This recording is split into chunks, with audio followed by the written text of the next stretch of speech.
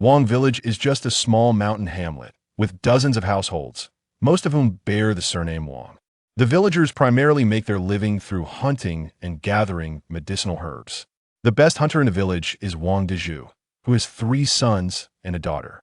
The eldest son is Wang Dehu, the second is Wang Eru, and the third is not named Wang Sanhu, but Wang Xiaohu. The youngest child, his only daughter, is named Huniu, who is just 6 years old this year. Wang Dehu, 25 years old, is already married with a child and has established his own household. Wang Eru, in his early 20s, does not wish to remain a hunter in the mountains for life. So he joined the Tianwei escort agency 100 miles away and became an escort guard. The youngest, Wang Xiaohu, is only 15, but he is physically strong and nimble. He shows signs of surpassing his father's generation. Though still young, 3 years ago, he accomplished a feat that shocked the surrounding countryside. He single-handedly hunted down a black monstrous tiger that had attained spiritual enlightenment. Initially, few believed the rumors, but many saw the body of the black tiger for meters long, far exceeding the size of ordinary tigers. It was said that inside the tiger's belly was a bead the size of a dragon's eye. Though it appeared unremarkable, some claimed it was an internal elixir, something possessed only by creatures that had become spirits. It was rumored that wealthy merchants from afar offered thousands of silver taels to buy the internal elixir from the giant tiger. But all offers were refused because Wang Xiaohu had given the elixir as a token of love to his fiancée, Zhou Ningxue, the daughter of the butcher Zhou from the nearby town. Speaking of this engagement, Wang Xiaohu was initially quite apprehensive. Zhou the butcher, broad-shouldered and muscular, with a face full of scars and pitch-black skin, could easily lead one to imagine his daughter might not be particularly attractive unless she had taken after someone else entirely. But when Wang Xiaohu met Zhou Ningxue, those thoughts vanished instantly. At that moment, Wang Xiaohu thought to himself, how could there be such a beautiful girl in the world, and this woman would soon be his wife? Scratching his head and grinning foolishly, he didn't even dare to look into Zhou Ningxue's eyes. 3 years passed, and the wedding date between Zhou Ningxue and Wang Xiaohu was set for June 9, the propitious day. For Wang Zia's wedding, the Wang family renovated their house, using blue stones and green tiles, making it the finest house in the entire Wang village. All preparations for the wedding were complete, everything was ready, awaiting only the auspicious day. On the 6th day of the 6th month, Zhou the butcher came to visit. Naturally, the Wang family welcomed him warmly.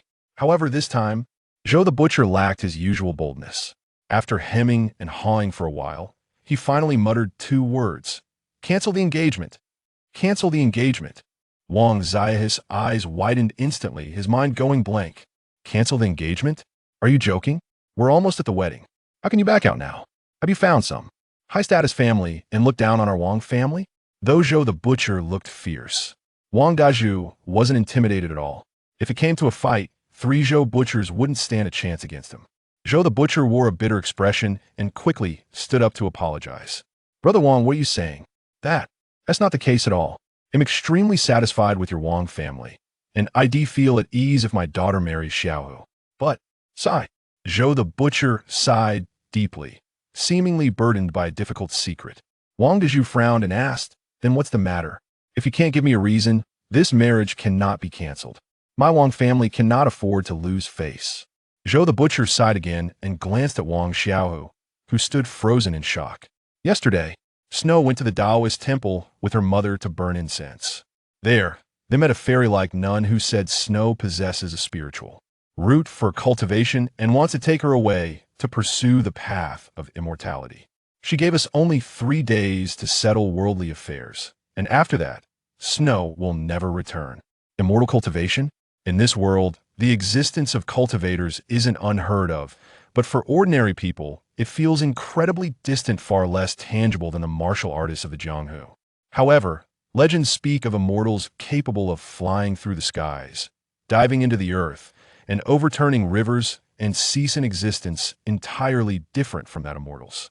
So even though Zhou the butcher knew his daughter was chosen by a cultivator, he couldn't bring himself to rejoice. According to tales, the boundary between immortals and mortals is absolute. Once his daughter leaves, he fears they will never see her again in this lifetime. But could they refuse a cultivator's request? Tales also say cultivators are capricious, treating human lives as mere grass. To defy them would mean instant death. Zhou the butcher had personally seen the nun fly into the sky and declare she would come to take his daughter away. Between immortals and mortals lies an insurmountable divide. Unless one becomes an immortal themselves, all others are but ants. The engagement was called off, and the butcher from the Zhou family had no choice but to come. Otherwise, if the Wang family proceeded with the wedding, they would have no one to marry, resulting in a far greater loss of face. Although Wang Dezhu had never encountered a cultivator, his second brother occasionally shared tales of the martial world during his visits home from the Tianwei escort agency, which mentioned cultivators. It was said that even esteemed officials had to bow and pay their respects upon meeting a cultivator. Any hint of defiance could lead to rivers of blood. Cultivators generally remained aloof from the mundane world, thus ordinary folk viewed them as exalted beings, capricious and unpredictable. Wang Dazhu fell silent. What more could he say in light of this reason? Wang Xiaohu was suddenly filled with sorrow and indignation towards the unseen cultivator. For 3 years, he had not laid eyes on Zhou Ningxue, yet she was to be his future bride, a fact known to all. Zhou Ningxue had become a cherished part of Wang Xiaohu and Appo's heart, for she was to share a life with him, growing old together. The talisman he had kept close for 3 years was now snatched away by a cultivator, leaving him with little hope of reunion in this lifetime. Consumed by grief and anger, Wang Xiaohu felt lost for words. From his brother, he had learned that cultivators were unpredictable. There were even accounts of one slaying an entire city over a mere dispute, a brutality beyond comprehension. Wang Xiaohu clenched his fists, feeling a deep sense of helplessness. Alas! Wang Dazhu exclaimed, waving his hand at the butcher, it is futile. Huzi lacks this fortune. Zhou Ningxue had the chance to cultivate and pursue immortality, which brought joy to the butcher but also sorrow, for he might never see his daughter again. The path of cultivation was timeless. A single dream could stretch across millennia. Perhaps by the time his daughter achieved success, centuries would have passed. I truly regret this, Brother Wang. The butcher's voice was soft, lacking conviction, regardless of the circumstances. His family was at fault, yet the words of the immortal left him hesitant to speak further. Wang Dazhu sighed, feeling exasperated at the impending marriage that had turned into such a predicament. Huzi, you are a good child. You will surely find a wonderful girl to share your life with. Uncle Zhou, alas, Shuer is outside the village. She wishes to see you one last time. The butcher and Appo's words made Wang Xiaohu suddenly lift his head, and without further thought, he walked toward the door. Wang Dazhu did not stop him. It was better for them to have one last meeting. You? Will you not return? 3 years had passed, and Zhou Ningxue appeared even more enchanting. Her mature figure radiating a newfound allure, dressed in a flowing yellow gown that danced in the wind like a celestial being descended from the heavens. Wang Xiaohu already knew the answer, yet still found himself asking. Zhou Ningxue's eyes held a hint of coldness as she nodded slightly, her ruby lips parting to utter, yes. There is a distinction between immortals and mortals. Wang Xiaohu fell silent. The woman who had once been destined to be his wife, sharing a life of togetherness, now extinguished all hope with her words. Do you truly wish to go? You will never see your family again.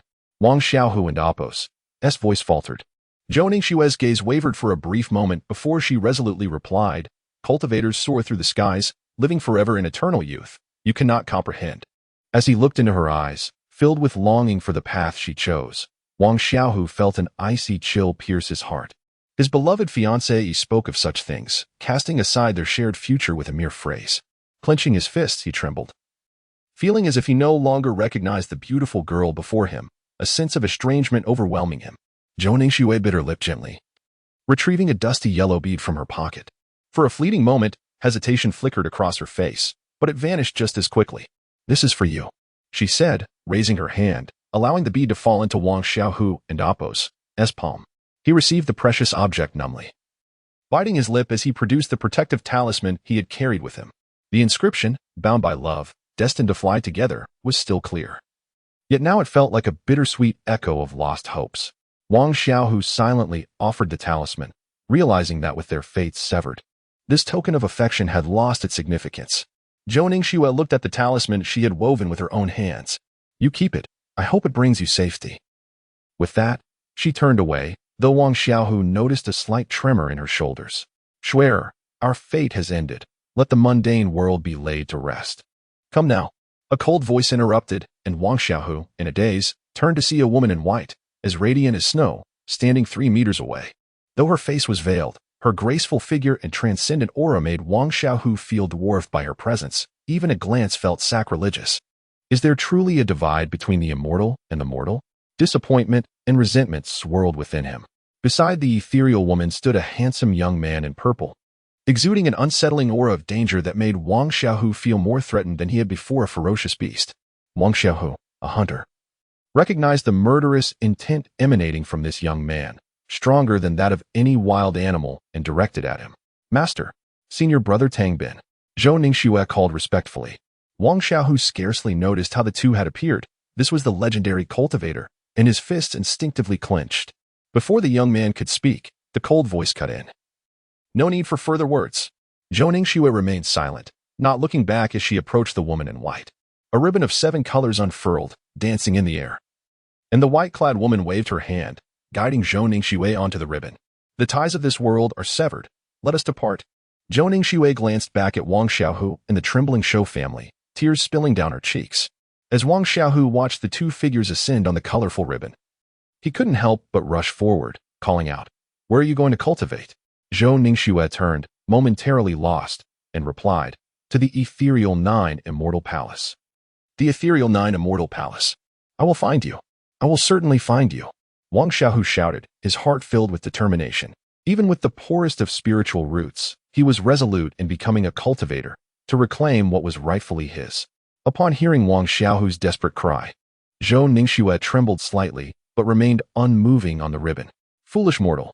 Tang Bin and Appo's eyes glinted with malice as he cast a disdainful glance at Wang Xiaohu. In that instant, Wang Xiaohu felt as if he had plunged into an icy abyss, colder than when he faced the fierce tiger. Master, let us go. Zhou Ningxue and Appo's voice was slightly hurried. The female cultivator nodded. Wang Xiaohu was but a mere ant, unworthy of their interest.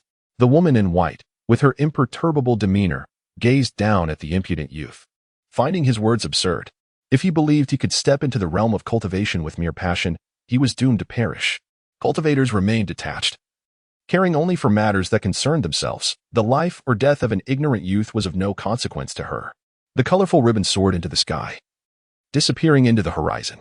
At that moment, the young man in purple waved his hand, and beneath his feet appeared a 3-foot-long purple spirit sword, radiating a brilliant light that remained dazzling even in the daylight. The purple spirit sword sliced through the air, trailing behind the 7-colored ribbon as it soared into the sky. Wang Xiaohu gazed in bewilderment at the now indistinct shadow, his chest rising and falling with tremors.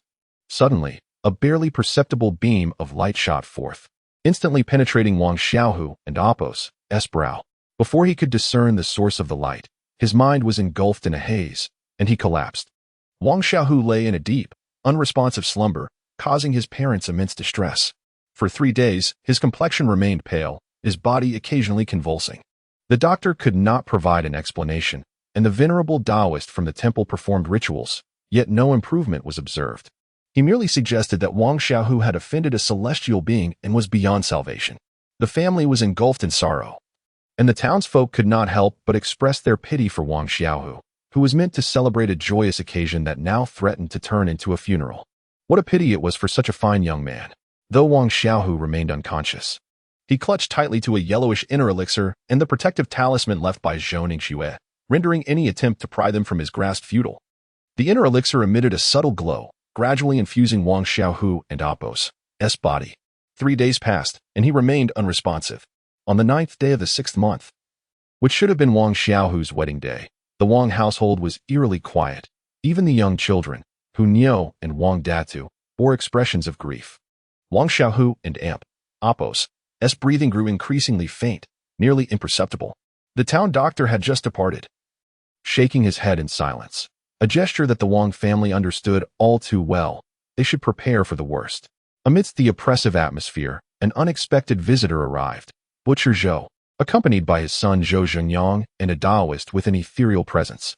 Although Wang Dazhu harbored some grievances against the Zhou family due to the broken engagement, he recognized that they could not dictate the will of celestial beings. However, seeing his son's life hanging by a thread, he refrained from harsh words. One arrow. Being closest to his brother was more hot-tempered after years in the martial world. What brings you here? You are not welcome. Wang Era glared at the butcher. Eru. We of the Zhou family owe an apology to the Wang family. However, this is not the time for grievances. Please, let the Immortal examine Tiger. Zhou the butcher offered with a forced smile, unaffected by Wang Eru and Appos' tone. No need. Wang Era refused, having already summoned every renowned healer within 100 miles. To no avail. Wang Daju, though frustrated, realized that lashing out at Zhou the butcher would not remedy the situation. Old Zhou, we appreciate your goodwill. But it's inconvenient for us to receive guests, he stated, effectively dismissing them. Zhou Xingyang, a pudgy youth of 12 or 13, bore an uncanny resemblance to his father. Yet his youth rendered him more endearing than fearsome. Uncle Wang, let the Immortal take a look at my brother-in-law. Elder Xuanhe is not just any Taoist. He is a celestial being from the Qingyun sect, a true cultivator, the young boy urged, glancing nervously at the Taoist. Evidently concerned that the Wang family's attitude might offend him. Fortunately, the Taoist remained unperturbed, showing no sign of irritation. Celestial being, cultivator. Wang Daju and his son scrutinized the slender Taoist, who, despite his youthful appearance and white hair, had profound eyes that distinguished him from ordinary priests. Though they could not pinpoint the exact difference. This. I have met the Immortal before. I beseech you, show mercy and save my son. Wang Daju suddenly knelt, with Wang Era bewildered beside him, both recognizing the legendary figure before them. Elder Xuanhe furrowed his brow, internally tumultuous. How could it be? This was a cultivator's spiritual attack. Wang Xiaohu, an ordinary mortal, had withstood it for 3 days. This attack must have been inflicted by that cultivator named Tang Bin. Elder Xuanhe, a distinguished elder of the inner sect of the Qingyun sect, was aware that Tang Bin, despite being under 100 years old, surpassed him in cultivation. Moreover, he carried a token of gratitude from the sect, allowing them to recruit a disciple from the mundane world, Zhou Ningxua's brother, Zhou Xingyang. The gratitude token was a rare honor bestowed by the Qingyun sect upon those who rendered significant service, with only 3 such tokens ever given. The current situation, merely to accept a disciple, was unexpected. However, considering the benefactor hailed from the ethereal 9 Immortal Palace, it was likely they had not anticipated needing anything in return, merely encountering a fortunate opportunity. After centuries of cultivation, Elder Xuanhe quickly deduced that the spiritual attack on Wang Xiaohu stemmed from Tang Bin. If he intervened to dispel the attack, would he incur Tang Bin's wrath? He was aware of the connection between the boy and the chosen female disciple from the 9 Immortal Palace. Yet he was torn between the decision to save or not save him. If he saved him, would Tang Bin come looking for trouble? If he did not, Zhou Ningxue would certainly return, and if she learned he had stood idly by, it would also spell trouble. As Elder Xuanhe grappled with his dilemma, the Zhou and Wang families remained silent, fearful of interrupting the Immortal and Appos' examination. Just as Elder Xuanhe hesitated, the faintly breathing Wang Xiaohu unexpectedly emitted a barely audible sound. Elder Xuanhe was taken aback. How could this boy possess such vitality? Upon probing further into Wang Xiaohu and Appos' condition, he was astonished to find that the spiritual attack was diminishing. Perhaps if he did not intervene, the boy would awaken in a few days. Could it be that he possessed spiritual roots? Could he absorb spiritual energy? It was exceedingly rare for a mortal to have spiritual roots, leaving Elder Xuanhe uncertain. After a thorough examination, he nodded slightly. Indeed, the boy had spiritual roots, albeit of a low grade, only 2nd tier. The grading of spiritual roots ranged from 1 to 12, with 1 being the worst and 12 the best. Elder Xuanhe was unaware of Zhou Ningxue's roots, but she had been chosen by the 9 Immortal Palace, indicating her exceptional talent. Even Zhou Xingyang, the seemingly unremarkable boy, possessed 6th-tier roots, a rarity within the Qingyun sect, while Elder Xuanhe himself was merely of 5th-tier roots. Sighing, he decided to assist the boy. The chaotic spiritual energy within Wang Xiaohu was already lessening, so whether he intervened or not would not make much difference. However, since the young boy had pleaded, he would do this favor. With a resounding cry of a bird, Wang Xiaohu witnessed a shadow blotting out the sun. As it appeared, the winds howled violently, stinging their faces. The divine wind eagle soared upward, whisking Elder Xuanhe, Wang Xiaohu, and Zhou Xingyang away into the horizon, while Wang Xiaohu's mother, Qin Xiao, wept, uncertain if she would ever see her son again. Upon awakening, Wang Xiaohu realized that Elder Xuanhe was indeed a legendary celestial being. He knelt in reverence, imploring the elder to guide him into the realm of cultivation. Although Elder Xuanhe held little hope for someone with only second-tier roots like Wang Xiaohu, he ultimately agreed under the persistent pleas of Wang Xiaohu and Zhou Zhengyang. With hundreds of thousands of disciples in the Qingyan sect, including merely 10,000 elite inner disciples and fewer than 100,000 outer disciples, the addition of one more was inconsequential. Deep within the myriad demon mountains, Wang Xiaohu and the others sat cross-legged. 3 months had passed since leaving home, yet they still wandered the depths of the myriad demon mountains. In this realm, where demonic beasts roam freely, even Elder Xuanhe, with his 9th-layer foundation-building prowess, dared not to ride the divine wind eagle through the treacherous skies, proceeding with utmost caution. A moment in Oppo's inattention could lead to the demise of novice cultivators Wang Xiaohu and Zhou Zhengyang. Over the course of 3 months, Wang Xiaohu had made significant strides in his cultivation journey. After practicing the Qingyan method, he realized the paramount significance of innate talent in cultivation. Cultivators begin their journey by channeling spiritual energy to clear their meridians, unlocking 12 spiritual veins and 108 acupoints. Only upon achieving this can they lay the foundation for their path, entering the foundation building stage. Upon reaching the 10th layer of foundation building, they can condense their golden core and soar through the skies, traversing vast distances in a single day. In this time, Zhou Zhengyang had ascended to the 3rd layer of spiritual movement, while Wang Xiaohu had only just breached the 2nd layer. The later stages of cultivation demand increasingly longer durations. Thus Zhou Zhengyang and Oppo's progression was at least 3 to 5 times swifter than Wang Xiaohu and Oppo's. Contemplating his inferior 2nd-rank talent, Wang Xiaohu felt a deep bitterness, finally comprehending the perils of cultivation. Yet, he held no regrets about his choices. Remaining in the mundane world would have condemned him to a life of regret. Through Zhou Zhengyang and Oppo's words, Wang Xiaohu learned of Zhou Ningxui's plight. Had she not severed her earthly ties, her life would have been forfeit at the hands of a cultivator. To truly cultivate, one must maintain a heart free from desires. Attachments hinder progress and may even lead to demonic deviation. Wang Xiaohu pondered whether he would ever infiltrate the elusive 9 celestial palace to reclaim his fiancée and exact vengeance on Tang Bin, who had sought to harm him. However, he remained steadfast in his resolve, as this was the very essence of his entry into the cultivation world.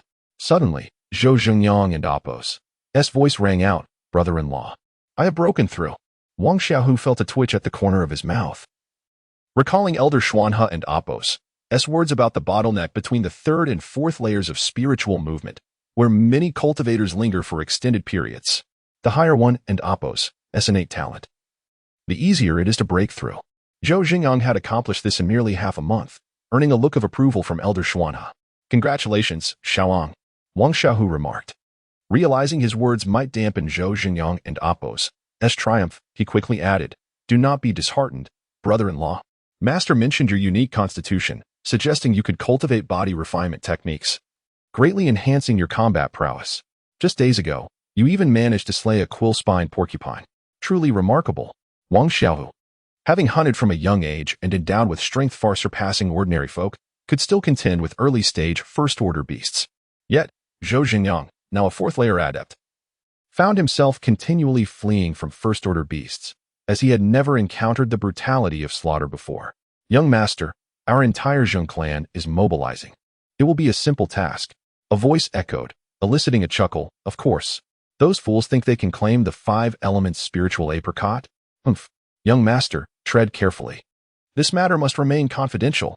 Uncle, you are overly cautious. There are no outsiders in this desolate wilderness. One must always exercise caution." Suddenly, a voice interrupted. There are indeed people in the cave." Laughter filled the air. "Did not expect you to possess a sense of humor, uncle." Well, I shall take heed." There truly are individuals." 3 voices emerged from outside the cave, prompting Wang Xiaohu and Zhou Zhengyang to cease their conversation, while Elder Xuanhe sprang to his feet, a glint of intrigue flashing in his eyes. "The 5 elements spiritual apricot. This rare fruit blooms once every 100 years, bears fruit after another century, and matures in yet another 100 years. Each tree produces only 1 blossom and 1 fruit, which, if not harvested within 3 days of ripening, will fall and wither. The 5 elements spiritual apricot is one of the 10 great spiritual roots of the world, lacking seeds and thus cannot be cultivated. This means that every 300 years, only 5 apricots, one of each elemental attribute, are produced. Any cultivator who consumes it can enhance their innate root talent by 1 to 3 ranks. Elder Xiaohu and Oppos' talent was merely average. Reaching the 9th layer of foundation building was his utmost limit, and he had only a few decades left to live. Thus, the mention of the 5 elements spiritual apricot stirred a palpable change in his demeanor. The 3 individuals outside the cave soon made their entrance. At the forefront was a gaunt, elderly man with a face full of wrinkles, his eyes glinting with the cold light. He was followed by a middle-aged man clad in black and a youth of 18 or 19. The gaunt elder matched Elder Xiaohu and Oppos' cultivation level, both at the 9th layer of foundation building, while the middle-aged man was at the 7th layer, and the youth had reached the 7th layer of spiritual movement, a commendable achievement. Elder Xiaohu and Oppos' expression shifted slightly. It was not the numbers that concerned him, but the presence of the burdensome Wang Xiaohu and Zhou Xingyang. He motioned for them to step back, standing tall to address the elder. I am Xiaohu from the Qingyan sect. May I inquire your names? Qingyan sect. At the mention, the gaunt elder's eyelids twitched. Within a radius of several 100,000 miles, the Qingyan sect was one of the foremost sects, rivaled only by the Yuling sect and Tiandao sect. Ah, so it is Elder Xiaohu. I have long admired your reputation. I am Zheng Songsong from the Zheng clan of Mingwei City. These are my 2 younger kin, Zheng Quan and Yulong. What are you waiting for? Quickly pay your respects to Elder Xiaohu. Greetings, Elder Xiaohu. Fate has smiled upon us, Elder Xiaohu, as they beheld the lifeless bodies on the ground. Both Wang Xiaohu and Zhou Xingyang turned pale, especially Zhou Xingyang, who had only witnessed the slaughter of pigs before. He had never seen a human killed. His face nearly drained of blood. Elder Xiaohu, though having vanquished Zheng Songsong and Zheng Quan, for injuries himself, yet he harbored no remorse for taking lives. In the ruthless realm of cultivation, the weak are preyed upon by the strong. Having inadvertently learned of the 5 elements spiritual apricot's existence, the adversaries sought to silence him. And Elder Xiaohu was not one to let such an opportunity slip away. Remember this, you 2 youngsters. In the world of cultivation, if you choose to kill, ensure it is thorough. Speaking, he stored Zheng Songsong and Zheng Quan and Oppos' bodies into his storage pouch and seized the unconscious Zheng Yulong by the arm. The clash of blades and the scent of blood were one thing to hear about or read in books, but witnessing it firsthand was an entirely different experience. Brother-in-law, I am frightened, Zhou Xingyang admitted. Though he was not timid, having slain beasts and witnessed blood at just 13, humans and beasts were distinct creatures. He struggled to overcome this mental barrier. In the realm of cultivation, if you do not wish to kill, others will seek to kill you. To survive, one must kill. Wang Xiaohu was at a loss for how to comfort him. Asking him to take a life felt equally daunting, for they were of the same kind. It was akin to eating pork or beef without a second thought, but trying human flesh was altogether different. Patting Zhou Xingyang and Oppos' shoulder, Wang Xiaohu reassured him. Do not dwell on it. You will grow accustomed to it. I trembled the first time I killed a chicken. Yet his words did little to ease Zhou Xingyang and Oppos' fear. Even he felt a lack of conviction in his own reassurances. Could chickens and humans truly be compared? As the night wore on, Elder Xiaohu ceased his healing. His complexion significantly improved. He understood the unease that lingered in the hearts of the 2 youths. He had experienced it himself. Thus, he said nothing. This process was a necessary ordeal for survival in the realm of cultivation. One could attempt to evade it. If one refrained from killing, others would kill them. The dead have no need to kill, but who would willingly become a corpse? One must simply grow accustomed to it. Zhang Yulong, thoroughly intimidated, divulged all he knew under Elder Xiaohu's pressing inquiries, his pleas falling on deaf ears. The 2 of you ought to witness blood. Who will take the lead? After Elder Xiaohu finished his interrogation, his gaze settled on Wang Xiaohu and Zhou Xingyang. Despite Zhang Yulong's previous intent to kill them, the 2 harbored not a shred of goodwill towards this individual. However, even Wang Xiaohu, who felt he had seen too much blood, hesitated to step forward at this moment. Observing their expressions, Wang Xiaohu maintained his composure, while Zhou Xingyang shook his head vehemently as he retreated backward. This fellow was intent on killing you before. Mercy is a luxury that does not endure. And sooner or later, one must take this step. It falls to you, little black, chubby one. No. I do not wish to kill. I do not, Zhou Xingyang protested, shaking his head until he found himself against the wall. Do not kill me, do not kill me. I am the heir of the Zheng family. If you take my life, they will not spare you. Zhang Yulong exclaimed in panic. At this moment, Elder Xiaohu paid no heed to Zheng Yulong and Oppos' pleas. What concern does a corpse hold? If you do not slay him, I shall lift the restraints upon him. Only one of you two may live. Choose wisely. Elder Xuanhe declared coldly to Zhou Xingyang. Zhou Xingyang was stunned. He believed Elder Xuanhe could indeed commit such an act. Could he possibly defeat someone at the 7th layer of spiritual movement? That would be akin to courting death. Gritting his teeth, Zhou Xingyang drew his 3-foot green blade and shouted, "Kill." He stepped forward, raised his sword, and, eyes closed, swung down. Ah! The clang of Zheng Yulong and Oppos's agonized scream coincided with the sound of the sword striking the ground. Ah! I have killed. I have killed. Ah! Woohoo! Zhou Xingyang cried, tears streaming down his face. Elder Xuanhe twitched at the corner of his mouth. Can you not show a bit of fortitude? Enough. Cease your wailing. He is still alive. Wang Xiaohu kicked Zhou Xingyang, causing him to abruptly halt his tears and open his eyes to see Zheng Yulong sprawled on the ground. Zheng Yulong was now silent, utterly stupefied, his complexion ashen, his pant legs damp, exuding a foul stench.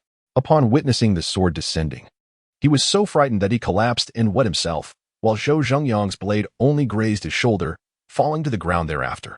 Fortunately, Zhou Xingyang sighed in relief. He had not committed murder. Humph. Such lack of resolve. Continue. Elder Xuanhe scoffed at Zhou Xingyang. Ah! At this moment, Zhou Xingyang dared not retrieve the sword from the ground to kill. Whoosh! A flash of violet sword light passed, leaving a gash on Zheng Yulong's neck, blood only appearing after the blade had swept by. Wang Xiaohu observed the violet sword, which bore not a single drop of blood, inhaling deeply. To kill without shedding blood, what a fine sword. Sheathing the sword, Wang Xiaohu walked toward the cave's exit. Elder brother, where are you going? To get some fresh air. I shall join you. Wait for me. Clean this place up. Chapter 9. The 5 Elements Spiritual Apricot. Wang Xiaohu and Oppos's words made Zhou Xingyang pause. Glancing at the lifeless Zheng Yulong on the ground, his heart filled with complexity, not entangled over Zheng Yulong and Oppos's demise, but because this was a task that should have been his. Elder, what about my brother-in-law? Is my elder brother unharmed? Would one feel well after taking a life? How bad could it be? Just step outside and purge. Ah, surely not? If you do not believe me, go see for yourself. I will not. I will not. Gag. Gag. Cough, cough. Gag. Huff. Huff. Huff. In an instant, he felt his stomach churning violently. Wishing to vomit until his very insides were torn asunder, Wang Xiaohu leaned against a tree, took a few steps, and plopped down on the other side, gasping for breath. He dared not close his eyes. The visage of Zheng Yulong in his final moments would manifest. Killing is truly not a pleasant experience. Yet Wang Xiaohu understood he had no alternative between the choice of killing or being killed. Did he have any options? Xiaohu, not bad. It seems you have an appetite for food today. Elder Xuanhe smiled warmly at Wang Xiaohu. The memory of Zheng Yulong's final moments flickered in Wang Xiaohu's mind, but it was fleeting. Having been unable to cultivate peacefully the previous night, he forced himself to eat early this morning. Elder Xuanhe and Oppos's words stirred a new wave of nausea within him, but he gritted his teeth, inhaled deeply, and suppressed that feeling, continuing to munch on the jerky in his hand. My parents await my return, and Schwer is at the mysterious 9 Immortal Palace. I have no time to squander. With this thought, he regained a measure of calm. Indeed. I vomited for 3 days and had nightmares for half a month. Elder Xuanhe seemed to reminisce about the past, finally saying with a languid tone, "You will get used to it. To get accustomed to such a thing, what a terrifying notion, what a dreadful habit." Wang Xiaohu muttered to himself. As long as one's conscience is clear, that is how this world operates. There is no right or wrong, only the survival of the fittest.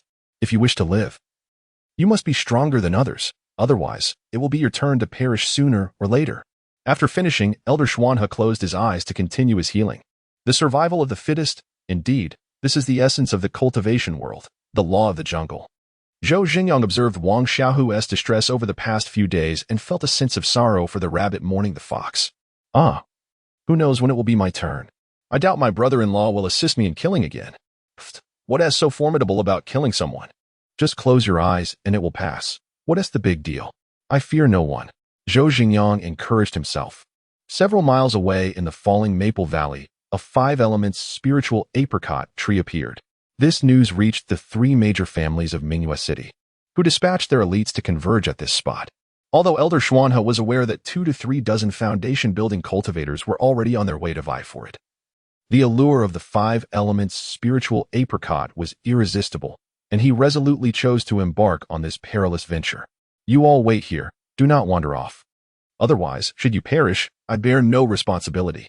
This is the cave of a mid-second tier beast, and it should not be disturbed in the short term. Elder Xuanhe approached the cave and Apos' entrance. Oh, by the way, this is Zheng Yulong and Apos' storage bag. Since you killed him, the spoils belong to you. It's just right. You can sort through the spoils to pass the time. He tossed a storage bag to Wang Xiaohu and departed without looking back. Wang Xiaohu and Apos' heart brimmed with prayers for this old fellow to return safely. Otherwise, both he and Zhou Xingyang would be doomed. Zhou Xingyang also wore a frown, finding this existence quite unbearable. Enough of this glum demeanor. Come, let us tally the spoils and engage in a little division of the loot. Wang Xiaohu meticulously emptied the contents of his storage bag, piece by piece. My goodness, this rascal is incredibly wealthy. We've struck it rich, my friend. Zhou Xingyang exclaimed, his laughter brimming with astonishment. Wang Xiaohu, equally bewildered, gazed at the vibrant pile of spirit stones before him. This was a substantial collection of earth spirit stones. Zhou Xingyang picked up a pale yellow spirit stone, about the size of a thumb, shaped like a hexagonal crystal, radiating a robust earth elemental energy. Spirit stones serve not only as a medium of trade but also as vital resources for cultivation. When one holds a spirit stone that corresponds to their elemental affinity during practice, their cultivation efficiency is significantly enhanced. However, spirit stones are exceedingly precious. Purchasing elixirs, artifacts, techniques, and ingredients all necessitate spirit stones. Even landlords have their limits. According to Elder Xuanhe, outer disciples receive less than 10 spirit stones monthly, while inner disciples might amass around 30. Given Wang Xiaohu and Apos' cultivation rate, he absorbs 2 to 3 spirit stones daily, meaning his monthly stipend would vanish in mere days. Thus, to gain more resources for cultivation, they must undertake sect tasks. Alas, it is indeed a harsh reality. Yet, the vibrant array of spirit stones before them must consist of 500 to 600 pieces. The yellow ones are yours, the red ones are mine. Let us sort them out. The red stones, being fire spirit stones, were particularly suitable for Wang Xiaohu, who possessed a fire affinity. The two busily selected those that matched their affinities. There were over 80 fire spirit stones, while the earth spirit stones numbered nearly 200. Brother-in-law, you can take the rest, Zhou Xingyang remarked, feeling somewhat embarrassed to claim more, especially since he had not exerted much effort in the endeavor. Enough of this modesty. We'll simultaneously grab the remaining spirit stones. Whoever collects the most wins. On the count of 3, we begin. Whoever gathers the least is the timid one. Ready? 1, 2, 3. Brother-in-law, that is cheating. Wang Xiaohu counted only to 2 before swiftly reaching for the stones before him. Haha, who said I had to count to 3? You really are something. Their laughter echoed, perhaps a bittersweet amusement amidst their grim reality. Who knew if that old man would return alive? Brother-in-law, I've noticed you've changed so much. You weren't this cheerful before, Zhou Xingyang observed. Wang Xiaohu, seated cross-legged with a heap of spirit stones before him, pondered this observation. Indeed, he had become more talkative and lighthearted. Was he perhaps happier than before? He shook his head inwardly. People inevitably change. In the past, he had hunted in the mountains daily, unable to jest with tigers or leopards. Perhaps he preferred this life, dangerous yet exhilarating, filled with anticipation. Haven't you changed too? You were fearless before, a quirky little rascal. Zhou Zhenyang scratched his head and chuckled. Back in town, who could bully me? With my father and you protecting me. And given my stature, I was more likely to be the bully. Now, a random beast could devour us. And our lives hang by a thread. How could I not be afraid? Afraid? What good does that do? The worst outcome is death. If death is inevitable, what is there to fear? If survival is possible, then what is there to be afraid of? Thus, being afraid is meaningless. We should focus on how to enhance our strength and secure a better future. Zhou Xingyang found himself somewhat perplexed. Yet there was a certain logic to Wang Xiaohu and Apos' words. All right, I'll heed your advice and not dwell on trivial matters. Regardless of how we change, you will always be my brother-in-law, and I remain your brother-in-law. Moreover, my sister is still your wife. You must strive to be worthy, brother-in-law. Wang Xiaohu chuckled as he ruffled Zhou Xingyang and Apos' hair, amused by the little chubby one's wit. Now, let and Apos' gather the spirit stones and continue to examine our spoils. The two resumed their task, extracting various items from the storage bag. Whoa, brother-in-law, look at this treasure. Zhou Zhengyang exclaimed, shaking a black porcelain vial in his hand. Wang Xiaohu took it, reading the label that identified it as the 3-day immortality pill, bewildered. What on earth is this? I and Amp, Oppos, V heard of the 3-day intoxication powder. But what is this pill for? Brother-in-law? You know what it is. Zhou Zhengyang's mischievous grin returned, reminiscent of his carefree days in town. My goodness. You impudent brat. With your childish antics, what are you thinking about all day? Wang Xiaohu swiftly stowed the vial away, wishing to shield the youth from potential mischief. At least leave one for me for emergencies. Do you truly need this? Wang Xiaohu glanced at Zhou Zhengyang's legs. Who said I need it? I don't need it. That rascal Zheng Yulong is the one who might. As they continued to sift through their treasures, they found a spirit sword of mediocre quality, inferior even to the purple sword Wang Xiaohu wielded. As for the martial arts manuals, there was not a single one to be found. Both the sect and families had stringent protections for their techniques, akin to patents, to prevent theft. In contrast, there were numerous elixirs, but alas, none bore labels. Leaving Wang Xiaohu wary of consuming them, what if one contained an aphrodisiac? With the discovery of the 3-day immortality pill, the likelihood of such dubious concoctions had certainly increased. It was prudent to wait for the old man to return for proper identification. After all, one must never consume unknown potions, provided that the old man returned alive. Wang Xiaohu retrieved a stack of spirit talismans, most being low-grade ones, with only 3 of medium quality. He kept 1 medium-grade fire serpent talisman for himself, tossing the rest to Zhou Zhengyang. These are all for you. Your combat abilities are lacking, so you may need them to survive any encounters. Zhou Zhengyang accepted them gratefully, knowing that the low-grade talismans held little value for Wang Xiaohu. Brother-in-law, what do these talismans do? Zhou Zhengyang inquired, holding 3 talismans he had extracted from an ornate box. Talismans are crafted from animal hides and inscribed with special spells using unique techniques, allowing for immediate use without expending spiritual energy, an essential item for any home or journey. However, their production success rate is low, leading to high prices. For instance, a single low-grade talisman costs 1 spirit stone. Yet 3 such talismans often fail to defeat beasts of the same rank, as their worth does not exceed 10 spirit stones. Thus, the cost of using talismans far outweighs that of martial techniques or artifacts, and only in dire situations would one consider using them, unless one is extraordinarily wealthy. Elder Xuanhe had shared some foundational knowledge of cultivation with them, so they recognized common talismans, yet these 3 were unfamiliar to Wang Xiaohu, seemingly not among the typical ones Elder Xuanhe had mentioned. The book Introduction to Talisman Crafting that Elder Xuanhe gave me is still with me.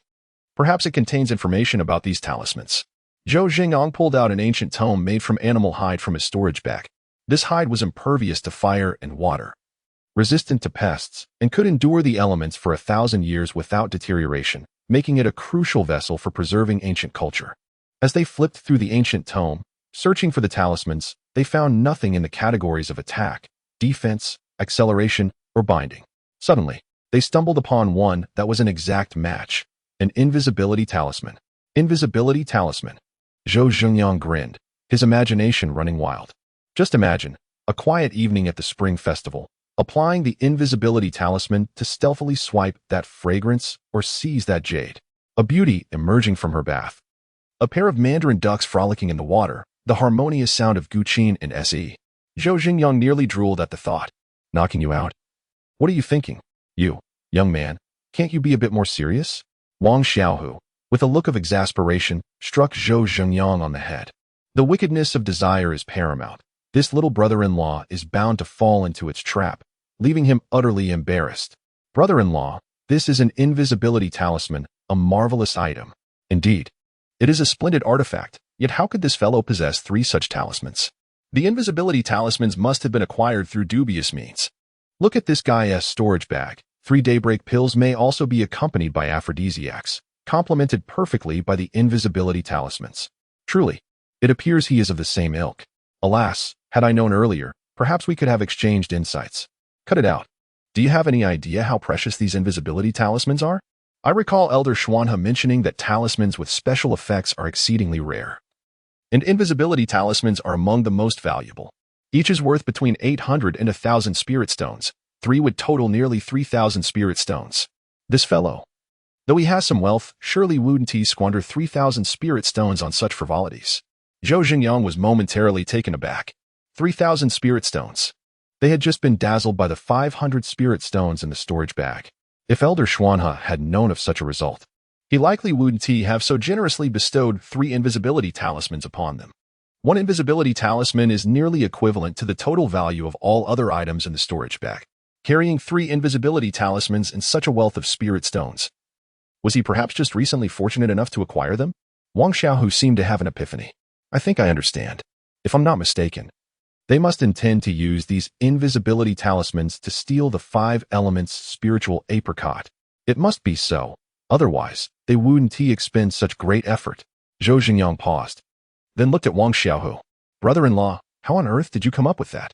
Wang Xiaohu ignored him and meticulously read the introduction regarding the invisibility talismans. Yes, it must be the case. It states here that the lower the cultivation level of the user, the less likely they are to be exposed. That's why they would allow Zhang Yulong, a person of the 5th level of spiritual movement, to participate. He is the scion of the Zhang family with low cultivation. Otherwise, do you think they would bring someone of that level to the Wanyao Mountains? The Zhang family operates in secrecy to avoid detection. And perhaps they are still unaware of Zhang Yulong's demise. As Wang Xiaohu spoke, a bold idea suddenly struck him, one that he could not shake off, igniting an irresistible impulse within him. No, absolutely not. Brother-in-law, you're insane. You're walking into your own demise. Without even a sliver of hope for survival. Hearing Wang Xiaohu's wild thoughts, Zhou Xingyang rapidly shook his head. What a joke. That would be akin to courting death. Staying here, we can only await our fate. That old man has gone mad.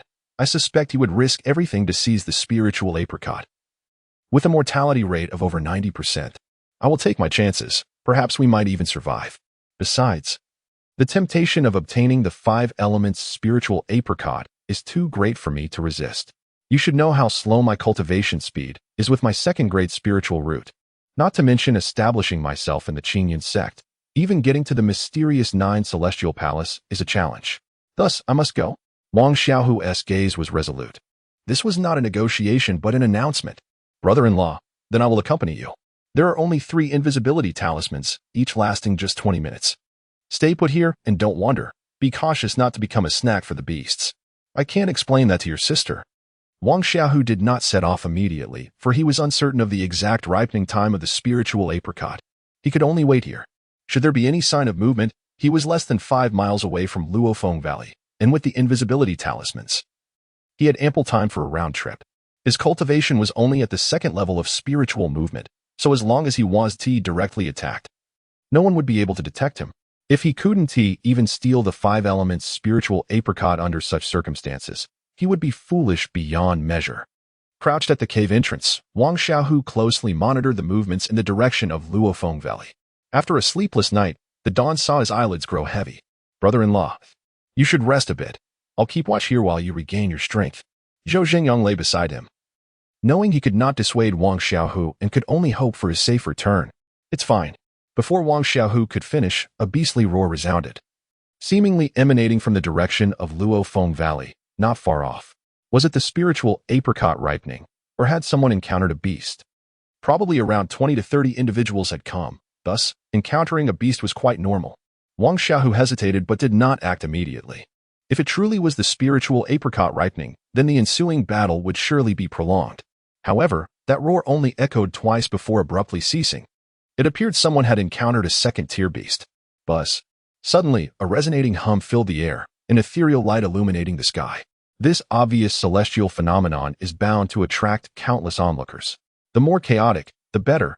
In murky waters, one can fish. Wang Xiaohu no longer hesitated.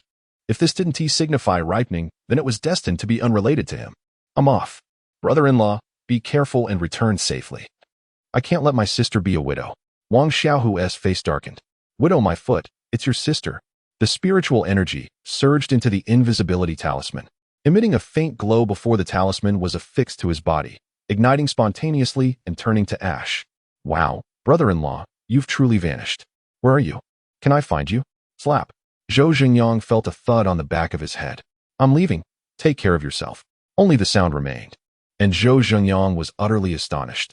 This truly is an exceptional tool for covert operations. Clatter, clatter, clatter. Oh no. Those beasts are charging towards the valley. What should I do? Beneath the effect of invisibility, Wang Xiaohu's presence was completely masked, able to withstand minor impacts, such as brushing against branches or leaning against walls, as long as the force remained below a critical threshold. As for what that threshold was, Wang Xiaohu had no experience, so he naturally sought to minimize any accidental damage. Having evaded a second-tier magical beast rushing towards the valley, Wang Xiaohu accelerated, his current speed far exceeding that of an ordinary person. 4 to 5 minutes later, he appeared on the stone wall at the side of the valley. At this moment, 4 distinct formations had clearly formed within the valley. 5 from the Zheng family, 6 from the Song family, 7 from the Xin family, and another group of 4, among whom a young man in his early 20s stood out, dressed in a flowing blue robe that danced in the wind, exuding an ethereal charm.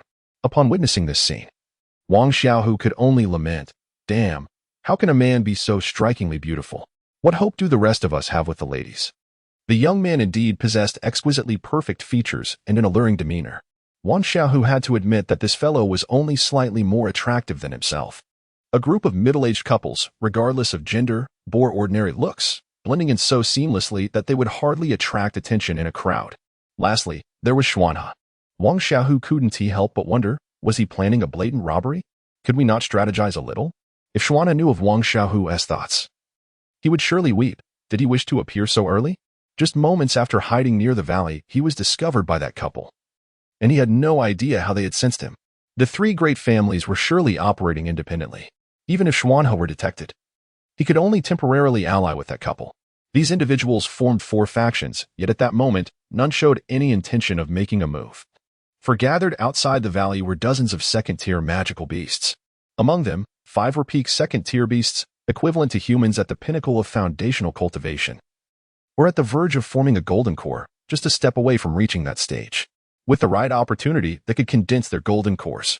The heads of the 3 prominent families are all at the Fake Dan realm, and it is not overly difficult for each to handle a single beast.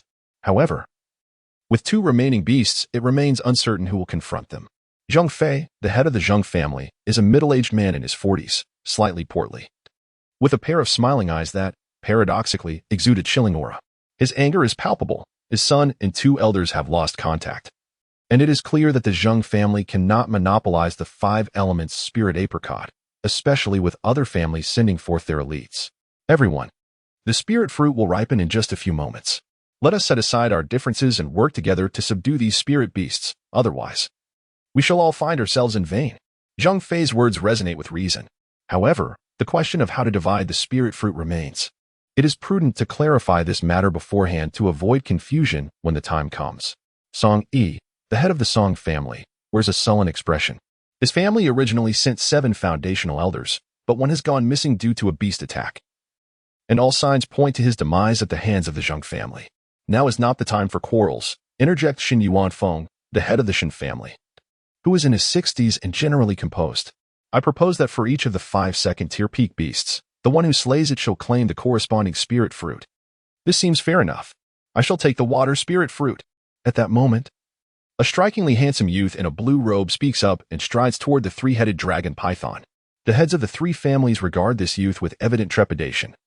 Refraining from voicing any objections, the couple and the Xiaohu glance at each other, silently agreeing to collaborate against the final second-tier peak beast.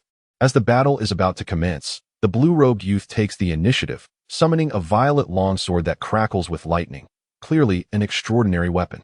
With a swift thrust, a bolt of purple lightning shoots forth, and before the sentient 3-headed dragon python can react, it is cleaved in 2, leaving one of its heads adorned with a single horn, writhing in a pool of blood. The hissing of the remaining heads fills the air as they open wide, one spewing black toxic smoke, the other unleashing fierce flames. Nearby cultivators and beasts hastily evade, fearing collateral damage. For a brief moment, the scene is frozen in astonishment as the youth executes 2 more strikes, severing the last 2 heads.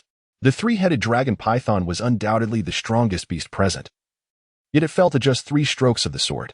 If it had been another beast, surely 1 strike would suffice. How formidable!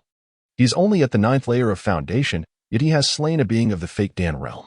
Am I dreaming? The youth is extraordinary. Of course. That goes without saying. Ah, why the outcry? Be cautious, lest you become a beast and oppose delicacy.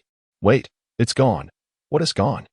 The tree, the 5-element spirit apricot tree is gone. At this utterance, Those who had just been marveling at the blue-robed youth's swordsmanship swiftly turned to peer into the cavern. The five-element spirit apricot tree has vanished. How is this possible? Did it simply fall away?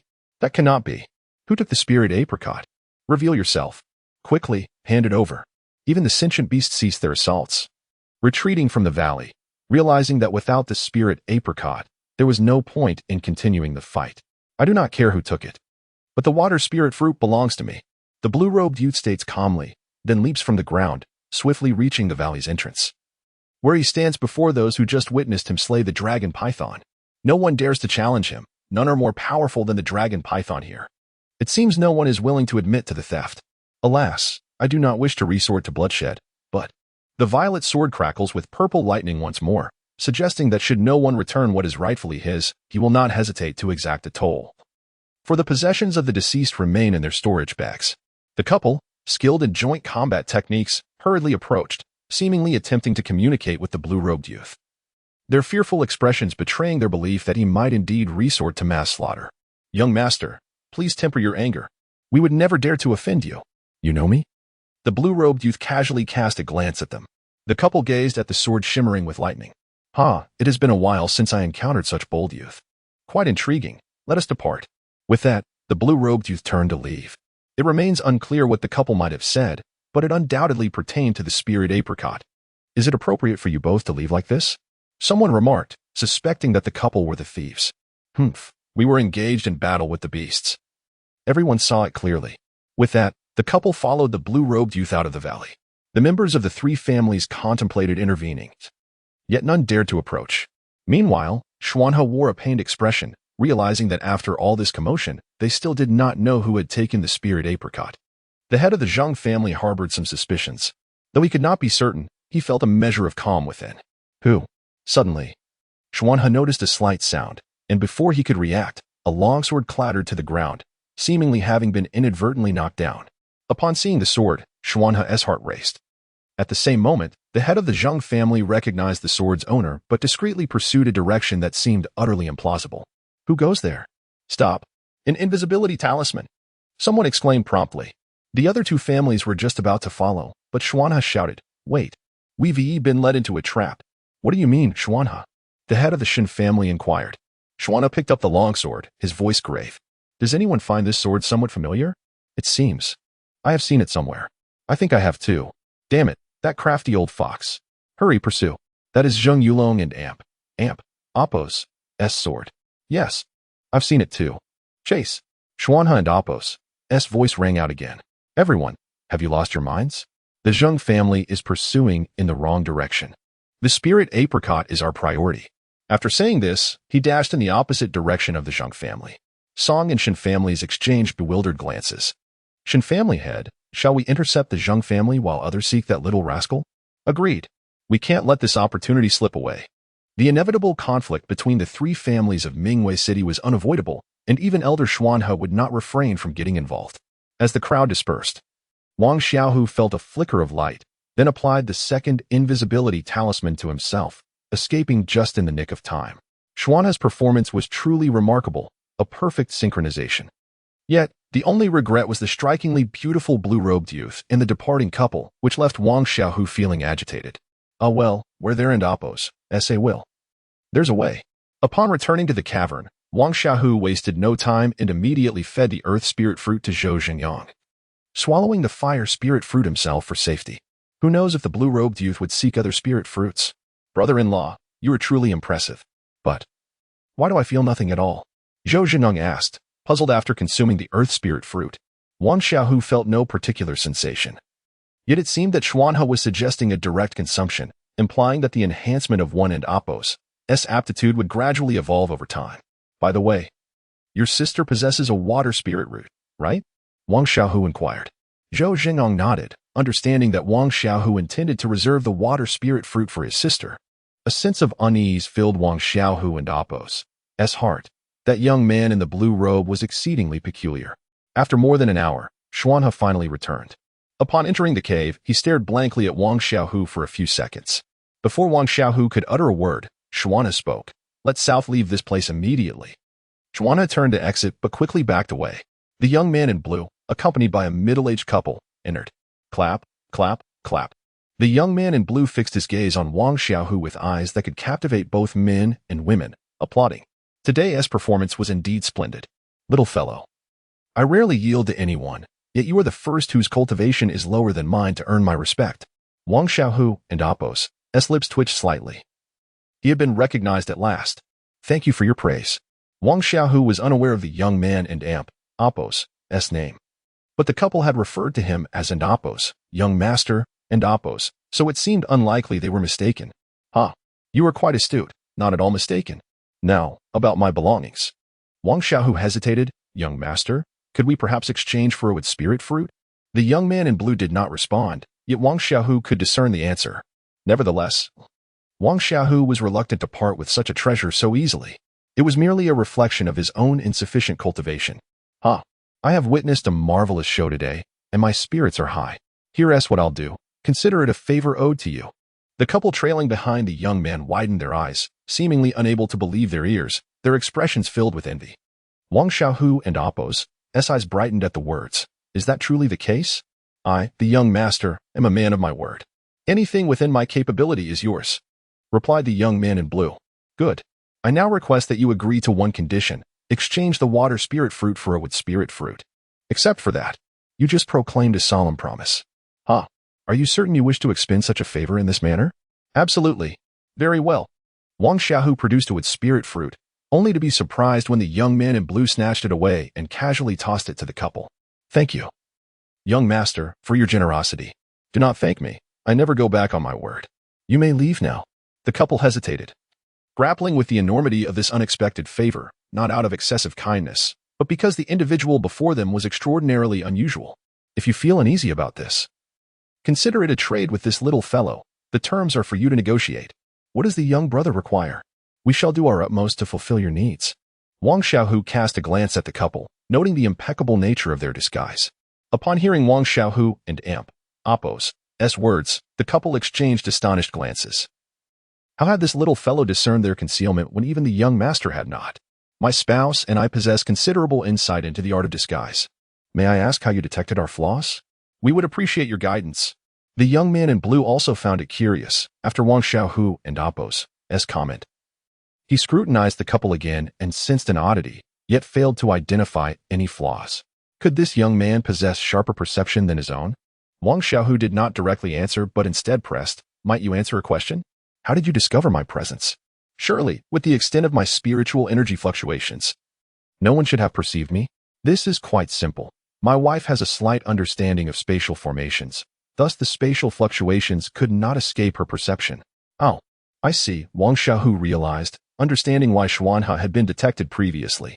Here is a scroll containing an introductory treatise on formations. If you're interested, young brother, feel free to peruse it. The woman handed a scroll made of beast hide to Wang Xiaohu. He accepted it with thanks, and under the couple's expectant gaze, he replied with 4 words, countenance reflects the heart. The couple paused momentarily, realizing that a person's appearance is undoubtedly linked to their character. They were well versed in disguise. Thus they must have studied this concept. Their current ordinary facade, which they believed had no flaws, contrasted sharply with their behavior and nature, perhaps indicating that their skills in disguise could advance further in the future. Thank you for your guidance. The middle-aged man clasped his fists, hesitating slightly before presenting a wooden box to Wang Xiaohu. This is for you, young brother. It may prove useful while you are away from home. Wang Xiaohu opened it briefly, expressed his gratitude, and stored it in his spatial pouch. The couple bid farewell to the young man in blue and turned to leave.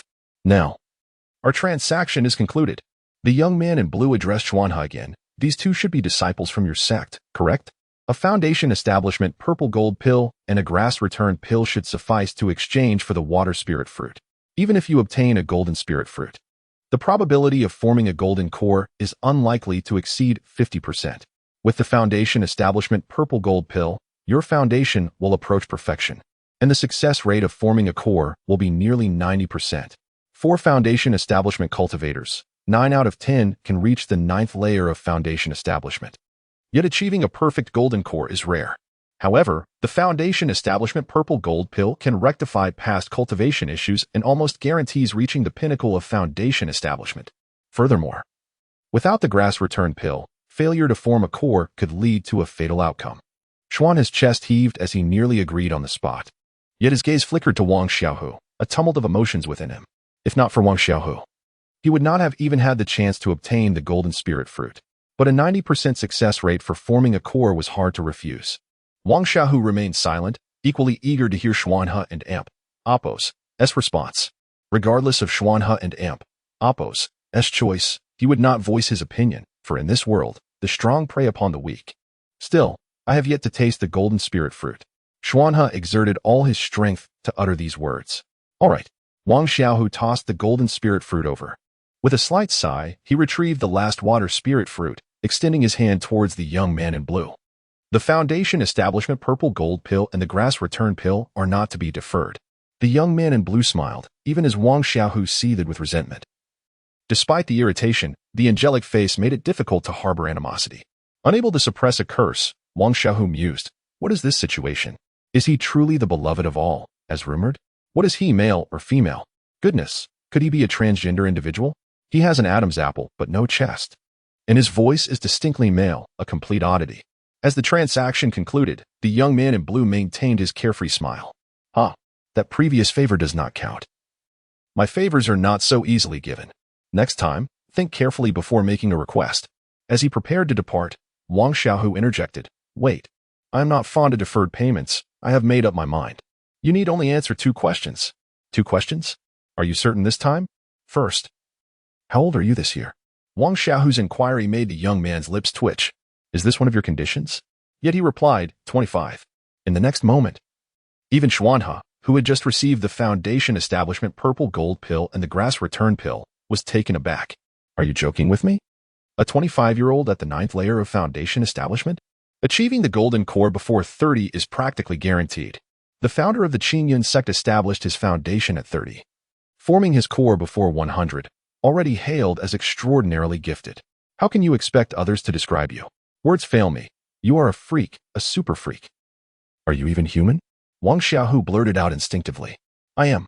All right, 2 questions answered. Until next time. That was not my second question. I wanted to ask. Never mind. I won and Oppos. Ask after all. Wang Xiaohu no longer seeks that answer, for regardless of what it may be, it would shatter him. Brother-in-law. Elder, I must have misheard. Did he say he is 25?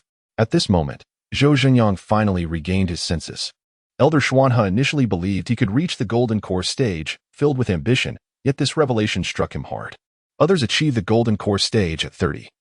While he struggles at 300 with the 9th layer of foundation building, Wang Xiaohu also felt somewhat disheartened. He merely thought this individual wouldn't be too old. Perhaps in his 50s or 60s, but 25. Brother-in-law, why do I suddenly feel empowered? A 25-year-old at the 9th layer of foundation building. Do you think if I consumed the Earth Spirit Fruit, I could reach the 9th layer in 30 years? The 7th layer would suffice. Wang Xiaohu chuckled. Indeed, in 30 years, we shall surely return. Elder Xuanha stood up, gazing at Wang Xiaohu with a complex expression. Thank you, Xiaohu. Within 10 years, I will certainly achieve the Golden Core. When the time comes, I can help you return. Elder Xuanha solemnly made his promise. For his hope of reaching the Golden Core largely hinged on Wang Xiaohu. If he could fly with a sword, it would merely take 1 or 2 days to traverse. A matter of ease. Thank you, Elder. Both Wang Xiaohu and Zhou Zhenyang expressed their gratitude. Wang Xiaohu was not one to lack discernment. Dealing with someone like that young master, who carried himself as if he were the ruler of the world, required one to maintain a humble demeanor, lest they be disregarded. However, he did not let a few equal exchanges lead him to believe he was on par with foundation-building cultivators. One must possess self-awareness. Retaining the water spirit fruit was merely a beautiful aspiration. He lacked the strength to truly claim it, yet gaining some benefits would suffice. Moreover, Elder Xuanha's influence on him was surprisingly positive, as he managed to resist the temptations of the purple gold pill and the herbal pill, which was entirely unexpected. Do not mention today's events to anyone. Zhenyang's aptitude is already known to the sect, so it cannot be altered, while your aptitude remains unenhanced. Upon returning to the sect for testing, I will accept you as my disciple. From now on, do not excessively reveal your abilities. At least until I achieve the Golden Core, do not showcase talents above the 7th rank. Really? Master, I have long regarded you as my master. Zhou Zhenyang chuckled. As the two truly appeared more like master and disciple. Xiaohu, I will register your aptitude as 4th rank, so you need not undergo a retest. The sect will not review it again. Now, do you wish to accept me as your master? Wang Xiaohu scratched his head in difficulty, pondering whether he could speak the truth. Elder Xuanha shot him a glance. Do you have anything you dare not say? Elder, you see, I possess a fire spirit root, while you have a gold spirit root. I wish to learn staff techniques or sword techniques, but you are a sword cultivator. My aptitude isn't exceptional. My only progress is in body refinement. All right, I understand. Who would treasure you like a gem? Let us return to the sect. Once back. Exercise caution. There is no pure land anywhere. Upon hearing Elder Xuanha's contemplative words, Wang Xiaohu seemed to sense the impending storms within the sect. You are not one to suffer losses, but be prudent. This time, you were indeed fortunate. That so-called young master is not from our side. Ah, naturally extraordinary. A 25-year-old at the 9th layer of foundation building, Wang Xiaohu felt a headache coming on, truly a formidable challenge. However, was that individual male or female? Why did it feel as though they resembled an old woman? If it were a man, one could simply snatch and flee without hesitation, rather than rambling on. Arriving, standing outside the mountain gate, they beheld the towering stone plaque inscribed with the elegant characters Qingyun. Behind the plaque lay an endless flight of stairs, shrouded in mist, with peaks faintly visible on either side. Step onto the Qingyun steps to enter Qingyun sect. Come, once we pass through this gate, you will be disciples of Qingyun. Elder Xuanha ascended the steps, and the guarding disciples respectfully called out, Uncle Master, we have finally arrived at Qingyun sect. Zhou Zhengyang exclaimed, reflecting on the arduous journey they had undertaken. You should say, we have finally arrived at Qingyun sect alive. How wonderful it is to be alive. Wang Xiaohu corrected him. Indeed, how wonderful it is to be alive. Zhou Zhengyang smiled. The disciples guarding the gate stifled laughter, overhearing the two novices' musings.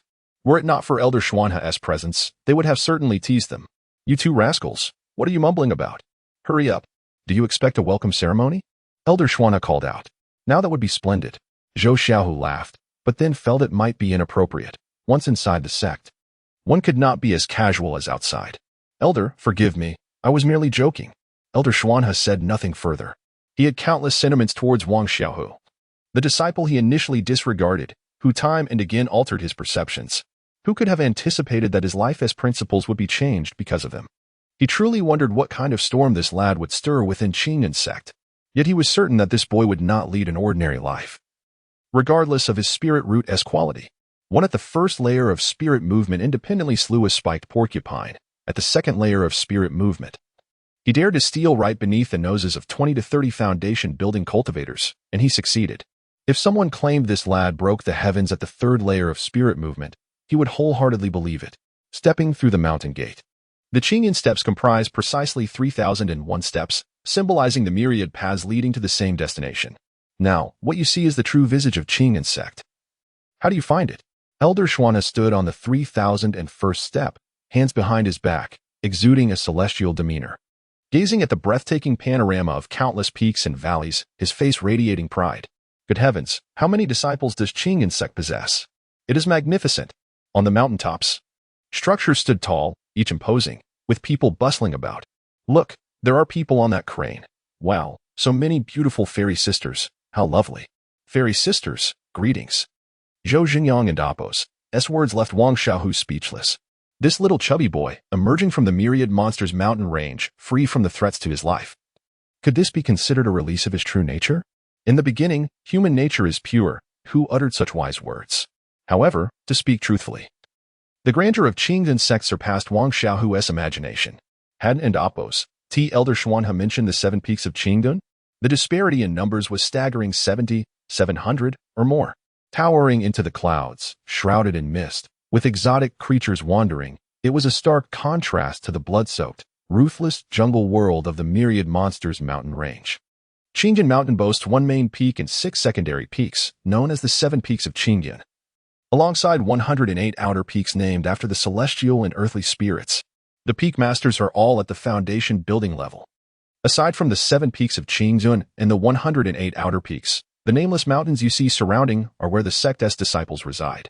The sect has a total of 100,000 disciples, with 10,000 in the inner sect and 90,000 in the outer sect, and perhaps 20 to 30,000 in miscellaneous roles. 40,000?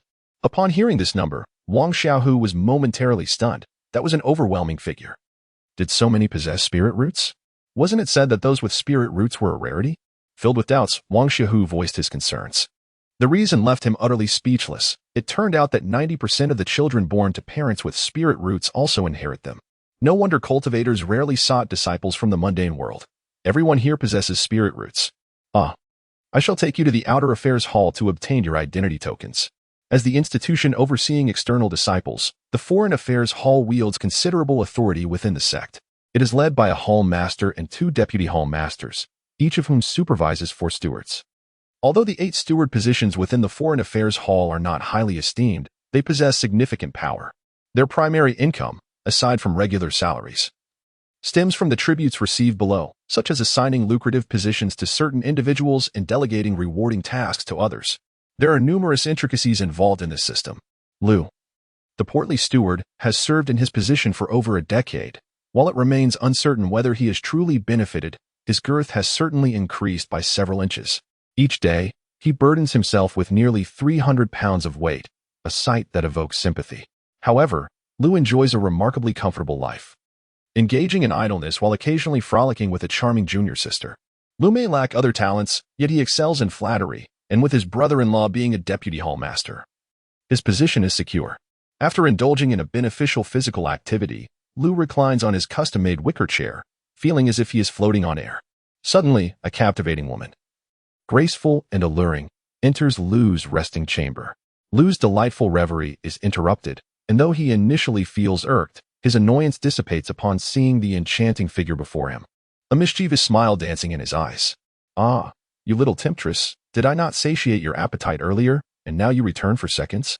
he quips, extending a hand towards her flowing veil. "Oh dear, must you be so brazen? I still have work to do." The alluring woman sidesteps, casting a flirtatious glance while secretly deriding Lu's fleeting enthusiasm. "With your fleeting ardor, you barely suffice as an appetizer," she muses inwardly. Unperturbed, Lu continues, "Did you not come here for work?" As he speaks, his hand reaches out once more. There are pressing matters at hand. Elder Xiaohu has arrived to process a disciple's admission. Would you like to take a look? What did you say? Elder Xiaohu is personally attending to a disciple's admission? Here, in the outer sect? Lu immediately sits upright, disbelief etched across his face. Indeed, the disciple is merely at the 2nd layer of spiritual cultivation with a 4th grade spiritual root, and it seems he cannot enter the inner sect. Oh, I must go and see. Elder Xiaohu, being one of the 8 esteemed elders of the inner sect, holds a rank superior to that of the hall master, which compels Lu to act with diligence. Despite his 300-pound frame, he swiftly makes his way to the hall where the admissions are being processed, where a fine tea has already been prepared before Elder Xiaohu. Steward Lu Min pays his respects to Elder Xiaohu. "I apologize for not welcoming you properly." Lu bows deeply, acknowledging the elder's arrival. Elder Xiaohu, unfamiliar with Lu, responds casually, "No need for such formalities. I merely accompanied an old acquaintance. You may return to your duties." Understanding the wisdom of avoiding unnecessary conflict, Elder Xiaohu's words provide a convenient explanation for the situation. Disciple Wang Xiaohu greets Steward Lu. Wang Xiaohu, the new disciple, seamlessly collaborates with Elder Xiaohu, who sips his tea while Wang expresses his gratitude, mindful that the identity of the old acquaintance remains ambiguous. Brother Wang, you appear quite distinguished. Should you require assistance in the future, do not hesitate to call upon me. Now that you have joined the Qingyan sect, we are brothers. Lu and Apos' statement elicits subtle disdain from the surrounding disciples, who are well aware of his previous antics against his fellow sect members. Having connections in court makes one's career easier. Thank you in advance, Brother Lu. I will undoubtedly trouble you in the future. I hope you won't find me bothersome. Not at all. I find you quite amiable, Brother Wang. Our bond seems destined. I would welcome your visits daily. As Zhou Zhengyang listens to their insincere pleasantries, he cannot help but internally scoff. Brother-in-law, you have now absorbed 70% of my teachings. It is evident that Wang Xiaohu has undergone considerable transformation, perhaps adapting to the competitive nature of the cultivation world, where survival is reserved for the fittest. Although Wang Xiaohu has changed, Zhou Zhengyang perceives that his brother-in-law remains as formidable as ever, recalling past feats that now seem like distant dreams. Once the admission procedures conclude, Lu continues to linger beside Wang Xiaohu. Elder Xiaohu, which peak do you believe is most suitable for Brother Wang and Apos as cultivation? Typically, The allocation of external disciples to various locations is determined by the Foreign Affairs Hall's needs. Yet for Wang Xiaohu, Elder Xuanha's word is paramount. Diao Peak. Elder Xuanha states casually. Diao Peak. Lu exclaims in astonishment. What is the matter? Elder Xuanha furrows his brow. Nothing, nothing. Lu hurriedly shakes his head, though internally he ponders. Is this truly an old acquaintance? Not an old adversary? What enmity could justify sending him to Diao Peak? Wang Xiaohu, no fool, senses the peculiar implications surrounding Diao Peak but refrains from questioning Elder Xuanha directly, recognizing that the elder has no reason to wish him harm. Little brother, I must take my leave. Strive diligently in your cultivation and aim for early entry into the inner sect. Elder Xuanha rises. Yes, disciple understands. Wang Xiaohu respectfully replies. Brother-in-law, I am leaving now. Take care. Zhou Zhengyang bids farewell to Wang Xiaohu. Go. Listen to your master, cultivate diligently, and avoid too much dalliance. Wang Xiaohu ruffles Zhou Zhengyang's hair. The chubby youth feels embarrassed by the remark. Brother-in-law, must you be so brazen? Farewell. Elder Xuanha exits the hall. Yes, master. I bid farewell to Elder Xuanha. Momentarily stunned, Lu suddenly realizes that the chubby youth, who bears a striking resemblance to him, is Elder Xuanha's disciple. Had I known, I would have recognized this brotherly bond sooner. I must find an opportunity to rectify this oversight. He ponders the true nature of Wang Xiaohu and oppos's relationship with Elder Xuanha, an old acquaintance or foe. Brother Wang, if you have no further matters, I shall arrange for someone to escort you to Diao Peak. Were it any other peak, I would personally see you off, but given the circumstances, it is wise to maintain some distance. Wang Xiaohu does not perceive this as unusual. It would indeed be strange for Lu to personally escort a newly admitted disciple. Senior brother Lu, is there something peculiar about Diao Peak? Why do you seem hesitant? Wang Xiaohu inquires. Well, you will understand once you arrive. I dare not speak further on the matter. The disciple Lu arranged leads Wang Xiaohu towards Diao Peak. Initially reticent about discussing the peak, the disciple finds himself compelled to share details after receiving 3 spirit stones from Wang Xiaohu. Diao Peak, like the other peaks of the Qingyan sect, possesses a significant amount of spiritual energy. However, unlike the others, it cannot cultivate spiritual fields due to the presence of a volcanic lake within its depths, rendering any rare flora and fauna incapable of survival. Over time, Diao Peak has become a place few wish to visit, often serving as a punishment for disciples who violate sect rules or offend others. While disciples of other peaks thrive on resources from spiritual fields or rare beast cultivation, Diao Peak lacks such provisions, making daily cultivation exceedingly difficult. The meager allocation of 10 spirit stones per month from the sect is woefully insufficient for their needs. Indeed, Diao Peak stands as one of the outer peaks but is far less appealing than the nameless peaks that encircle it. Thus, being sent to Diao Peak marks the beginning of a most unfortunate chapter. Wang Xiaohu found himself pondering the peculiarities of the situation. What was Xuanha doing by placing himself in such a desolate location? Did Diao Peak harbor some undisclosed advantages? Brother, aside from these enigmas, are there any unique features of Diao Peak? Unique? If one were to speak of uniqueness, the volcanic lake within the mountain and oppos's belly certainly qualifies. It is rumored that the lake is unfathomably deep, spanning over 100 miles below, and within it, fire lotuses bloom.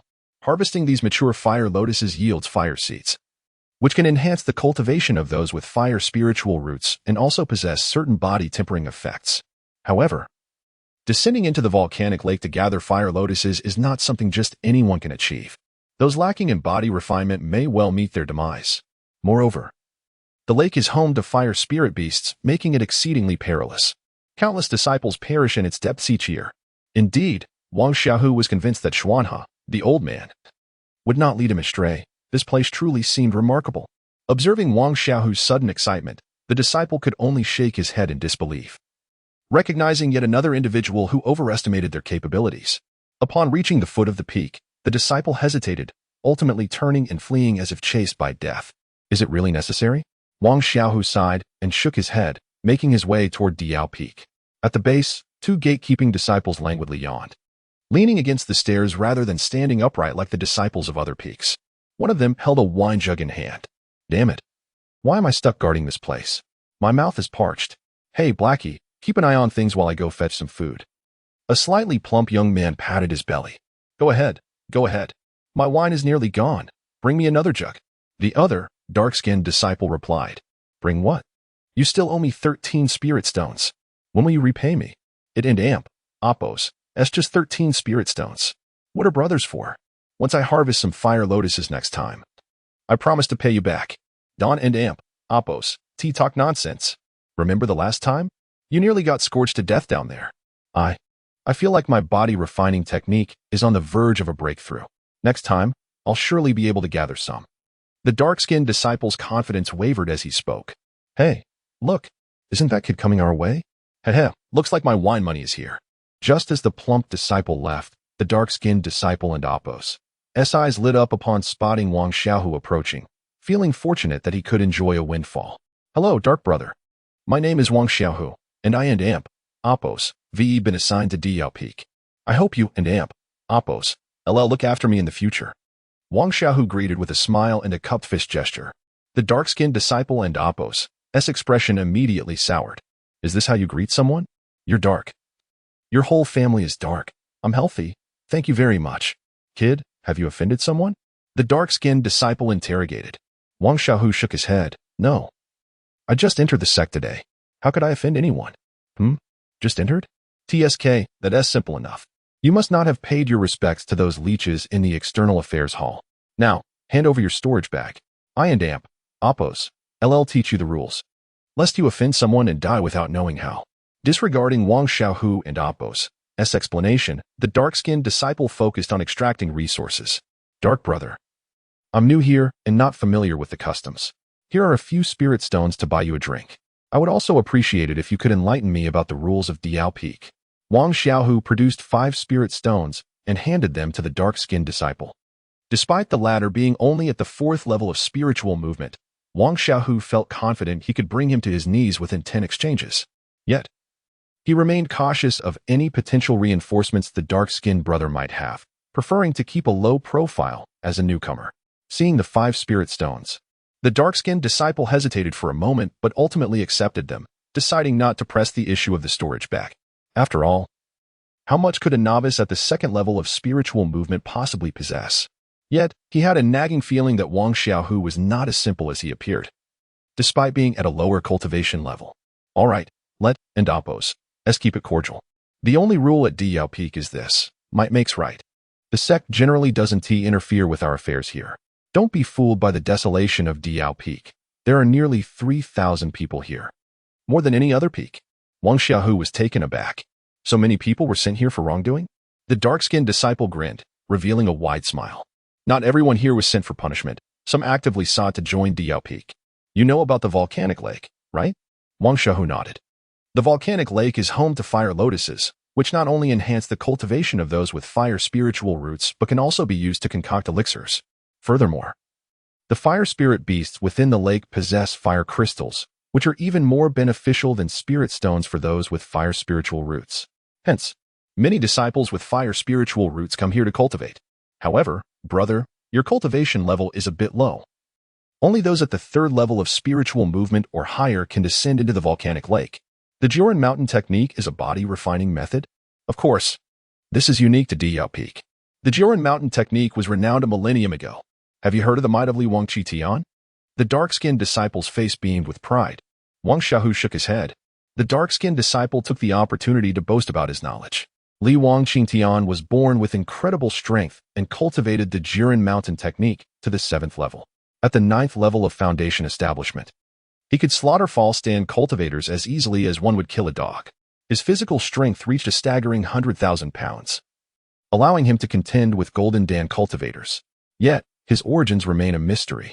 A millennium ago, our ancestor, Master Qin Yun, had a close friendship with Li Wang Qingtian, which is how the Joran Mountain technique came to be passed down to us. Though Wang Xiaohu had never heard of this name, he recalled Xuana mentioning someone capable of fighting Golden Dan cultivators at the 9th level of foundation establishment. Such monstrous talent must have been Li Wang Qingtian. Wang Xiaohu also realized that the young master he encountered, capable of slaying false Dan cultivators, must possess the strength to contend with Golden Dan cultivators. They were indeed extraordinary beings. The Joran Mountain technique is notoriously difficult to master, but most can manage the 1st level.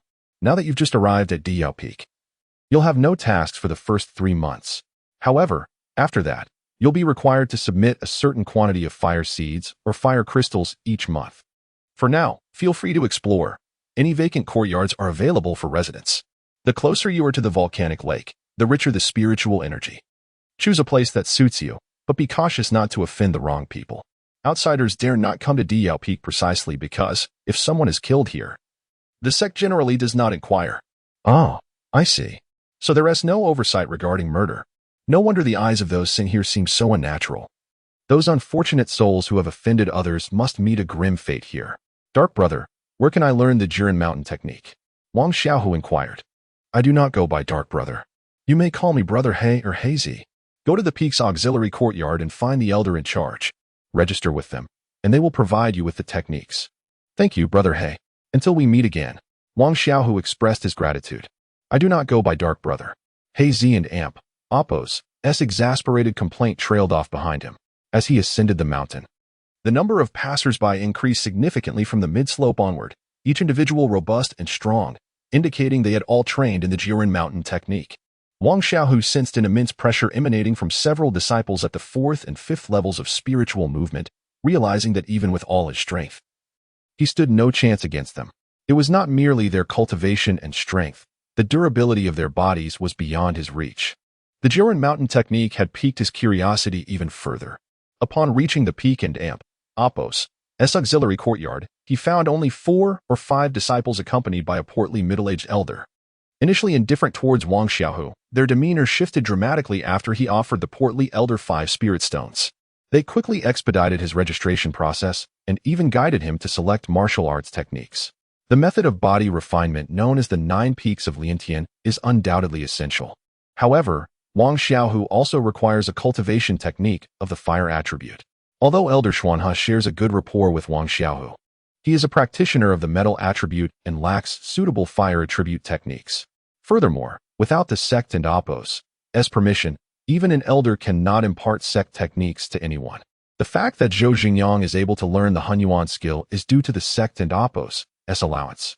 Thus, Wang Xiaohu can only accompany the plump by Pongzi to the scripture pavilion of the Earth Demon Peak to select a technique. The fire spirit technique seems too commonplace. Capable of only reaching the peak of the spiritual motion stage, rather conventional and devoid of any distinctive features. Even more unacceptable is the fact that this is the only fire attribute technique in the Earth Demon Peak that can reach the peak of the spiritual motion stage, while others are limited to the 7th or 9th layers of spiritual motion.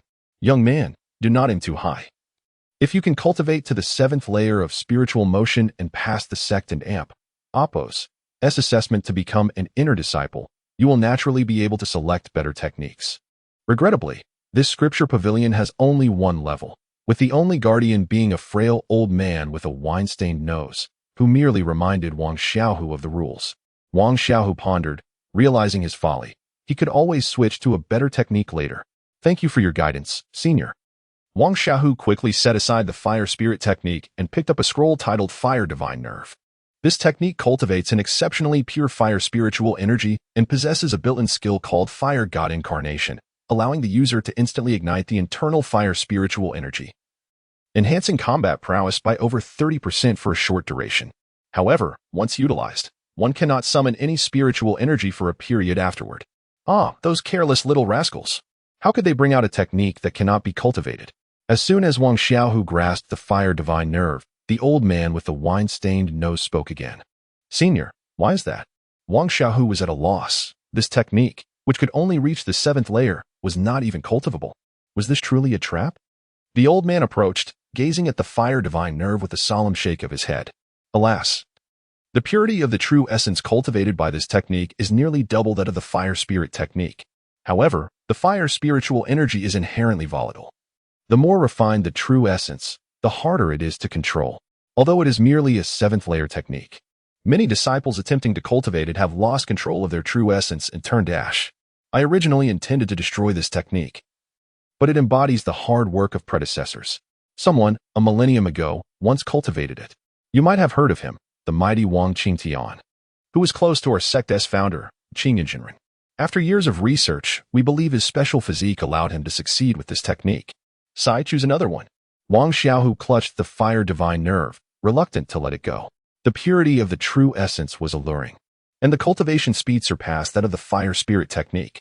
With thoughts of the elusive 9 Immortals palace, which Elder Xuan had dared not even mention, Wang Xiaohu felt an even stronger urge to try it. Senior, I still wish to give it a try. If anything seems amiss, I will stop immediately. His words caused the old man to frown. Humph, if you seek death, what concern is it of mine? Do you think others are fools, unaware of when to halt? The old man huffed, clearly dissatisfied with Wang Xiaohu, and turned to walk away. Senior, may I inquire if there are any staff techniques suitable for body cultivators? Such as staff or saber techniques? The old man halted, casting an unfriendly glance at Wang Xiaohu. Who told you that only staff and saber techniques are suitable for body cultivators? As he spoke, the old man waved his hand, and with a resounding thud, the ground trembled as a 5-foot-long broadsword appeared. While the normal sword body was less than 2 inches wide, this sword's blade exceeded 4 inches. The key point was that the stone floor was directly crushed beneath it. If you can lift this heavy sword, I shall grant you a set of heavy sword techniques, far superior to those trivial staff and saber techniques. Wang Xiaohu was momentarily taken aback, staring at the broadsword on the ground. The blade was a dark gray, seemingly dull. Yet the killing power of such a heavy sword relies on its immense weight and force. Undeterred by the cracked ground, Wang Xiaohu stepped forward, inhaled deeply, and grasped the hilt with his right hand, yet it did not budge. Feeling its weight, he was astonished. It was incredibly heavy, at least over 5,000 pounds. Attempting to lift it with one hand was nearly impossible, so he grasped it with both hands. The old man shook his head slightly, thinking that Wang Xiaohu was truly overestimating himself. With his physique untrained in body refinement, how could he possibly lift this sword? Moreover, why was he engaging with a young lad today? Was it because he was becoming increasingly diminutive? Wang Xiaohu's strength was approximately 3,500 pounds under normal conditions. But with explosive power, he believed he could reach 5,000 pounds. Taking a deep breath, he shouted, "Lift." His arms bulged with veins as he staggered, shifting his feet apart, exerting every ounce of strength he had. With a loud thud, the broadsword was hoisted to waist height before crashing back to the ground. Senior, does that count? Wang Xiaohu panted heavily. Did you previously practice body refinement techniques? The old man inquired in surprise, wondering if he had misjudged. No. My physique is special. I possess greater strength than others. Senior, about that heavy sword technique. The old man scrutinized Wang Xiaohu before producing a scroll made of beast hide. This heavy sword technique consisted of 7 forms. While the sword moves appeared simple, they were imbued with boundless variations. Take your time to comprehend it. With joy, Wang Xiaohu accepted the scroll, expressing his gratitude. Thank you for your generous gift, Senior. Do you still wish to cultivate the fire divine nerve? The old man asked, though his tone had softened considerably. Yes, I would like to give it a try. Wang Xiaohu nodded. Very well. Your physique is indeed unusual. Perhaps you will succeed. Take this ice soul pill. It may save your life. A jade box flew into Wang Xiaohu and Appos's hands. Thank you for your generosity, Senior, he exclaimed, once again expressing his gratitude. The old man had nothing further to say and turned to leave. Senior, your heavy sword. Wang Xiaohu reminded him. It is your sword. Its name is Unskilled, came the old man's voice from afar. Wang Xiaohu's mouth fell open as he thought to himself, why does that sound so familiar? Senior, you truly are mischievous. Gazing at the sword named Unskilled, he couldn't help but wonder if he had struck it lucky. As he left the courtyard, Wang Xiaohu descended the mountain in high spirits, seeking a dwelling. The dark-skinned senior had mentioned that any unoccupied place was suitable for residence, especially those near the volcanic lake where the spiritual energy was dense, naturally. Wang Xiaohu would not pass up such a boon. This one will do, he declared, finding an uninhabited courtyard halfway down the mountain. Though it appeared empty, remnants of a table and stone bed remained, with only a light layer of dust atop them. After tidying up a bit, he hung the residence plaque he received from the outer affairs hall at the entrance, which bore his name and identity information. According to sect regulations, residences are sacred and inviolable. Otherwise, not even one's home would be safe, making it perilous to cultivate within. Disciples must not be disturbed during meditation, as this rule applies even at the Earth Demon Peak. Disturbing a cultivator during their practice could lead to dire consequences, and such matters are no laughing matter. At the outset, some essential supplies were collected and placed in a storage bag. Wang Xiaohu organized his belongings and took out a bear paw to begin cooking. This was the paw of a second-tier late-stage demon beast, the iron-armed barbarian bear, gifted by Elder Xuan in the perilous Wanyao mountain range. One could not dare to start a fire, but now he could indulge himself without restraint. Brother Lon, what delectable treats are you hiding? Do share. A tall, red-haired youth called out to a gentle, smiling young man who had just stepped out of his courtyard. Junior Brother Long, I was about to ask you the same. It seems we have company. Brother Lon replied with a smile. The aroma is coming from this direction. After Brother Zhou left, it's just the two of us residing nearby. Oh, Brother Zhou has a visitor. One Xiaohu, Idon and Opos. Do you recall him? The red-haired youth approached Wang Xiaohu's courtyard and, upon seeing the nameplate, learned the name of his new neighbor. Indeed, the scent is unmistakably coming from here. It smells like bear paw, rich and fragrant, of quite a high grade. Junior Brother Long, your sense of smell is impressive, Brother Lon chuckled, recognizing the remarkable ability to discern flavors. It's clear you have a refined palate. Let us enter and see what sort of person our new neighbor is. Though we have yet to meet, the skill in cooking such delicacies suggests a kindred spirit, the red-haired youth declared as he prepared to push the door open. Wait. Junior brother, it is prudent to announce our presence on our first visit. Brother Lon gestured to stop him. What and Opos, as the harm. The aroma indicates he is still preparing food. Clearly not engaged in cultivation. The red-haired youth muttered but hesitated to push the door, as some decorum needed to be observed. Could the resident brothers please come out? Brother Lon and Brother Qi Long have come to pay a visit.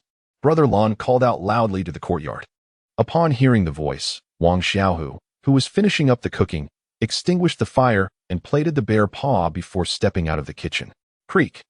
He opened the courtyard door to find Brother Lon, who wore a bright smile, and the striking red-haired Qi Long. Wang Xiaohu clasped his hands in greetings, esteemed brothers. I am Wang Xiaohu. May I inquire your names? Brother Lon. Qi Long. The two introduced themselves, and Wang Xiaohu responded, Brother Lon, Brother Qi Long. Please, come in. Qi Long smiled and corrected him. I am not surnamed Qi, but Long due to my red hair. They call me Qi Long. Brother Long, please. Wang Xiaohu invited them into the living room, which was quite spacious, complete with a kitchen and a training chamber. Brother Lon felt a twinge of curiosity. How had Wang Xiaohu, merely at the second level of spirit movement, secured such accommodations? Could he possess some hidden background? Yet if he did, would someone at the second level be sent here? When did you join the sect? Your face is unfamiliar. I just arrived today and was assigned to this site on the Earth Demon Peak. I hope to count on your guidance in the future. All is well. Brother Lon replied, confirming that Wang Xiaohu lacked any significant backing. Otherwise, he wouldn't have been dispatched to such a place. Hee, Junior Brother Wang. I have a particular fondness for culinary delights. I followed the scent here with Brother Lon, Qi Long admitted, feeling a bit embarrassed to request food from someone of lesser cultivation. However, the allure of the dish was too strong to ignore. Please, allow me to treat you. It has just been prepared. I will fetch it. Wang Xiaohu stood to retrieve the food, surprised that his bear paw had attracted two neighbors. Yet he felt no reluctance. While the second-tier demon beast was indeed precious, he still had an entire three-headed dragon python in his storage bag. Would he overlook such a valuable creature? Is this the iron-armed barbarian bear? That is a second-tier demon beast. Brother, how did you come by this? Qi Long stood up, disbelief written across his face. Just luck, Wang Xiaohu replied, slicing two pieces and placing them on plates for his guests. Brother Lon swallowed hard. This was second-tier spirit beast meat, a luxury he seldom indulged in. To treat a newly arrived junior brother in such a manner seemed extravagant. As the bear paw melted in their mouths, the intense spiritual energy astonished both men. This was indeed the iron-armed barbarian bear of the late second tier. A single paw weighed around 7 to 8 pounds. Yet neither Qi Long nor Brother Lon could eat more than a pound before feeling the spiritual energy surging chaotically within them. They had to sit down to refine it. Meanwhile, Wang Xiaohu continued to feast, consuming over a pound before finally settling down to cultivate.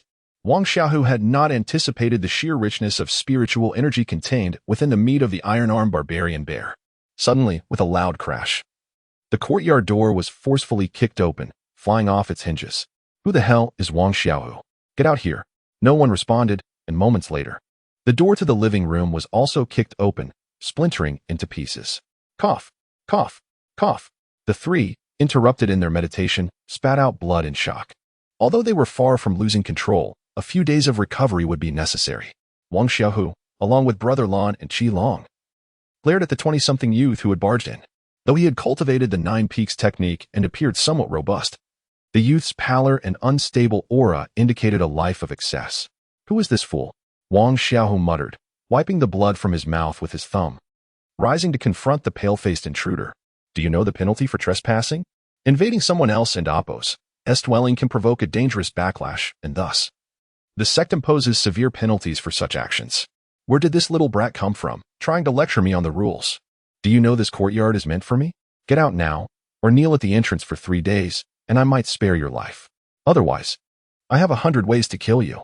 The pale-faced youth shouted, his tone commanding. The 3 youths behind him, all at the 4th level of spirit movement, chimed in. Get lost, or we'll finish you off.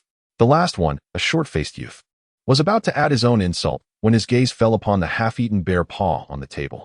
Young master, is that a bear paw? Do I look like I don't know what a bear paw is? No, wait. This is the paw of the iron-armed barbarian bear.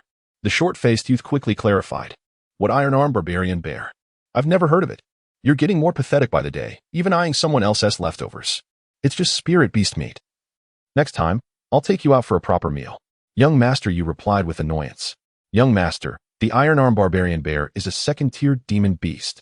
A nearby youth tugged at young master you and Oppo's arm, whispering a warning. Second-tier demon beast. Young master you swallowed hard, wishing he could devour the remaining bear paw immediately. Get lost now, and leave the bear paw behind. I'll spare your life. Young master you felt he was being exceptionally merciful. Young master, make him leave his storage bag too. There might be more. The short-faced youth suggested. Yes. The storage bag too. Young master, you added.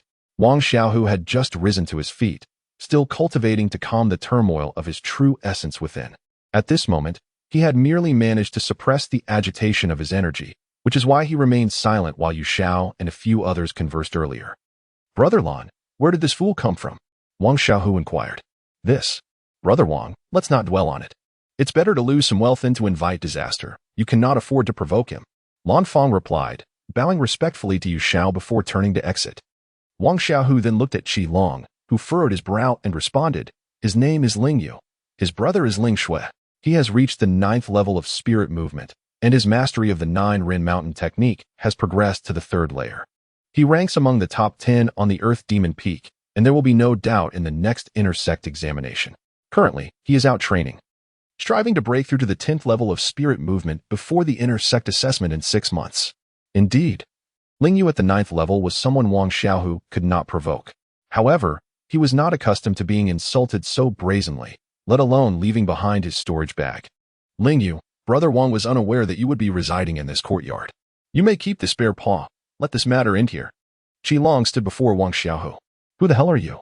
Get lost, or I'll take you down too. Ling Yu retorted, showing no respect. His confidence unyielding even in the face of Qi Long, who was at the 6th level of spirit movement. You. Qi Long seethed with fury, his fists clenched. Yet he refrained from attacking. He was not a reckless youth. Ling Yu could easily incapacitate him. But then what? The 9th level of spirit movement was indeed a formidable challenge. Wang Xiaohu chuckled, stepping past Qi Long towards Ling Yu, his eyes gleaming with menace. Seeking death? I'll take him down. Ling Yu, seeing Wang Xiaohu daring to glare at him with such audacity, immediately commanded his subordinates. Kid, you're courting death. Kneel and apologize to young Master Yu. Where did this fool come from to provoke young Master Yu? Bang, bang, bang. The response was merciless iron fists. Though the 3 of them had mastered the 1st layer of the 9 Rin Mountain technique, their collective strength barely exceeded 2,000 pounds. How could they possibly contend with a single strike from Wang Xiaohu? The trio was sent flying by a punch from Wang Xiaohu, crashing to the ground in anguish. You're seeking death, Ling Yu shouted in rage, but he was not afraid of Wang Xiaohu. Having mastered the 2nd layer of the 9 Rin Mountain technique, his strength had increased by 3,000 pounds, and with his normal cultivation growth, his physical power approached 5,000 pounds. Why would he fear this fellow at the 2nd level of spirit movement? Brother Wang, be cautious. Qi Long was startled by Wang Xiaohu and Oppo's actions. He had already mentioned Ling Shui and Oppo's name and cultivation level. This guy was truly reckless. However, having just consumed the flesh of a 2nd-tier demon beast, he would not act foolishly. Seeing Ling Yu swing his fist towards Wang Xiaohu, Qi Long's expression darkened. This bear paw would indeed be hard to digest today. Qi Long stepped forward, intending to shield Wang Xiaohu from Ling Yu's assault, but Wang Xiaohu's voice reached him. Brother Long, I can handle this trash. With that, Wang Xiaohu launched a punch. Bang! Wang Xiaohu staggered back 3 steps, while Ling Yu only retreated 1. In terms of raw power, Wang Xiaohu was indeed at a slight disadvantage. Yet he did not waver. The current disparity was far less than when he had slain the arrow-stabbing hedgehog. Bang! Bang! With each punch, Wang Xiaohu pressed forward, dominating the engagement despite his inferior physical strength. Ling Yu could only respond defensively, forced to guard against Wang Xiaohu and Oppos's relentless onslaught before he could even counterattack. Bang! Another punch came crashing in. Ling Yu gritted his teeth, seething with fury, wishing to devour Wang Xiaohu whole, but he had to endure this blow first. Ling Yu threw a punch but hit nothing but air. Wang Xiaohu's attack was merely a feint. He sidestepped and struck from the side, landing a punch. Ling Yu hastily raised his left arm to block, but heard a crack as his arm went limp. "Ah, I will kill you. I will kill you." Ling Yu screamed. Bang! Wang Xiaohu kicked Ling Yu away, breaking 4 or 5 of his ribs in the process. "Oh, you're dead. You're dead," Ling Yu howled, cursing incessantly. "Fool! From now on, for every word you utter, I will strike you once until my door is repaired. I may have eaten a bit too much. I need to digest. Brother Long, would you care to join?" Wang Xiaohu said, glancing at Qi Long. Qi Long's mouth twitched. This guy not only exceeded expectations in strength, but also had incredible audacity. However, Qi Long had no intention of intervening. Helping Wang Xiaohu was one thing, but this brutal punishment of Ling Yu was quite another. "Brother Wang, you might want to consider." Qi Long attempted to caution, but Wang Xiaohu paid no heed. "Heh, do you think I can sit down and drink merrily without dealing with him? The 9th level of spirit movement does exert some pressure, but just right. I need a bit of pressure. Ling Shui is not merely powerful. He is also the grandson of the Ling Yun Peak Master. Although he was born of a concubine and not given much attention previously, he was sent to the Earth Demon Peak for various reasons. However, due to his unique physique, his training speed and body refinement has been astonishing, which has brought him back into the family's favor. Yet, Ling Shui must enter the inner sect on his own merit. Upon hearing this, Wang Xiaohu felt somewhat speechless. Did a ruffian like him really have such a significant background? But how could Wang Xiaohu relent? The old man Xuanhe was also an elder of the inner sect, nearly on par with the Peak Masters. He owed Wang Xiaohu a considerable favor and would not stand by idly. Besides, he was not planning to kill this fellow. The Ling family was focused on Ling Shui, not Ling Yu. It was likely that apart from Ling Shui, no one cared about this useless one's fate. Ling Yu sneered, "Now you know fear? If I don't kill you, I want to bear the Ling surname." Slap. Ling Yu shouted, "You dare hit me." Slap. Ling Yu cried, My brother is Ling Shui, 9th level of spirit movement. He can crush you with ease." Bang. Ling Yu yelled, "Stop. My grandfather is the Ling Yun Peak Master." Bang. Ling Yu stammered, "I." Bang. Ling Yu pleaded, "Stop it. You must stop." Slap. Ling Yu shouted, "Enough. I will fix your door. What are you waiting for? Hurry and find someone to repair the door." Slap. Wang Xiaohu declared, "I said, for every word you utter, I will strike you once. I am a man of my word. You need not admire me. There are not many people left who uphold their promises like I do." Ling Yu retorted, "Will it suffice if I remain silent?" Slap. Ling Yu protested, "Why are you hitting me again?" Slap. Wang Xiaohu explained, "Because that 2 counts as a word." Ling Yu fell silent. 20 minutes later, the repairman arrived. Slap.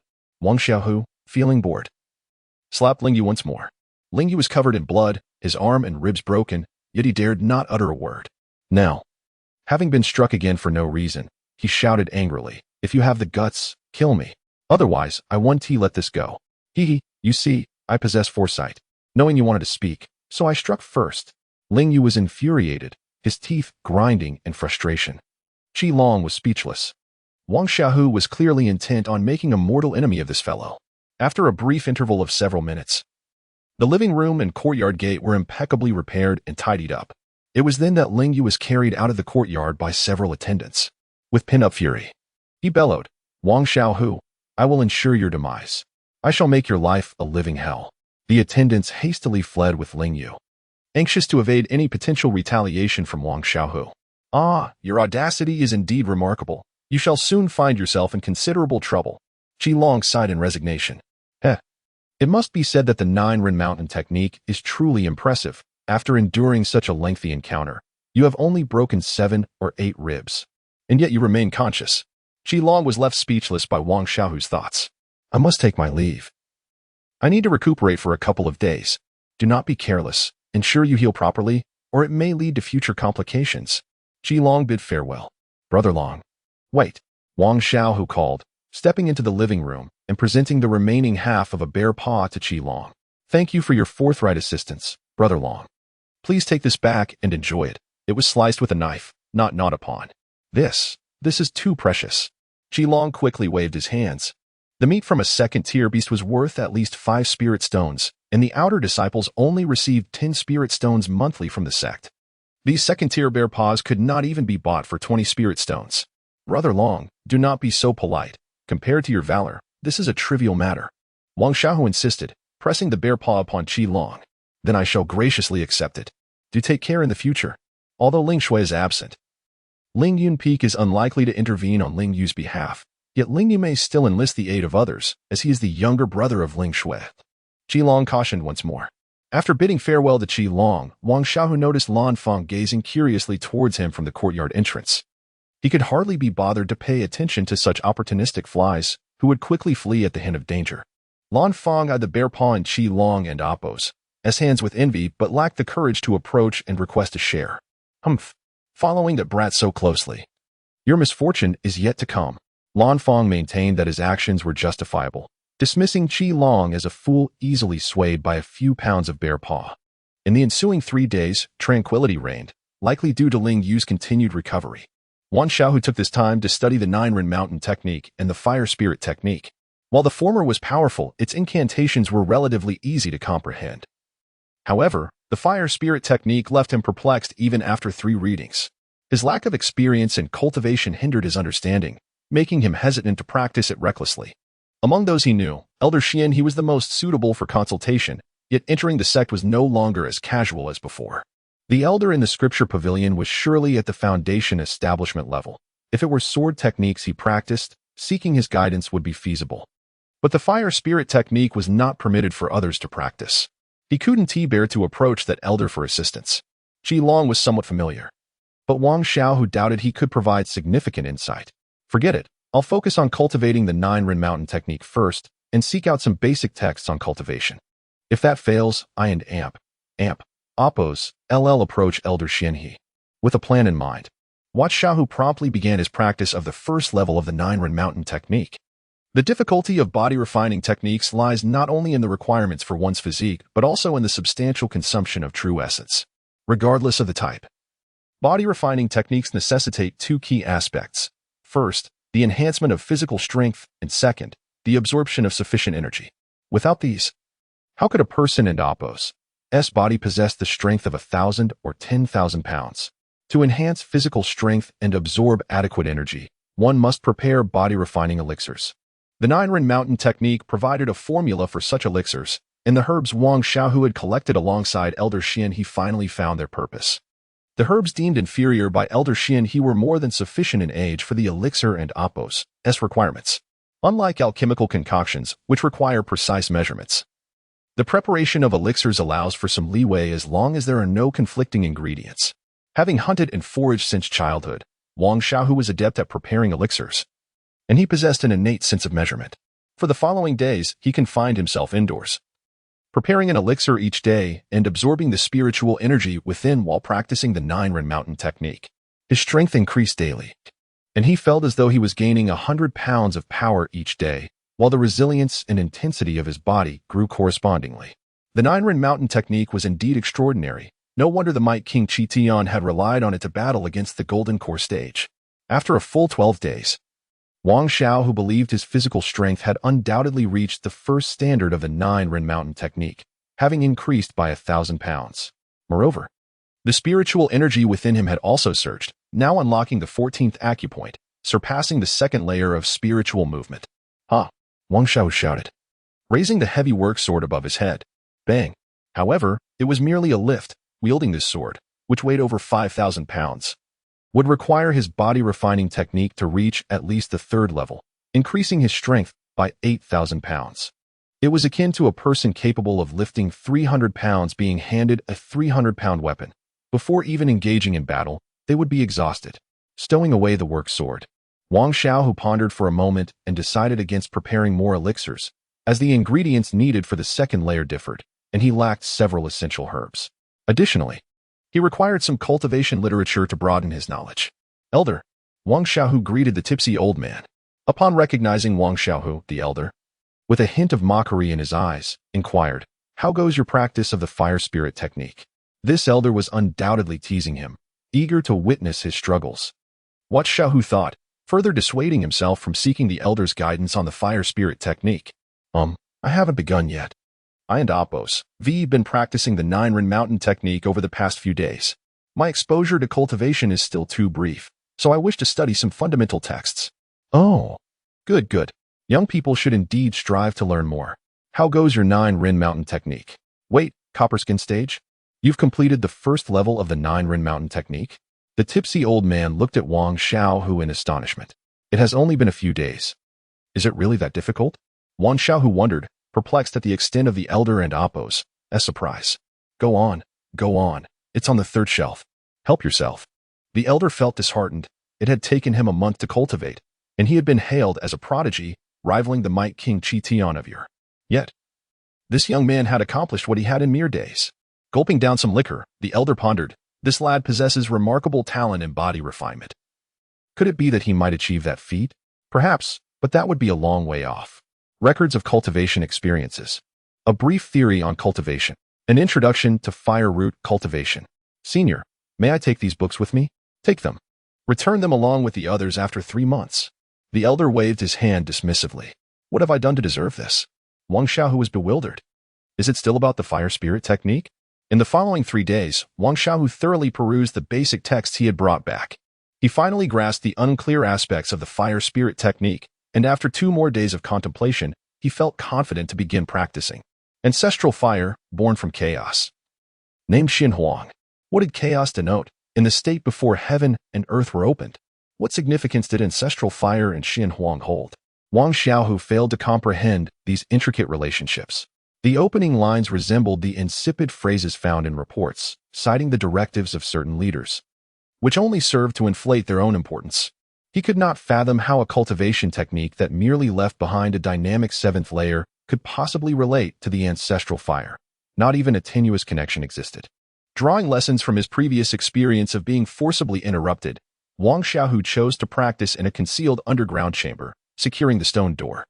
Even if someone were to break in, there would be a process, allowing him ample time to conclude his practice. The chamber floor was strewn with fire spirit stones. The dense aura of fire energy enveloping Wang Xiaohu in a comforting embrace. Following the operating pathways of the fire goddess meridian, he commenced his cultivation. Vivid red spiritual energy surged into Wang Xiaohu and Opos' body, circulating under the guidance of the technique, ultimately converging in the sea of qi within his dantian. Days passed. 1, 2, 3. Wang Xiaohu seemed oblivious to the passage of time, immersed in his cultivation. After 3 days, the total amount of spiritual energy within him had decreased by 1/3. Yet the refinement of that energy had more than doubled. The influx of crimson spiritual energy accelerated, unstoppable. Akin to weary refugees discovering a banquet of poultry and fish after days of deprivation.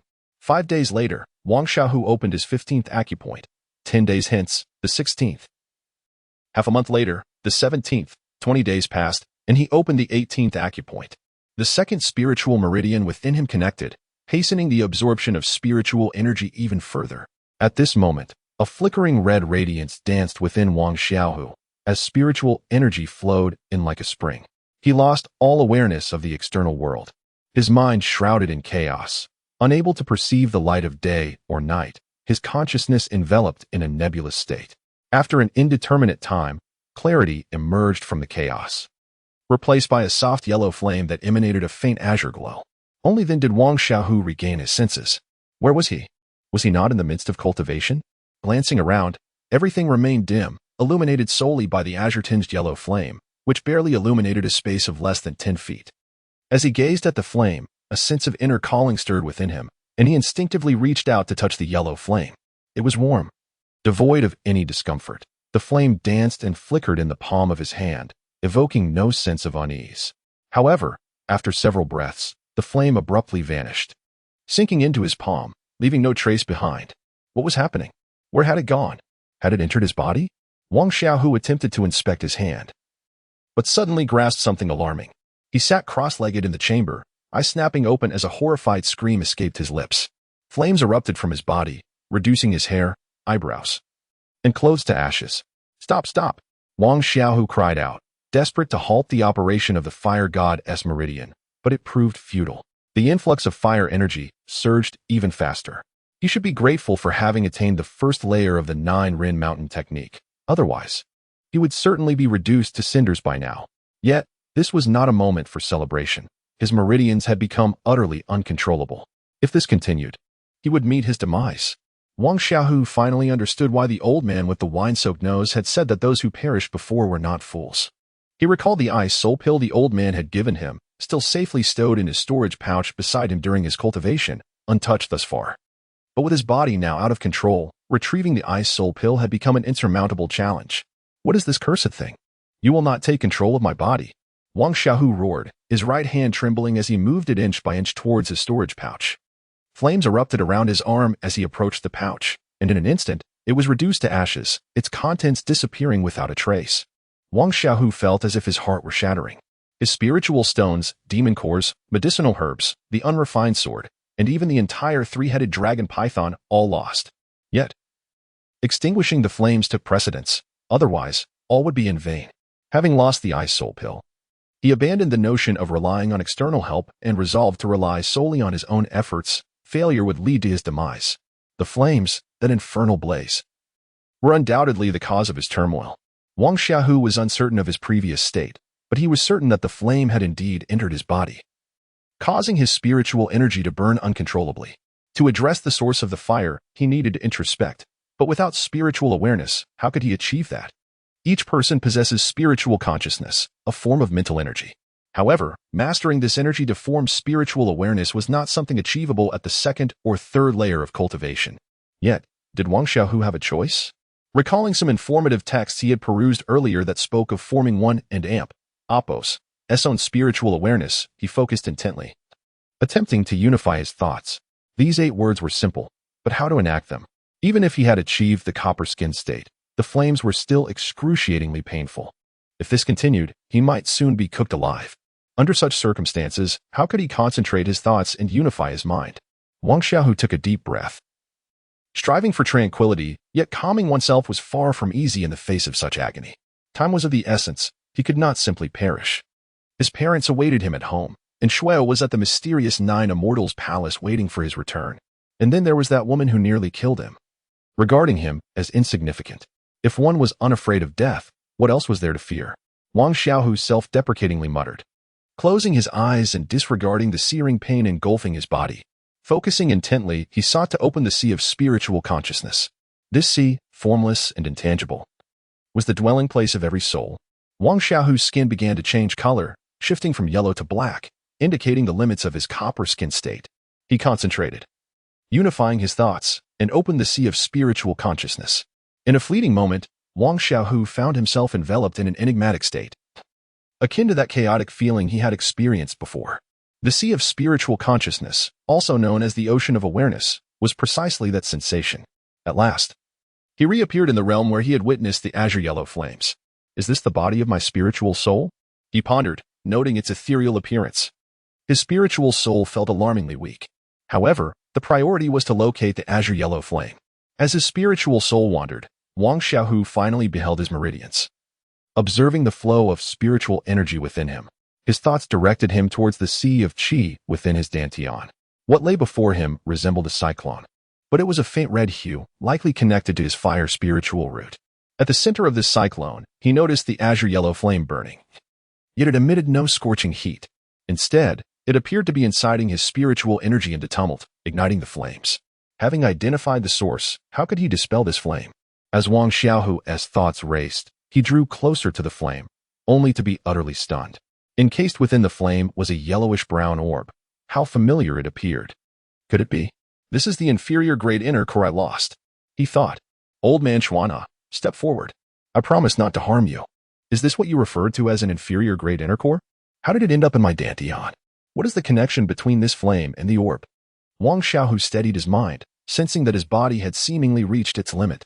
No longer hesitating, he directed his spiritual hand toward the azure-yellow flames along with the earthy yellow pearl.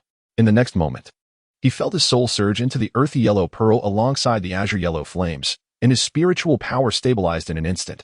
Subsequently, his soul entered a place that threatened to unravel him, a raging sea of fire below, suffused with azure yellow flames, extending infinitely. Almost instantaneously, the flicker of flames that surged into the earthy yellow pearl intertwined with his soul. A profound pain emanated from his very essence, compelling him to cry out. Yet, this excruciating sensation was fleeting, vanishing as quickly as it had come. Then, inexplicably, new knowledge filled his mind. Xianhuang Pearl, Xianhuang Qi, Pearl Spirit. This earthy yellow pearl was known as the Xianhuang Pearl, and those dancing flames were not mere fire, but Xianhuang Qi. What was Xianhuang Qi? It was the source of all things, and he was witnessing its boundless expanse. The azure yellow flames, merely the spirit of the Xianhuang Pearl, had somehow separated from it. The flames, cultivated by the fire god, seemed capable of communicating with the consciousness space of the Pearl Spirit, allowing the spirit to enter the cultivator and oppos's body, thereby influencing the flow of spiritual power, igniting their very being. The Pearl Spirit appeared to have endured an eternity, teetering on the brink of dissolution. Having just merged with his soul, it imparted some information before vanishing entirely. The previous master of the Xianhuang Pearl was seemingly named Li Wang Qingtian. Wang Xiaohu was utterly stunned. What an extraordinary coincidence! Li Wang Qingtian was the former owner of the Xianhuang Pearl. What had transpired to cause the separation of the Pearl Spirit? These questions lingered unanswered. Yet the Xianhuang Pearl and Oppos, as potential nearly induced a fit of laughter in him. The Xianhuang Qi within the Pearl could fundamentally alter a person and Oppos, as constitution. Even merely wearing the Pearl would invisibly influence one and Oppos, as physical makeup. In an instant, Wang Xiaohu seemed to grasp the truth. The reason Zhou Ningxue possessed a 10th grade spiritual root was due to the effects of carrying the Xianhuang Pearl for 3 years. Zhou Zhengyang and Oppos' spiritual root was similarly affected, and even his own root was connected to the Xianhuang Pearl. Initially, after only a month of contact, he had merely developed a 1st grade spiritual root. He recalled Elder Xuanha's first assessment, where he had been classified as having a 2nd grade spiritual root. What of now? Based on his current cultivation speed, he could ascertain that his spiritual root had undoubtedly reached the 4th grade. Previously, just a few 5-element spiritual apricots had incited fierce competition among numerous foundation establishment experts. Wang Xiaohu could only imagine the chaos that would ensue if the secret of the Xianhuang Pearl were to be revealed. He would surely find himself in perilous circumstances. Taking a deep breath, Wang Xiaohu felt the Xianhuang Pearl materialize in his palm. Its spirit dissipated, and it seemed gravely wounded, requiring a long period for self-repair before it could cultivate a new spirit. The internal Xianhuang Qi was entirely unusable at present. But due to the final merging of the spirit with his soul, he was able to manipulate the Xianhuang Pearl and utilize it as a storage space. The items that had been destroyed in the fire within his storage bag reappeared in the Xianhuang Pearl. After a moment and Oppos' contemplation, he focused his thoughts, causing the Xianhuang Pearl to re-enter his Dantian's energy sea. He had previously overlooked the Xianhuang Pearl, and Elder Xuanha had failed to notice it within him. Perhaps others would remain oblivious as well. However, to avoid unnecessary complications, Wang Xiaohu resolved to never allow anyone to examine his body henceforth. If any abnormalities were discovered, it would only invite trouble. A fragment of his soul entered the Xianhuang Pearl, where the items from his storage bag lay quietly. While he was assured of their safety within this pearl, Wang Xiaohu chose to extract most of the items, retaining only the unskilled sword, 3 dragon pythons, and some monster cores and spiritual herbs. Fortunately, he had not discarded the storage bag from Zheng Yulong, which was now in his bedroom. Otherwise, he would have faced the hassle of searching for a new one. This appearance, with burned hair and eyebrows, Wang Xiaohu dared not venture outside. It was utterly absurd. After changing clothes, he gazed at his bald head and Kuden and Oppos. He helped but chuckle wryly. Oddly enough, his skin seemed somewhat different. Could it be that this burning had some unforeseen benefits? Wang Xiaohu remained unaware of the precise changes, yet his body indeed felt distinct from before. 24th Acupoint. Wang Xiaohu froze. Just moments ago, he had lamented the loss of over 200 fire spirit stones, yet unexpectedly, he had unlocked the 24th Acupoint. This meant that upon opening 3 more acupoints, he could ascend to the 4th layer of spiritual movement. Including the time spent refining his body, it would only take a month and a half.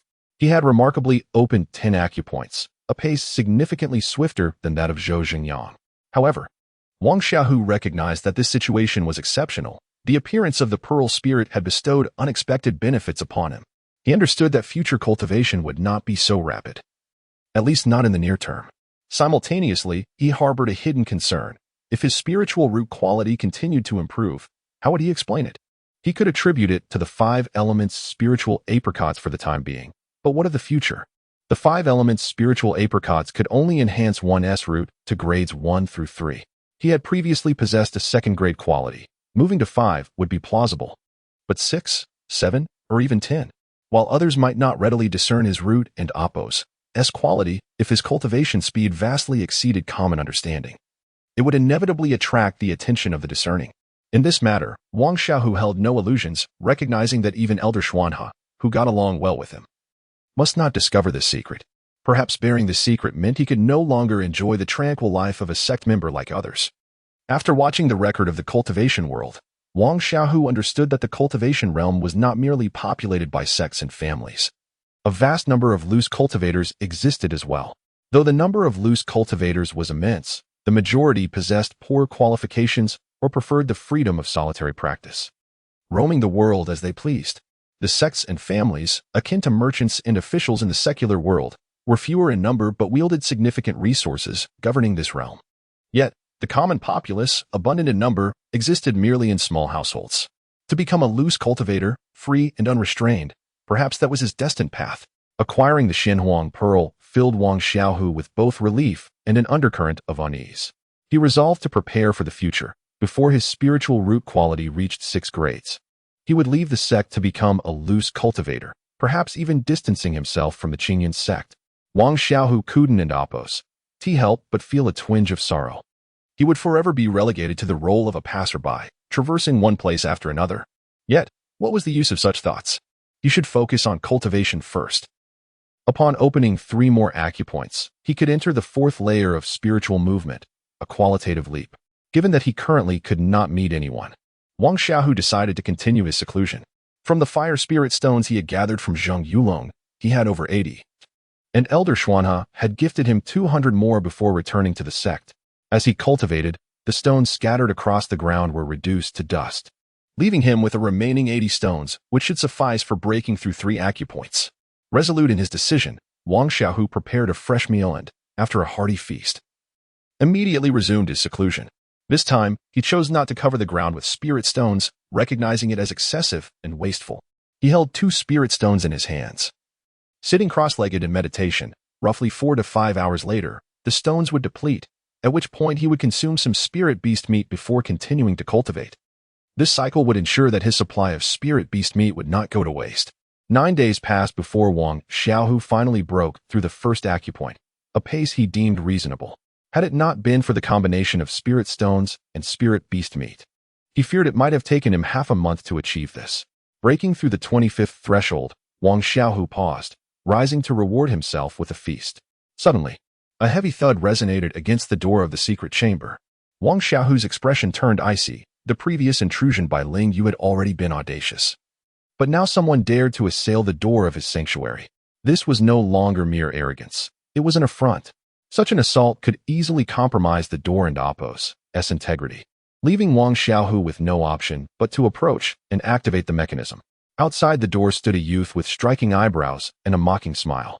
Upon seeing Wang Xiaohu, he maintained an air of superiority, stating, "So, you are Wang Xiaohu, the one who harmed my Ling family member?" Wang Xiaohu offered no response, his gaze settling on Ling Yu, and calmly remarked, "I must say, I'm surprised your ally took so long to arrive. Wang Xiaohu, your doom is imminent. Brother Ling Zhan is at the 7th level of spirit motion, and today, I shall shatter your limbs." Before Ling Yu could finish, Wang Xiaohu waved his hand dismissively. I understand. You're quite verbose. You wish to break my limbs? I shall grant your request. By the way, shall I also break the 5th limb while I'm at it?" Ling Yu was momentarily taken aback. Had this fool truly lost his senses? Was he actually suggesting to voluntarily break his 5th limb? Now that he feared the consequences, it was too late. Ling Yu attempted to resume his threats. But Wang Xiaohu interrupted him once more. "Fool, I will indeed break all 5 of your limbs, as agreed. I am a man of my word, as you know." The thought of such a promise sent a shiver down Ling Yu's spine. How could he equate a mere slap with a solemn vow? You are truly audacious. To think you would disregard my words. Initially, I intended to have you kneel in apology and then cripple one of your arms, but now I have changed my mind. I shall render you incapacitated in all 5 limbs, forcing you to repent for your transgressions for a lifetime. Wang Xiaohu noted the amusement in Ling Zhan and Oppo's eyes as if he were already assured of victory. Such excessive banter. Surely, you do not wish to engage here? Wang Xiaohu remarked, stepping into the courtyard. Brother Long. Upon exiting the secret chamber and entering the courtyard, Wang Xiaohu noticed Qi Long with a drooping arm and blood at the corner of his mouth. We wanted to warn you, but you remained in seclusion. Find an opportunity to escape soon, Qi Long whispered. Wang Xiaohu said nothing further and patted Qi Long's shoulder. Many onlookers had gathered in Wang Xiaohu's courtyard. Drawn by the spectacle, even among practitioners of the spiritual arts, there were those who relished the chaos. However, these spectators maintained a respectful distance from both Wang Xiaohu and Qi Long, wary of being caught in the crossfire. In the courtyard, Wang Xiaohu contemplated his strategy against this foe. Although Ling Zhan was not a physical cultivator, his spiritual prowess surpassed Wang Xiaohu's significantly.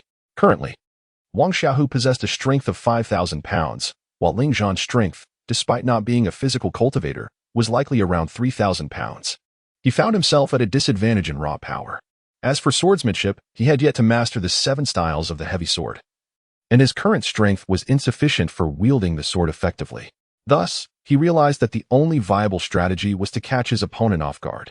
Upon Ling Zhan and Oppo's arrival, he did not foolishly attempt to contest Wang Xiaohu and Oppo's physical strength. They stood on the demon peak, where every practitioner was a martial artist. Ling Zhan could not possibly be weaker than Ling Yu, that incompetent. A crimson long sword appeared in Ling Zhan's hand, and he was confident in his swordsmanship. Even Qi Long, at the 6th level of spirit motion, was no match for him in 3 moves. Wang Xiaohu drew his violet longsword. Aware that his physical body had yet to attain the resilience required to withstand a spiritual weapon. I have no intention of engaging with a waste like you. Your actions against Ling Yu are of no concern to me, nor would the Ling family care for a loser like you. However, you should have known he was a member of the Ling family and dared to strike him. Today, I will show you that the Ling family is not to be trifled with by someone of your ilk.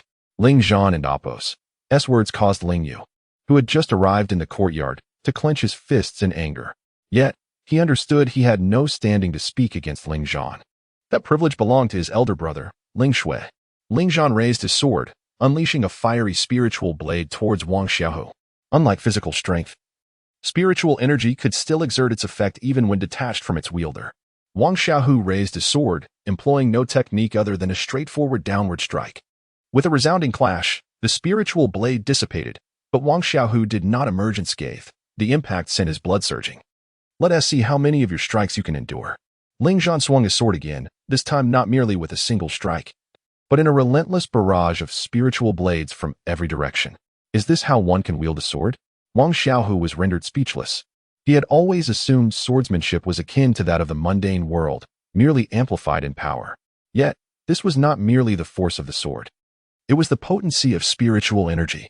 Wang Xiaohu swung his sword to deflect the incoming spiritual blades, but he found himself retreating 2 or 3 steps with each successful block.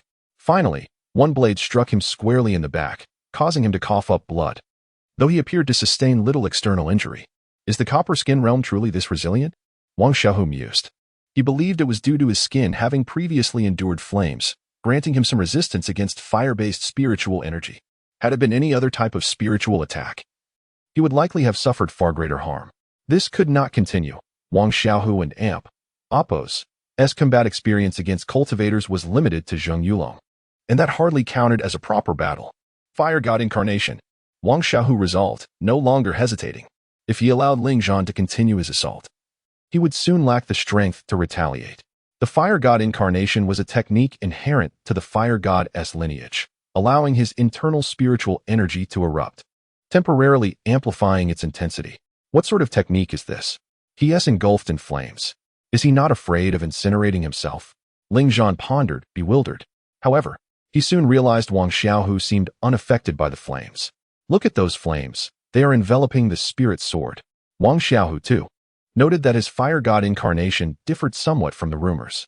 It was merely a surge of spiritual energy, enhancing combat prowess for a brief period.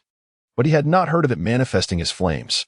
Thankfully, he retained control over the flames, preventing them from singeing his newly sprouted hair and eyebrows. Otherwise, he would have been inconsolable. Kill. Wang Xiaohu dared not linger. Who could say how long he could sustain this power? His transformation left Ling Zhan stunned. What technique is this? I have never encountered it before. Wang Xiaohu charged forward, but Ling Zhan was unwilling to let him close the distance. Hastening the speed of his spiritual blade strikes, Wang Xiaohu wielded the violet long sword, and perhaps due to the enhancement of his spiritual energy, he no longer retreated a single step. Yet, this was not the outcome Wang Xiaohu desired. If he could not close the distance, Ling Zhan would remain invincible. Ling Zhan, increasingly incredulous, thought, "You have indeed surprised me, but this is where it ends." To fall beneath the 9 swords of Ling Tian should be a point of pride for you. The 9 swords of Ling Tian, the second-tier sword technique of Ling Yun Peak? Wang Xiaohu questioned, perplexed. How could Ling Zhan, merely at the 7th level of spirit motion, possibly wield a second-tier sword technique, even if he cannot fully utilize it? Achieving 4 or 5/10 of its potential should suffice. What constitutes a second-tier sword technique? Wang Xiaohu could not help but inquire, intrigued by the discourse around him. Haha, you do not even understand that? A second-tier sword technique can only be wielded by foundational cultivators. The strength required is beyond the reach of spirit motion practitioners. I can barely muster 50% of the first sword's might. Ling Zhan and Oppo's explanation veered towards boasting. 50% of its power? How impressive. This fellow is merely at the 7th level of spirit motion. His understanding of the sword path is truly commendable. Sai, what kind of family is the Ling family? With the guidance of our elders, how can we compare? The murmurs around Ling Zhan filled him with satisfaction. He had never experienced such glory on Ling Yun Peak. Thus, he seized this opportunity to assert his dominance at Diao Peak. Ling Tian and Oppo's S9 swords, first form, Ling Xiao wind movement. As Ling Zhan wielded his sword, he harnessed the surrounding spiritual energy, converging it into a blade several times wider than before. Observing the formation of the blade, Little Tiger was certain he could not withstand it, and escape was even less feasible. Could he outrun a sword? If struck by this blow, death was inevitable. Fire Serpent Talisman, go. Wang Xiaohu unleashed a spiritual talisman, a medium grade one obtained from Zheng Yulong, equivalent to a spell attack of levels 4 to 6. Wang Xiaohu did not expect the Fire Serpent Talisman would lead to victory, but it could buy him some time. Do you think you alone possess talismans? Diamond Talisman. Activate. Ling Zhan, unwilling to cease his swordplay, slapped the defensive Diamond Talisman onto himself. Bang. The Fire Serpent Talisman and Oppo's attack collided with the newly formed golden barrier. The barrier trembled but did not dissipate, clearly indicating that the talisman maker had a deeper understanding of the Diamond Shield spell. Clang. Huh? What does that guy throwing down his sword mean? Surrender? No. Wait, that's a sword. Someone exclaimed upon seeing the heavy sword in Wang Xiaohu's hand. Hiss. That must weigh 4,000 to 5,000 pounds, and this kid is only at the 3rd level of agility. Kill. Wang Xiaohu never held back against those who sought his life. He swung the heavy sword with all his might. Flash. Ling Zhan was taken aback that this individual could wield such a weapon. Was he even human? Ling Zhan felt a lethal threat. If he could not withstand this strike, he would perish. Did this boy dare to kill him? Previously, he would have never believed that an outer disciple would dare to harm a member of the Ling family. But now, Wang Xiaohu and Oppo's strike was undoubtedly aimed at his life. Boom. With a resounding crash, those spectating quickly dodged aside. The red spiritual energy obscured their vision, and after 2 collisions, the scene before them became clear once more. Hiss. Wang Xiaohu crashed into the courtyard wall, and because he wielded the heavy sword, he brought the wall crashing down, tumbling outside, while Ling Zhan lay on the ground, bloodied, his right arm severed at the shoulder. Woo. Ling Zhan mumbled incoherently, unable to form a clear tone. Clatter. Hearing the noise, he turned to see Wang Xiaohu emerging from the debris of the collapsed wall. The heavy sword had been stowed away, but he too was in a sorry state. His newly grown hair had been singed away, his clothes tattered and stained with blood, and his left arm hung limply, clearly temporarily incapacitated. Wang Xiaohu returned to the courtyard under the astonished gazes of the onlookers and approached the purple long sword he had dropped. What does this guy intend to do? Is he going to kill Ling Zhan? Has he lost his mind? Is it permissible for only Ling Zhan to kill? He is a member of the Ling family. Wang Xiaohu lifted the sword and advanced towards Ling Zhan, who, using his only functioning left leg, began to retreat. He had never imagined he would be defeated by a disciple at the third level of agility, especially one who dared to kill him publicly. You cannot kill him. Ling Yu felt an impulse to flee, but abandoning Ling Zhan would only lead to his own dire fate. Wang Xiaohu glanced at Ling Yu, a smirk gracing his lips. Do not worry. I am a man of my word. If I say I will sever your 5 limbs, I shall not forget. Ling Yu felt an overwhelming urge to escape. This guy was a madman, utterly insane. Why did he provoke him? No, don't kill. Ling. Family. Ling Zhan exerted all his strength to utter this incomplete sentence. In Wang Xiaohu's eyes glimmered a familiar mockery, emphasizing 2 words, too late. Kid, spare him, or it will be troublesome. A voice echoed in Wang Xiaohu's mind, and he turned to see the wine-bellied old man from the Sutra Pavilion, accompanied by a plump man, the elder steward of the mountaintop villa. The wine-bellied old man was astonished that Wang Xiaohu had located his position so swiftly. His surprise was short-lived as his mouth dropped open. Peak Master, what happened? The plump man inquired. The wine-bellied old man was unexpectedly the Peak Master of Diyao Peak, which Wang Xiaohu had never anticipated. He shook his head. The plump man was astonished when he saw a splash of blood rising from Wang Xiaohu's courtyard. Ling Zhan had died. Unable to believe that Wang Xiaohu truly dared to kill him, he regretted coming to Diyao Peak to flaunt his power, and he loathed Ling Yu for provoking this scourge.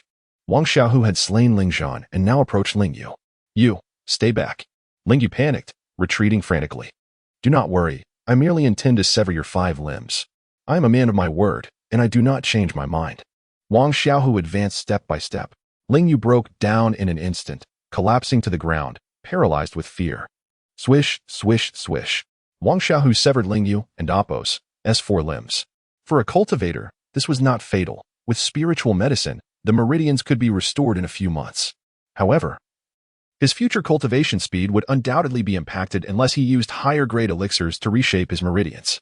This is the last time, next time. Wang Xiaohu glanced at Ling Zhan and then kicked Ling Yu away, eliciting another heart-wrenching scream. He had promised to sever 5 limbs, and Wang Xiaohu naturally would not go back on his word. That kick sent Ling Yu into agony. Is there anyone else? Wang Xiaohu surveyed the crowd of onlookers. The crowd immediately dispersed, leaving only the eternally motionless Ling Zhan and the now incapacitated Ling Yu, while Qi Long stood dumbfounded.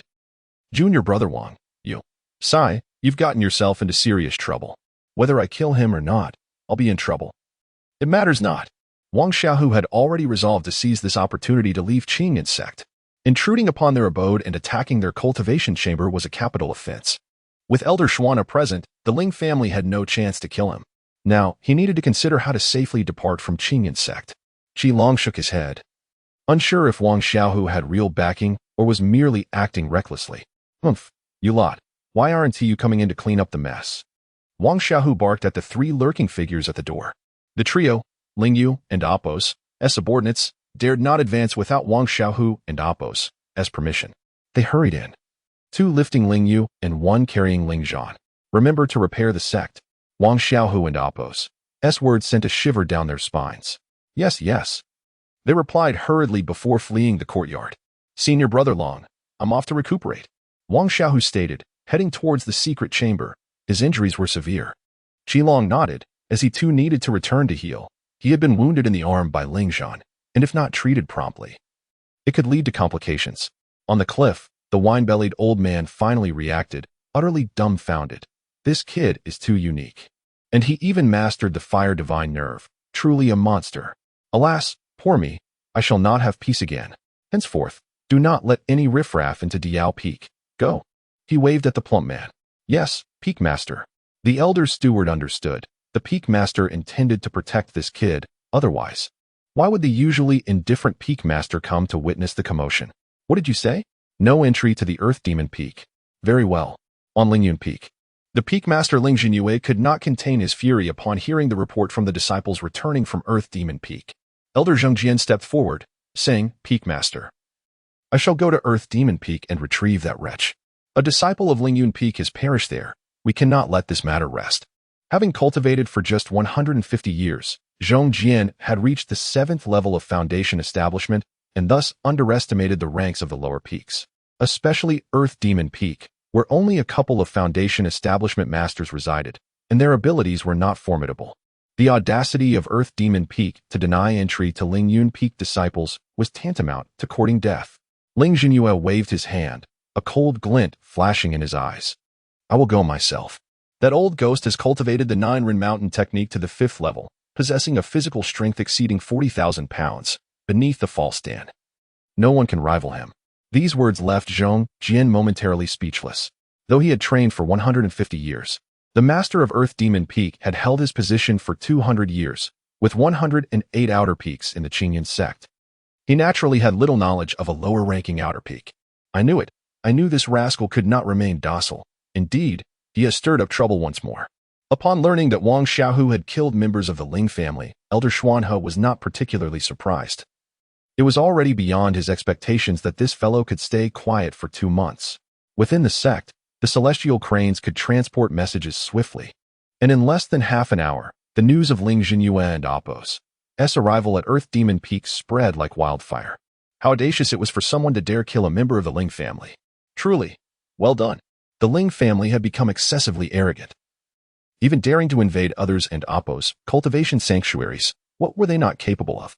However, this fellow was far too impulsive. Killing members of the Ling family was no simple task. The bravado of a newborn calf unaware of the tiger and Oppo's ferocity was regrettable. To defeat a master of the 3rd level with one of the 7th level was indeed impressive. Should I also try cultivating my body? I heard that Wang Xiaohu wields a weapon weighing 5,000 pounds. How formidable! What 5,000 pounds? It is clearly 10,000 pounds. With a single strike, he killed Ling Zhan. Wang Xiaohu is the illegitimate son of an elder. Otherwise, how could he dare slay members of the Ling family? Oh, I have also heard that entry into the sect is facilitated by the elders. I'm curious to see whether senior brother Wang Xiaohu is handsome. Is he half as handsome as senior brother Wushan? How could he compare to senior brother Wushan? I reckon he is at most 1% as handsome. Indeed. I have heard people say that Wang Xiaohu has a gaping maw and a formidable physique. How terrifying. If Wang Xiaohu were to hear such rumors, he would likely spit blood in rage. However, at present, he was at ease, recuperating from his injuries, showing no intention of venturing out, as if he were unaffected by the trouble swirling around him. He merely awaited the outcome, planning to seize an opportunity to leave the Qingyan sect. Junior brother Ling, it has been many years since we last met. What brings you to my desolate Earth Demon Peak today? The old drunkard, holding a wine gourd, gazed at Ling Jinyue, half-dazed. Ling Jinyue frowned, realizing that this old ghost had anticipated his arrival. Senior brother Qi, why feign ignorance? How could a disciple of the Ling family be unjustly killed? Junior brother Ling. That claim is unfounded. The fellow who died was hardly innocent. Daring to attack even others and Oppo's cultivation sanctuaries. What else would he not dare to do? Does he truly think my Earth Demon Peak is easy to bully? The old drunkard showed no signs of yielding. Ling Jinyue's eyes glimmered with coldness as he weighed the odds of engaging in battle with the old drunkard. Both of you.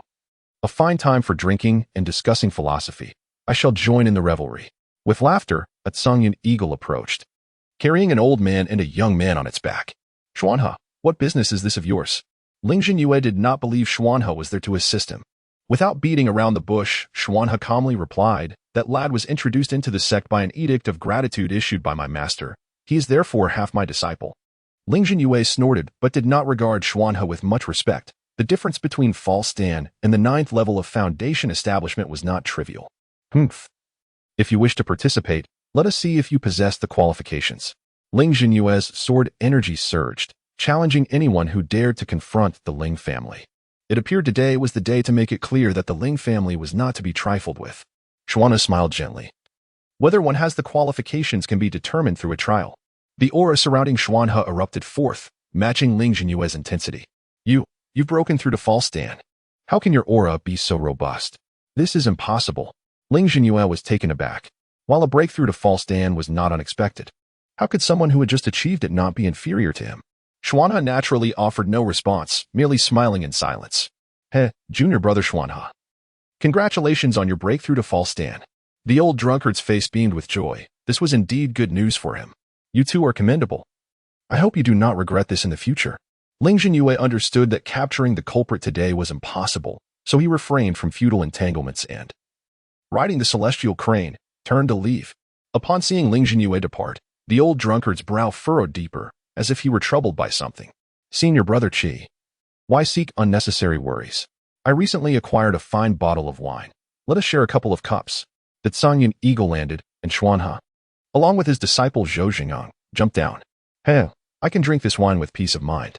You leave me with such a troublemaker. I fear there will be no peaceful days ahead. The old drunkard grumbled but seemed more amused than displeased. Xuanhe did not respond, instructing Zhou Xingyang, to pay your respects to Senior Uncle Qi. Disciple Zhou Xingyang pays respects to Senior Uncle Qi. Zhou Xingyang hurriedly knelt in reverence. Good. Junior brother Xuanhe has indeed taken on a fine disciple. There is little of value in this desolate place. So accept this fire lotus pill as a token of our first meeting. Zhou Xingyang naturally had no idea what the fire lotus pill was. But it must be valuable if gifted by a master at the foundation establishment stage. Thank you, Senior Uncle. Zhou Xingyang expressed his gratitude once more. All right. You may go find your elder brother. I have important matters to discuss with Senior Uncle Qi. With a wave of his hand, Xuanhe signaled Zhou Xingyang to leave. The main gate had been repaired, and the courtyard walls rebuilt. Yet Wang Xiaohu remained in seclusion. Thus, Zhou Xingyang could only sit at home and wait. This wait lasted 3 days before Wang Xiaohu finally emerged. Elder brother, you have finally come out. Are you all right? Your appearance. Wang Xiaohu hurriedly inquired. Why mention what should not be mentioned? Is it not merely a matter of being bald, with my eyebrows singed? What is there to fuss about? Wang Xiaohu, speaking, donned a black robe from his storage bag. Although his eyebrows were still exposed, at least his bald head was covered. Zhou Xingyang, feeling somewhat speechless, remarked, Elder brother, you have truly stirred up a hornet and Oppo's nest. Not only am I here, but my master has also been here for the past 3 days. Had it not been for my master and Senior Uncle Qi, you would have been captured by the master of Lingyun Peak. The master of Lingyun Peak came personally? That is too much of an honor. Who is the Senior Uncle Qi you speak of? Wang Xiaohu, naturally, did not recognize the name. Wait, you do not know? How is that possible? He is the master of your Earth Demon Peak. The master of Earth Demon Peak? Who is that? Wang Xiaohu had no way of knowing. But he was grateful for the kindness of this master he had never met. Indeed, my esteemed brother, my master and Elder Qi have mentioned that you should immediately meet them upon your emergence from seclusion in the scripture pavilion. Wang Xiaohu was perplexed as to why he needed to go to the scripture pavilion. However, upon arriving there, he observed Xuanhe and the old drunkard seated together, engaging in jovial conversation, and he seemed to grasp something profound. After encountering Elder Xuanhe, he hesitantly inquired, esteemed senior, are you truly the Peak Master? The old drunkard was rather speechless. Despite his low profile, it was likely that only this lad remained unaware of his status as Peak Master. I dare say you resemble my old man more as the Peak Master. How audacious to disregard my words. The old drunkard shot a glare at Wang Xiaohu. Wang Xiaohu lowered his head in silence, reflecting that the old man never claimed to be the Peak Master. Even if he had, one must still face the consequences. Xiaohu, your impulsiveness this time is indeed excessive. Xuanhe sighed lightly. The Ling family is not to be trifled with. Wang Xiaohu lifted his gaze slightly to glance at the two, asking, but, wasn't Oppos, T. Ling Yun, the Peak Master, frightened away by you? What do you know? Ling Jinyue is but a minor figure. Do you think the Ling family consists solely of him? The old drunkard glared at Wang Xiaohu once more. Xuanhe's brow was similarly furrowed. The ancestral elder of the Ling family, Ling Huanyu, is one of our 3 esteemed elders, a Golden Core elder. Wang Xiaohu was taken aback. What was this nonsense? A Golden Core elder? And there are 3 of them? When did the Qingyan sect acquire Golden Core elders? He had never heard of such a thing before. Now that he was aware, it was too late. The old drunkard glared at him again. Indeed. Had he known the Ling family had a Golden Core elder, he would have merely incapacitated Ling Zhan and acted with more caution. Esteemed seniors, I believe I should take my leave. Remaining here would only lead to my demise. I shall repay your kindness at a later date. The old drunkard scoffed. And now you wish to flee? Do you think you can escape? There are at least a dozen pairs of eyes watching you around Diao Peak. Well, I still possess an invisibility talisman. Elder Xuanhe, might I borrow your Zhangyan eagle for a brief flight? Wang Xiaohu had initially devised a plan to flee, but now realized the presence of a Golden Core elder made immediate action imperative. The old drunkard paused. Unaware that Wang Xiaohu had such a talisman, should he utilize it to escape, there would indeed be considerable hope. The old drunkard remained silent, seemingly weighing his options. Xuanhe also refrained from speaking, likely awaiting the old drunkard's decision.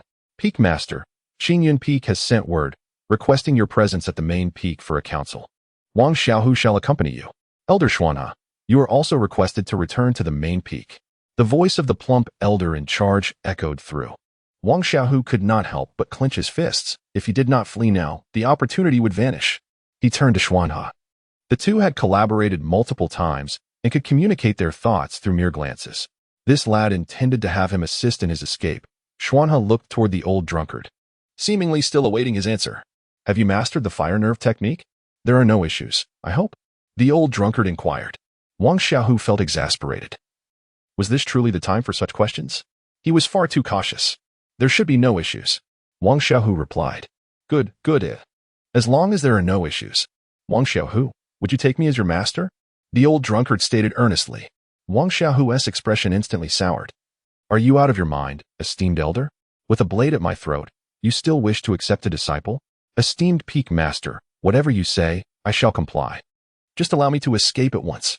Upon witnessing Wang Xiaohu's demeanor, the old drunkard shot him a glare. What a useless fellow. Where were you earlier? Now you are in a panic. Rest assured, as long as you take me as your master, even Ling Huanyu cannot lay a finger on you. Wang Xiaohu was momentarily taken aback, looking at the old drunkard. Esteemed Peak Master, have you perhaps mastered the 9th layer of the Jiren Mountain technique? One that could rival a golden core practitioner? Wang Xiaohu mused, believing such confidence could only stem from this possibility. However, the old drunkard's face turned red. Despite it already being quite flushed, the Jiren Mountain technique only has 5 layers in our sect. The subsequent 4 layers have been lost. Come, let us proceed to the main peak, the old drunkard said, already rising to depart. Wang Xiaohu was left in a stupor, gazing at Xuanhe. Xuanhe smiled and nodded slightly, seemingly confident that the old drunkard could ensure Wang Xiaohu and Appo's safety. Elder Xuanhe, is it possible that our peak master has concealed his cultivation and is also a golden core elder? Wang Xiaohu, feeling uncertain, asked. Something like that. Once we arrive, you shall understand. But do keep your words to a minimum. Do not act impulsively. Your audacity is simply excessive. Is it truly a golden core elder? This feels rather off. Brother Qi, it has been quite a while. Indeed, Brother Qi has been in Diao Peak seeking tranquility, nearly forgetting us junior disciples. Brother Qi, do visit my Ziyun Peak more often. Upon entering the hall, several peak masters and elders immediately greeted the old drunkard. Alas, the old man is merely awaiting death. The old drunkard's eyes held a distant gaze, seemingly recalling events from long ago. Wang Xiaohu, standing behind him, reflected on the old man's demeanor, pondering. This elder certainly has a tale to tell. Elder Xuanhe, congratulations. Congratulations on entering the false core realm. The true core is within reach. Having another false core practitioner in our sect is indeed a cause for celebration. Among the Qingyun sect's disciples numbering in the tens of thousands, only a mere 200 to 300 were at the foundation establishment stage, with no more than 10 having reached the false core realm. Among the 7 peak masters of Qingyun, false core practitioners were exceedingly rare. Prior to this, Xuanhe had not been particularly outstanding among the foundation establishment practitioners, with 3 to 4 dozen at the 9th level of foundation establishment on par with him. Although everyone congratulated him now, jealousy lingered in many hearts, and quite a few felt a touch of bitterness. Wang Xiaohu suddenly felt a chill run down his spine. He turned to look and met the icy gaze of a middle-aged man with a purple face. It was undoubtedly the master of Lingyun Peak. Yet, instead of panicking at the sight of such a formidable figure, Wang Xiaohu lingered on him briefly before casually surveying the meeting hall, completely disregarding the master of Lingyun Peak. Humph! The master of Lingyun Peak snorted. But it was evident that this was not the moment for anger. The hall was filled with about a dozen individuals, comprising the 6 vice masters of Qingyun and the 8 elders of the main peak, along with Wang Xiaohu and the old drunkard, totaling 16. Among them, everyone was seated except for Wang Xiaohu, who stood behind the old drunkard. Master is here. With that announcement, an emaciated old man, appearing to be in his 60s yet likely several hundred years old, entered. Master! Everyone rose to pay their respects. The master remained silent as he walked to the central seat at the head of the hall, turned to face the assembly, and waved his hand. Please, be seated. The elders on either side finally took their seats, while Wang Xiaohu inwardly scoffed, pondering the master's ostentatious demeanor. Shitty. It seems you have not returned to the main peak for some time. The master, older than the old drunkard, cast a gaze filled with an indescribable nuance towards the old drunkard. With the master busy with myriad affairs, I, a useless person, can only enjoy a bit of leisure, the old drunkard replied calmly. Wang Xiaohu sensed the conspiratorial undertones in their conversation. He was certain there were hidden motives at play. The master chuckled and shifted his attention to Elder Xuanhe. Congratulations on entering the false Dan realm, Xuanhe Shidi. Elder Xuanhe casually responded. And then the master's gaze fell upon Wang Xiaohu. Are you Wang Xiaohu? He inquired. Yes. Wang Xiaohu clasped his fists in response. The master frowned slightly. Wang Xiaohu. Why are you dressed this way? Wang Xiaohu, draped in a black robe that concealed much of his head, seemed rather out of place. Humph, what an audacious disciple. Hiding in this meeting hall. Are you up to something unsavory? The master of Lingyun Peak admonished sharply. Wang Xiaohu sneered, directing his gaze at the master of Lingyun Peak. Elder Ling, I indeed have something to hide. Just days ago, while I was cultivating in my secluded chamber, I was suddenly attacked.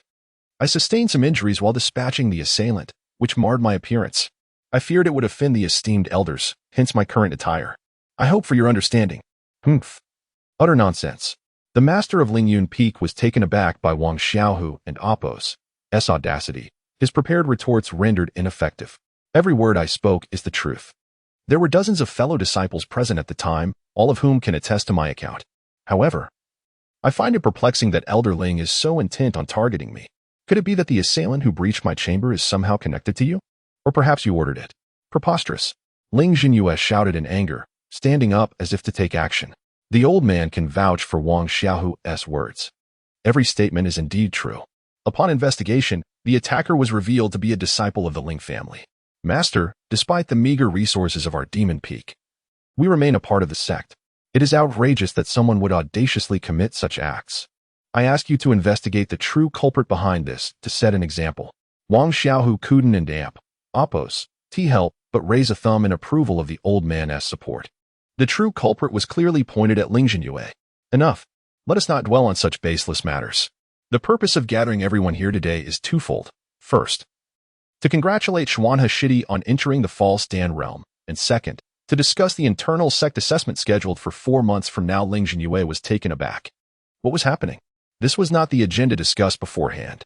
He glanced at the master, seemingly inquiring silently. Having seemingly received some answers, Ling Jinyue fell silent. Yet his gaze towards Wang Xiaohu was filled with malice.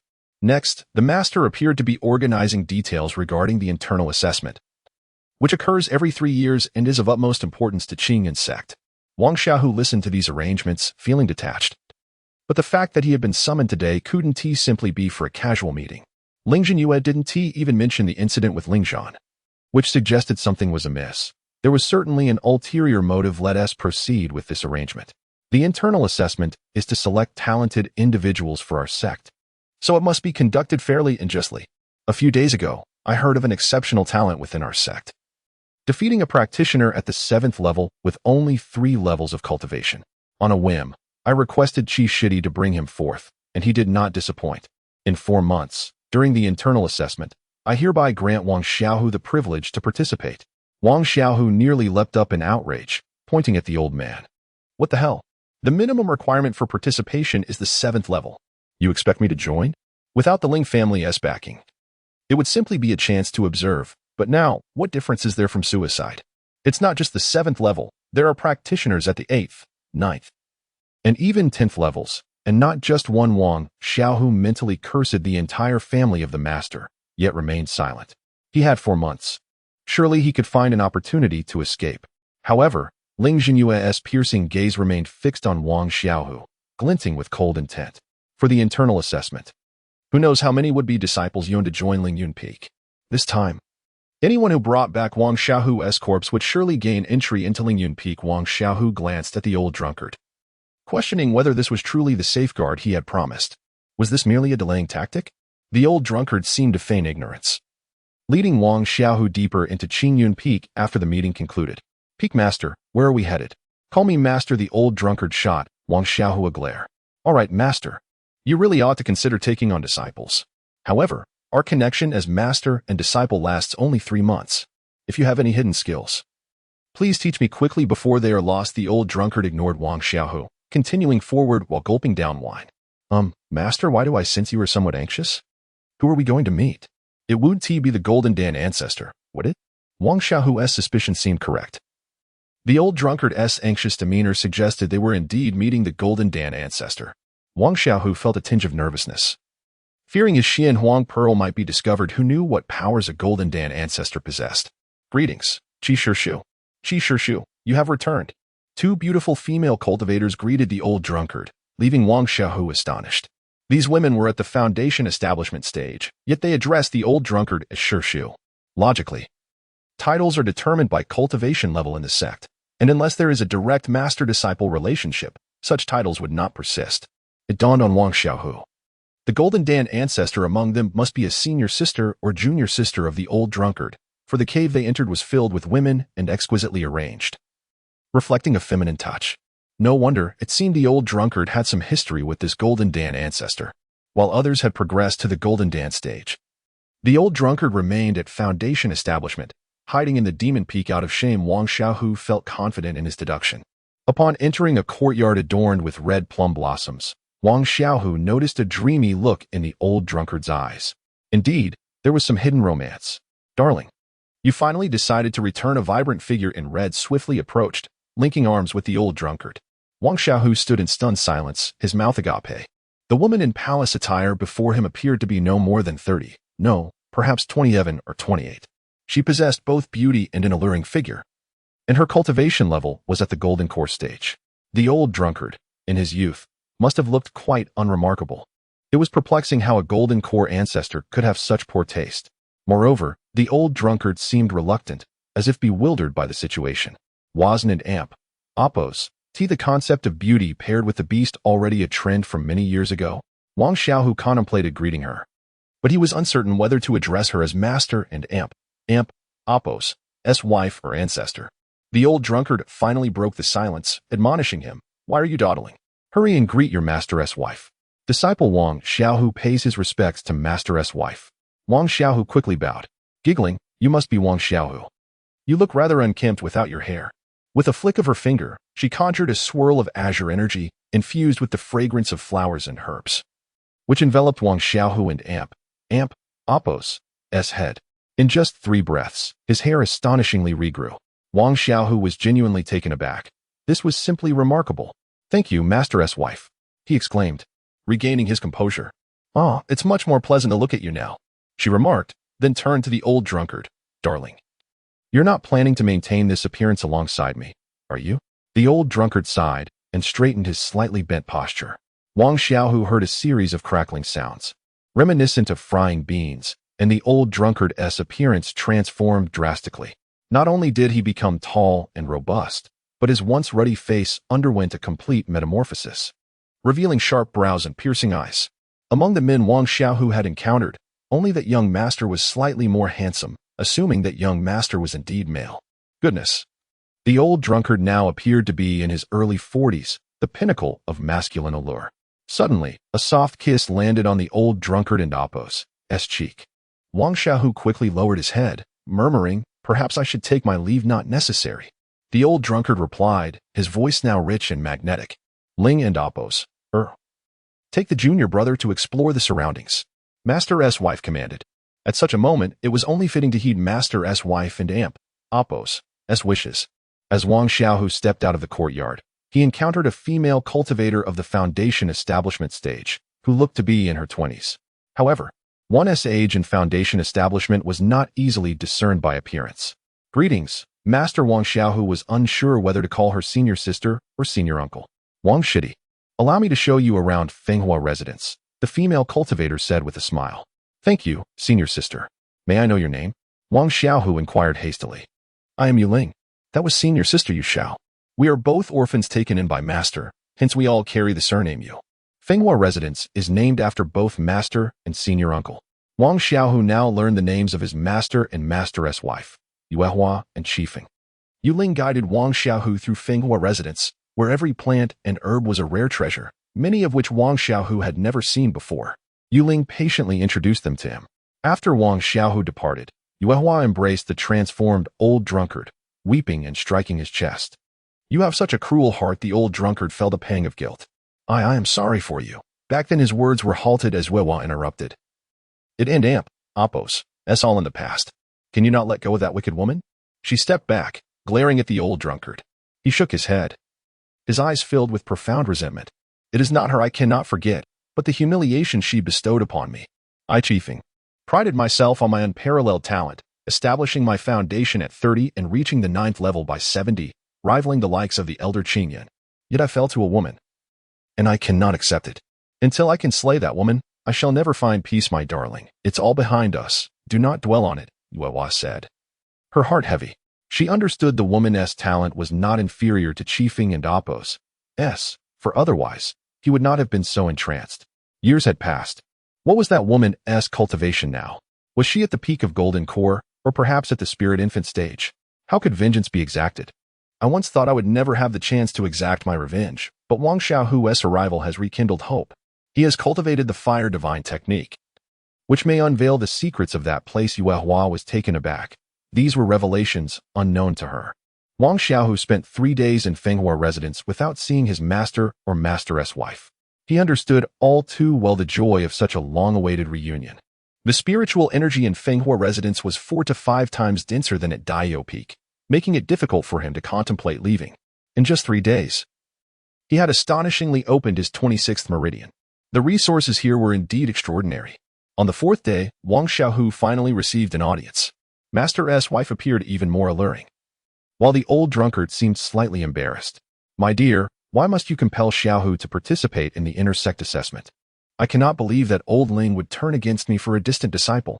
Xiaohu's words instantly made Wang Xiaohu realize he could have avoided the inner sect assessment entirely. With a resentful glance, he turned towards the old drunkard. Such a lack of spirit. I didn't see you hesitate when it came to taking lives back. Then Wang Xiaohu was speechless.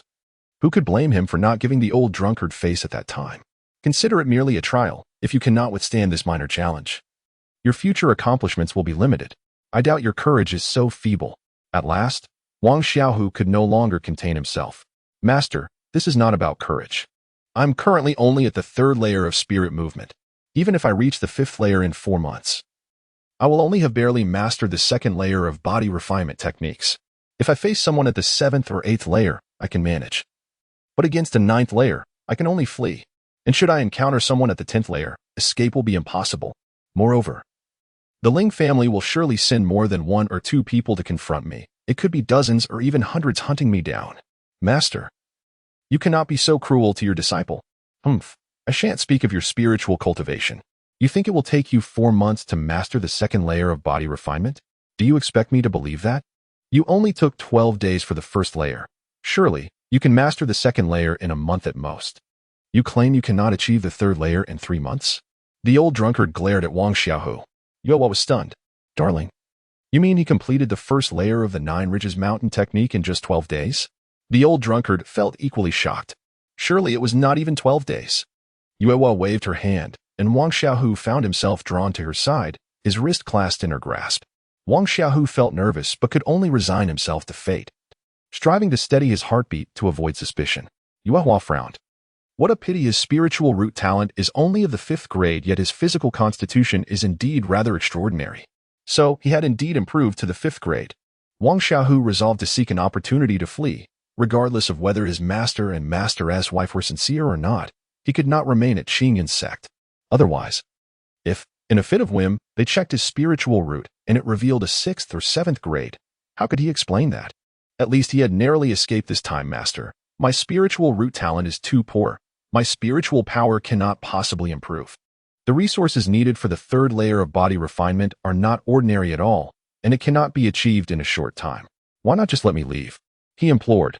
I still wish to honor you both in the future. Giggling, darling, I can tell that Xiaohu is trying to play the poverty card with you. Wang Xiaohu felt exposed but was unashamed. After all, the old drunkard had shown such a lack of awareness, neglecting to offer any welcoming gifts upon accepting his disciple. Yet he had entirely disregarded the previous gifts of swords and sword techniques, which were all before the formal acceptance of apprenticeship. Such petty thoughts of yours. The old drunkard shot him a glare yet still retrieved 3 jade vials from his storage bag.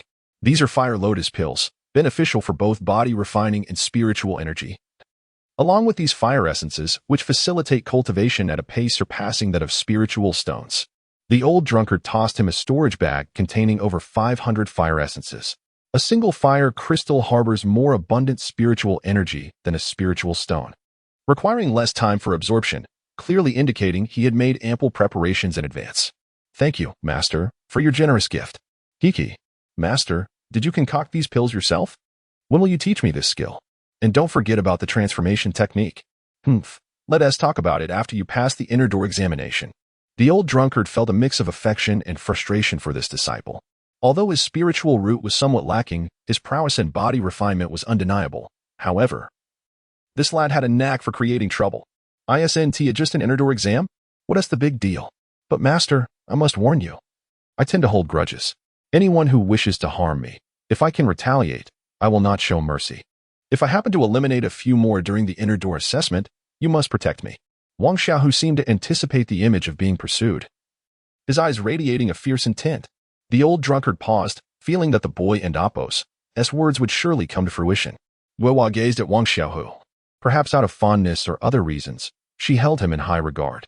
Don't worry, Xiaohu, as long as you are not at fault with me around. No one dares to lay a hand on you. Thank you, Master. Wang Xiaohu expressed his gratitude promptly. Your spiritual cultivation is indeed progressing slowly.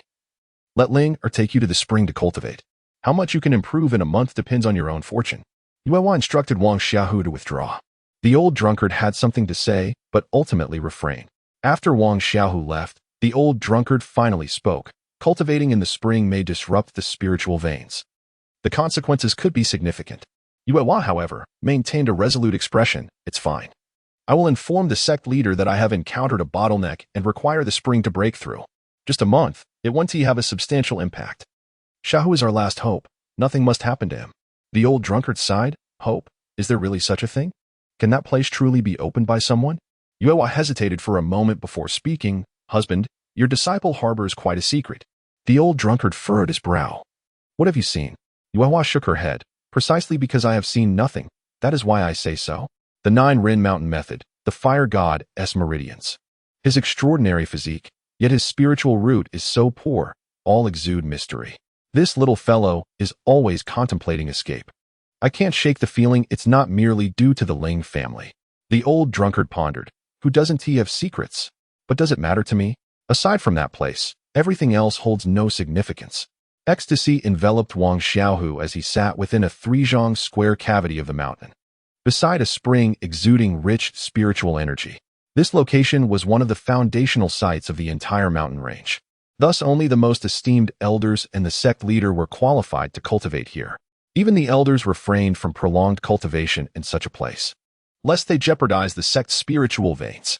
Wang Xiaohu felt as though he was not merely absorbing spiritual energy, but that it was being forcibly compressed into his body, akin to a cup being submerged in water, with the surrounding water rushing into it. Yes, that was precisely the sensation. He even hesitated to absorb too rapidly, fearing that his fragile meridians might burst under the pressure of the spiritual energy, yet his speed of cultivation was undeniably transforming at an astonishing rate. In the first 10 days, he managed to open a meridian almost daily, then 2 over the next 3 days, continuing for 9 days, and subsequently 1 every 2 days. By the 30th day, Wang Xiaohu had to halt his cultivation. He had successfully opened a total of 21 meridians, advancing to the 6th level of spiritual movement, and had additionally opened 2 more meridians. His internal meridians had reached a saturation point, unable to absorb any further spiritual energy. He needed to solidify his cultivation swiftly, or his foundation would surely become unstable. Wang Xiaohu was filled with elation. Even if he spent a month consolidating his cultivation, it would be worthwhile. Had he not come here to cultivate, he wouldn't have achieved his current level in 3 months. As he contemplated whether to return for another round of cultivation in a month, he remained unaware of the helplessness felt by the entirety of Qingyun's sect, particularly among the cultivators near the main peak during his month of blissful training. Wang Xiaohu's cultivation in the spring disrupted the normal supply of spiritual energy, causing fluctuations that deterred deep cultivation. Otherwise, not only would they fail to enhance their skills, but they also risked falling into madness. Yet, the cause of this disruption was the elder's need to break through his bottleneck. Everyone remained silent, knowing that without the elder's presence, could Qingyun's sect retain such a spiritual haven? Fortunately, it was merely a month. By the 31st day, everything returned to normal. Wang Xiaohu also returned to the Earth Demon Peak, and the old drunkard was back as well. Now, Wang Xiaohu represented his hope for recovery. Should he inadvertently fall victim to the Ling family, he would have nowhere to express his sorrow. During this period, Wang Xiaohu naturally did not forget to prepare all the necessary components for concocting body-refining elixirs. With the old drunkard, an alchemist, at hand, Wang Xiaohu need not prepare the elixirs himself. The old drunkard would handle it, and he merely needed to pour them into a porcelain vial. Yet, he wondered what exactly the old man wanted him to assist with. It must relate to the fire god's meridians. He decided to wait and see. For if it turned out to be something life-threatening, it would be wise to flee. Wang Xiaohu understood the old drunkard had ulterior motives in this world. No love is without reason. However, he held no significant resentment towards it. As long as it didn't threaten his life, he was willing to lend a hand. Consolidating cultivation and body refining were not at odds, so for a time, Wang Xiaohu utilized the elixirs for body refinement while simultaneously compressing and refining his spiritual energy. Over the course of 20 days, Wang Xiaohu increased his strength by 2,000 pounds, solidifying his realm, enabling him to challenge the next meridian. With 70 days remaining until the inner door assessment, it was nearly impossible for him to further enhance his spiritual energy within this time frame unless he returned to the spring for another round of cultivation. However, after leaving the spring, Wang Xiaohu had come to understand its significance. Yuehua granting him an exception was already a great favor. A second occurrence was unlikely. Thus, for the time being, he could set aside spiritual energy and focus on breaking through the third level of body refinement. Otherwise, he would have no chance of success. Besides body refinement, there was also martial technique. His strength now approached 8,000 pounds, making the use of the clumsy sword less laborious than before, rendering it entirely suitable for combat. The clumsy sword would undoubtedly elevate his combat prowess to a new height. Practicing martial techniques, especially with a heavy sword, would surely demolish his courtyard, and he also needed practical experience. Though his spiritual energy and strength had surged, without combat experience, he could hardly unleash his full potential. Where to go? Leaving the sect was evidently too perilous. Undoubtedly, dozens of eyes were still watching him outside the Earth Demon Peak. Using an invisibility talisman to leave would pose no issue, but that would be too extravagant. 800 spiritual stones. He was not that lavish. Seeking the old man for a transformation technique, Wang Xiaohu made his way to the scripture pavilion. However, he soon emerged from the scripture pavilion, disappointed. The old man was unexpectedly absent. This unreliable elder, who claimed he would ensure his safety, had probably run off again. How could he go out without changing his appearance? Yet, Wang Xiaohu was reluctant to use the invisibility talisman, as it was a crucial item for preserving his life in critical moments. Forget it, with such an expansive territory as the Earth Demon Peak, there must be places suitable for practicing martial arts. As for practical combat, I shall seek others for sparring. Wang Xiaohu mused. Upon returning home, he noticed the gate of the Red Dragon courtyard was ajar. This fellow had finally returned. Previously, when he sought him out, he had found the place deserted, as he seemed to have gone on a mission with others. Brother Long, are you there?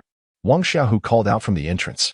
Red Dragon quickly appeared at the door, and upon seeing Wang Xiaohu, he was momentarily stunned. You are truly Wang Xiaohu? How on earth have you cultivated to such a level? Red Dragon was utterly astounded. Wang Xiaohu naturally could not divulge the truth, for it would undoubtedly tarnish Yuehua's reputation. My master is a golden core ancestor. I never imagined a few elixirs would grant me such an enhancement. I, Xiaohu, must be suspected of boasting. Red Dragon's face was a canvas of envy, jealousy, and resentment. The first time he met Wang Xiaohu, he was merely at the second layer of spirit movement. Yet in less than 4 months, he had astonishingly reached the 6th layer. What did this mean for someone who had diligently trained for 2 or 3 decades? Brother Long, here are some medicinal liquids provided by the Peak Master. Use a few vials. If you can break through to the 7th layer of spirit movement and elevate your physical cultivation to the 3rd layer, the upcoming intersect assessment will hold great promise. This is far too precious. I cannot accept it. Red Dragon glanced into the storage pouch Wang Xiaohu had given him, which contained over a dozen vials of medicine, sufficient for advancing his physical cultivation. Additionally, there were over 100 fire crystals and a vial of fire lotus elixir. These items were worth at least several hundred to 1,000 spirit stones, something Red Dragon could not possibly amass even if he refrained from cultivation for 3 years. Slaying a beast of equal rank yielded only 20 spirit stones. To gather 1,000, one would need to hunt 50 beasts. Were magical beasts so easily hunted? Not everyone could challenge foes beyond their level. Red Dragon possessed only ordinary techniques and weapons. Killing a beast of equal rank required tremendous effort. Moreover, how could he guarantee that he would only encounter weaker or equally ranked beasts? If he faced a higher-ranked beast, he would surely meet his demise. Thus, for low-ranking cultivators, resources were indeed challenging to acquire. Take it, Brother Long. Your willingness to assist me under such circumstances is invaluable. With your elevated cultivation, I wish to fight alongside you in the inner sect examination. Surely, Brother Long is not afraid? Red Dragon was momentarily speechless. The inner sect examination? Your ambitions are quite lofty. However, recalling Wang Xiaohu and Oppos as previous deeds, who could predict what might transpire during the examination. Well then, thank you. I Shan and Oppos, be polite. Red Dragon accepted the items. By the way, Brother Long, are there any open areas on Earth Demon Peak? I wish to practice a martial art that may cause quite a commotion, and I would prefer not to disturb others and incur their wrath. Practicing martial arts? Red Dragon furrowed his brow, eventually shaking his head. Though the Earth Demon Peak was not particularly vast, it housed 2,000 to 3,000 individuals, leaving scant open spaces. It may be difficult to find such a place. However, it does not matter. You can practice in the courtyard. A little noise won't and Oppos, be an issue. Especially since Brother Lon and I are heading out soon. There aren't and Oppos, many people around here at the moment. You and Oppos, we going out now? Aren't and Oppos, you supposed to be in seclusion preparing for the inner sect examination? Wang Xiaohu asked, surprised. Red Dragon looked at Wang Xiaohu with exasperation. Do you think everyone is as abnormal as you? Not everyone encounters bottlenecks. I was stuck at the 3rd layer for a year and a half, entered the 6th layer 2 years ago, and have yet to find any breakthrough opportunity. Indeed, bottlenecks were a rare phenomenon for him. Although his cultivation speed was not rapid, the absence of such obstacles spared him considerable trouble. Wang Xiaohu also wished to venture out, but circumstances were against him. Sigh. If you weren't an amp, Oppos, so burdened with troubles, I would have liked you to join us. What we have discovered is undoubtedly a treasure for spirit movement cultivators. Alas, you are better off remaining within the sect. Red Dragon sighed. What is this miraculous item you speak of? Wang Xiaohu inquired, intrigued. Spirit nourishing fruit. Never heard of it. You've never heard of spirit nourishing fruit? What about spirit boosting pill? Surely you've heard of that? Red Dragon was speechless. Oh, you mean spirit boosting pill? Still unfamiliar to me. Please, I am but a novice in cultivation. Enlighten me. Red Dragon could only smile wryly as he explained. The spirit boosting pill allows spirit movement cultivators to elevate their cultivation level without any risks, even from the 11th to the 12th layer. However, each individual may only benefit from the first pill they consume. Would you not agree that it is a treasure for spirit movement cultivators? Well, indeed it is. However, using such a thing to go from the 6th to the 7th layer feels somewhat wasteful. Red Dragon perceived Wang Xiaohu's thoughts and chuckled. Such an opportunity is rare and may not present itself again. Moreover, the spirit-nourishing fruit must be refined into a pill within an hour of being picked, or else it loses its efficacy. We have managed to find an alchemist to accompany us, which is even harder to come by. We expect to be gone for a month or 2, so during this time, feel free to demolish the courtyard if you wish. Wang Xiaohu smacked his lips. Brother Long, why not take me with you? Red Dragon's eyes widened in shock. What? What did you say? Don't jest. He waved his hands in refusal. Brother Long, fear not. I have a way to exit safely. Just tell me where to meet, and I will surely arrive before you. Red Dragon hesitated, finally sighing. You are truly audacious. I know you are formidable, but do not underestimate others. Watching Wang Xiaohu depart, Red Dragon sighed, his gaze drifting to the clouds in the sky. Upon leaving the Red Dragon courtyard, Wang Xiaohu did not feel as carefree as he appeared. The dangers of stepping outside the sect were evident, yet the spirit-nourishing fruit was indeed a remarkable item. Upon reaching the 7th layer of spirit movement, he would have confidence facing opponents at the 8th and 9th layers, ensuring his survival in the inner sect assessment. This news had come at a most opportune moment. With 3 days until departure, Wang Xiaohu returned to his courtyard to begin preparations. He retrieved a wooden box from his storage pouch, a gift from the couple at Falling Maple Valley. Inside were 2 items, a small booklet of several dozen pages and a mask as thin as a cicada's wing.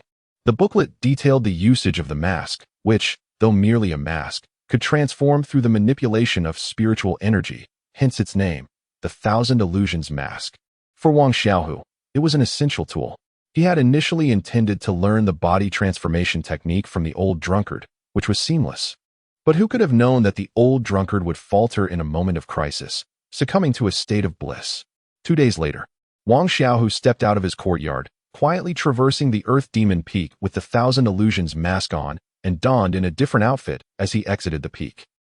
The moment he stepped outside, Wang Xiaohu, having opened his spiritual sense, immediately sensed no fewer than 10 gazes sweeping over him. While he could quickly locate the hidden individuals, he paid them no heed, walking forward as if oblivious. Wang Xiaohu noticed one gaze trailing him, but dismissed it. That gaze followed for several hundred meters before vanishing, evidently ruling out any suspicion of Wang Xiaohu. Emerging a day early was not solely to evade pursuit. He also needed to visit a market in the Qingyan sect to procure some items. With hundreds of thousands of disciples in the Qingyan sect, numerous markets of varying sizes had naturally formed. The closest market to Earth Demon Peak was 30 miles away, of medium size, yet for someone like Wang Xiaohu, a mid-stage spirit movement cultivator, it offered a wealth of useful treasures. This store has all kinds of spirit talismans. Low-grade spirit talismans are 3 spirit stones each, mid-grade 10 spirit stones each, and high-grade 30 spirit stones each. Wang Xiaohu examined the colorful array of spirit talismans displayed before him, picking them up one by one for inspection. Inferior fireball talismans, ice needle talismans, quicksand talismans, iron wall talismans. Medium-grade diamond talismans, fire snake talismans, cold ice talismans. Divine movement talismans. Superior fire dragon talismans, great strength talismans. Are there no more advanced talismans? For instance, invisibility talismans or teleportation talismans. Wang Xiaohu felt a wave of disappointment. What he sought was not these items. Though somewhat useful, they lacked the crucial impact he desired. Upon hearing this, the shopkeeper gazed at Wang Xiaohu as if he were a fool, pondering if this junior brother had come merely to jest. Invisibility talismans and teleportation talismans cost thousands of spirit stones each, not just here, but throughout the entire Qingyan sect. There would be none available. After stating this, he collected all the talismans, dismissing Wang Xiaohu entirely. This shopkeeper, a middle-aged man in his 40s with a fair complexion and no beard, possessed a cultivation level of the 7th layer of spirit movement. Had he not encountered such an amiable merchant, Wang Xiaohu might have found himself in trouble. Hee, I was merely curious. Brother, please do not take offense. I will take all those talismans, but I expect a 70% discount. Wang Xiaohu's words instantly made the shopkeeper forget his earlier displeasure. You truly wish to take them all? Wang Xiaohu nodded, and the middle-aged shopkeeper calculated in his mind. Recognizing that this junior brother exuded an extraordinary demeanor, implying a notable status. I want to speak of trivialities. 70% is simply unfeasible. I would incur a loss. I can offer a fixed price of 85% off, totaling 200 spirit stones. Wang Xiaohu glanced again at the talismans and nodded in agreement. Yet instead of paying with spirit stones, he retrieved a storage bag. Could you estimate the value of these items for me? Exchanging goods is undoubtedly more advantageous for merchants, allowing them to profit from the price differences. The bag contained various low-level and intermediate-grade inner elixirs, materials from demonic beasts, and a few herbs. The inner elixirs from first-tier demonic beasts were valued at 10 spirit stones for the early stage, 20 for the mid-stage, 30 for the late stage, and 50 for the peak stage. Wang Xiaohu produced mainly early and mid-stage elixirs, resulting in a modest total value of about 120 to 130 spirit stones. As for the 2 herbs, the spirit fungus and snow ginseng, they appeared to be of relatively young age, around 30 to 50 years. However, the specific value of medicinal herbs depends on the preservation of their efficacy. He extracted a silver needle and pierced the skin of the snow ginseng, instantly filling the room with a fragrant aroma, causing the shopkeeper to nearly drop the needle from his hand. Wang Xiaohu was equally astonished. How could this be? Wasn't this just a 30 to 50-year-old snow ginseng? Had the old man Xuanhe misjudged it? Yet, at that moment, Wang Xiaohu maintained a stoic expression, as if he had anticipated this all along. The shop was not particularly large, but aside from the shopkeeper, there was another assistant attending to a few customers, and everyone and Appos, as attention was swiftly drawn to the unfolding spectacle. Wang Xiaohu even sensed the hidden greed and murderous intent in the gazes of 2 cultivators above the 7th layer of spirit movement. Junior brother, let us discuss this in the back room. This fragrance may attract unwelcome attention, the shopkeeper urged, not daring to delay, aware that only herbs over 300 years old could exhibit such potent effects. Wang Xiaohu promptly followed him inside, eager to avoid being discovered by others, yet puzzled by the situation. How could he have produced such potent herbs when he had merely presented 30 to 50-year-old specimens? Upon entering the back room, the shopkeeper clasped his fist in greeting. He, my surname is Liu, given name Qiyuan. May I ask how to address you, junior brother? My apologies for the oversight. Wang Xiaohu dismissed the need for formalities. Who goes to a shop to introduce themselves? Such things must surely annoy merchants. Shopkeeper, I require a talisman. I am Master Songgizi. I am elderly Yuan, and I need an opening vein pill. The name sounded rather awkward. Wang Xiaohu casually muttered. Wang Chao. Names can be changed, but one cannot sell their ancestral surname. Please wait a moment. I must carefully assess the age of these herbs. Lu Kaiyuan declared as he began to examine their efficacy. Although Lu was not an alchemist, running such a shop implies at least some knowledge of medicinal materials. However, after an extensive inspection, he still could not discern the age of the herbs, which bore all the characteristics of 30 to 50 years. Yet their efficacy undeniably suggested 300 years. I must ask, junior brother Wang, where did you procure these spiritual herbs? It is quite peculiar. Wang Xiaohu remained silent, sipping his tea with a smile. Lu Kaiyuan recognized that his question was indeed intrusive. Such locations rarely divulge their secrets. Who knows what other herbs might be concealed within? The world of cultivation is full of wonders, often defying common sense. How about I purchase these herbs at the price of 300 years and oppos? Worth? Lu Kaiyuan proposed. Wang Xiaohu nodded. He had no time for idle chatter, as he was eager to validate his suspicions. Junior brother, the total for these two herbs in the inner elixirs amounts to 800 spirit stones. However, I currently lack sufficient spirit stones on hand. I wonder if you have any additional needs. I can offer you cost price. Lu Kaiyuan replied, a hint of embarrassment in his tone, as individuals like Wang Xiaohu, who spent 100 or 200 at once, were scarce throughout the year. Wang Xiaohu pondered for a moment. I require high-level defensive armor, talismans, or items that may assist in offense or escape. I am about to embark on a journey, and surely, Brother Lu understands my needs. Please hold on, Lu Kaiyuan said, placing the two herbs down and heading deeper into the back room. Wang Xiaohu watched Lu Kaiyuan leave, hesitating briefly before producing a piece of Xinhe grass. To common folk, this grass is a divine herb, but to cultivators, it is merely an ordinary spiritual herb with some spiritual energy. This particular piece of Xinhe grass was only 10 years old, overlooked by Elder Xuanhe, which is why it was given to Wang Xiaohu. He pinched a small leaf and placed it in his mouth, allowing the spiritual energy to flood in. Wang Xiaohu quickly absorbed the energy into his body, returning the remaining Xinhe grass to its place. It took him a long time to regain his composure. This was simply overwhelming.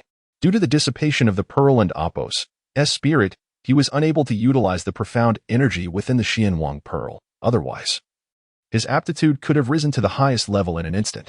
Yet, these spiritual herbs had only been in the Xianwang pearl for less than 2 months, and their efficacy had increased tenfold, or even more. If this were the case, would he ever lack resources for cultivation in the future? While reveling in joy, Wang Xiaohu recognized the importance of keeping the Xianwang pearl a secret. Thus, he resolved that unless absolutely necessary, he would never disclose the herbs within to anyone. Junior brother, I apologize for the wait. This is the treasure of my shop, a ground escape talisman, which allows for free travel underground for 10 minutes. This golden-scaled armor is crafted from the scales of a late-stage golden-scaled leopard. Attacks from cultivators below the 6th layer of spirit movement cannot inflict harm, and it can even reduce the power of attacks from the 10th layer of spirit movement cultivators by 30%. The cost price for the ground escape talisman is 100 spirit stones, while the golden-scaled armor is priced at 200 spirit stones. Additionally, I will cover the price difference of 300 spirit stones. What do you think? Lu Kaiyuan's eyes gleamed with eagerness as he regarded Wang Xiaohu, evidently quite interested in the two herbs. That sounds agreeable. Wang Xiaohu nodded. Lu Kaiyuan was certainly making a profit, but he couldn't and oppose. He let the merchant go home empty-handed. By the way, Brother Lu, I also require some low-level spiritual herbs. Those over 10 years old will suffice. The more, the better. Now that Wang Xiaohu had discovered the wonders of the Xianwang pearl, he naturally intended to stockpile spiritual herbs. Certainly. I must ask, are you planning to learn alchemy? Junior brother? Lu Kaiyuan inquired with a smile. Wang Xiaohu casually nodded. It was indeed a clever excuse. So, junior brother has an aptitude for alchemy. My apologies for the oversight. Lu Kaiyuan complimented, recognizing the potential benefits of cultivating a relationship with a future alchemist. Tonight, The Tianbao Trading Company is hosting an auction, and if Wang Shidi is interested, he may wish to attend. The items featured at the auction are often exquisite. This is the token for entry, and there are only 2 hours left until the auction begins. Lu Kaiyuan, wishing to befriend Wang Xiaohu, has presented this token. Otherwise, he certainly would not have invited a cultivator of the 6th tier of Lingdong. Ah, thank you, Lu Shixiao. Haha, in the future. Wang Shidi only needs to frequent my humble shop. Upon leaving Lu Kaiyuan's general store, Wang Xiaohu sensed 3 pairs of eyes fixed upon him. It was clear without inquiry that the aura of the medicinal herbs he had just acquired had attracted unwanted attention. Among these 3 individuals, 2 were of the 7th tier of Lingdong, while 1 was merely of the 6th tier. Wang Xiaohu paid them no mind and continued to roam through the market. After more than an hour, he had acquired only a few dozen spirit herbs and 3 to 5 spirit talismans. Far from the legendary treasures one might find at any roadside stall. Wang Xiaohu couldn't help but chuckle. Indeed, he was quite the curious soul. Glancing at the time, he realized the auction must have already commenced. To his dismay, the 3 individuals trailing him had not left. They truly regarded him as a plump target. However, the auction was overseen by the sect's enforcement team, otherwise chaos would surely ensue. The Tianbao Trading Company is not affiliated with the Qingyan sect. It stands as an independent and large enterprise, with this merely being a small branch. It is said that Tianbao Trading Company spans the world, and anything one desires can be procured, provided one can afford the price. As Wang Xiaohu entered the auction hall, he soon realized that his cultivation level was indeed the lowest among the attendees. There were 4 or 5 at the 6th tier of Lingdong, while the remaining 100 or so were predominantly of the 7th tier, with a handful of individuals at the 8th tier and 3 at the 9th tier. The apex of cultivation. Thus, it was evident that this gathering was primarily composed of those at the 7th tier of Lingdong.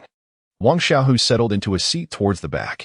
Within 10 minutes, the hall was filled to capacity, and latecomers were left standing. As he checked how many spirit stones remained in his possession to gauge his spending limit, a sudden rush of wind brushed past his ear. Without a moment and opposed, as thought, he swung his fist to the side. Bang! Someone had the audacity to ambush him in such a place. Wang Xiaohu had not anticipated this, after all. The regulations of Qingyun Peak were relatively strict. Except for the Jiao Peak, where the old drunkard hardly intervened, it was rare for disputes to escalate into violence. Could it be that his disguise had been seen through, and members of the Ling family had come for him? His gaze turned icy. However, upon looking back, he dismissed this notion. A young man in white, appearing to be in his early 20s, lay sprawled beneath the seat beside him, blood trickling from his mouth in a most pitiful state. Do you know who I am? How dare you strike me? Before Wang Xiaohu could respond, this fellow accused him first. Have we met? Wang Xiaohu's eyes glinted coldly. Did this fool truly believe he could bully him so easily? No. The young man instinctively replied. How dare you attack me without reason? Wang Xiaohu bellowed, drawing the attention of many within the hall. The young man's face flushed crimson, and after a moment of struggle, he managed to utter, I am from the Ling family. You are finished. Having arrived late to the auction, Ling Hua had merely intended to find a seat. As a 6th tier cultivator, he naturally sought to engage with those of the same level, never intending to confront Wang Xiaohu. He had only aimed to nudge past and reveal his identity, expecting the 6th tier cultivators to clear the way for him. However, he had not anticipated Wang Xiaohu and Appo's swift reaction, mistaking it for an attack and consequently being knocked down. Ha ha ha. Ling Hua, what are you doing? Is it really necessary to sit on the floor just because there are no seats available? Indeed. Come, I happen to have a small stool with me. It's certainly better than sitting on the ground. While the Ling family boasts of a golden core ancestor, such an ancestor would not retaliate simply due to a single jest aimed at one of their younger members. The individuals speaking held the backing of elders, although they paled in comparison to the Ling family. Ling Hua, being merely a branch of the Ling family with mediocre talent, found himself in the outer sect. The Ling family does not support the weak, nor does the clan nurture incompetence. Ling Hua, seething with resentment after being mocked by those rival families, attributed his humiliation to Wang Xiaohu. Casting a venomous glare at him, he rose from the ground and departed the auction hall without a word. Although he had been careless, he recognized that he was no match for Wang Xiaohu, especially in the auction hall of Tianbao Trading Company, where he would not dare to cause trouble. Yet Ling Hua would not let this grievance go unchallenged. Outside the market, he would have his revenge. Wang Xiaohu felt quite vexed. It seemed he was fated to clash with the Ling family. The first encounter had been with that fool Ling Yu, who had forced him out of his quarters. And now another imbecile expected him to yield his seat. Following the recent commotion, the gazes of the cultivators in the hall towards Wang Xiaohu had undoubtedly shifted. The disparity between the 7th and 6th tiers of Lingdong was significant, as only a select few could challenge those of a higher level. Esteemed friends, thank you for your patience. I am Yu Yan, and I shall be your host for this auction. I hope all esteemed guests will leave satisfied. A woman with a serpentine waist gracefully ascended the auction stage, her alluring smile captivating many men present. This woman, named Yu Yan, appeared to be in her 30s. With a mature and voluptuous figure akin to a ripe peach, in a realm where female cultivators were scarce, she was indeed a rare beauty. However, Wang Xiaohu felt no attraction towards her. While her appearance was commendable, it fell short of extraordinary, primarily due to the absence of an alluring aura. Nevertheless, he was in the minority in his opinion. With Yu Lian's presence, bidding for the first item commenced fervently as she expertly stirred the atmosphere. When men's hormones surged, their minds often became clouded. Under normal circumstances, a fine spirit sword might fetch a maximum of 150 spirit stones, yet during the auction, someone spent 200 spirit stones to acquire it. As the auction progressed, Wang Xiaohu refrained from participating. For the items presented were primarily useful to cultivators of the 7th tier, and he found little interest in them. Unbeknownst to him, his aspirations had already transcended several levels.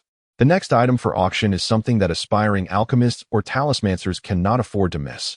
A spirit herb known as the nurturing herb, aged 200 years, capable of enhancing a cultivator's mental acuity and awakening their spiritual consciousness. I trust everyone understands the significance of spiritual awareness. The starting bid for the 200-year-old nurturing herb is 300 spirit stones, with each subsequent bid requiring a minimum increase of 10 spirit stones. The revelation of the nurturing herb was unexpected. This was indeed a remarkable item.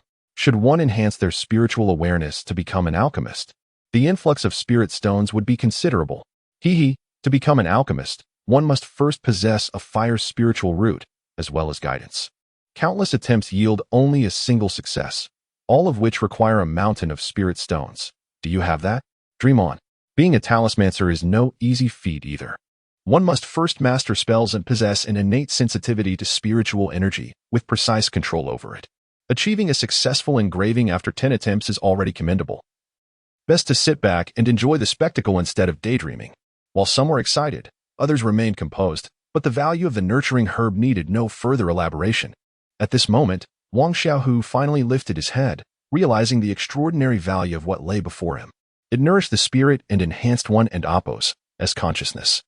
With the Xianwang pearl in his possession, the efficacy of the nourishing herb could be amplified tenfold, implying an effect equivalent to 2,000 years. Wang Xiaohu swallowed hard. He simply could not let this opportunity slip away. Currently, he had 350 spirit stones remaining, which seemed insufficient. What could he offer in exchange? The fire crystal was essential for his cultivation. No, that would not do. The fire lotus pill was similarly not worth the trade. Looking over his belongings, it appeared that only the spiritual herbs within the Xianwang pearl held significant value. In the inner core of the three-headed dragon python. Previously, Wang Xiaohu had stored numerous inner cores within the Xianwang pearl, yet it seemed the pearl and Appos' effects did not enhance the inner cores, the consciousness of the demon beasts, or their flesh. Only the potency of spiritual herbs could be deepened. How unfortunate, he mused, as he would need to experiment further to discover if other items could also be strengthened. The inner core of the three-headed dragon python was undoubtedly valuable. Even a single core could exchange for several thousand spirit stones. After all, it was comparable to a fake Dan cultivator. And how much was a fake Dan cultivator worth? The entire Qingyun sect had only 10 such cultivators. However, the value of the three-headed dragon python and Appos' inner core far exceeded that of the nourishing herb. Although Wang Xiaohu believed the nourishing herb to be more valuable to him, he was not foolish enough to trade an item worth thousands for something worth merely hundreds. He rose and made his way toward the room adjacent to the auction hall. "Are you seeking to exchange spirit stones, my friend?" inquired a voice.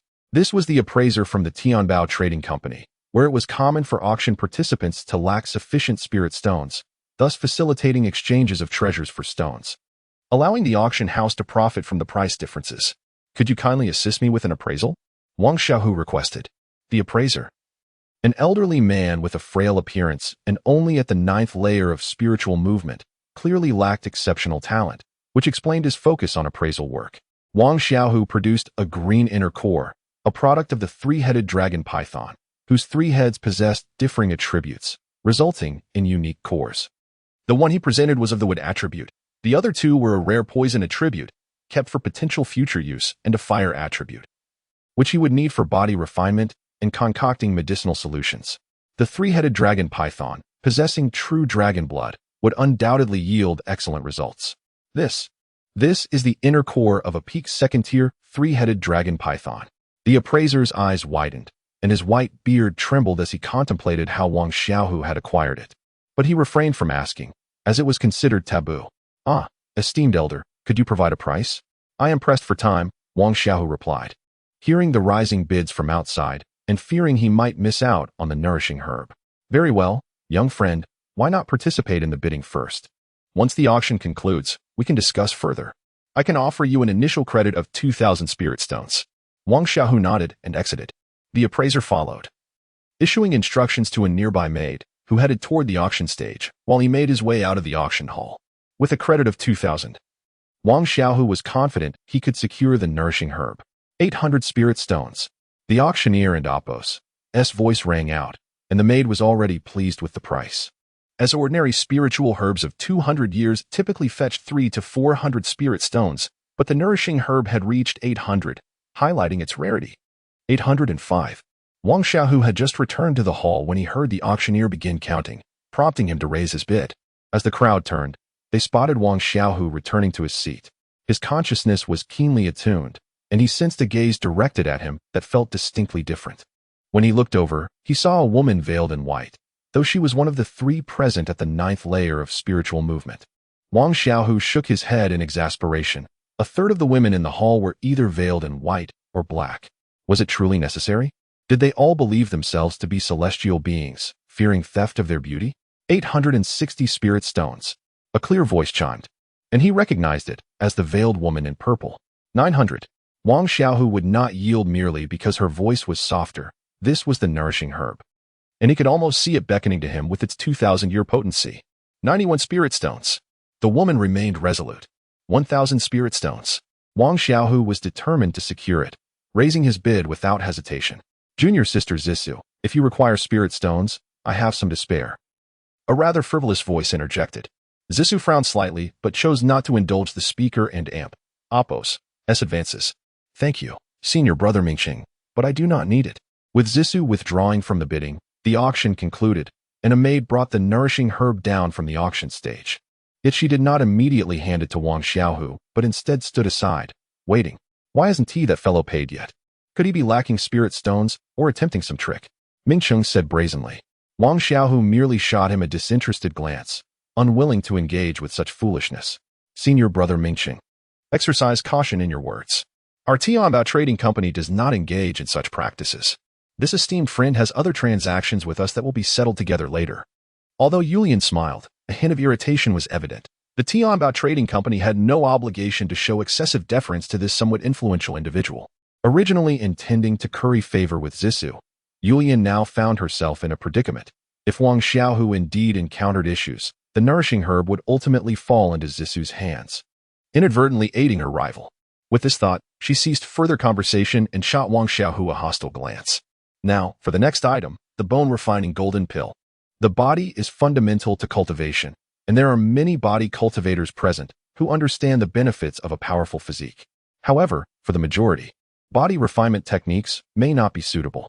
Yet, this bone-refining golden pill can provide ordinary cultivators with a modicum of body refinement benefits. The bone-refining golden pill held little appeal for Wang Xiaohu, as he had already achieved the iron bone realm, but for those without specialized body refinement training, it was a rare treasure. After all, being invincible among peers was no mere boast. Subsequent items failed to capture Wang Xiaohu's interest until a fist-sized black stone appeared, causing him to sit up straight. This was a meteorite from beyond the heavens, its properties unknown, yet it could serve as material for crafting a second-tier spirit sword. Its hardness was beyond imagination, and if any cultivator knew a skilled weapon master, they might consider purchasing it. Starting bid, 500 spirit stones. Minimum increments of 10 spirit stones. Yulian expressed little confidence in the item. Everything about it was uncertain, and spirit stones were not easily acquired. However, the seller insisted on its extraordinary nature, declaring that it had caused quite a stir upon its arrival and would not sell for less than 500 spirit stones, even willing to absorb the consignment fee rather than suffer a loss. The value of a second-tier spirit sword indeed surpassed 500 spirit stones. But this meteorite alone could not forge a sword. Additional materials and a weapon master would be necessary, thus the auction hall fell silent. To Wang Xiaohu and Appos' dismay, no one placed a bid. He felt awkward for calling out, yet he knew he had to secure this item. It was far more crucial than the previous nourishing herb. A meteorite capable of forging a second-tier spirit sword. Are you all not interested? Yulian implored, her demeanor one of delicate vulnerability, her eyes sparkling. Yet 500 spirit stones were simply beyond the reach of most cultivators. Alas, I am most sympathetic toward the fair and delicate. Sister Yulian, how could I allow your auction to face such a predicament? 500 spirit stones. I shall take it.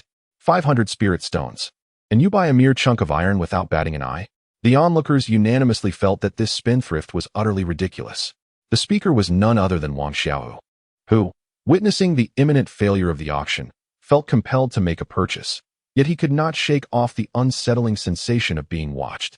Though his spiritual awareness detected nothing amiss, thus he adopted the guise of a reckless spender. 500 spirit stones, is there no one willing to raise the bid?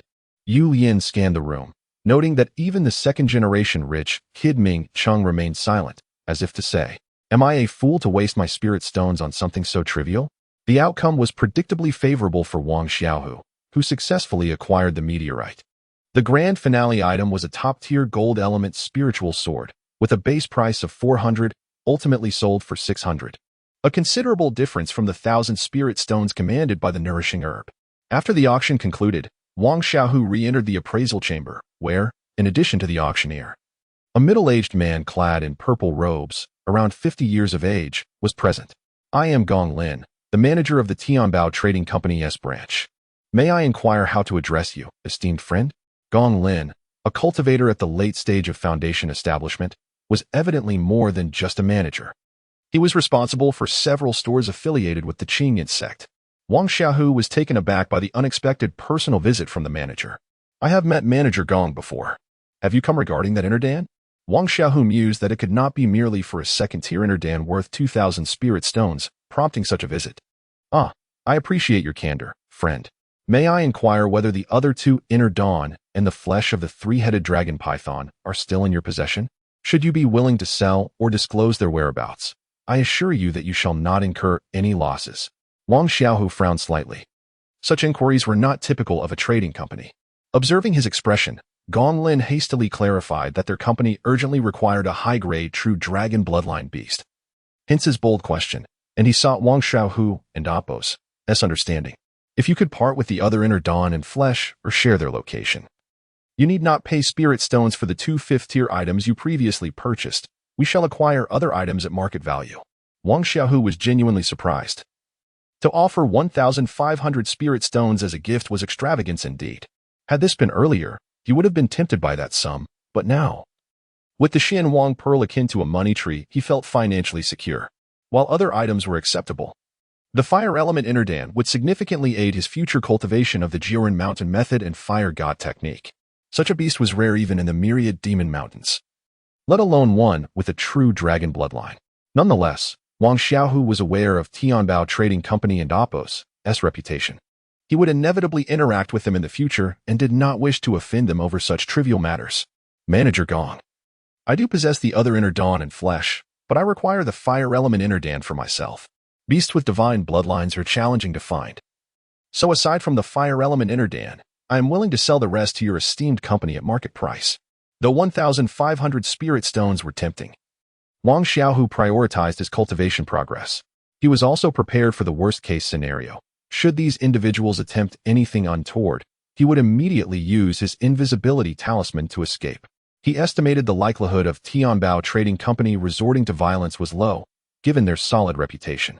Gong Lin, recognizing that all the items were indeed in Wang Xiaohu's possession, felt elated yet perturbed by Wang Xiaohu and Appos' indifference to the generous offer of 1,500 spirit stones, leading him to speculate more about Wang Xiaohu and Appos' background.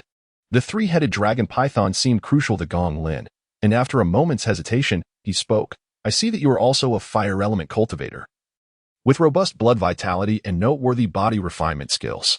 If I am not mistaken, that fire element interdand should be essential for cultivating the Jiren Mountain method. It was evident. And Wang Xiaohu nodded, anticipating Gong Lin's subsequent remarks. While refining body techniques, one did not necessarily require the inner Dan of the three-headed dragon python, and it was not the best choice. The Jinwan Fire Phoenix, a legendary beast as formidable as a true dragon, was known to the company. If Wang Xiaohu were to trade the inner Dan of the Jinwan Fire Phoenix, aside from the previous conditions, the company promised to procure the inner Dan within a year. The Jinwan Fire Phoenix. Wang Xiaohu had encountered it in his cultivation literature, equally formidable as the three-headed dragon python. Deal. I shall forego the 1,500 spirit stones. I wish to purchase a few invisibility talismans, teleportation talismans, or similar life-saving items. Might you facilitate this, Manager Gong? Nothing was more precious than one and amp, Oppo's, life. Wang Xiaohu was not lacking in spirit stones, but acquiring additional invisibility and teleportation talismans would be perfect. Gong Lin was taken aback. Wang Xiaohu's refusal of the generous offer suggested he faced severe life threats. Though this was mere speculation, the success of Tianbao Trading Company stemmed significantly from their lack of excessive curiosity. Invisibility and teleportation talismans were exceedingly rare, typically available only at large auctions, and the company seldom acquired them. However, Gong Lin had a superior item that was not for sale. Yet, due to Wang Xiaohu and Oppo's significant assistance, he would sell it to him. With that, Gong Lin retrieved a jade talisman from his storage bag, explaining its effects to Wang Xiaohu. Ultimately, Wang Xiaohu purchased the jade talisman, trading all the second-tier three-headed dragon pythons as payment. After Tianbao Trading Company procured the Jinwan Fire Phoenix inner Dan, Wang Xiaohu would still need to pay spirit stones at market value, but he felt he had not lost out. The jade talisman was undoubtedly invaluable, a treasure difficult to procure elsewhere. By the way, I recently returned to headquarters and heard intriguing news. You might want to pay attention. It seems that at other auctions, a fist-sized meteorite appeared, and the seller set an exorbitant price. Strangely, if someone purchased it, they rarely reappeared, Gong Lin concluded. This token is a VIP card for Tianbao Trading Company, granting you an 80% discount and other conveniences. After a year, you can use it to collect the Jinwan Fire Phoenix inner Dan from any of our stores, and we will deliver it promptly. Gong Lin's final words sent a chill down Wang Xiaohu's spine. He had sensed something amiss earlier, and indeed, if Gong Lin were not motivated by the sale of the three-headed dragon python, he would not have made such remarks. The company remained uninvolved in disputes, allowing them to maintain an elevated status. Otherwise, with enemies everywhere, who would dare conduct business with them? Wang Xiaohu expressed his gratitude to Gong Lin before discreetly exiting. Oh, quite a crowd indeed.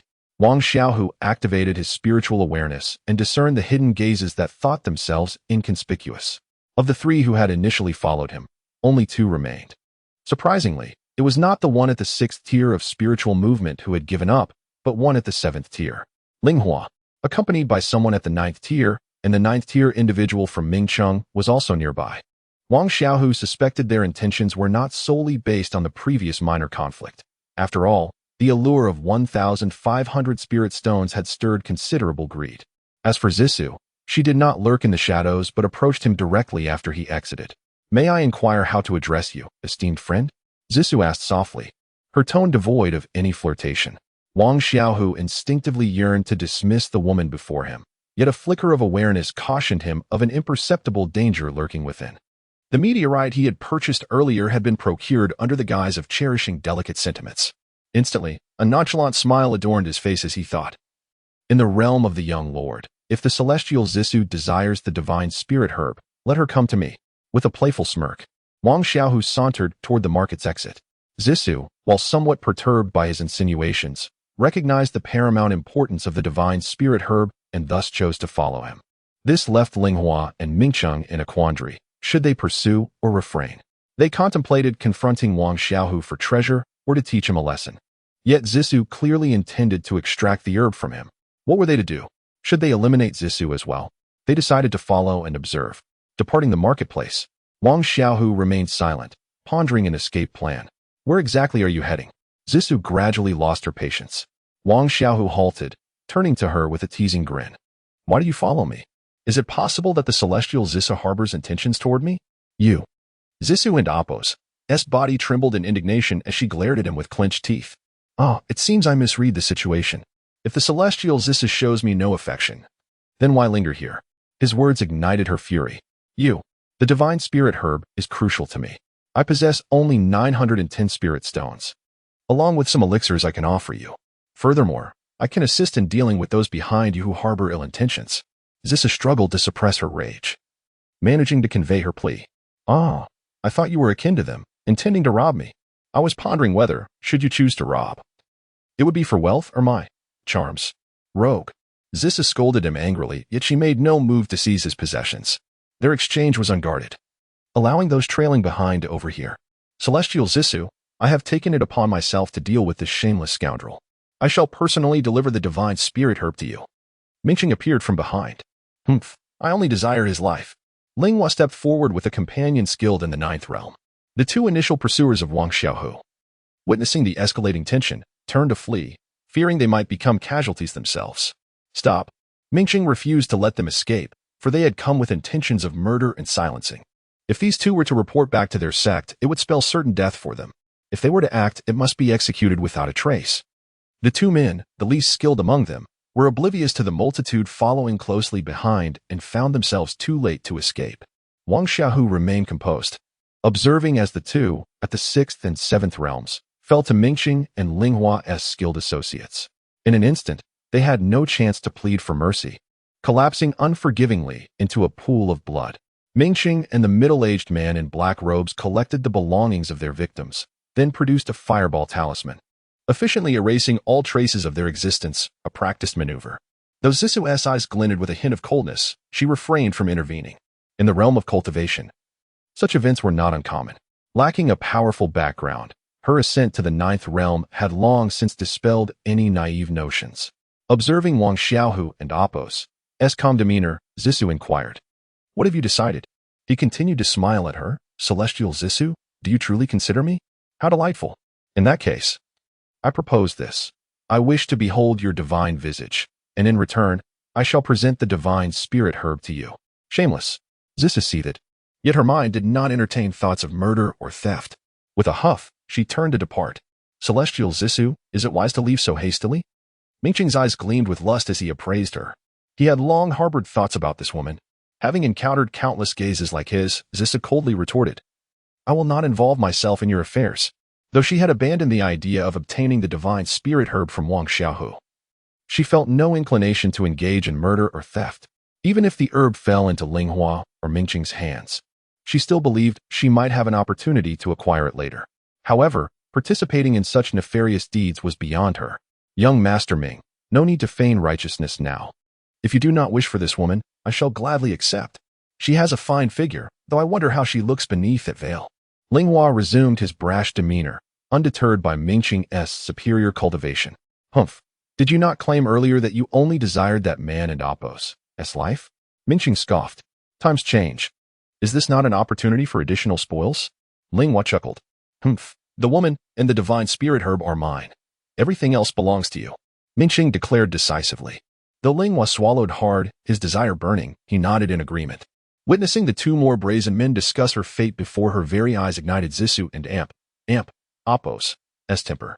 Shameless ruffians, perish. Though her voice was soft, her blade was fierce and unyielding. In an instant, a flash of azure light surged toward Linghua. As he was the weakest, Zissou aimed to eliminate him first, allowing her to focus on the remaining adversaries. Clang. The middle-aged black-clad man, anticipating the attack, raised his sword to block Zissou's strike.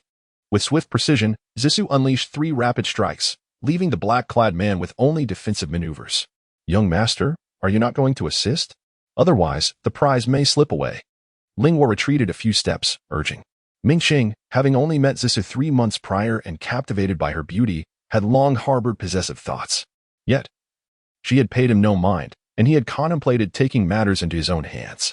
Witnessing Zissou's prowess, he was taken aback, grateful he had not acted impulsively, for the consequences would have been dire.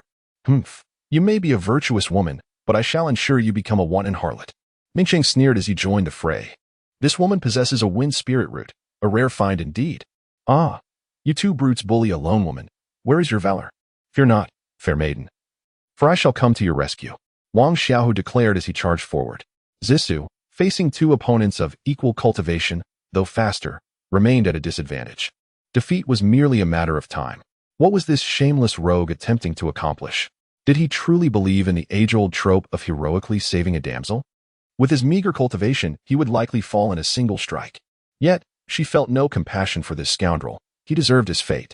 Should he perish, she could seize his storage bag and flee, absolving herself of the guilt of murder and theft. Zissou contemplated the aftermath of Wang Xiaohu and oppress demise.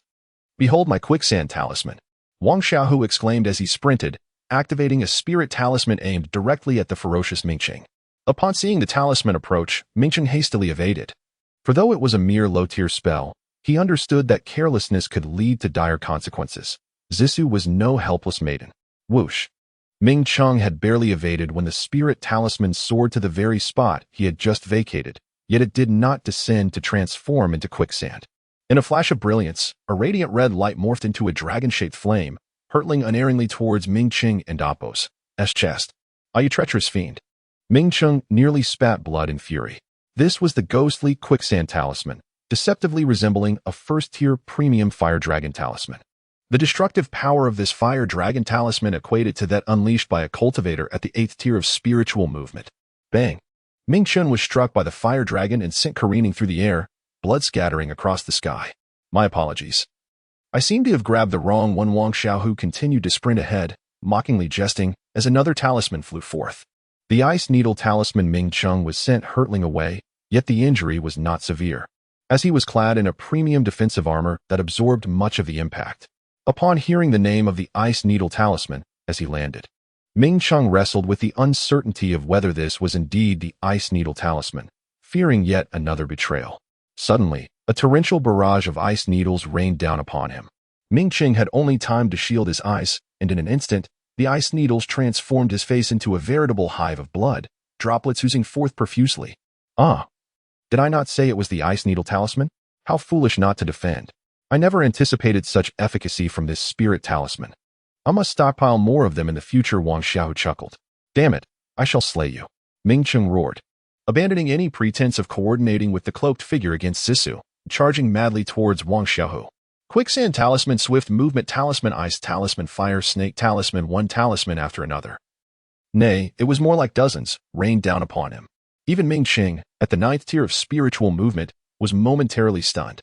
This onslaught represented at least a couple hundred spirit stones worth of talismans. Did you not regard spirit stones as currency? Initially believing that dispatching a mere 6th tier foe would be effortless, he was driven to the brink of madness after such a prolonged engagement without even grazing a hair on his adversary. Kill. Ming Cheng, despite being battered by several mid- and low-tier spirit talismans, devoted every ounce of his strength to eliminate this scoundrel who had tarnished his dignity. Ming Qing, what are you doing? The cloaked figure could no longer contain himself, having narrowly evaded 2 shallow cuts from Zissou and oppress strikes. Had he not reacted swiftly, his life would have been forfeit. Linghua, go assist. Once I have slain this scoundrel, I shall join you. That woman shall share none of my spoils. Ming Cheng was beside himself, intent on not only killing Wang Xiaohu, but also exacting a ruthless punishment upon Zissou. Linghua swallowed hard, though wary of Zissou. He could not resist the temptation, reasoning that he was merely stalling for time. He seemed to recall Wang Xiaohu's tactics and produced a spirit talisman to hurl at Zissou. Whoosh! A fire snake talisman shot forth, yet Zissou effortlessly dodged, the fiery serpent crashing to the ground. Ice needle talisman, quicksand talisman, entanglement talisman, but the results were negligible, merely granting the cloaked figure a moment's respite. Damn you, scoundrel, die! Ming Qing bellowed, bringing down his long sword in a fierce slash. This time, Wang Xiaohu could not evade. To strike at him, Ming Qing endured several hits from the talismans. Mighty talisman, fire god and oppress descent kill. Wang Xiaohu ceased evading, unleashing a full-powered strike. With his current strength, his swordsmanship had become fluid. Bang crack! Though Ming Cheng was at the 9th tier of spiritual movement and exerted his utmost, his technique lacked finesse and was purely brute force, equating to a maximum of 6,000 pounds of strength. Wang Xiaohu's own strength had reached 8,000 pounds. Bolstered by the dual enhancements of the mighty talisman and the fire god's embodiment, his blade cleaved through Ming Qing's longsword, shattering it and cleaving him in twain from head to toe. Shock, disbelief, sheer astonishment. Ming Cheng could scarcely believe that the shameless rogue was capable of vanquishing his attack in a single blow, leaving him in a state of utter disarray. Linghua, witnessing the entire confrontation, stood frozen in terror. The cloaked figure and Zissa turned to face the scene, equally stunned. Kill. Yet Wang Xiaohu exhibited no hesitation. Charging towards Linghua with his sword raised, Linghua, pale as death, discarded his weapon and fled. Die. Wang Xiaohu's speed far surpassed Linghua's, swiftly closing the distance. His blade descending. Do not kill me, I am of the Ling family. Ha. I have neither slain the first, nor shall I slay the last of the Ling family. You are Wang Xiaohu. In a swift motion, a head rolled away. The cloaked figure, undeterred, attempted to flee, but Zissou was already faster, escape rendered impossible. Kill. Wang Xiaohu unleashed a full-powered strike. The cloaked figure, back turned to Wang Xiaohu, had just glanced back to behold his own demise. Huff huff. Wang Xiaohu inhaled deeply. Unhesitatingly retrieving the storage pouch from the ground, casting a fireball talisman to obliterate the evidence, while Ming Cheng's armor lay in tatters. Zissa was at a loss for words. Was this still the shameless rogue she had once perceived? Stepping back 2 paces, she appeared wary of Wang Xiaohu and Oppo's intentions. Wang Xiaohu, feeling his strength wane, found himself devoid of any murderous intent towards Zissou. Even if he had the desire, he lacked the power. Oh dear. Why does the esteemed Zissa retreat so far? I assure you, I shan't devour you. Such matters are only enjoyable when mutual. Wang Xiaohu reverted to his previously carefree demeanor. Zissa stood in shock for several moments before comprehending that this scoundrel remained as despicable as ever, albeit with greater power than she had previously known. The restorative herb is of utmost importance to me. Whatever you desire, I shall endeavor to procure it. But could you spare the herb for a time? Zissou and Oppo's eyes glistened with genuine desperation, not feigned. Purchasing it from others was futile, and stealing it was beyond her capacity, especially given the circumstances. I am most compassionate towards the fairer sex. Very well, I shall grant it to you. I have admired the esteemed maiden for long. May I be so bold as to glimpse your visage? Wang Xiaohu smiled, extending the jade box containing the restorative herb. Zissou's chest heaved, clearly agitated. Ultimately, Zissou shook her head, tears of humiliation spilling forth uncontrollably, her trembling hand rising as if to unveil her veil. Alas, how disappointing. I am presently disinterested in such a display, weeping and wailing as if I have wronged you. Here, take it, and be gone. Should we meet again, do remember to smile for me. Wang Xiaohu tossed the box containing the restorative herb towards her. Wait, Zissa called out as she saw Wang Xiaohu turning to leave. What is it? Have you come to offer yourself in return? Wang Xiaohu smirked. You hear, take these spirit stones. Zissa prepared to present spirit stones to Wang Xiaohu. No need. I have already claimed all the spoils from tonight's battle. I am not in one of a few spirit stones. Wang Xiaohu had taken but 2 steps when he furrowed his brow.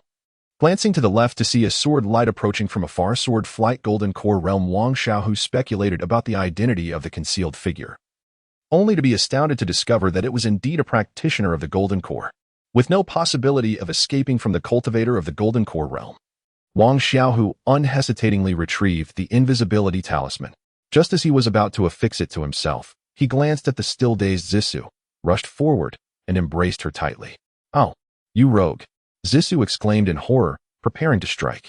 Don and Amp, Oppos, move, or we will both perish. Wang Xiaohu swiftly placed the invisibility talisman between them, and with no wind to disrupt, its effect took hold, causing their figures to vanish instantaneously. Damn it, where are they escaping to? A voice like thunder boomed, startling Zissou just as she was about to attack. Do not speak. I will lead you away, or we shall die here. Wang Xiaohu and Oppos' voice echoed in Zissou and Oppos' mind. She looked at him in shock, then, using her spiritual sense, replied, You have opened your spiritual awareness? How is that possible with your cultivation at the 6th level of spirit movement?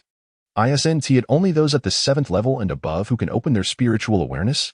Do not speak or use your spiritual thoughts. The one approaching is a golden core cultivator. Wang Xiaohu moved cautiously, not daring to stir even the slightest ripple. The golden core cultivator, clad in a black robe, landed precisely where Wang Xiaohu and Zissou had paused, his spiritual sense spreading through the surroundings. However, he could find no trace of them. Even as a golden core cultivator, it was impossible for him to detect the aura of the invisibility talisman. If the talisman were so easily disrupted, it would not possess such high value. The only reason the previous couple discovered it was due to their mastery of spatial formations. Such individuals are indeed rare. At that moment, Wang Xiaohu and Zissa were concealed beneath a cliff 3 miles away, squeezed into a narrow crevice just large enough for them. The fragrant aroma wafted into Wang Xiaohu and Oppo's nostrils. And upon seeing Zisu's fair skin peeking out from her veil, he felt a rush of desire. Their breaths mingled, and their heartbeats quickened. Although Wang Xiaohu was betrothed to Zhou Ningxue, they had never shared such intimate contact, having only met twice. In the throes of youthful vigor, he was still a normal man, and this proximity ignited both shyness and irritation within him. As the golden core cultivators searched with relentless fervor, Wang Xiaohu and Zissa dared not even breathe, let alone speak or communicate through spiritual thoughts. The golden core cultivator's spiritual sense could detect a falling needle from 10 miles away, compelling them to resort to this intimate concealment for survival. Zissa glared at Wang Xiaohu with a mix of anger and helplessness, while he feigned innocence, eventually turning his head away to avoid her gaze. Zissa transitioned from initial anger to a sense of helplessness, her body tingling with an inexplicable mixture of panic and comfort. Ashamed of her own reactions, she feared Wang Xiaohu would notice, lowering her head yet subconsciously leaning against his chest. 10 minutes passed, and Wang Xiaohu furrowed his brow. The pursuer was still searching, evidently unwilling to relent until he found them. Meanwhile, the golden core cultivator seethed with rage, unable to fathom how he could have lost them. That meteorite had fallen during a thunderous night, illuminating the sky with a brilliant, colorful light, reminiscent of an immortal descending to earth. He had approached it with trepidation and reverence, only to discover a smooth, dark stone the size of a fist.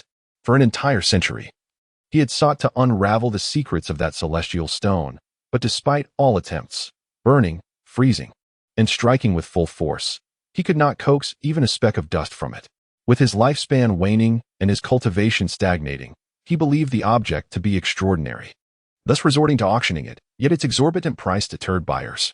For years, he had ruthlessly eliminated those who sought the stone, rendering it a taboo that none dared to touch, which led him to this desolate place. Who dares to act recklessly in my Qingyan sect? A beam of sword light approached, sharp and fierce. A young man with starry brows stood upon the flying sword. Despite his youth, he was a golden core cultivator. The black-robed figure cast a casual glance at the newcomer, noting with surprise that even in such a remote area, someone had managed to cultivate a 3-colored golden core. Who are you, and what brings you to my Qingyan sect? Ling Huanyu inquired, assessing the strength of his opponent, but still confident that he was not alone in this sect. I have lost something here. Once I find it, I shall depart. Do not interfere with my business, or I shall show no mercy. The cloaked man spoke with an air of authority. Such arrogance. First, let us see if my sword agrees, Ling Huanyu declared, directing a sword chi towards the cloaked figure. Overestimating yourself. The black-robed man waved his hand, unleashing a black aura that met the sword chi head-on. The surrounding energies ignited, producing a thunderous explosion. At this moment, Wang Xiaohu could not afford to linger. The invisibility talisman would soon expire, and he seized the opportunity to escape the golden core cultivator's detection. However, Zissa seemed lost in the conflicting emotions of shame and reluctance, causing him to exclaim silently, "When will you stop dawdling?" Wang Xiaohu, wary of making noise, gently tugged at the hem of Zissa's garment. Ah, mmm. Her startled reaction nearly frightened him, as she vocalized her surprise. Without a moment's thought, he swiftly covered her mouth and fled from their hiding spot.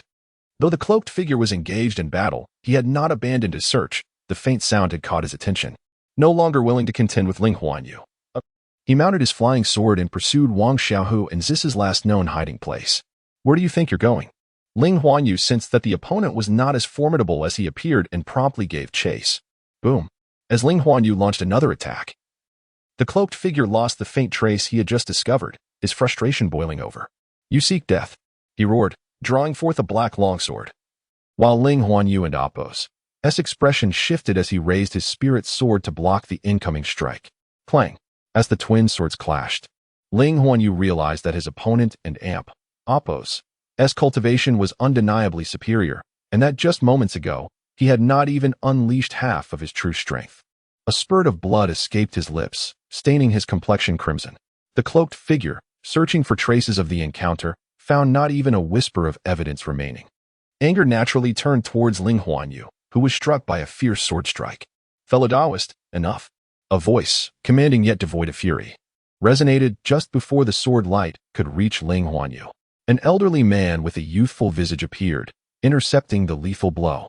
The cloaked figure furrowed his brow at the sight of the old man, aware that not far away stood a woman garbed in red. Though her cultivation was slightly inferior to the swordsman, he knew he could not contend with any of the three. Remaining would only expose his secrets. He recalled the visage of the young man who had taken the fallen star. He would surely find a way to reclaim it and perhaps even unravel its mysteries. Silent, the figure turned and retreated, and the elderly man made no move to stop him, for he matched the cloaked figure in strength. Here, in the Qing sect, a confrontation could lead to dire consequences. Senior brother, this person. Ling Huan Yu began, but the elderly man raised a hand, signaling him to focus on healing instead. The Qingyan Mountains stretched for thousands of miles, with peaks often separated by several li. Wang Xiaohu, accompanied by Zissou, fled in a panicked frenzy, covering more than a dozen li before the effects of their concealment faded. Unknowingly, Wang Xiaohu had wrapped his arm around Zissou's waist as they continued. And it was only when they stumbled upon an abandoned cave that Zissou became aware of their predicament. You still haven't let go? Zissou glared at him. Wang Xiaohu, unable to resist inhaling the fresh, delicate fragrance she emitted, reluctantly released her, earning a scornful glare in return. Let's rest here, don't wander off. Wang Xiaohu, his spiritual energy depleted, needed to recover despite his formidable physical prowess. To Zissou and Apos' surprise, Wang Xiaohu began to meditate without a hint of caution. What was the true nature of this man? Was he the carefree rogue, the shameless scoundrel, or the astute strategist? Unbeknownst to her, as Wang Xiaohu practiced, she sat opposite him, resting her chin on her hand, captivated by his rather unremarkable features. As hours slipped by and darkness enveloped the sky, distant howls of wolves and cries of monkeys echoed through the forest.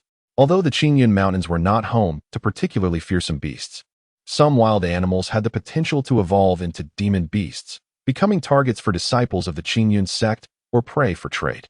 Bathed in the cool moonlight, Wang Xiaohu finally opened his eyes, having regained a fraction of his strength. Am I appealing? He asked, catching Zissou lost in thought, her gaze vacant.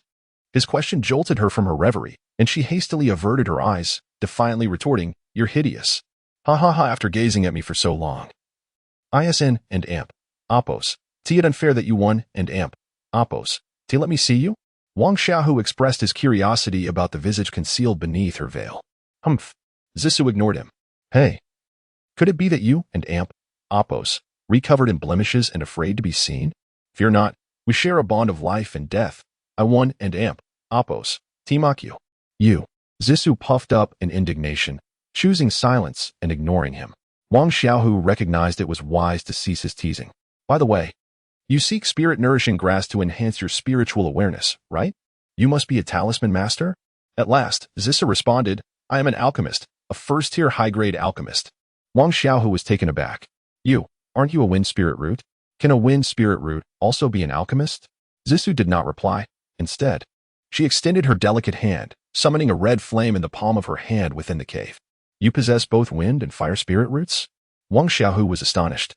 99% of cultivators had a single root, and less than 1% bore dual roots. The nature of those roots could be either beneficial or detrimental, depending on their compatibility. For instance, a water and fire dual root would spell disaster, as their opposing elements would hinder cultivation. However, a wood and fire dual root would enhance the fire's potency, while a wind and fire dual root, where one aided the other, would significantly amplify both powers. Representing the pinnacle of dual roots, Wang Xiaohu couldn't help but envy her. If he possessed a wind spirit root, his speed would undoubtedly be greatly enhanced. Contemplating escape, he weighed the possibility of fleeing outright but shook his head. He felt a sense of loyalty to the old drunkard and his teacher, recognizing their mutual dependency. To abandon them would be dishonorable. Noticing Wang Xiaohu's envious expression, Zissou felt a flicker of pride. Before him, she could not afford to be boastful, especially given her own combat prowess. Despite having reached the 6th level, she had already unlocked her spiritual awareness, which was said to be improbable for those below the 7th level. Most attained this ability only after reaching the 10th level, with a few exceptions at the 8th or 9th. Her teacher had expressed astonishment at her talents, deeming her an exceptional prodigy. Yet, Zissou and AMP, Apos' moment of pride swiftly faded, and her expression dimmed as she lamented, the primary function of spirit-nourishing grass is to heal spiritual injuries, rather than merely enhancing awareness. She seemed lost in melancholic thoughts. retreating into silence. Oh, your spiritual awareness is injured? That seems unusual. Are you using it for someone else? Wang Xiaohu remarked. You and Oppo's been granted all of this yet still appear so discontented. I've hardly seen you smile. You're either glaring or frowning. And that will only lead to wrinkles as you age. Nonsense. Although she protested, Zissou instinctively touched her forehead and the corners of her eyes. Relieved not to find any wrinkles. My master's spiritual awareness was wounded, and to heal it, he requires spirit-nourishing grass that is over 1,000 years old. Yet, I cannot find any. Even those aged 200 to 300 years are incredibly scarce. He can barely hold on for another year. Zissou and Oppo's voice trembled as she spoke, tears welling in her eyes. She did not know why she chose to confide in Wang Xiaohu. Perhaps it was the sense of security she felt in his presence. Watching Zissou weep quietly, Wang Xiaohu felt an inexplicable sorrow. A woman who refused to resort to theft to obtain spirit-nourishing grass in the world of cultivation was likely a rarity. He pondered whether he would resort to such measures if his own family were in peril. His answer was a resounding yes. From the moment he entered this realm, his benevolence had been extinguished, leaving him cold and unfeeling. But was this truly the life he desired? If confronted with a coveted treasure, would he become a murderer of the innocent? Wang Xiaohu felt that if the current trend continued, he would eventually become cold-blooded and indifferent, numb to the world. He recalled the first time he killed Zheng Yulong, when he vomited uncontrollably. However, when he took the life of Ling Zhan, he felt not a shred of emotion. Tonight, with Ling Hua, Ming Qing, and the man in black, he dispatched 3 lives with casual ease, erasing their existence as if his heart had turned to ice. This transformation did not evoke regret in Wang Xiaohu. He could be cold, but he would not allow himself to become numb. Those who sought to harm him would find him unyielding. Yet, he did not wish to become so desensitized that he lost the ability to discern right from wrong. Nor did he want to resort to any means necessary. That was not the life he desired, nor the path he should tread. In that fleeting moment, Wang Xiaohu pondered many things, all spurred by the sight of the seemingly frail and helpless girl before him. He felt an impulse to tell Zissou that he could offer her a spirit herb that rivaled 1,000 years in potency. However, he restrained himself. For the secret of the Xian Wang pearl could not be shared with anyone. Yet, the desire to aid Zissou lingered in his heart, an inescapable thought. He knew of a place where he could find a spirit herb over 1,000 years old. Ultimately, he could not resist the pull of his own heart. Was this what they called a femme fatale? The irony was that he did not even know if Zissou had blemishes on her face. Sigh, he mused. He was being swayed by her kindness. Wang Xiaohu concocted a grandiloquent excuse for himself. Is that true? Where? Zissou rushed forward, grasping Wang Xiaohu and Oppo's hand eagerly. The soft, delicate sensation returned, accompanied by a sweet fragrance. Wang Xiaohu could not help but scorn himself, feeling foolishly infatuated. I have some matters to attend to. I will give it to you in 2 months. But I urgently need that 200-year-old spirit herb. You must give it to me first. His words momentarily stunned Zissou. Yet without a hint of doubt, she produced the jade box containing the soul herb. Are you not afraid I might deceive you? What if you end up without even that 200-year-old spirit herb? Wang Xiaohu glanced at her. Zissou looked at him with hope in her eyes and asked, Would you really deceive me? With a sigh, he replied, I have no interest in cheating for money, but for other things, perhaps. Humph. Zissou huffed, sitting beside him and choosing not to engage further. However, she refrained from calling him a rogue this time, which was a significant improvement. They fell into silence for a while, and Wang Xiaohu took out 2 fire essences to restore his spiritual energy. Zissou also began to cultivate. For practitioners, training was far more invigorating than sleep. Yet, Zissou found it impossible to focus her mind on cultivation that night. After several failed attempts, she ultimately surrendered, sitting beside Wang Xiaohu and quietly observing him as he trained. Unbeknownst to her, her eyelids grew heavy, and she drifted off to sleep against the stone wall. Wang Xiaohu halted his cultivation, having fully restored his spiritual energy. Although he had been training, he was not oblivious to the outside world. After all, the wilderness housed not only wild beasts but also demonic creatures, and even fellow disciples could pose a danger. Zissou slept soundly, a sweet smile gracing her face as she nestled against Wang Xiaohu and Oppo's shoulder, her arms wrapped around his. Despite ceasing his training, Wang Xiaohu did not shift at all. Time passed, and sunlight eventually illuminated the cave, rousing Zissou from her slumber. She stretched her arms, yawning widely, and her alluring figure was momentarily revealed.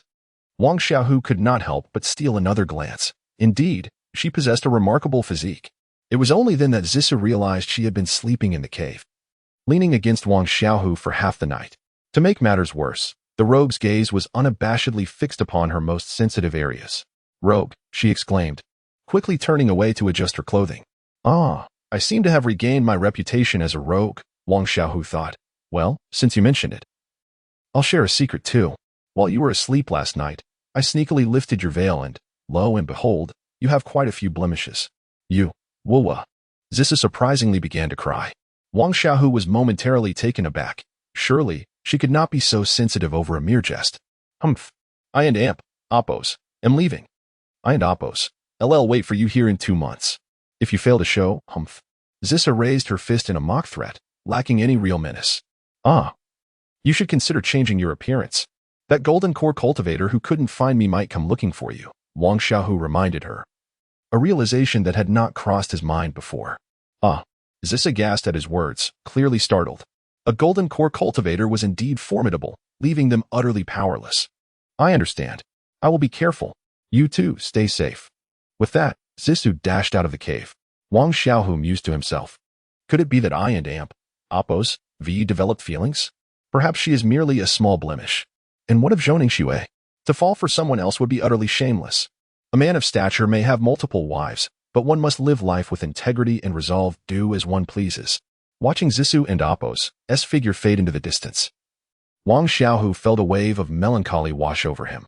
Once, he had regarded Zhou Ningxue as the sole woman in his life, though they had only met twice. After their first encounter, she became the subject of his dreams for 3 long years.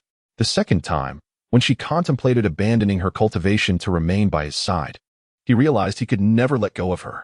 Leaving his family and stepping into the world of cultivation was largely motivated by Zhou Ningxue. He was determined to reclaim her from the mysterious 9 Immortals' palace. Upon entering the cultivation realm, he understood the magnitude of this ambition. Yet, Wang Xiaohu never relinquished hope, not even in the moments when despair loomed. The emergence of the Xianhuang Pearl rekindled his confidence. Perhaps soon, he would stand at the gates of the mysterious 9 Immortals' palace. Zissou, he admitted, had stirred something within him. Perhaps due to her kindness or the fact that he had never been so close to a woman before, opposites attract. Yet, he pondered how long Zissou would remain in his life. Perhaps she was destined to be a fleeting visitor. Wang Xiaohu recognized that his time at Qingyan sect would be short-lived, and given Zissou's talents, she would undoubtedly shine in the upcoming inter-sect assessment, becoming a key disciple of the sect. Never mind, I shall not dwell on it. I will let things unfold naturally. My life is destined to be that of a passerby. Perhaps Zissou and I are like 2 strangers who have never met, she behind her veil, and I, donning the illusory mask. A spark of inspiration flickered across Wang Xiaohu's face as he altered his appearance once more. This time, he took on a rougher visage. Appearing to be in his mid-20s, with a slight stubble that, combined with his towering stature of over 6 feet, lent him an imposing presence. He made his way towards the location of the Crimson Dragon, setting aside his lingering thoughts. The journey ahead would not be smooth. His invisibility talisman had been used up, a crucial tool for escape now lost. The mere thought of that golden core individual filled Wang Xiaohu with vexation. Nevertheless, in light of his gains, losing a talisman was not insurmountable. The meteorite from beyond the heavens was not something he acquired out of familiarity. Rather, the Xianhuang Pearl seemed to resonate with it. Wang Xiaohu was now akin to a half-owner of the Xianhuang Pearl, sensing its unusual properties, which he attributed to that meteorite. As the meteorite from the heavens was placed into the Xianyuan Pearl, the essence of Xianyuan surged into the meteorite like a tidal wave. Wang Xiaohu felt a pang of sorrow, yet reason dictated that this instinct of the Xianyuan Pearl was likely not malevolent. Moreover, once the meteorite entered the pearl, he lost all control and could not extract it even if he wished to. Wang Xiaohu surmised that the Xianyuan Pearl harbored a nascent consciousness, which was gradually awakening, ultimately giving rise to a new spirit of the pearl. It was then that he might truly uncover the secrets of the Xianyuan Pearl. Regardless, the pearl was undeniably of far greater interest than any mere invisibility talisman. "Brother Long, I apologize for keeping you waiting," Wang Xiaohu boomed, exuding an air of bravado. "Junior brother Ma, you have arrived just in time. Allow me to introduce you to our fellow brothers who will accompany us on this venture," he continued. "This is Brother Fong and Brother Gu. Our mission will be primarily led by these two, while we will assist them. Each person may consume only one spirit-enhancing pill. So there is enough for everyone, with other rewards distributed based on merit. The two individuals introduced first by Qi Long were both at the 9th level of spirit movement. Brother Fang, Fang Hui, was lean and unassuming, yet no one dared to underestimate this 9th level practitioner. Even the strikingly handsome Brother Gu Xiao treated Brother Fang with utmost respect. Pleasure to meet you, Brothers Fang and Gu. I am Ma Han. Please feel free to command me if needed, Wang Xiaohu said with a boisterous bow. Appearing quite the rugged fellow. The two 9th level brothers merely nodded slightly, as a practitioner at the 6th level hardly warranted their concern.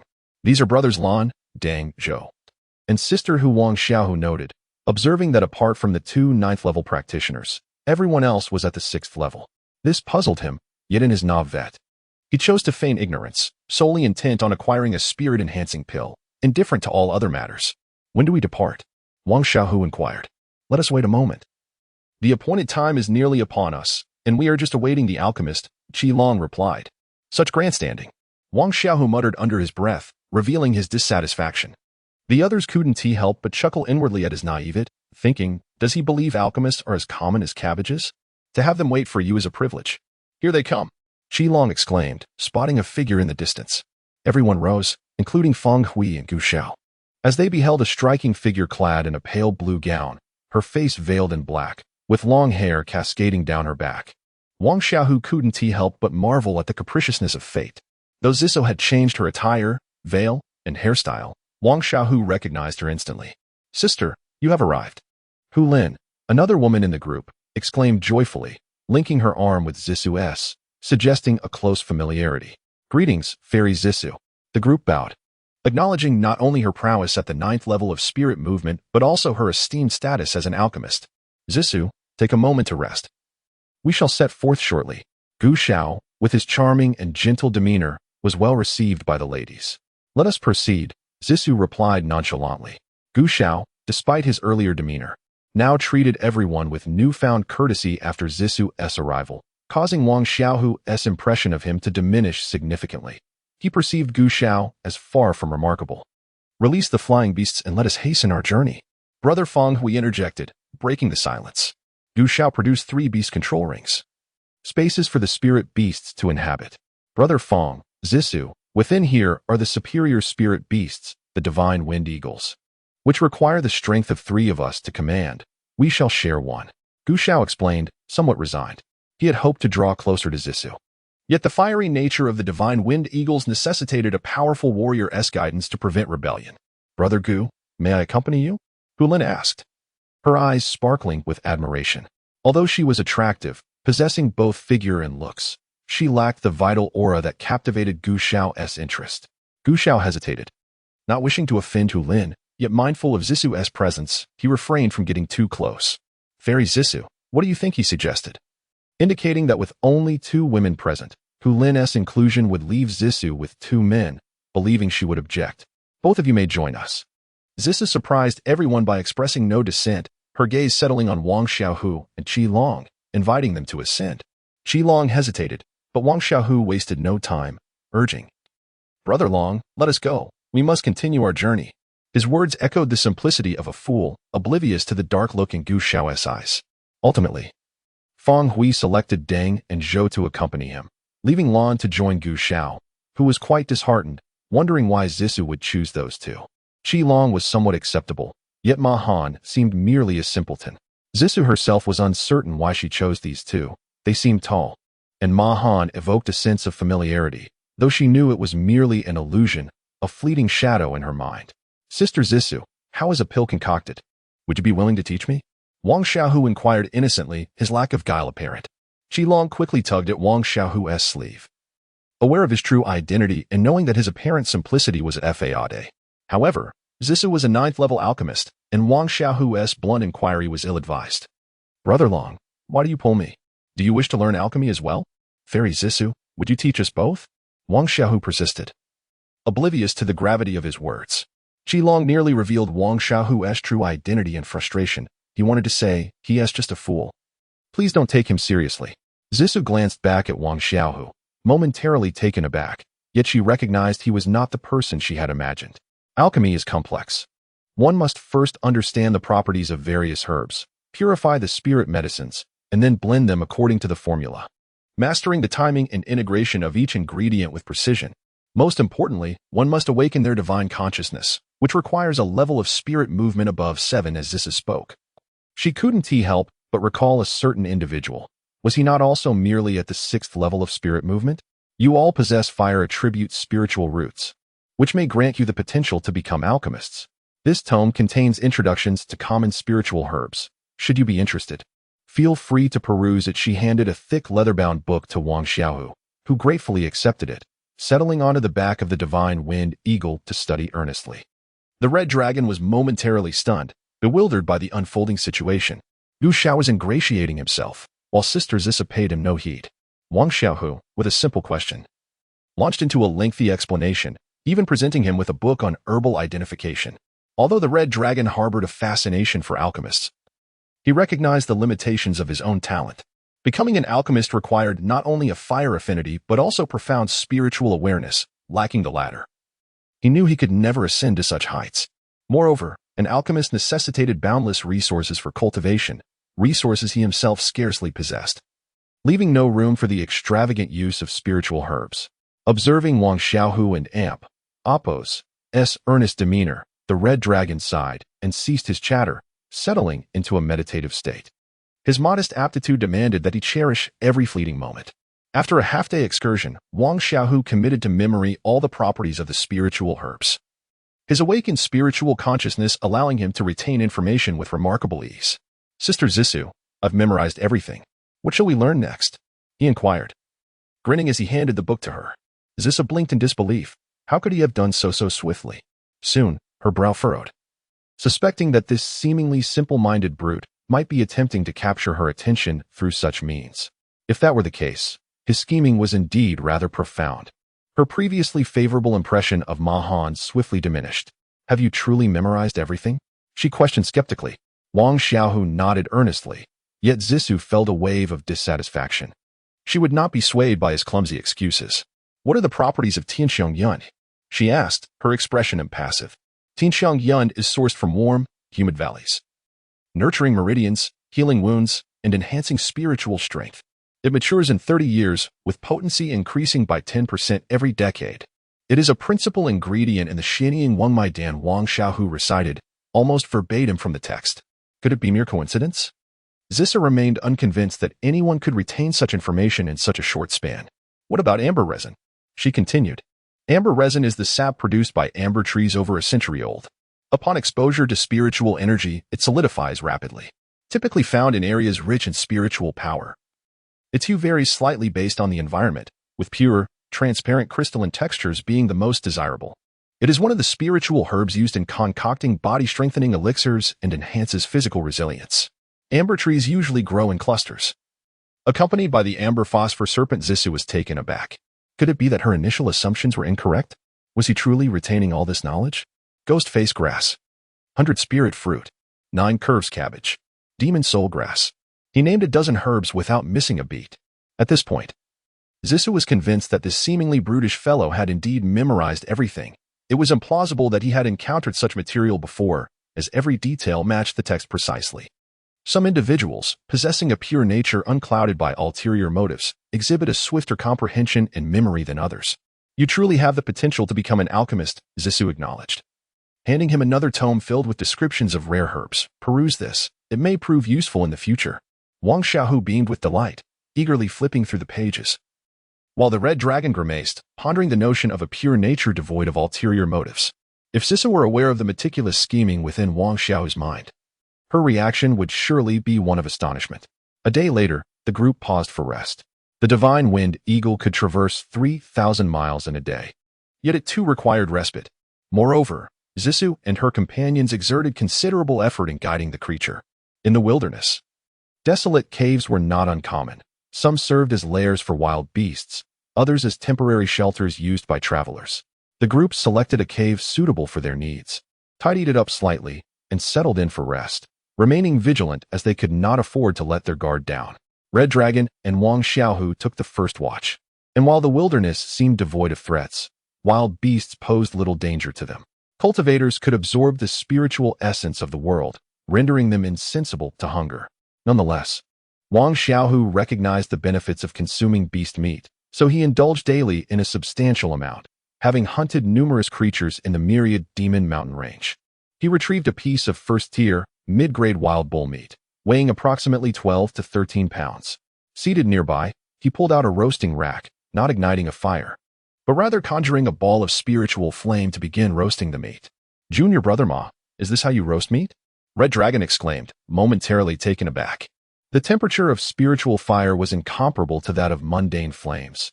He feared it would scorch the meat. Yet, as Red Dragon and Appo's words trailed off, he observed that the meat before Wang Xiaohu showed no signs of burning. Instead, the aroma wafting from the roast was rich and enticing, far surpassing that of ordinary fire-roasted meat. The delectable scent quickly roused the others from their meditative states, leaving them astonished at the sight of the hulking figure skillfully roasting meat. Even the usually taciturn Feng Hui was taken aback by Wang Xiaohu's unexpected control over spiritual energy. Zisu's astonishment grew. As an alchemist, manipulating fire was second nature to her, yet her cultivation and spiritual awareness far exceeded that of this simple man. Could it be that he was indeed a natural-born alchemist? Amidst the gazes of astonishment, Wang Xiaohu's roast was finally ready. Though cultivators could go without food, the meat of spiritual beast remained a precious commodity, and Wang Xiaohu refrained from vocalizing his offer, as none could muster the courage to request a piece. "Sister Zisu, thank you for teaching me alchemy. Allow me to treat you to some roasted meat," Wang Xiaohu said, slicing off a hefty portion and eagerly presenting it to her. Zisa hesitated momentarily before accepting the offering with a polite thank you. Wang Xiaohu pondered, surely one could not wear a veil while eating meat. Had Zisa known his innermost thoughts, would she have still accepted his gift? To his surprise, Zisa delicately tore off a small piece and discreetly brought it to her lips beneath her veil. "Sister Zisu, how does the meat taste?" he asked, his face adorned with a simple smile. "Delicious," she replied calmly. "That is wonderful. From now on, I shall roast meat for Sister Zisu every day. And you can teach me alchemy," Wang Xiaohu declared, dashing back without awaiting her response. Zisu, perceiving the earnestness of this simple man, found no fault in his words. However, Gu Xiao's expression darkened. What did he mean by every day? Did he intend to spend all his time with Zisu? How brazen! How detestable, he thought. "I'll let you live a bit longer, Brother Long.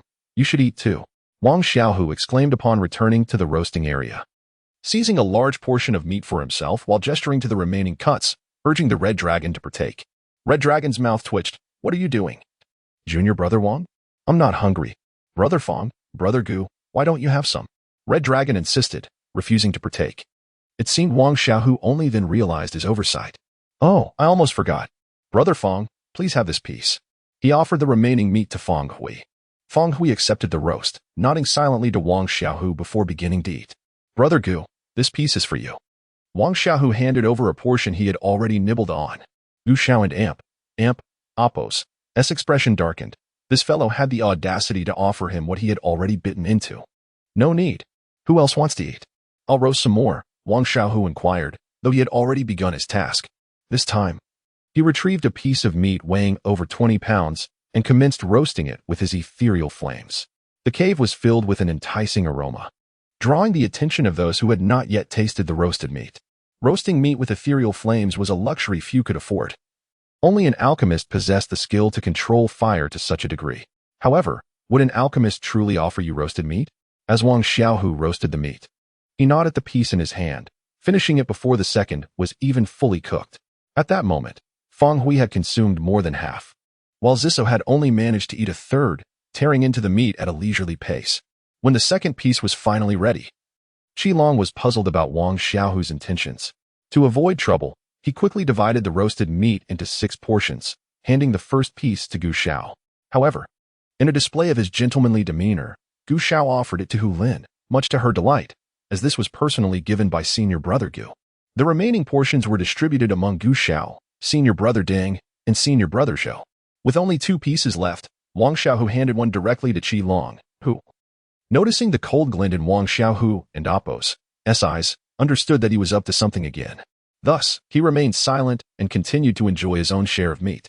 Wang Xiaohu held the last piece and began to devour it, leaving Lan Feng as the sole person still hopeful for a bite.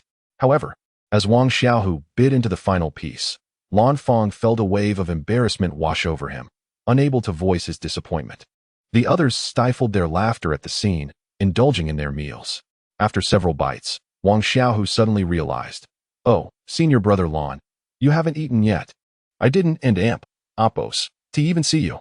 Here, take this. You won and amp, Oppos, T mind that I and amp, Oppos, VE already had a bite. Will you?" Wang Xiaohu extended the piece he had bitten into towards Lan Fang. "No need," Lan Fang replied darkly. Yet, Wang Xiaohu seemed oblivious to Lan Fang's expression. "Wait, senior brother Lan, I'm going to roast a bigger piece." With that, Wang Xiaohu prepared to fetch more beast meat from his storage bag, slightly easing Lan Fang's demeanor. "Oh dear, senior brother Lan, my beast meat is gone. Why don't you go hunt a spirit beast first?" Wang Xiaohu's suggestion nearly made Lan Fang leap from his seat, fully aware that this was intentional. Ultimately, Lan Fang could only feign meditation on the side, while Qilong recognized Wang Xiaohu's deliberate provocation. After all, Lan Fang had previously eaten Wang Xiaohu's bear paw, only to distance himself from him shortly after. Wang Xiaohu would not feed this ingrate again, not even scraps. The following day, as they approached the Tianfeng Gorge, they noted that the divine wind eagle was merely a first-tier spirit beast. Within the gorge, countless demon beasts roamed, and any flight across the territories of other demon beasts could prove perilous, compelling them to proceed on foot for the remainder of their journey. "This is the location of the spirit fruit. Remember it well. If we get separated inside, we will regroup here." Fang Hui revealed a hide map, indicating the growth sites of the spirit fruit trees. He had only disclosed this information upon entering the gorge, clearly to prevent any leaks. In the realm of cultivation, brothers could turn against each other for treasures, let alone mere sect brothers. The Tianfeng Gorge stretched for thousands of miles, a legendary battleground where two powerful cultivators had once fought, leaving behind a carved path with a single sword strike. Wang Xiaohu could hardly fathom the level of cultivation required for such a feat. Even a golden elixir ancestor would not possess such strength. The gorge was teeming with demon beasts and spiritual herbs, primarily consisting of first-tier demon beasts, attracting adventurers who were predominantly at the spirit movement stage. Within less than half an hour of entering the gorge, Wang Xiaohu encountered dozens of groups, the largest comprising over 100 members, while the smallest were solitary travelers.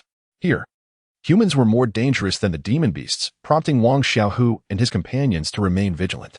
Although their group of 9 was relatively small, the presence of 3 ninth-tier spirit movement cultivators instilled a sense of caution in the passing teams. Within the Qingyan sect, a 9th-tier cultivator was not regarded as particularly formidable. Yet among smaller clans and rogue cultivators, they were often seen as exceptional individuals. Among the dozens of groups, not a single one boasted cultivators above the 10th tier, and those at the 9th tier numbered fewer than 10. Wang Xiaohu's understanding of the cultivation world had been limited to texts, aside from the Wanao mountain range. This was essentially his first venture into the wild. As they ventured deeper, the likelihood of encountering other groups diminished significantly. On the first day, they encountered no demon beasts at all, for the area near the exit was frequented by too many cultivators, having long since cleared out the beasts. As for spiritual flowers and rare herbs, not even a trace remained. In the following days, Wang Xiaohu trailed Zissou closely, frequently seeking her guidance on alchemy. Zissou provided detailed responses, which only fueled Gu Zhao's resentment. While he struggled to engage Zissou, who maintained her aloof demeanor, she was now amiable with this oblivious buffoon. How contemptible! Soon enough, he would have her in his grasp, and then she would see how high and mighty she could remain. "Be careful, a demon beast is approaching," Zissou warned, her senses keenly alert to the presence of danger before anyone else. Wang Xiaohu also sensed it simultaneously. It was a mid-tier blueback rhino. He had previously encountered one in the Wanao mountain range, its defensive capabilities leaving him helpless, resulting in a hasty retreat. However, this particular beast was far more formidable. Nearing its peak mid-tier stage, equivalent to a pinnacle 6th-tier human cultivator. "Roasted rhino meat, my favorite. Don't even think about stealing it from me," Wang Xiaohu exclaimed, brandishing a heavy sword and charging forward.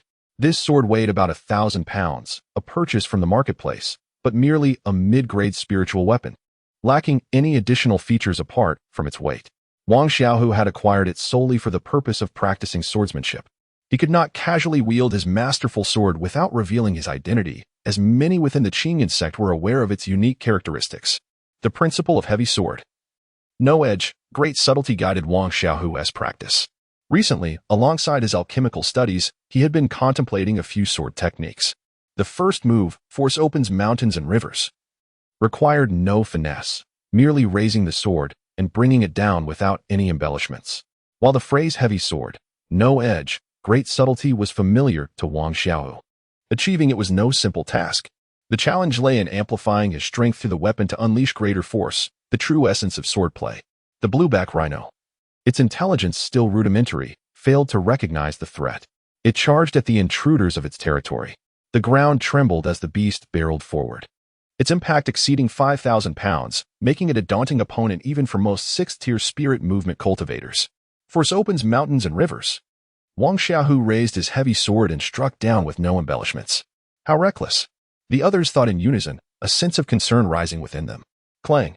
The sound echoed like metal striking stone, crisp and clear. Wang Xiaohu had not exerted his full strength, and thus was predictably pushed back 7 or 8 steps upon impact. He finally halted after colliding with a large tree. Wang Xiaohu had no intention of killing the blueback rhino swiftly. He aimed to practice his sword techniques. Let us go again. Wang Xiaohu charged forward once more, raising his heavy sword and striking down. Bang! Retreat. Charge again. Retreat. And once more he surged forward. Wang Xiaohu was repelled 4 or 5 dozen times in succession. Observing the growing impatience among the onlookers, he finally called out. Brother Long, please lend me a hand. This creature and Oppo's hide is far too thick. Qi Long, looking exasperated, replied, Why do you always drag me into your theatrics? Fine.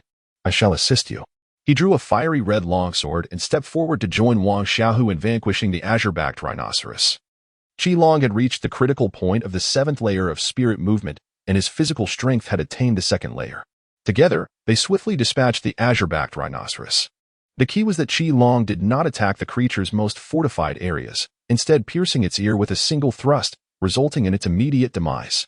Junior Brother Ma. Why do you always use that same technique when attacking?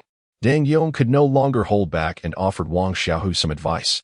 The azure-backed rhinoceros has tough skin and thick flesh. You must strike at its weaker points. Wang Xiaohu sheepishly scratched his head. Thank you for the guidance, Brother Dang. I only know this one sword technique, and I just learned it recently. I'm still getting the hang of it. His words left Dang Yong momentarily speechless. You don't know swordsmanship? Have you never slain a beast before? How did you cultivate to the 6th layer of spirit movement? Despite being merely a mid-grade demon beast, the azure-backed rhinoceros possessed an incredibly tough hide, and coupled with its inner Dan, flesh, and unique horn, it could fetch at least 50 spirit stones. Consequently, the group swiftly separated the usable materials.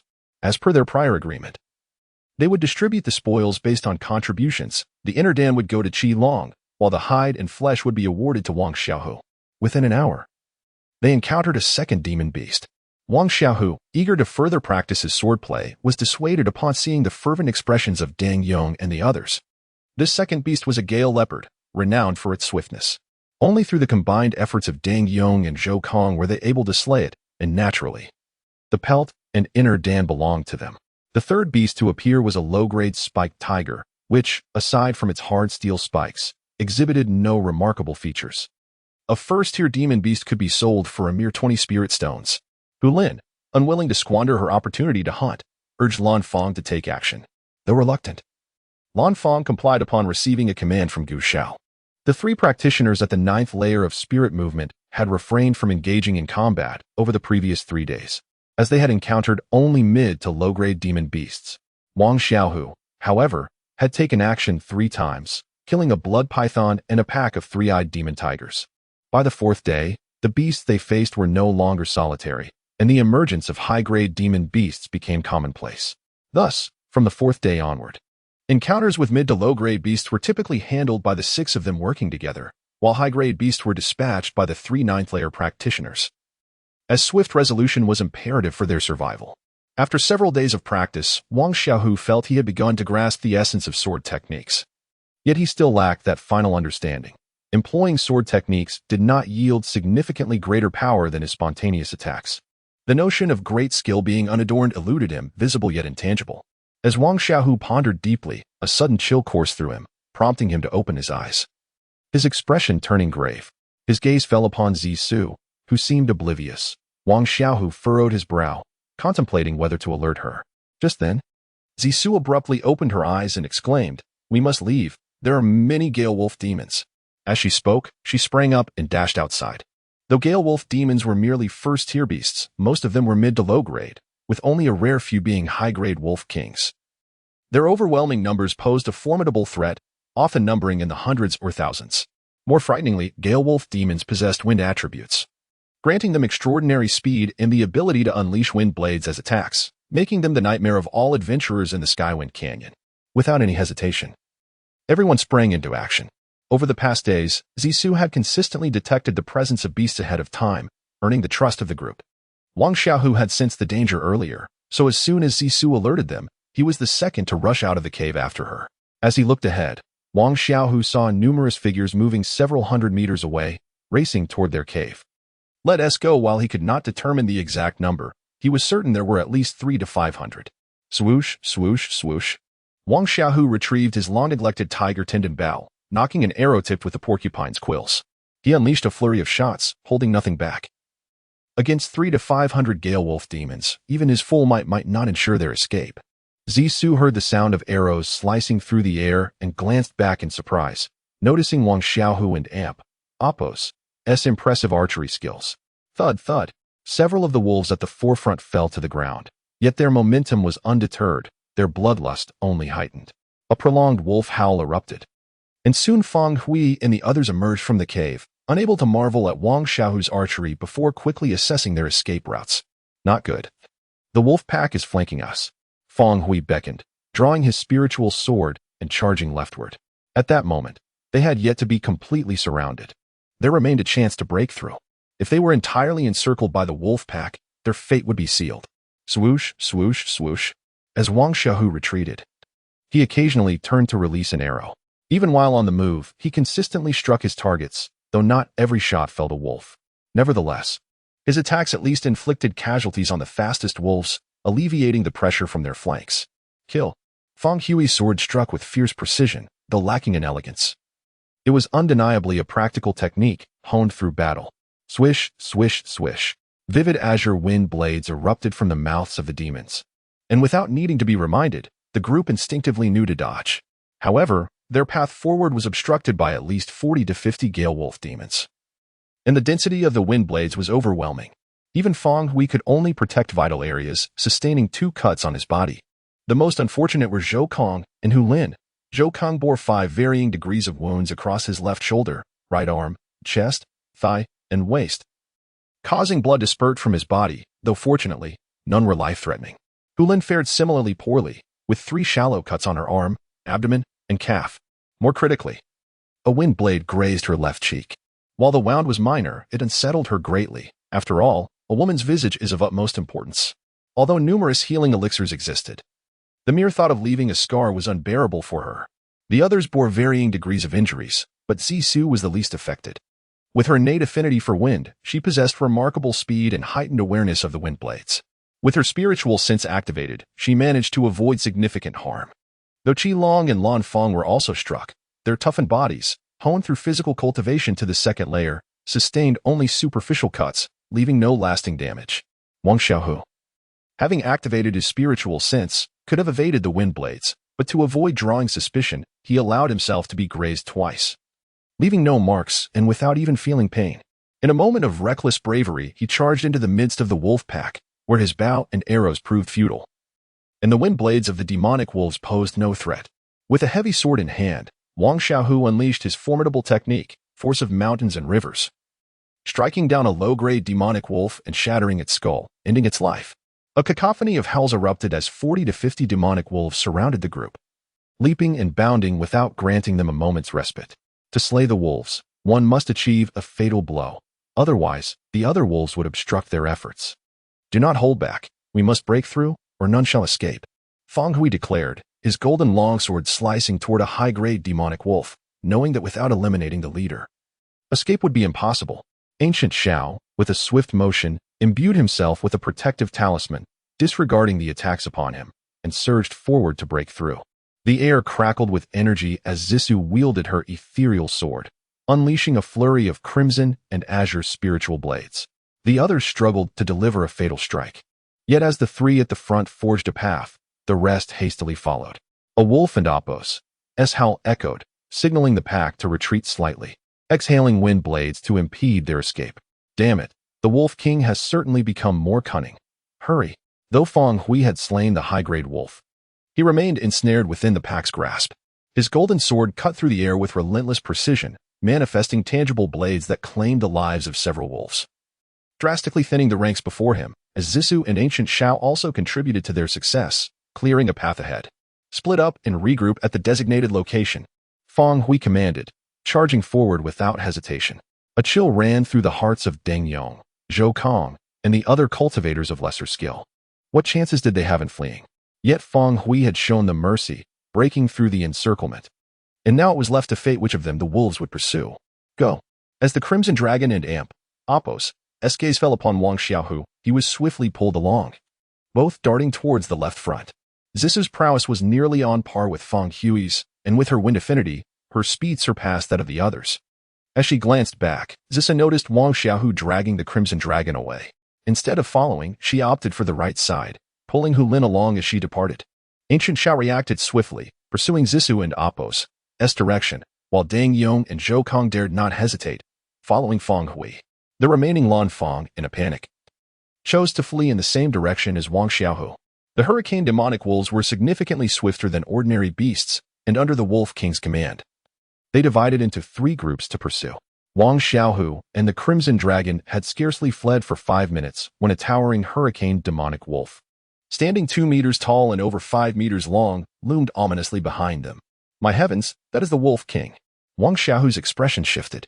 This was undoubtedly the Wolf King, a creature of peak spiritual prowess.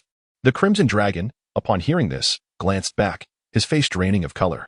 Brother Wang, you must escape without concern for me. He realized Wang Xiaohu's speed exceeded his by at least 30%, and clinging to him would be futile, now left with only each other. The Crimson Dragon set aside his concealment.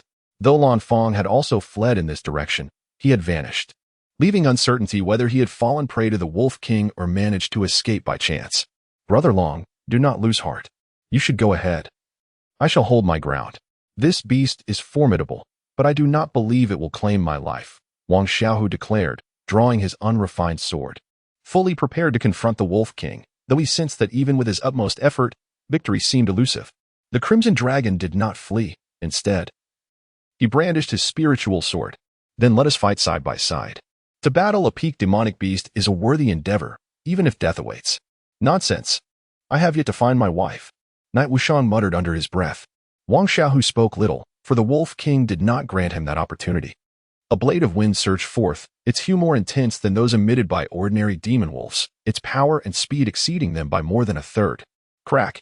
Wang Xiaohu and Qi Long dodged left and right, as the wind blade struck a tree trunk behind them, severing it instantly. Brother Long, keep your distance, and prepare to unleash the sword's spirit talisman. As Wang Xiaohu spoke, he affixed a diamond talisman and a swift talisman to himself, leaping into the air with his unrefined sword raised high, aiming a strike at the Wolf King. This Wolf King's intelligence surpassed that of ordinary beasts. As Wang Xiaohu swung his sword, it astonishingly raised its paw to meet the attack. Bang! Wang Xiaohu's strike bore the weight of over 10,000 pounds. Yet the Wolf King managed to deflect it with a single paw. Wang Xiaohu was sent flying backward, leaving a bloody gash upon the Wolf King's paw, not from the sword's edge, but from the sheer force of impact. Howl! The Wolf King seemed injured by Wang Xiaohu's assault. Filled with rage at such an audacious human daring to harm him, a creature destined to become the god of all demons. Howl! The Wolf King lunged forward. As Wang Xiaohu landed, the beast was already upon him, its crimson eyes and gaping maw poised to bite down. Ice Talisman. Fire Dragon Slash. Qi Long slashed down with his sword while simultaneously casting a talisman to alleviate Wang Xiaohu and Oppos' peril. Whoosh! The Wolf King raised its head and unleashed another wind blade, instantly neutralizing Qi Long's attack. The wind blade, still intact, rushed toward him, forcing Qi Long to retreat hastily. Wang Xiaohu's peril was not alleviated by Qi Long's intervention, but he seized the opportunity for a counterattack, stepping back to create some distance, and without hesitation, launched his own assault. Kill. Power to cleave mountains and rivers. He slashed down, embodying a resolute will. Bang! The demon wolf raised its paw once more, yet this time, the force of Wang Xiaohu's strike far exceeded the previous one. A crisp sound echoed as the demon wolf's forepaw fractured, and with a howl, it opened its mouth to bite down. The gaping maw was perilously close, and Wang Xiaohu, having exhausted his dodging tactics, found himself unable to evade. Brother Wang. Seeing Wang Xiaohu on the verge of being devoured, Qi-Long roared, desperate to intervene, but it was too late. Escape. Yet as the demon wolf and amp, Oppo's, jaws opened wide, Wang Xiaohu shouted, his body vanishing instantaneously into the earth, the demon wolf biting into empty air, its blood-red eyes scanning frantically for his whereabouts. Howl. The Wolf King, having failed to locate Wang Xiaohu, vented its fury upon Qi-Long, who had just evaded a wind blade. The second blade came with even greater ferocity. And evasion was impossible. Qi-Long had no choice but to summon all his strength to strike down with his sword, dissipating the wind blade's power. Boom. The gathered spiritual energy around his sword collided with the wind blade, merely delaying its advance. The sword was knocked back, and the wind blade, poised to slice through Qi-Long and Oppo's neck, left him filled with terror and reluctance, yet he felt helpless. Flee. Just as Qi-Long faced imminent death, he suddenly felt a heavy weight, and then Wang Xiaohu, from beneath the ground, grasped his leg and pulled him down into the earth. The soil and stones below were fundamentally forms of earth element, allowing the Earth Escape Talisman to enable the user to traverse underground for a brief period. Wang Xiaohu dragged Qi-Long downward, not daring to linger for a moment, shielding himself as they moved. Faintly, they could still hear the Wolf King's howls and the sounds of wind blades striking around them, but these efforts were destined to be futile. The Earth Escape Talisman had a mere 10-minute effect, thus Wang Xiaohu hastened, moving far from their prior location. As time drew near, he quickly approached the surface to survey his surroundings, ensuring they did not emerge directly into the jaws of another beast, for that could spell their doom. Fortunately, no signs of demon beasts lingered nearby. Upon returning to the surface, Wang Xiaohu observed his surroundings. A meadow lay before him, a lake several hundred meters away where ordinary wild creatures drank, devoid of any demon beasts. Qi-Long panted, still reeling from the experience, as this had been the closest he had ever come to death. Hey, Brother Long, do you notice something peculiar about this place? Wang Xiaohu inquired. Qi-Long scanned the area, serene beyond imagination, but failed to detect anything amiss. What is strange about it? Consider the spiritual energy nearby. Wang Xiaohu suggested. Why is there absolutely no spiritual energy? This is impossible. The Tianfeng Gorge is rich with spiritual herbs. There must be a spiritual vein underground. How can there be not a trace of spiritual essence? This is quite odd. Qi-Long too found this highly abnormal. Something unusual must be afoot, Wang Xiaohu mused, yet he could not discern the cause. 10 minutes underground amounted to merely 3 to 5 miles of travel. How could they have arrived at a location devoid of any spiritual energy? Let us proceed cautiously. This place feels rather strange. We should leave, he decided. While legends spoke of divine caves and similar adventures, danger was far more prevalent. Wang Xiaohu was not devoid of adventurous spirit. Otherwise, he would not have dared to steal the 5 elements spirit apricot at the second tier of cultivation, especially in the presence of so many foundation establishment practitioners. However, the risks must align with the rewards. Possessing the Xianyuan pearl, he had no desire for other treasures. Yet when Wang Xiaohu and Qi-Long circled the lake, his complexion instantly darkened, and Qi-Long too sensed the issue. Brother Wang, it seems we have fallen into a formation. They had wandered in circles, unable to escape the 300-meter radius around the lake. Wang Xiaohu furrowed his brow, striving to calm himself and devise a strategy. This could be a spatial formation. We inadvertently entered its interior with the Earth Escape Talisman. Exiting will be challenging. Wang Xiaohu had not felt such helplessness in a long time. With the Xianyuan pearl in his possession, he believed he could traverse the world, confident that one day he would reach the pinnacle of power. Yet, this seemingly trivial spatial formation rendered him at a loss. Qi-Long and Amp, Oppo's expression also dimmed. Being trapped elsewhere would be bearable, but here, devoid of any spiritual energy, they could not cultivate, and over time, their cultivation might even deteriorate. Alas, Brother Long, I brought you trouble this time, Wang Xiaohu expressed apologetically. What are you saying? Brother Wang? If it weren't for you, I would have perished at the hands of that Wolf King. Living to this moment is already a blessing. Perhaps we can still find a way out. Qi-Long reassured him, unperturbed. Wang Xiaohu nodded, falling silent. If he were unfamiliar with spatial formations, he might share Qi-Long and Oppo's optimism. However, he possessed a manual on the fundamentals of formations. Formations were the evolution of the principles of heaven and earth. And ordinary formation masters required mastery over concepts beyond the comprehension of the average person. Spatial formation masters, in addition to their knowledge of formations, needed an innate talent for space, a gift akin to the emergence of spiritual roots among mortals, even rarer than that. If 1 in 10,000 cultivators could become a formation master, then among those, only 1 in 10,000 could master spatial formations. Though resigned, Wang Xiaohu was not one to sit idly by. He calmed his mind and began searching alongside Qi Long for a path to escape. If there is a way out, it must be through the water, but I have this unsettling feeling, as if something extraordinary lies beneath the surface. Wang Xiaohu voiced his apprehension. The red dragon appeared hesitant, yet ultimately chose to voice his confusion. Brother Wang, I too sense that there is something beneath the water, but it feels as though something is calling out. Yes, that is the sensation. Wang Xiaohu furrowed his brow. Indeed, there was an anomaly in this place, undoubtedly linked to the waters below. However, the nature of this anomaly remained unclear. The red dragon and oppress, so-called calling might be a legendary opportunity or perhaps a formidable threat.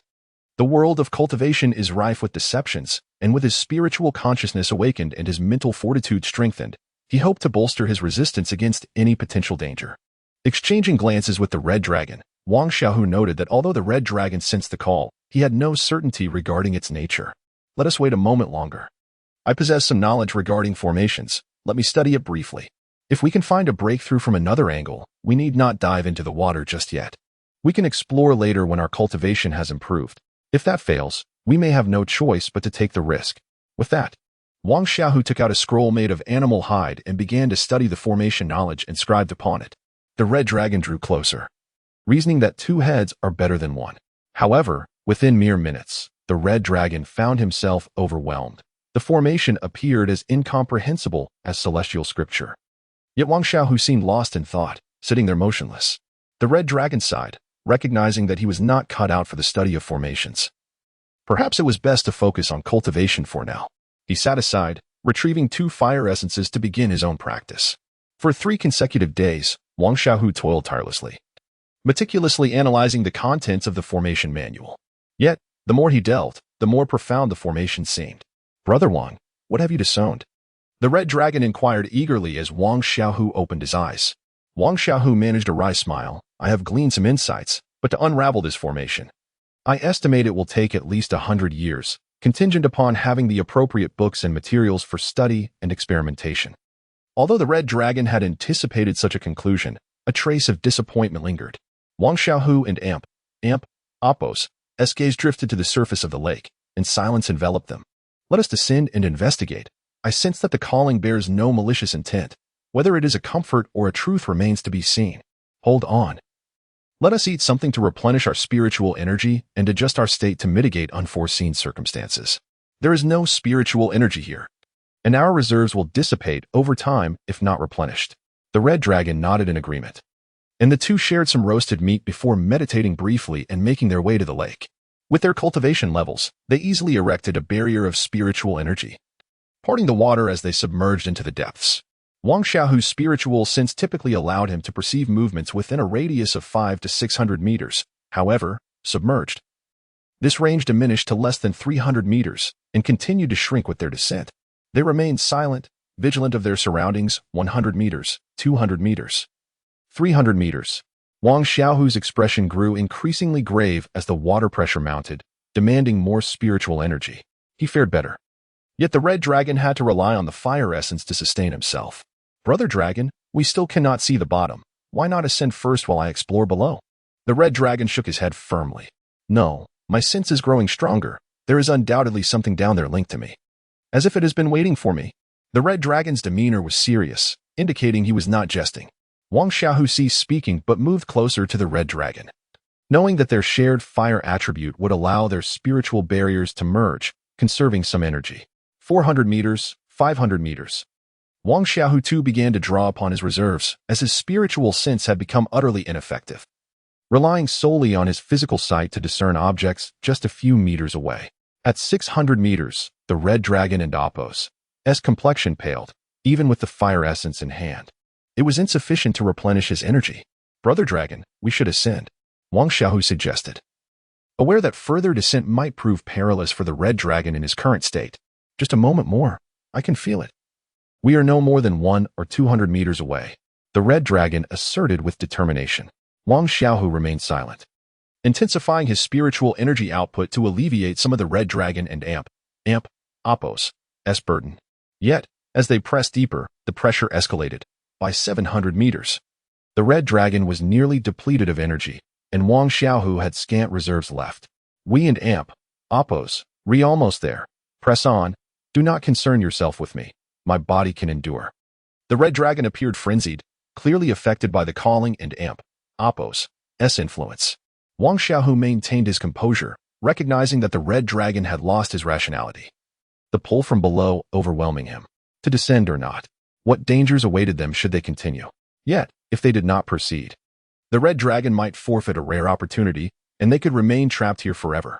Resolute, Wang Xiaohu gritted his teeth and grasped the red dragon's arm, retracting the spiritual barrier to encompass only their bodies. A cough escaped the red dragon, a result of water pressure compressing his lungs, causing him to choke. Wang Xiaohu too felt a sense of suffocation, yet retreat was no longer an option. They could not ascend in this state. Fire God, lend me your strength. Flames erupted around Wang Xiaohu, the surrounding water swiftly boiling and vaporizing, significantly alleviating his pressure. How much further? Wang Xiaohu felt he was nearing his limit. Yet the red dragon, face flushed, could not respond, though his eyes reflected that they were close. Wang Xiaohu dismissed thoughts of retreat. They plunged deeper and deeper. As his consciousness began to blur, a glimmer of light emerged ahead, a beacon of hope beckoning him toward its radiance.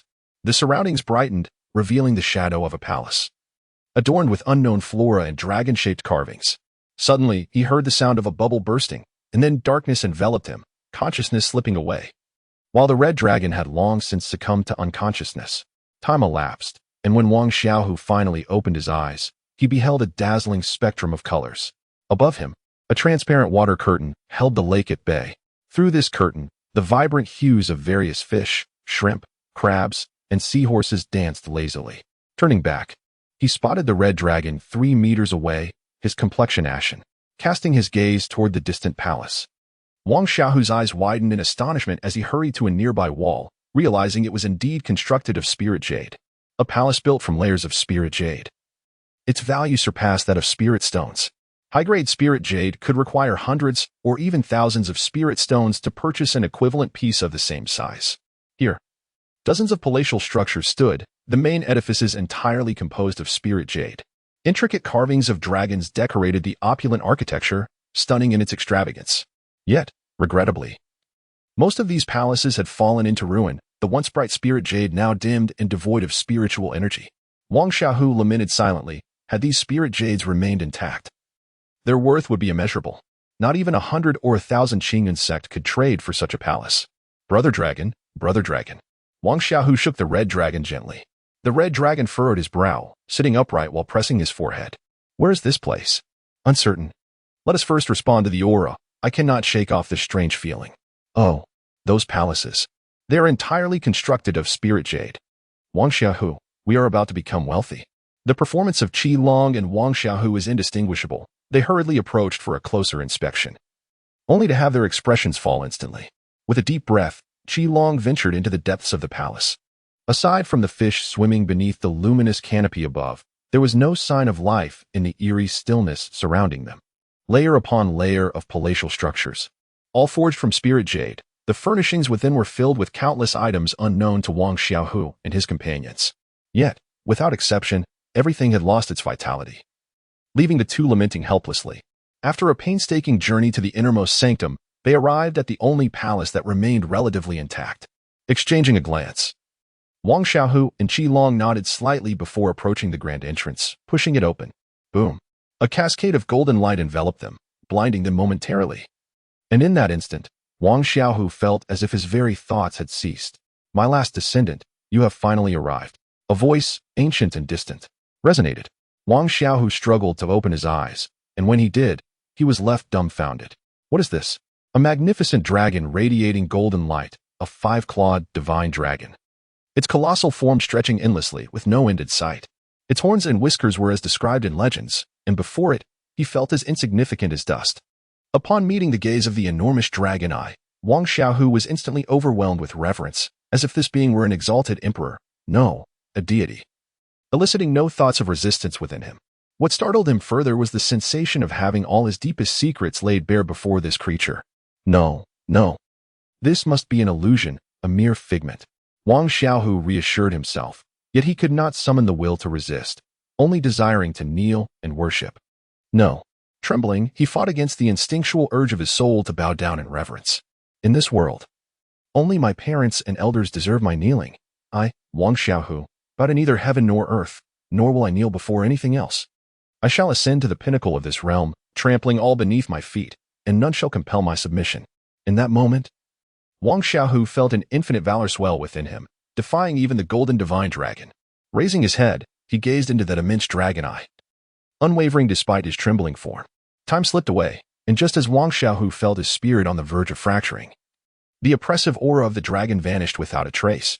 My descendant, you have finally arrived, bringing with you the secret that will revive my clan.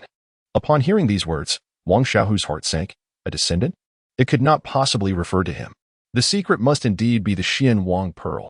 Meanwhile, Qi Long remained bewildered, lost in shock. Divine dragon, are you referring to me as your descendant? Qi Long asked, sensing a connection yet still seeking confirmation. Child, you undoubtedly have numerous questions. There is no need to rush. The divine dragon continued, glancing at Wang Xiaohu. I did not anticipate that the Great One has also transcended. Alas, a profound sorrow enveloped the atmosphere, casting shadows upon the world as the skies darkened ominously. What level of cultivation is this?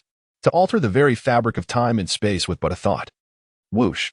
With a sharp sound, Wang Xiaohu collapsed to the ground, and the Xianhuang pearl concealed within him suddenly soared into the air. Gasping for breath, Wang Xiaohu found himself powerless to act. From this day forth, the source pearl of the Xianhuang world belongs to my divine dragon clan. Roar. The sound of dragon roars reverberated, as if countless divine dragons were responding. Wang Xiaohu gasped, clenching his fists. Yet he lacked even the strength to resist. Buzzing. The Xianhuang pearl began to hum, as if striving to break free from its confinement. The dragon and oppo's eyes glinted with an unusual hue, and a long, resonant roar echoed. My child, slay that despicable human. Kill him swiftly. This source pearl of the Xianhuang realm shall be yours, and this world will forever belong to my divine dragon clan. The divine dragon radiated a brilliance that illuminated the heavens, yet the Xianhuang pearl remained unrestrained, quivering more violently. Qi Long, in a state of panic, cried out, No, I cannot kill him. Divine dragon, I cannot. Quickly, slay him. I cannot hold on much longer. Do you know what this is? The Xianhuang Great World. Beyond this realm lie countless starry spaces, billions upon billions of beings. If you possess the Xianhuang source pearl, you shall become the ruler of this world, immortal, coexisting with the heavens. The divine dragon's voice grew frantic. Oh, no. Divine dragon, please, do not. Child, do you know why my clan was annihilated? Do you know how your parents perished? It was at the hands of these wretched humans. They slaughtered my divine dragon clan with their dishonorable methods.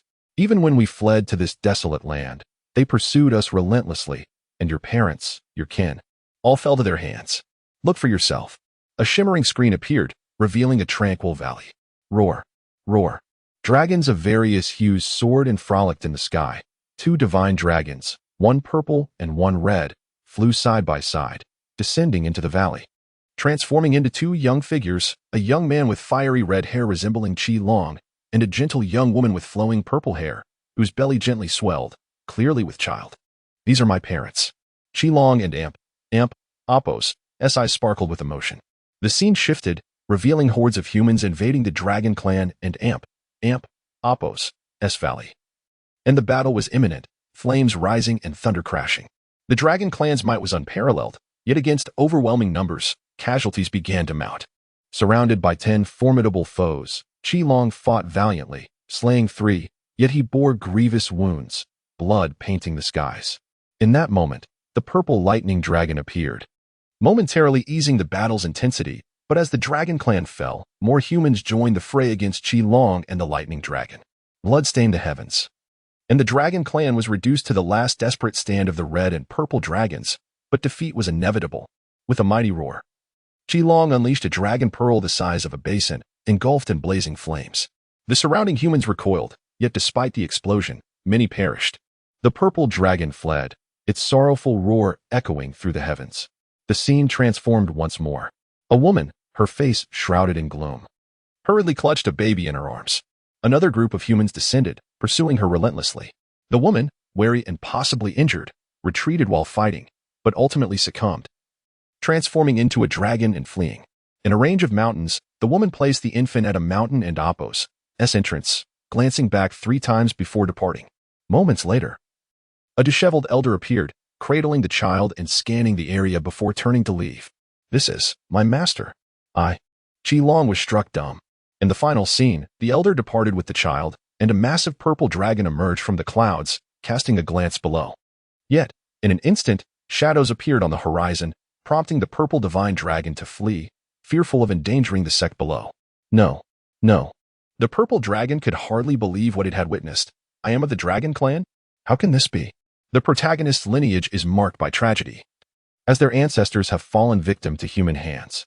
Kill this human. Avenge your family. The divine dragon seems on the brink of succumbing to despair. No. Roar. The crimson dragon raises its head in a cry. Grappling with disbelief yet aware of the harsh truth, its kin has been slain, witnessing the destruction of their brethren, the self-detonation of the dragon pearl. And the relentless pursuit of the violet divine dragon fills it with sorrow, an undeniable bond of blood connecting them. The roar fades into a melodic dragon and Oppo's chant. And in a flash of red light, the figure transforms into a majestic dragon. Though its horns are still in their nascent stages and its whiskers faintly visible, there is no doubt of its draconic heritage.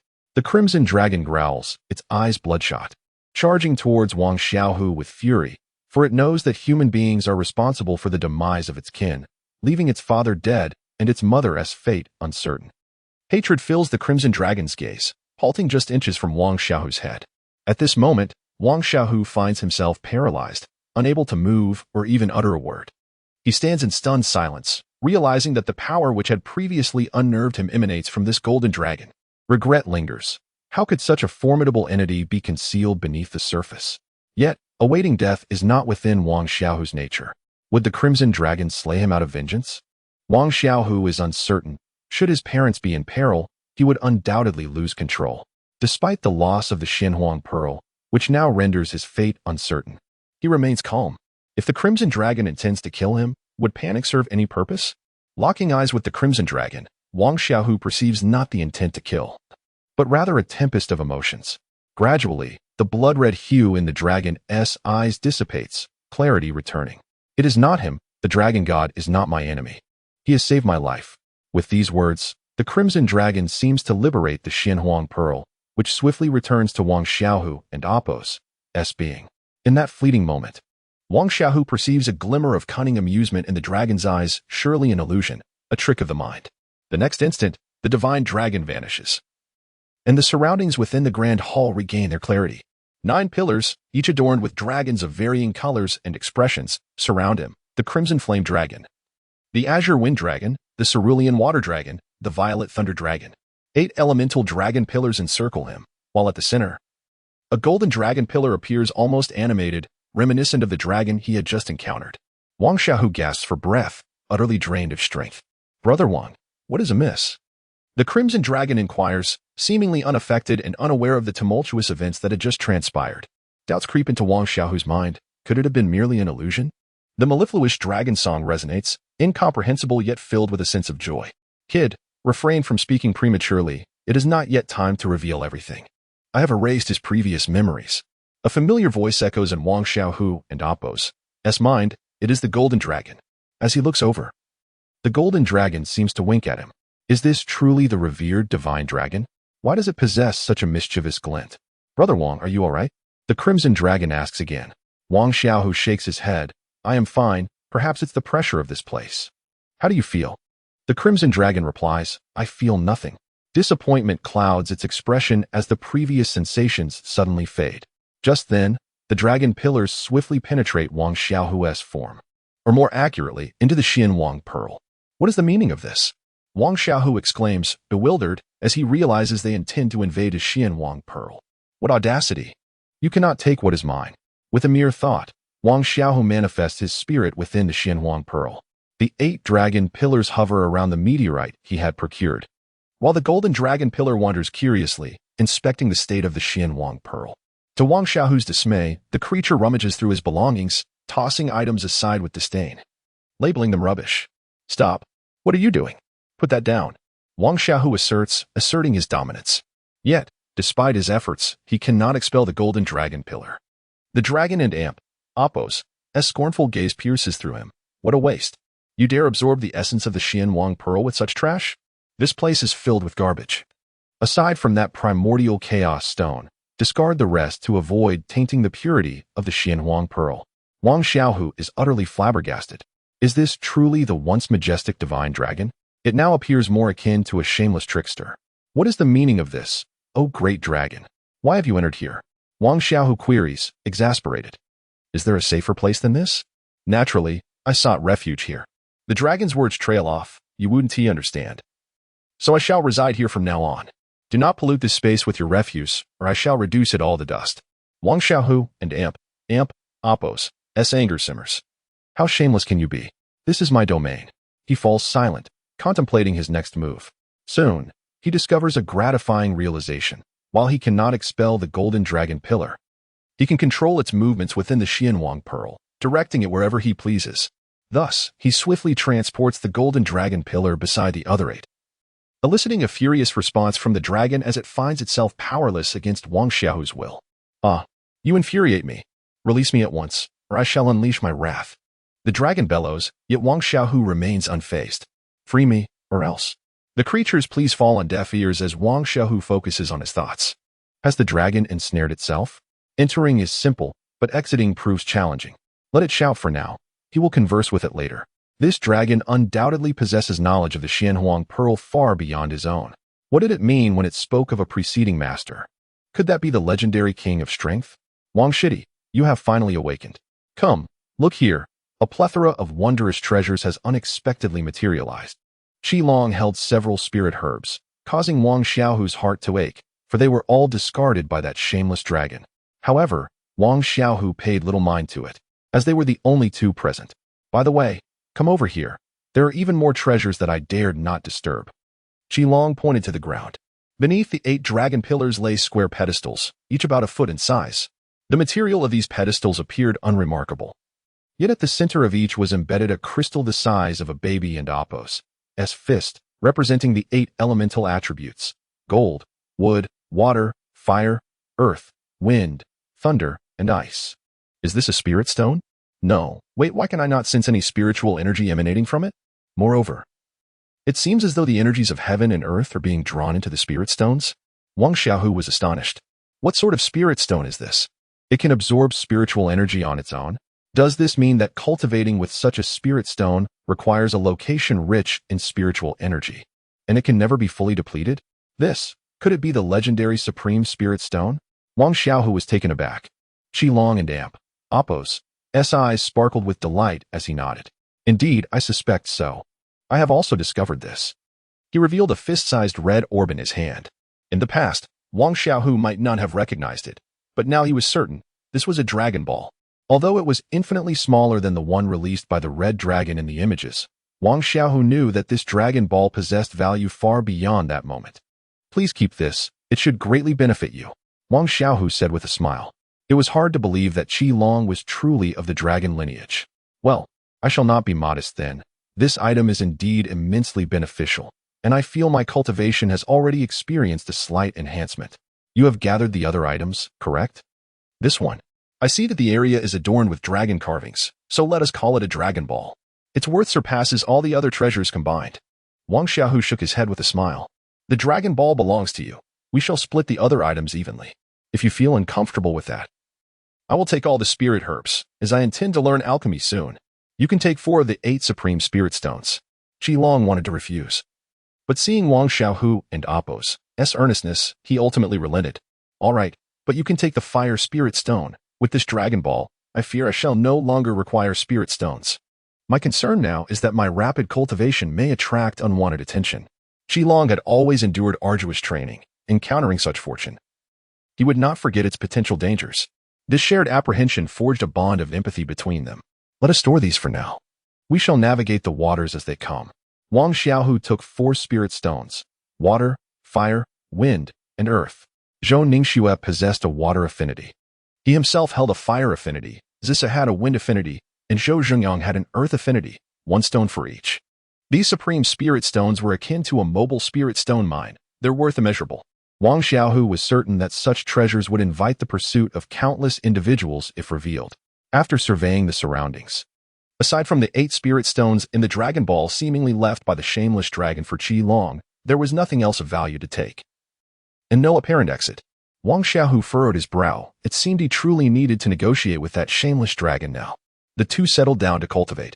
With the dragon pillar in his possession, Qi Long was no longer concerned about his inability to train. Although there was still no exit, his worries had lessened significantly.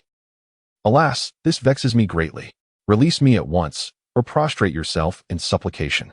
Otherwise, I shall ensure your soul is scattered, and you shall never achieve rebirth. As Wang Xiaohu entered the Xianhuang Pearl, the shameless dragon's voice echoed. Wang Xiaohu remained silent, standing resolutely before the shameless dragon. After a barrage of insults lasting over an hour, Wang Xiaohu disregarded the tirade entirely, patiently awaiting an opportunity to negotiate.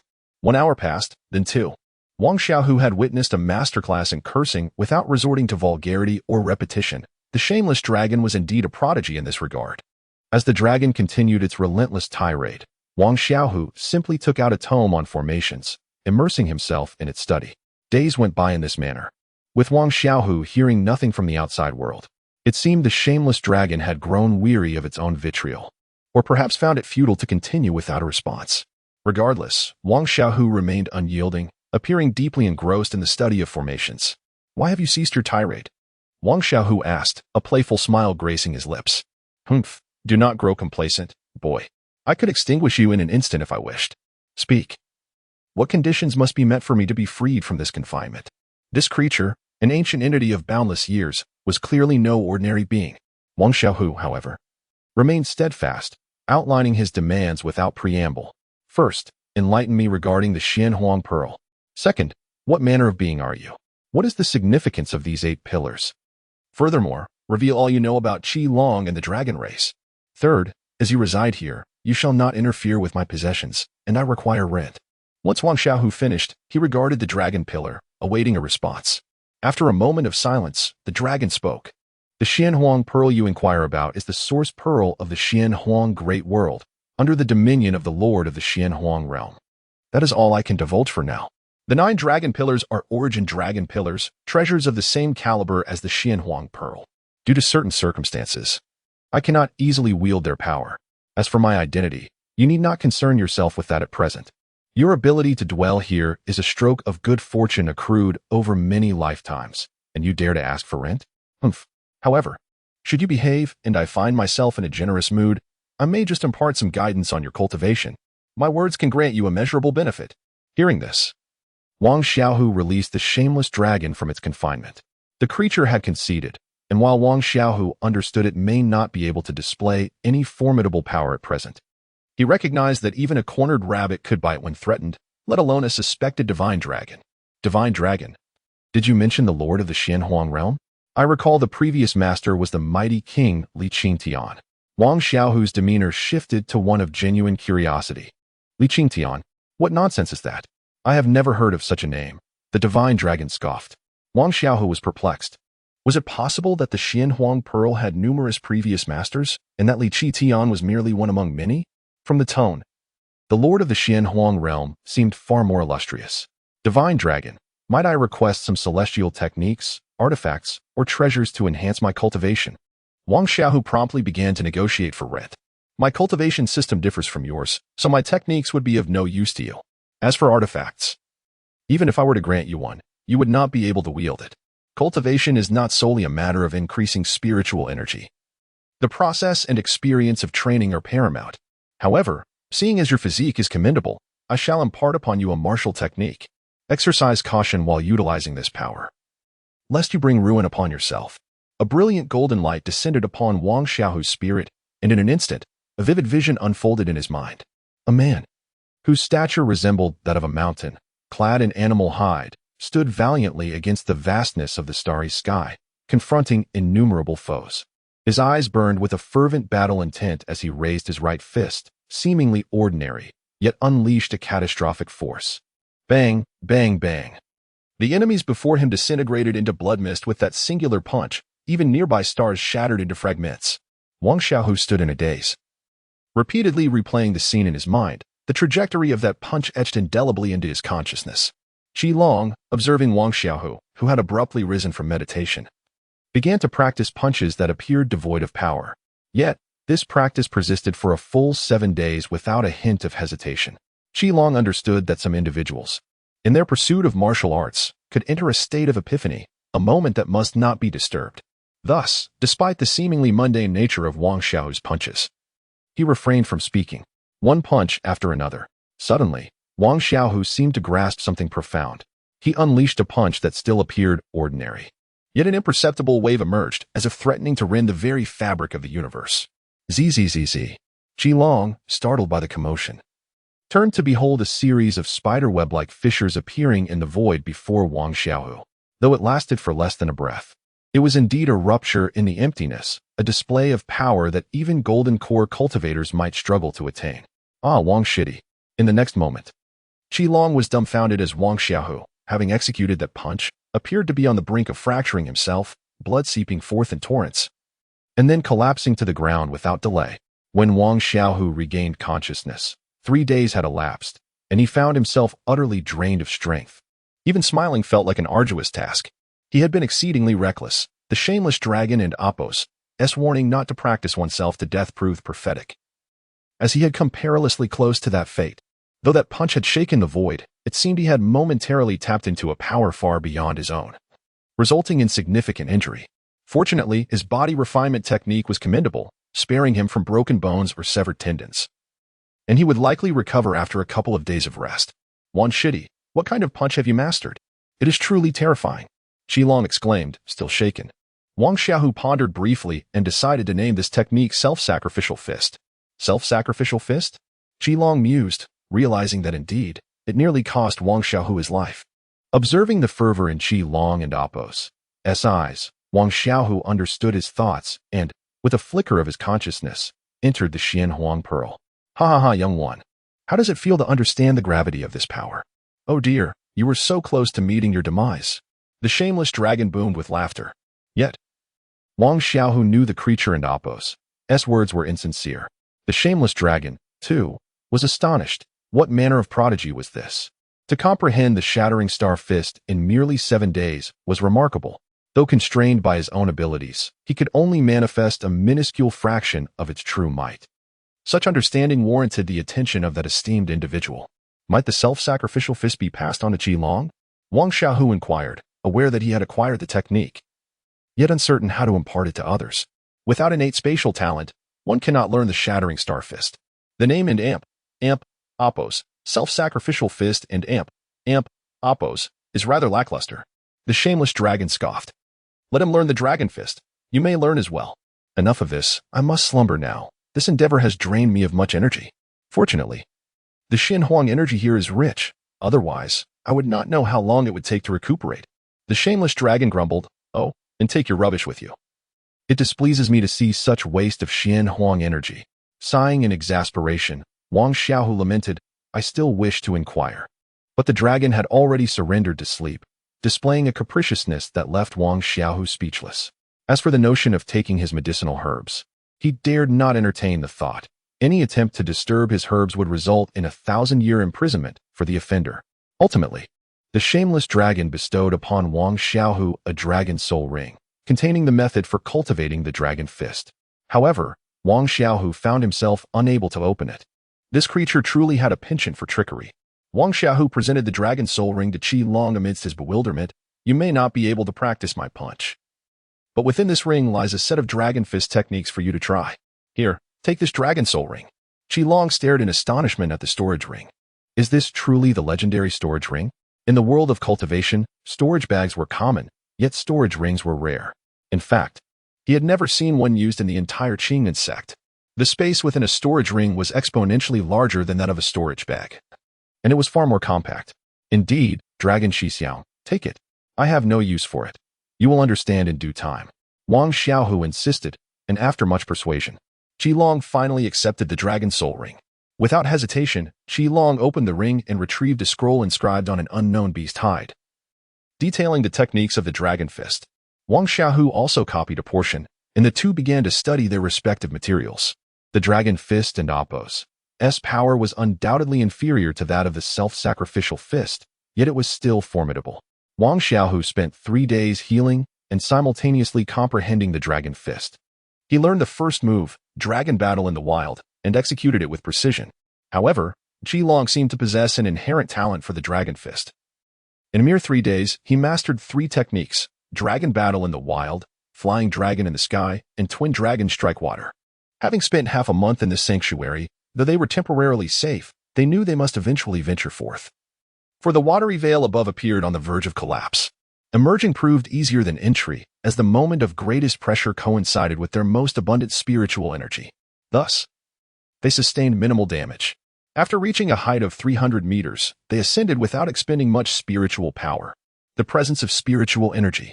The outside world sensed their spiritual energy, and they exchanged glances, recognizing that the array surrounding them had weakened. All that transpired here would remain their secret, forever buried within their hearts. Although neither had significantly advanced in cultivation, their gains were unparalleled. Wang Xiaohu worried whether the spirit fruit was still within their reach. And with concern for Su lingering in his mind, they resumed their journey without hesitation. The frequency of encounters with demonic beasts increased. Yet both their combat prowess had improved dramatically. Wang Xiaohu no longer concealed his cultivation. Without the need for a sword, he could dispatch ordinary high-grade demonic beasts within 10 strikes, while lower-grade ones fell with a single blow. Although Wang Xiaohu's combat strength had indeed risen, the change in Qilong was nothing short of revolutionary. His physical strength had doubled, nearing 10,000 pounds, surpassing even Wang Xiaohu in ferocity. His defensive capabilities elicited exclamations of freak from Wang Xiaohu, as even high-grade demonic beasts could not breach his defenses. Qilong himself was baffled, attributing all his newfound strength to the Dragon Pearl. Yet Wang Xiaohu understood the true reason lay in Qilong and Oppo's awakened dragon bloodline. An inherent racial advantage that was truly extraordinary. The two traveled for 7 days until they reached the rendezvous point. During this time, Wang Xiaohu had also mastered the 3rd move of the Dragon Fist and learned the first 4 moves of the heavy sword technique, forced to open mountains, crossing boundless lands. Sword comes from the east, and solid as a fortress.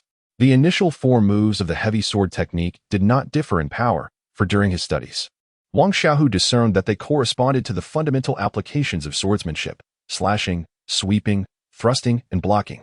Mastering these 4 moves would allow for endless variations, rather than being confined to fixed techniques. With the Dragon Fist and heavy sword, Wang Xiaohu finally acquired some means of offense. Unlike before when he had no notable martial skills.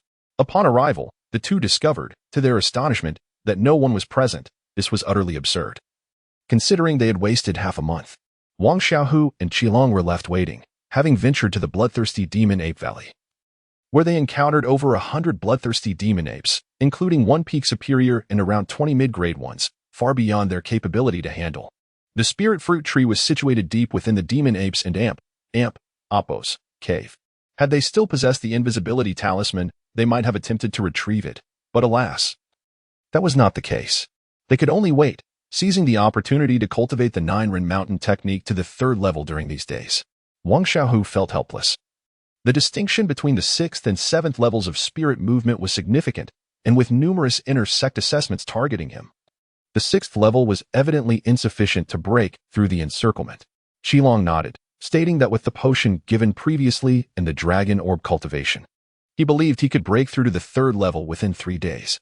Although Wang Xiaohu had also consumed the connecting potion during this time, his previous focus on sword and fist techniques had hindered his progress, estimating he would require about 10 more days to advance. Nonetheless, his physical strength had already reached 9,000 jin, comparable to an ordinary practitioner at the 3rd level of body refinement. Qilong was indeed correct. He broke through the next day, achieving the 3rd level of body refinement with nearly 15,000 jin of strength, prompting Wang Xiaohu to exclaim in disbelief at his abnormality. Wang Xiaohu considered his physique quite extraordinary, yet Qilong proved to be even more so. Without accounting for the enhancement from the 9-Ren Mountain technique, Qilong's raw strength alone stood at 8,000 jin, while Wang Xiaohu lagged behind at 6,000. The dragon lineage was indeed remarkable, explaining why even those with a hint of dragon blood among demonic beasts were extraordinarily powerful. On the third day, as both were engrossed in their training, Wang Xiaohu suddenly opened his eyes.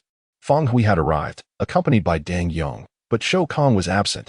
The three were a team, and the absence of one was a clear indication of misfortune. Wang Xiaohu and Qilong exited the cave, surprised to find that Feng Hui and Deng Yong had arrived even earlier, given the increasing frequency of monster appearances in the area. How had these two at the 6th level of spirit movement managed to traverse the perilous path? Feng Hui and his companions had endured numerous dangers, ultimately leading to Zhou Kong and Appo's demise along the way. Senior brother Feng, senior brother Deng, you are here. Wait, wasn't Appo's senior brother Zhou with you? Wang Xiaohu inquired, adopting his usual Navi demeanor. Feng Hui remained silent, while Deng Yong's gaze drifted, sighing, we encountered a peak demon beast. Brother Zhou, alas. Wang Xiaohu surmised that Zhou Kong had likely been left behind as a sacrificial pawn. What a pity. Wang Xiaohu feigned sorrow, adding, I almost lost the chance to see you two brothers. If not for Brother Long breaking through to the 3rd level, we might not have made it here.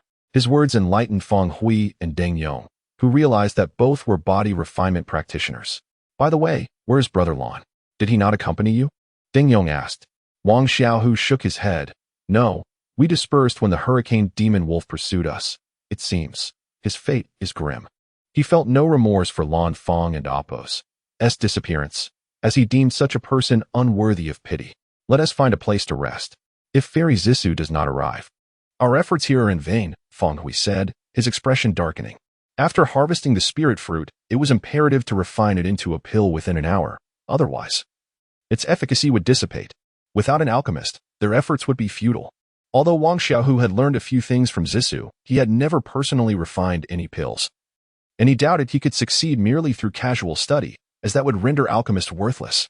As they waited for 3 days, the group's expressions grew increasingly tense. With Wang Xiaohu feeling a twinge of anxiety, they should have arrived by now.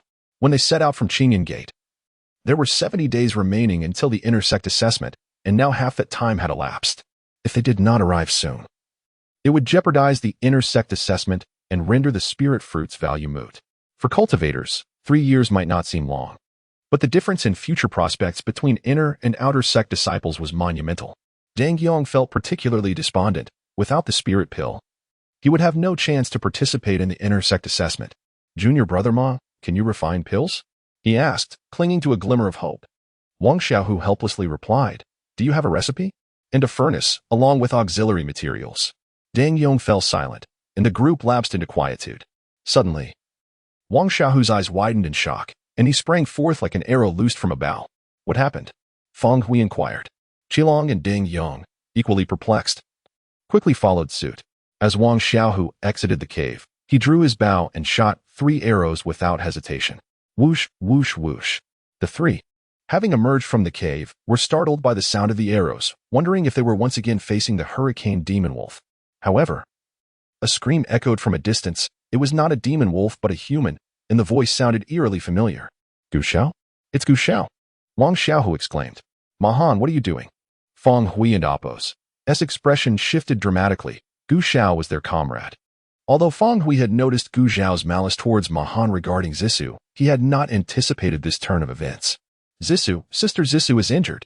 The one pursuing her is Gu Xiao. Senior brother. Deng Yong's face turned pale with confusion. What was unfolding? Feng Hui was equally astonished. Had Gu Xiao lost his mind? Why had they come here if not for the spirit pill? This fool had the audacity to attempt to kill Zissou, despite having previously fawned over her. While the others were in shock, Wang Xiaohu rushed forward, with Qilong following closely behind. While Feng Hui and Appo's expression turned frigid as he processed the chaos. Gu Xiao's face darkened as he clutched his injured shoulder, the pain driving him to loathe the brutish Mahan even more. He had been a heartbeat away from eliminating that wretched girl. Zissou. Wang Xiaohu rushed to support the bloodied Zissou, hastily retrieving some healing pills from his storage bag, which were surely of decent quality. Zissou and Appo's complexion was deathly pale, her veil stained with blood, clinging to her face. The blue dress, soaked in blood, had turned a dark crimson. The most severe wounds included a sword injury to her abdomen, plunging half a foot deep, nearly piercing through, and a claw mark across her chest, inflicted by a beast. Gu Xiao, you must provide me with a satisfactory explanation, or else. Fang Hui glared at Gu Xiao with murderous intent. Realizing that his hopes of reaching the 10th level of spirit movement had been utterly dashed. Zissa had arrived, but her injuries would require at least 10 days to heal. Not to mention the impossibility of refining pills in her current state. Gu Xiao, momentarily flustered, found himself at a loss for words to explain his actions. Wang Xiaohu administered the healing medicine to Zissou, who slightly opened her eyes. Upon seeing Wang Xiaohu's face, she seemed to relax her spirit before succumbing to unconsciousness. Gaga. Wang Xiaohu and Oppo's fist crackled ominously, his eyes filled with bloodlust and a fierce intent to kill. Brother Long. The red dragon seemed to grasp Wang Xiaohu and Oppo's intentions, nodding as it positioned itself beside Zissou. Wang Xiaohu rose, striding toward Gu Xiao. Fang Hui remained silent, and naturally, Dang Yong would not speak up at this moment, his presence already diminished. Damn it! Gu Xiao bellowed, yet unexpectedly. He did not attack Wang Xiaohu. Instead, he retreated, shouting, Kuan Xiao, save me. Kuan Xiao, have you arrived? Fang Hui and Oppo's expression darkened further, feeling like a fool, deceived. This scoundrel had already leaked the location of the spirit fruit. Useless. Realizing he could no longer remain hidden, 3 figures descended from a hillside several hundred meters away. With their keen eyesight, they could easily spot figures a mile away. Zhongkuan, Fang Hui and Oppo's face changed. The visitor was this fellow. What could he possibly want? Zhongkuan had reached the 11th level of spirit movement. Aiming for the spirit pill, but how could a wounded alchemist provide such a thing? Is that Brother Lon? Dang Yong and Oppo's expression soured as well. Who would be pleased to be betrayed? Wang Xiaohu chose not to pursue Gu Xiao, even if he caught up. He could not kill him with a single blow unless he resorted to the sacrificial fist, but Gu Xiao was not worth that sacrifice. The 3 figures drew closer. At their center stood a youth in his early 20s, his face like jade, yet his eyes were sharp like an eagle and Oppo's radiating an intimidating brilliance that commanded respect. To his left was Lan Fang, expressionless as he followed the youth, while to the right stood an elderly man with a goatee.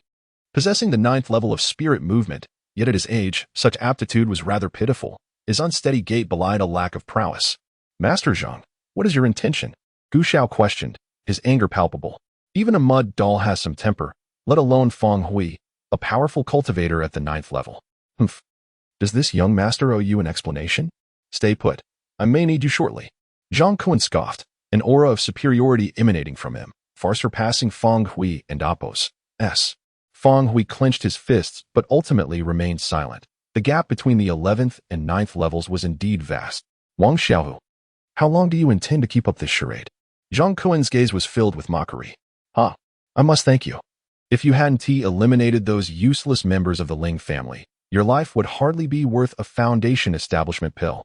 Once I consume the pulse-opening pill, I will immediately establish my foundation. Don and Oppo's. Do you think I should be grateful? Zhong Kuan wore a smug expression, seemingly in no hurry to act.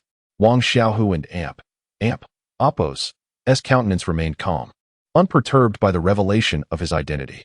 He removed his illusory mask, revealing his true visage, and turned to Fang Hui with a hint of apology. It was beyond my control. I hope Brother Fang can understand. Fang Hui's lips twitched, remaining silent. He internally cursed, yearning for a spirit pill while this situation spiraled into a convoluted mess. Wang Xiaohu, you are. Wang Xiaohu. Dang Yong exclaimed in astonishment. Wang Xiaohu had recently gained notoriety within the sect. It had been ages since anyone dared to kill a member of the Ling family. Wang Xiaohu chuckled softly. Was it necessary to respond? He turned his cold gaze toward Lan Fang. You knew it was me all along. It seems you are the one who betrayed me. This person must perish today. Lan Fang and Oppo's eyes dripped with disdain. How brazen. Of course, I knew from the very beginning that you were Wang Xiaohu. But the one who betrayed you was not me, but a voice whispered in Wang Xiaohu's ear, and as he turned to look, he was struck from behind, sent flying toward Zhong Kuan and the others. In midair, he glanced back, incredulous to see the one who had ambushed him was none other than the Red Dragon. How could this be? Why? Wang Xiaohu coughed up blood, collapsing before Zhong Kuan and the others. Joining Ling Yun Peak and becoming an inner disciple, does that reason suffice? The Red Dragon stated calmly. Witnessing this scene, Fang Hui and Deng Yong felt that no drama in their lives could rival this moment. Each twist and turn was profoundly impactful. Did the performers ever consider the audience's feelings? It was utterly mind-boggling. Cough, cough. All right, all right. Hee hee, Gu Xiao. Could you indulge my curiosity one last time? Why are you pursuing Zissou? I simply cannot fathom. Did she obtain some treasure that piqued your interest? Wang Xiaohu forced a bitter smile, as though he would die without understanding. Gu Xiao and Amp, Oppos, eyes brimmed with murderous intent, just as he prepared to strike. Zhang Kun and Amp, Oppos, voice interrupted. Speak, this young master is also curious. Did you not mention wanting me to deliver this woman to you? Gu Xiao and Oppos' expression shifted instantly, hesitating on how to explain. Another warning rang in his ears. This young master demands the truth. Perhaps it was the allure of treasure that stirred Zhong Kun and Oppos' interest. Gu Xiao glared venomously at Wang Xiaohu but felt compelled to confess. We were separated during an encounter with a wolf pack. I was with Zissou and Hulin. Later, we encountered a pair of superior earth-shattering bears, and I split from Hulin. Subsequently, Zissou fortuitously crossed paths with Hulin as the bears pursued her, and she stepped in to help. Although she ultimately killed the two bears, Hulin still perished, and Zissou was injured. I happened to arrive just in time. I was overwhelmed by emotion and never expected that scoundrel would escape. Thus, I pursued her. Though he concealed many details, none were fools. There were far too many coincidences. It was evident that Zissou had deliberately distanced herself from their group, leading to Gu Xiao and Hulin and Amp, Oppos' encounter with the bears. Knowing he was outmatched, Gu Xiao sought to flee, leaving Zissou to face the bears alone, but he had not anticipated Zissou and Amp, Oppos' strength exceeding expectations, allowing her to flee. You are truly something, Wang Xiaohu remarked sincerely. Zhong Kun chuckled. I agree, I now view you in a new light. What a pity. The Foundation establishment pill is too enticing. He laughed heartily, brimming with confidence, gesturing to Gu Xiao, who was already impatient, sword in hand, advancing to slay Wang Xiaohu. Humph. Do you fancy that wench? Rest assured, I shall treat her well. Gu Xiao sneered, thrusting his sword toward Wang Xiaohu and Oppos' throat. The long sword pierced through, yet Wang Xiaohu remained unscathed, while a purple spirit sword pierced Gu Xiao's dantian. You. Gu Xiao struggled to hold onto his final breath, desperate to understand why Wang Xiaohu stood unharmed while he lay dying. Crack! Wang Xiaohu stepped down, snapping Gu Xiao and Oppos' neck, declaring, I shall ensure you die with eyes wide open. You seek death. Damn it, Red Dragon, dare you betray this young master? Wang Xiaohu remained unscathed, but Zhong Kun, not merely a second-rate heir, was astute and quickly deduced the reason. Bang! Zhong Kun launched an attack at Wang Xiaohu. Yet this punch lacked martial technique and was executed in haste, limiting the spiritual energy used. Thus, in this exchange, Wang Xiaohu gained the upper hand. Stepping back 2 paces while Zhong Kun retreated 3. Wang Xiaohu had merely reached the 6th layer of pulse refinement, while the gap between the two men was 5 layers. Zhong Kun's expression darkened.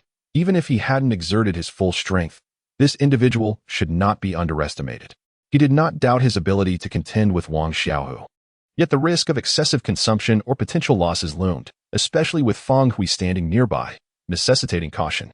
Feng Hui, assist me in eliminating this person, and I shall ensure your safety at Lingyun Peak. Zhong Kun was well aware of the leverage he held, and Feng Hui's countenance indeed shifted, his eyes glinting with anticipation. However, Wang Xiaohu and Amp, Oppos' prowess instilled a certain wariness in him. Moreover, could Zhong Kun and Amp, Oppos' words be trusted? If Wang Xiaohu were to be slain, would he truly survive to enter Lingyun Peak? As Feng Hui hesitated, Wang Xiaohu's voice resonated. Brother Feng, as long as you refrain from intervening in this matter and ensure Sister Zissou and Oppos' safety, I, Wang Xiaohu, owe you a favor. Humph, what favor could you possibly offer? Zhong Kun retorted derisively. You may surpass me by 5 layers in cultivation, yet you find yourself evenly matched or even at a disadvantage. In terms of lineage, you are merely a disciple of Lingyun Peak, perhaps just a descendant of some elder. Meanwhile, my master is the Lord of the Monster Peak, a 2nd-tier alchemist, and my mistress is a Golden Core expert. What do you have to compare with me? My reputation far exceeds yours. A fact that you Lingyun Peak disciples are acutely aware of. Feng Hui, focused solely on his cultivation, had only heard whispers of Wang Xiaohu and Oppos' reputation. Hearing Wang Xiaohu's words now made it clear that offending him was hardly a wise decision. Zissou was invited by me. I will ensure her safety. With that, Fang Hui moved to stand beside Zissou, as Deng Yong followed closely in his footsteps, for otherwise, he would find himself without a path to survival. Humph, Fang Hui. You shall regret this. I brought Masterly Dan. I have no need for that woman. Zhang Kuan shouted vehemently. Fang Hui frowned but did not linger on the matter. Though Zhang Kuan was an inner disciple and a descendant of an elder, Fang Hui did not wish to engage him. He merely aimed to protect his companions. If Ling Yun Peak were to target him over such trivial matters, it would reflect poorly on their character. If he were to enter the inner sect, would he truly be concerned about a mere Fang Hui? Such individuals, born into privilege, had resources at their disposal that were unfathomably greater than his own. If he had access to such resources, he would have reached the 12th layer or even established a foundation by now. Damn it, Zhang Kuan. Incensed by Fang Hui and Oppose, disregard, bellowed, Lan Fang. You and Masterly Dan take care of Qi Long. I will make him regret ever stepping into this world for daring to betray me. A sinister smile crept across Lan Fang and Oppose's face as he conspired with the goat-bearded elder. Encircling Qi Long aimed to swiftly deal with the two and assist Wang Xiaohu, but was halted by Wang Xiaohu's mental communication. Hold on. Let me test the true might of the 11th layer of spirit movement. Once Lan Fang is dealt with, we might have use for the alchemist. Die. Zhong Kuan and Oppose's sword slashed forward, intent on ending Wang Xiaohu and Oppose's life with that strike. Kill. Wang Xiaohu drew his unrefined sword, sweeping it across with fierce determination as it clashed against Zhong Kuan and Oppose's blade. Clang. Wang Xiaohu staggered back 7 or 8 steps, his chest surging with blood. While Zhong Kuan retreated 3 steps, his complexion slightly flushed. The disparity was startling. Wang Xiaohu felt a sense of helplessness. Had he reached the 3rd layer of body refinement, he might have stood a chance. In the current situation, aside from resorting to a desperate sneak attack, he saw no opportunity. Yet, Wang Xiaohu refrained from immediately summoning Qi Long and Oppose's assistance, believing that battling someone stronger would facilitate his own growth. Damn it! Wind surged and clouds shifted. Zhong Kuan was taken aback to find himself repelled, his fury igniting as he unleashed a full-powered sword technique. Wang Xiaohu and Oppose's face darkened. This move could not be taken head-on. As solid as a fortress, Wang Xiaohu raised his unrefined sword before him, the movements impenetrable, as waves of spiritual energy sword blades were deflected. Yet, he continued to be forced backward. Junior brother Long, do you now regret your choices? Lan Fang, having partnered with Qi Long for many years, had initially enjoyed a good rapport. However, Wang Xiaohu and Oppose's appearance revealed their true natures, as they could no longer align. This scheme to ensnare Wang Xiaohu began with Zhang Kuan's report from Gu Shao, followed by the dual benefit of the Ling fruit, leading to Lan Fang's agreement. Lan Fang claimed he lacked Wang Xiaohu's trust, asserting that only Qi Long could gain Wang Xiaohu's confidence. Thus, Zhang Kuan found Qi Long, coercing him with threats and temptations, leaving behind a divine sound talisman that would allow them to overhear Wang Xiaohu's conversations when he sought Qi Long might have hesitated. But when Wang Xiaohu expressed gratitude, gifting him fire spirit stones, fire lotus pills, and even 3rd-tier body refinement elixirs, Qi Long could no longer bring himself to harm his junior brother. However, with the divine sound talisman present, he could not voice his thoughts, merely inscribing the character for Ling in the soil with his foot. Wang Xiaohu understood everything. In this place, he possessed means for self-preservation. However, an unexpected use of the invisibility talisman had left him somewhat at a disadvantage. Fortunately, he now had Qi Long as a formidable ally. Lan Fang and Masterly Dan remained inactive, perceiving Qi Long as merely a piece of meat on the chopping block. It appears that junior brother Wang and Oppose's limits have been reached. There is no need to wait any longer. Ah, brother Lan, why must you provoke junior brother Wang? Qi Long shook his head in resignation. The two had no real conflict and even shared some camaraderie. However, Zhang Kuan's ability to coerce him was also due to Lan Fang's influence. Their paths diverged, and they could no longer collaborate. Qi Long, lacking compassion and indecisiveness, made his choice, delivering a punch toward Lan Fang. Dragon battles in the wild. A tangible dragon-shaped spiritual energy surged forth, leaving Lan Fang astonished. How could Qi Long be this formidable? Bang! Lan Fang's horrified gaze met the force of a punch directed at his heart, unimpeded, leading to his demise. The two were utterly incomparable in strength. Brother Fang, keep an eye on this Masterly Dan. Our spirit-connecting pill may still rest with him. Long declared before charging toward the fray between Wang Xiaohu and Zhong Kun. Fang Hui swallowed hard. This individual was indeed formidable, far more so than he had anticipated. He sensed that he might not be a match for him. Master Li Dan collapsed to the ground. His combat prowess was abysmal. Had it not been for a smattering of alchemical talent, he would not even have reached the 9th layer of spirit movement, let alone engage in combat. Bang, bang, clang, clang. With Qi Long and Oppos' entry, the precarious situation for Wang Xiaohu shifted, as their combined assaults rendered Zhong Kun increasingly solemn. Even in a one-on-one confrontation, Qi Long could not stand against Zhong Kun. Yet together, their immense power left Zhong Kun's arms numb, his defenses overwhelmed, particularly by Qi Long. Wang Xiaohu's exquisite spiritual sword barely left a mark on him after 6 years. Damn it, you shall all perish. Ling Yun 9 Swords, First Style, Ling Xiao Win Movement. This was not the first time Wang Xiaohu had witnessed this move. Ling Zhan, at the 9th layer, had employed it against him, only to have his arm severed in retaliation. The fire god descends. Strength to part mountains and rivers.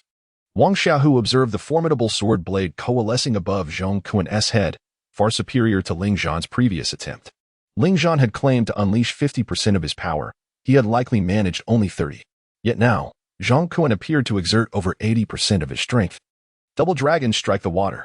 Qi Long unleashed both fists simultaneously, 2 fiery dragons roaring forth toward Zhong Kun. Regardless of Wang Xiaohu's ability to withstand Zhong Kun's onslaught, this time, Zhong Kun was doomed. Boom, boom, boom.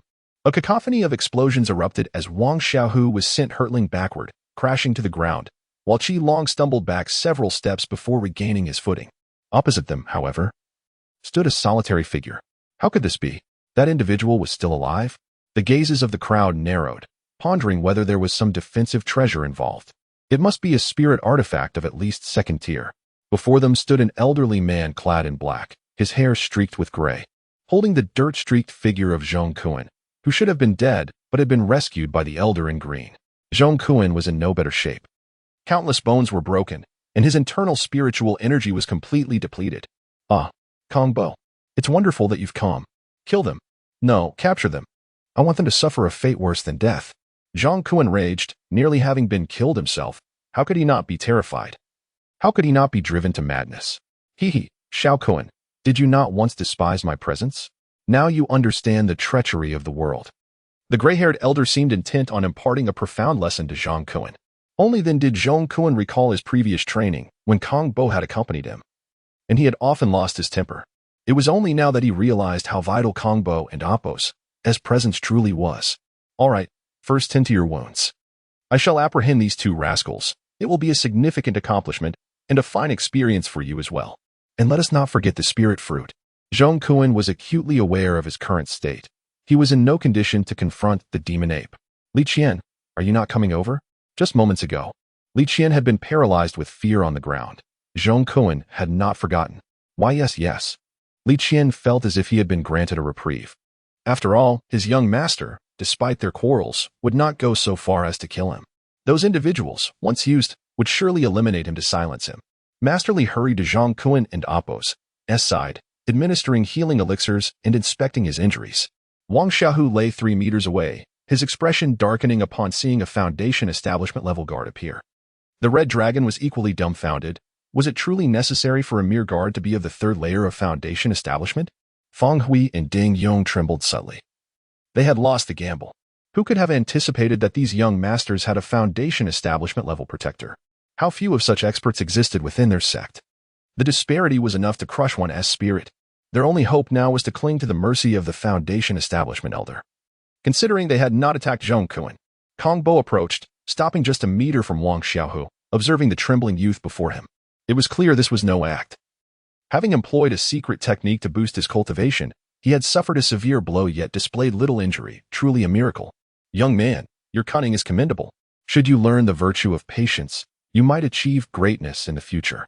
Alas, your brilliance is now too conspicuous. You have forfeited your future. Genius is defined by those who survive.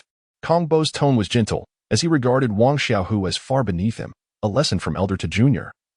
Though this junior was beyond redemption. Cough, cough. Wang Xiaohu clutched his chest, coughing up a hint of blood. What a shame. Such talent wasted. Before Kongbo could react to Wang Xiaohu and Appo's words, an icy chill swept over him as he saw a flash of green light in Wang Xiaohu's hand. A spirit sword of condensed spiritual power arced toward him. Kongbo attempted to evade, yet it was too late. The sword's brilliance pierced through his body. And no, impossible, talisman, treasure. Kongbo's gaze was filled with despair, resentment, and disbelief as his body was cleaved in two. Wang Xiaohu gasped for breath, the blade of spiritual light dissipating, transforming into a jade talisman that fell into his palm, though its luster was somewhat dimmed. This was a talisman treasure, crafted only by experts of the Golden Core stage, and those proficient in the art of talisman creation. Compared to ordinary talismans, talisman treasures boasted immense power and could be reused multiple times, albeit with limitations. This talisman could obliterate any cultivator below the Golden Core level with a single strike, even an illusory core, provided it was within range. The scene was utterly shocking. All were left speechless. The Red Dragon had heard Wang Xiaohu mention his life-saving means but had no idea what it entailed. And such matters were not his to inquire about. Talisman treasure. It truly is a talisman treasure. Feng Hui silently rejoiced, grateful he had not acted rashly. Otherwise, there would surely be another corpse on the ground. Wang Xiaohu took a deep breath, and as he raised his gaze again, he cursed, "Damn it. How did I end up killing that alchemist too?" When the crowd turned to look, they saw that Li Qian, who had previously been behind Kongbo, had also been caught in the aftermath, his body severed, and he was completely oblivious to the unfolding chaos. Meanwhile, Zhang Kuan lay on the ground, wounded and spared. But as realization dawned, a greater terror loomed. Wang Xiaohu approached, his massive sword pressed to Zhang Kuan's chest. "According to custom, should I not hear your last words? Very well, you have 3 breaths to speak. Please don and amp. Oppose, kill me. My father is Zhong Jian, an elder of Lingyun Peak, a 7th-layer foundation establishment expert. If you kill me, you are as good as dead. Let me go, and I shall never be your enemy again." Zhong Kuan shouted in despair. Wang Xiaohu sighed. Such a lack of creativity. Could you not come up with something new? Had I known, I would not have listened. Wang Xiaohu thrust his sword downward, sending forth a fountain of blood. Retrieving his blade, Wang Xiaohu walked back to Zissou, addressing Feng Hui. "Thank you, Brother Feng. I shall remember this favor. I will take Sister Zissou to treat her wounds. I ask that you gentlemen tidy up outside." Certainly. Feng Hui, though strong-willed, could not suppress the sweat beading on his forehead. This fellow had even slain a foundation establishment expert. Though he had utilized a talisman treasure, it remained a talisman treasure. Wang Xiaohu nodded slightly to the Red Dragon before picking up Zissou and heading toward the cave. Feng Hui glanced back at Deng Yao. "What did you witness today?" His voice was chillingly cold. Deng Yang's heart raced in terror as he hurriedly replied, "And nothing at all. I saw nothing." Feng Hui patted Deng Yang and Appo's shoulder in reassurance before commencing the cleanup. Inside the cave, Wang Xiaohu spread a beast hide on the ground and laid Zissou upon it. He hesitated, for Zissou's injuries were severe, and he pondered how to treat her. However, delaying care could lead to grave consequences. Wang Xiaohu recalled his mother and Appo's frequent admonitions. Saving a life is more meritorious than building a 7-tiered pagoda. This was for the sake of saving another. Wang Xiaohu sought a noble justification and proceeded to untie the sash of Zissou and Appo's gown. His heart raced, breath quickened, and he felt a dryness in his throat. Truly a beast, how could he still entertain such thoughts at a time like this? Taking a deep breath, Wang Xiaohu used his sword to slice through Zissou and Appo's bloody blue dress, carefully peeling it away. Beneath it, he discovered her white shirt thoroughly soaked in blood. Extinguishing any lingering wicked thoughts, he could only lament that Gu Xiao had died too easily. As he parted the shirt, Wang Xiaohu couldn't and Appo's help but gasp. Her injuries were indeed grievous. The left side of her bodice had been torn apart by a bear's claws, revealing 3 deep wounds that exposed bone, evoking deep sympathy. The sword wound on her abdomen was fortunate to be at an angle. Otherwise, an injury to her dantian would be beyond even divine intervention. Wang Xiaohu struggled to suppress any improper thoughts, yet the moment he unfastened the bodice, he felt his breath catch, a rush of crimson igniting his senses. Hormones surging within him. A beast indeed. How could he still entertain such notions at this juncture? In Wang Xiaohu and Appo's mind, 2 voices were at odds while his hands worked tirelessly, meticulously tending to the wounds and cleansing the bloodstains. He crushed the healing elixir into powder and sprinkled it over the injury, then retrieved 2 pieces of his clothing from his storage bag, one to tear and bandage the wound, and the other to drape over Zissou. After completing these tasks, he was drenched in sweat, the ordeal proving to be quite tormenting. As he fastened the clothing, a sigh of relief escaped him, yet a fleeting desire to unveil the beauty beneath stirred within him. However, reason triumphed, suppressing such beastly urges, and he inwardly chastised himself, deeming his thoughts unworthy. Zissou and Appo's face, marred by the dark stains of blood, was stuck to her skin, yet after some contemplation, Wang Xiaohu refrained from removing the cloth covering her face, for she bore no injuries, only the remnants of her own blood. Although he struggled to comprehend her need for concealment, he was unwilling to engage in any underhanded actions. Thus, he extracted a second-tier healing pill from his storage bag and administered it to Zissou before sitting nearby, clutching a spirit stone and swallowing a fire lotus pill to restore his own spiritual energy. An hour later, upon rising, Wang Xiaohu noticed Zissou still with her eyes closed. He made his way toward the cave entrance, only to discover that the trio had carved out another cave not far away, presumably to spare Zissou any embarrassment. Unbeknownst to him, the moment he stepped outside, tears glistened in Zissou and Appo's eyes. After a moment of thought, he donned the Thousand Illusions mask, transforming back into Mahan. The subsequent events would not be seen by Zissou, and the others would remain discreet, rendering it unnecessary for her to be informed. Knowing too much could lead to perilous consequences.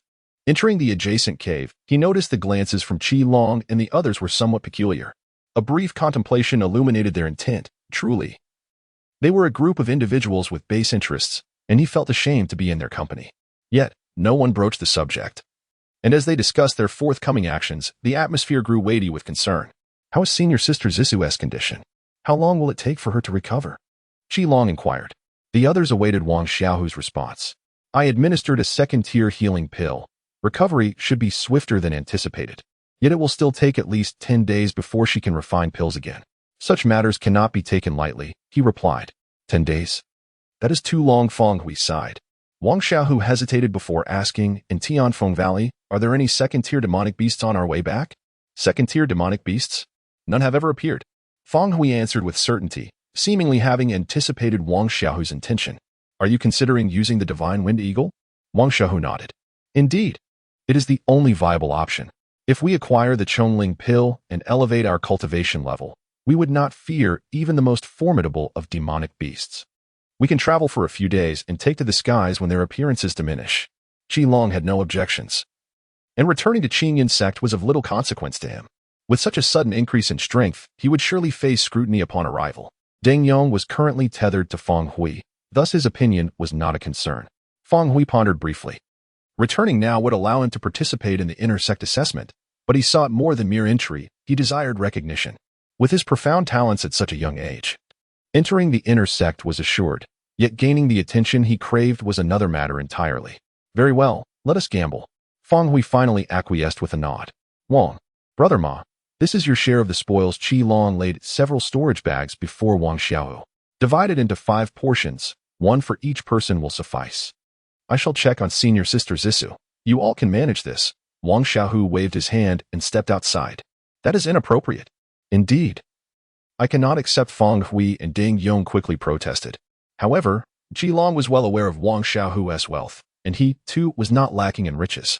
A single top-grade spirit stone could be exchanged for an astronomical sum in ordinary spirit stones. Brother Ma is a tycoon. Let us not stand on ceremony.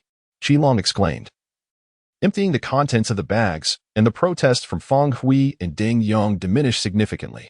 How affluent could a foundation establishment cultivator be? How wealthy could a second-generation heir be? Their hearts raced at the thought. They first sorted through the items that must remain hidden, spirit swords, identity tokens, and the like, ensuring they were dealt with discreetly to avoid calamity.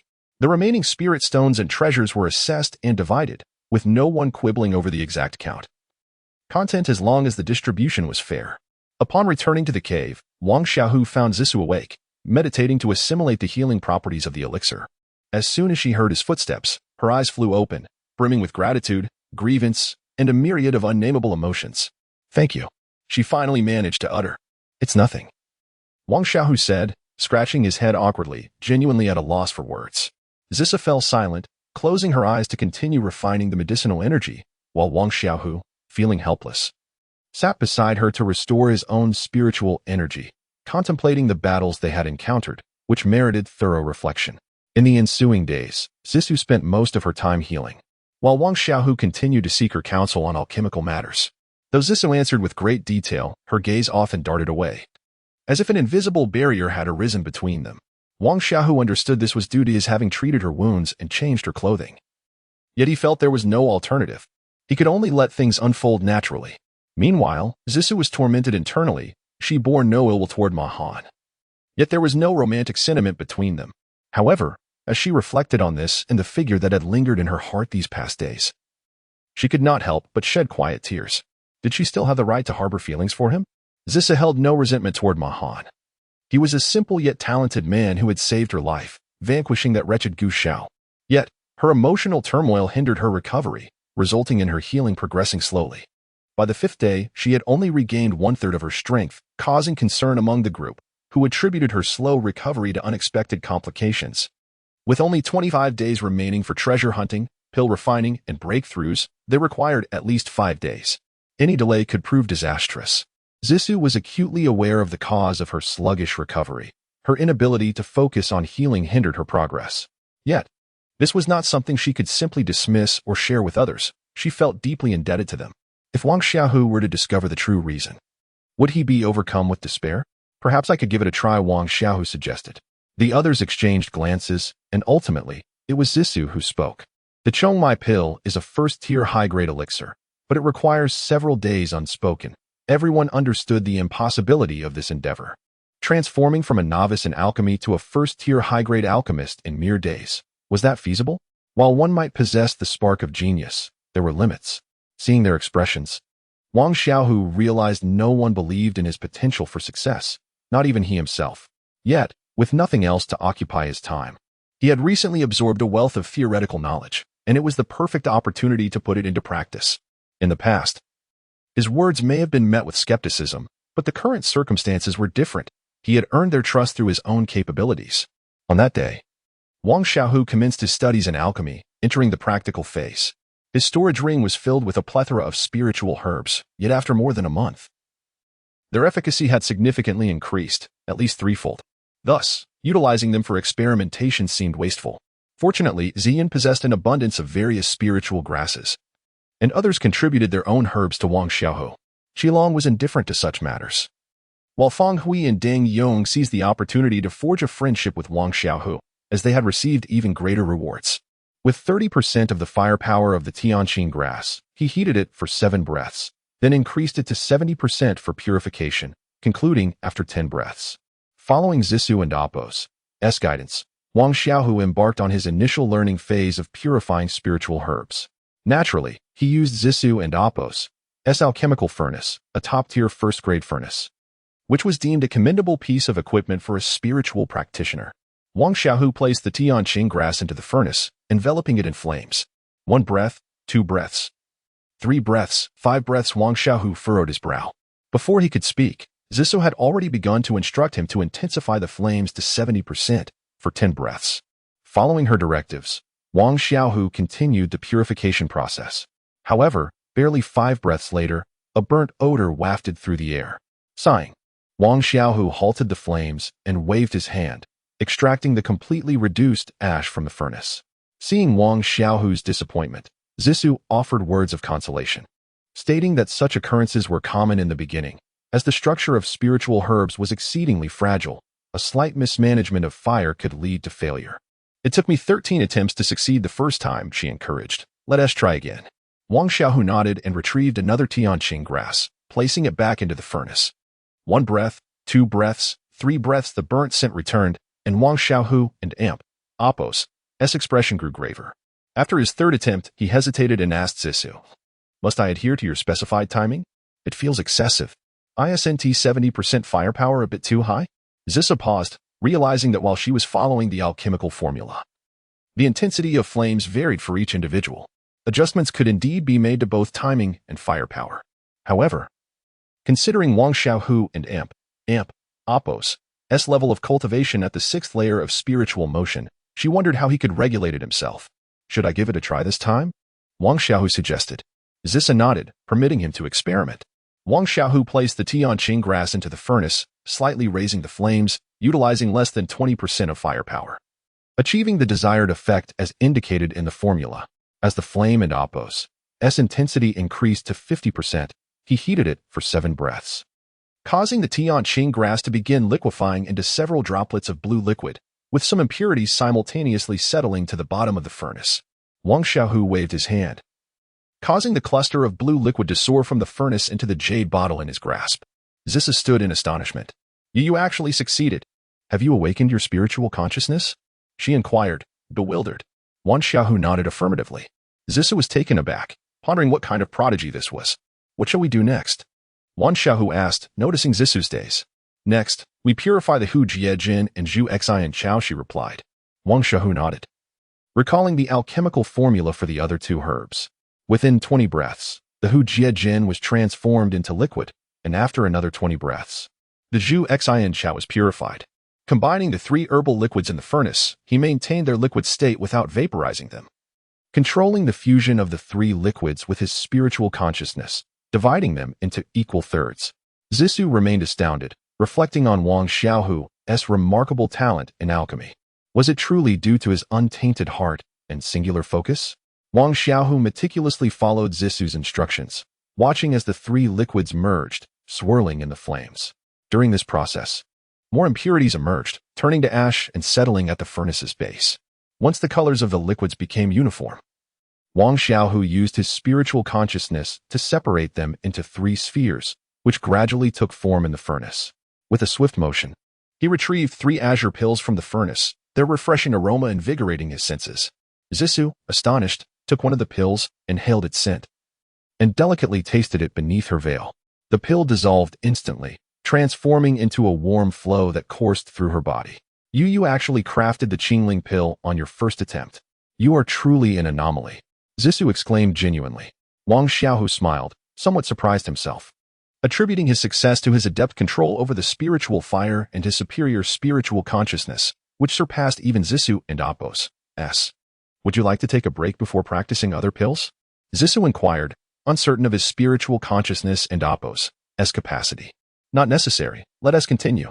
This is merely a first-grade lower-tier pill, and the upper tier is still far off, Wang Xiaohu replied, shaking his head. Zisu reflected on her own journey, recalling that her first successful batch had taken her 7 attempts, a feat her master deemed remarkable. What then could be said of Wang Xiaohu? Days passed. Wang Xiaohu's alchemical talent left Zisu at a loss for words. He successfully crafted 13 lower-tier pills with only 1 failure, 10 middle-tier with just 1 failure, and all 3 upper-tier pills without a hitch. Such a success rate was something even Zisu herself couldn't and Apos, guarantee. Upon receiving the upper-tier pills, the 3 companions were left dumbfounded. Was this alchemy or mere play? How could it seem so effortless after only 3 days? Wang Xiaohu understood that his superior fire manipulation skills and heightened spiritual consciousness were the primary reasons for his success. His past experience in using spiritual fire for cooking, ensuring the perfect balance of crisp exterior and tender interior, had undoubtedly contributed to his prowess in alchemy. Wang Xiaohu, capable of producing upper-tier pills, felt no need to wait for Zisu's full recovery. Noticing that Zisu had regained half her strength, he decided to involve her in a peripheral role during the upcoming operation, ensuring her presence to alleviate any unease she might feel. According to their recent reconnaissance, there were over 130 bloodthirsty demonic monkeys, including a peak monkey king, 5 upper tier, 21 middle tier, 65 lower tier, and the rest being younglings. The spiritual fruit trees lay deep within the cave, guarded by at least 2 upper-tier demonic monkeys. Since the spiritual fruits were only effective immediately after being picked, the monkeys would not harvest them all at once. They would consume the fruits just before a breakthrough. It was estimated that there were at least 7 spiritual fruits available. Each batch of pulse-opening pills yielded 4 to 6 pills, factoring in the possibility of failure. They aimed to secure at least 2, ideally 3. However, their primary target was the spiritual fruits, not the monkeys, so they should avoid unnecessary confrontations. Wang Xiaohu and Long Shidi would capture a few younglings to divert the Monkey King, anticipating that at least 2 upper-tier demonic monkeys would pursue them. Meanwhile, Ma Shidi would infiltrate the cave to snatch the fruits and retreat immediately. They needed to process the fruits into pills within an hour. If Ma Shidi encountered trouble, Deng Shidi and Zisu would assist him in making a swift escape. Feng Hui had meticulously planned their approach and retreat, ensuring a well-organized strategy. Zissou, unaware of Wang Xiaohu's true capabilities, expressed concern. Ma Shidi is only at the 6th layer of spiritual motion. I should go instead. I have recovered 70% of my strength, and my success rate would be higher. Wang Xiaohu was certain Zissou had not fully regained her strength. Her suggestion elicited strange looks from the others, who turned to Wang Xiaohu, leaving him to clarify the situation. I must say, my martial prowess has transcended to the 3rd tier of the Diamond Realm just yesterday, allowing me to face several high-grade demon apes without fear. Wang Xiaohu and oppress words brought considerable reassurance to Zissou. With a physical strength exceeding 13,000 jin, he was not far off from Qi Long and oppress impressive 15,000 jin. However, Qi Long's defenses were remarkably formidable. Yet, should Wang Xiaohu employ the body sacrifice fist, even Qi Long would not stand a chance. Squeak. Gurgle. A troop of demon apes frolicked nearby, blissfully unaware of the two figures concealed in the underbrush. Qi Long and Fang Hui exchanged a knowing glance and nodded slightly before launching forth like lightning, each seizing a juvenile demon ape less than a meter tall. They did not immediately depart but instead circled near the valley and oppress entrance. With resounding roars, the playful demon apes erupted into chaos. Some fled in sheer panic, while a few middle-tier demon apes charged forward, intent on capturing the intruders. However, this proved futile as the duo weaved skillfully through the throng, incapacitating the demon apes without taking their lives, plunging the valley into utter disarray. Chapter 94. The Theft of the Spirit Fruit with Fierce Roars. 2 high-grade demon apes emerged from the cave. Dragon battle in the wild. Golden sword triple slash. As Qi Long and Fang Hui confronted the 2 formidable demon apes, their attacks intensified. Not merely due to the strength of their adversaries, but because they aimed to incapacitate these beasts for Wang Xiaohu's forthcoming acquisition of the spirit fruit. The 2 demon apes fell, blood streaming from their mouths and noses, yet their lives were not in jeopardy. With a thunderous roar that shook the very earth, a colossal demon ape, towering 3 to 4 meters, pounded its chest, seemingly asserting dominance. The creature charged forward, its speed far surpassing that of its kin.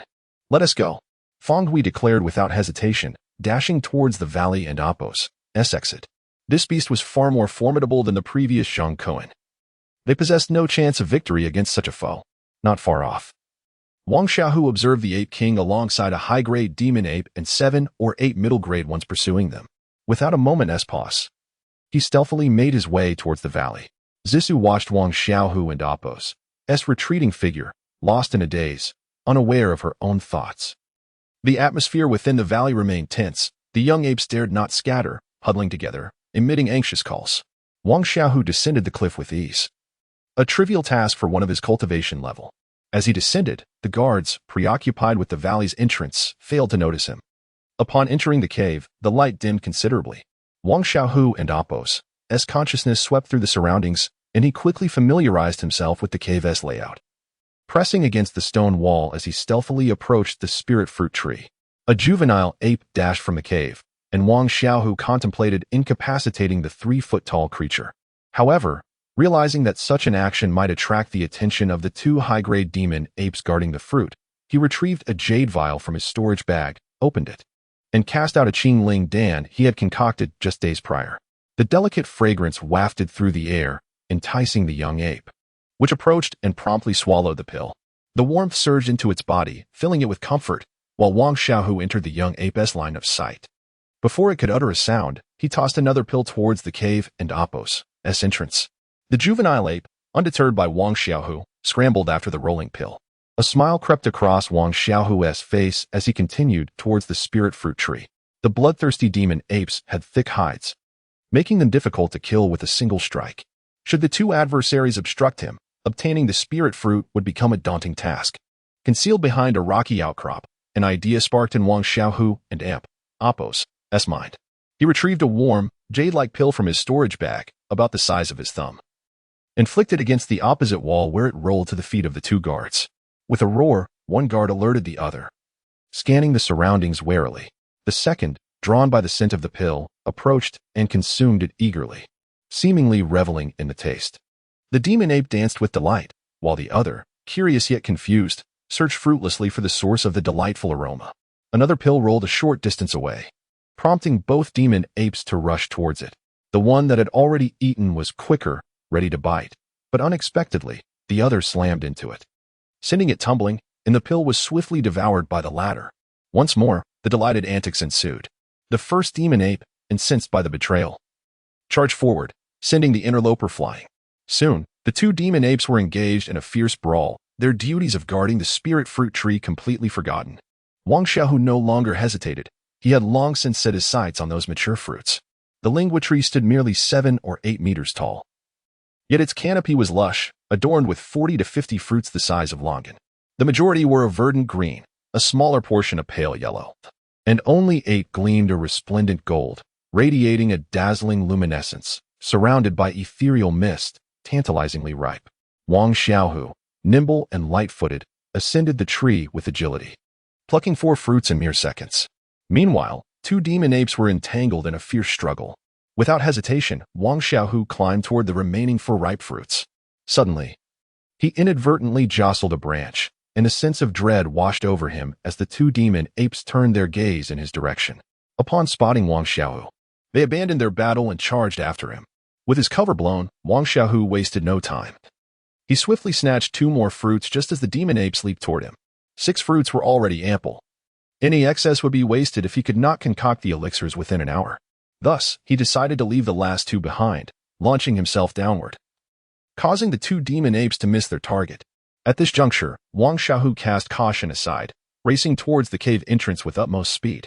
Roars of fury erupted behind him as several demon apes, alerted by the commotion, surged into the cave. Without a moment and opposed, as thought regarding their strength, he unleashed a punch and burst forth from the cave's mouth. Dozens of demon apes awaited him at the valley's entrance, but he had no time to deal with them. Instead, he soared up the cliff, his speed outpacing even the agile demon apes. Yell! Wang Xiaohu shouted, his voice echoing for miles. At that moment, Feng Hui and Qi Long were drenched in sweat, the ape king closing in just 5 meters away. Upon hearing Wang Xiaohu's call, they felt a surge of relief. Promptly discarding the 2 young apes they had been clutching and launching their most potent assault against the ape king. Golden Sword 8 Direction / Twin Dragon Strike Water. Their sudden offensive forced the Ape King into a hasty defense, yet his extraordinary prowess rendered their attacks ineffective, merely causing him to pause momentarily. Seizing this fleeting opportunity, Feng Hui and Qi Long hastily made their escape, but the Ape King's gaze fell upon the 2 young apes, his fury still simmering, intent on teaching the 2 thieves a lesson. However, the thunderous roars of the demon apes in the valley struck the Ape King with alarm. He swiftly turned and headed back towards the valley, realizing the cunning ploy to lure him away. Wang Xiaohu reached the cliff and rendezvoused with Zissou and Deng Yong, resolutely making his way to the previously established hidden cave. Do not let anyone disturb us. Wang Xiaohu wasted no time. Swiftly entering the alchemy chamber he had prepared within the cave, he retrieved the alchemical furnace and the necessary herbs, meticulously refining them. Meanwhile, Qi Long and Feng Hui anxiously awaited outside the cave, the tension palpable. Though they had confidence in Wang Xiaohu's alchemical skills, the wait was undeniably nerve-wracking. I wonder how many fruits he managed to obtain? Feng Hui inquired. 3, Deng Yong replied. A look of delight crossed Feng Hui and Appo's face. He had initially feared that securing 2 would be a challenge, especially given the formidable nature of the 2 high-grade demon apes. At that moment, Wang Xiaohu hesitated for a brief moment. With 2 furnaces of elixirs completed, 4 lingua remained. He estimated he could concoct 3 more batches in time. But he pondered whether placing these lingua into the Xinhuang pearl would enhance their efficacy.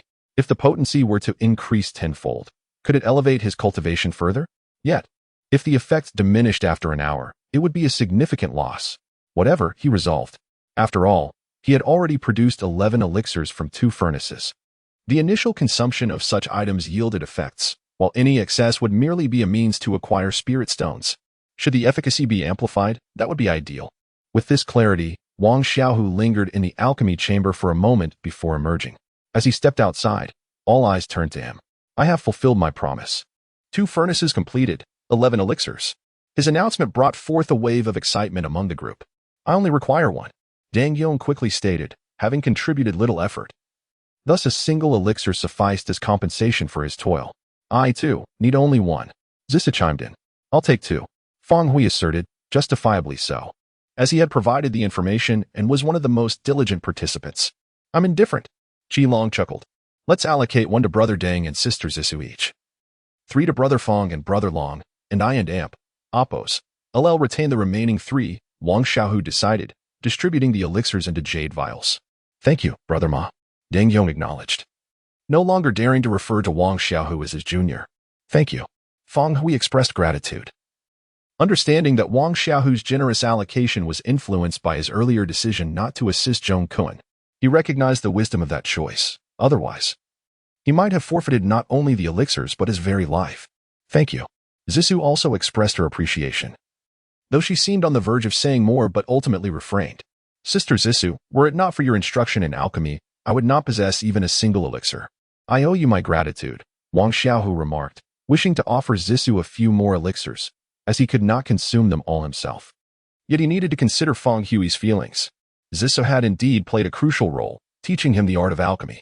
Please, do not tell others that I taught you alchemy, Zissou said, her cheeks tinged with a rosy hue. Wang Xiaohu's talent in alchemy was evident, and it was clear that he would excel in the future. If she claimed to be his instructor, others might only regard it as a jest. Wang Xiaohu smiled in silence, aware that the individual named Ma Han would no longer exist, and thus, who would know the true origin of his alchemical skills. We must hasten to enhance our cultivation. Time is of the essence, Fong Hui stated gravely. A sense of urgency filled the hearts of the group as only 20 days remained until the intersect competition. What if we encounter danger while cultivating simultaneously? This is the Tianfeng Gorge. Qilong frowned. You all proceed with your cultivation. My injuries have yet to heal. I shall wait until we return to take the elixir. Zissou hesitated before speaking. Very well. After all, improving our cultivation takes precedence over all else, and it is essential to tend to your injuries first. The elixirs do not have a time limit. Wang Xiaohu nodded in agreement. Under normal circumstances, even those with exceptional talent would require 10 days to half a month to open a single meridian, and as one's cultivation level increased, the time required lengthened. However, a single elixir could expedite the process, allowing one to achieve in mere days what would typically take half a year or even a year. This was indeed remarkable. Within the cave, the group each established their own secluded spaces for cultivation, as breakthroughs in cultivation should not be disturbed. Wang Xiaohu sat within the cave, his heart wavering as he held 2 Chongmai pills in hand. Previously, he had heard that the Chongling pill was only effective upon the first consumption. But having learned the intricacies of alchemy, he now understood that it was not merely the first pill, but the initial instance of consumption that mattered. This was because certain elixirs, once absorbed into the body, could develop a degree of resistance. After the first use of the Chongling pill, its resistance would be formidable, rendering subsequent uses ineffective. Wang Xiaohu was acutely aware that the intensity of his fire divine technique was double that of equivalent methods, necessitating an exponentially greater amount of spiritual energy. While others might utilize a single spirit pill to ascend a level, he required more than one, prompting him to produce 2 and prepare to consume them simultaneously. This decision, however, carried an element of risk, as it was rare to hear of anyone undertaking such an act. With a deep breath, Wang Xiaohu regarded the 2 golden spirit pills in his hand, steeling himself before swallowing them whole. The pills dissolved instantly upon entering his mouth, and a warm current coursed down his throat, flowing through his limbs as he activated his technique. Suddenly, he felt as if his meridians had erupted. A torrent of spiritual energy surged within him, nearly causing him to spit blood. He remained vigilant, focusing his mind and exerting every ounce of energy to operate the fire divine technique. Once, twice, thrice.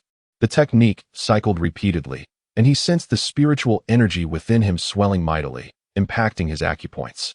Previously, while cultivating at the spring in the Yuehua cave, he had reached the 6th level of spiritual movement, unlocking a second acupoint.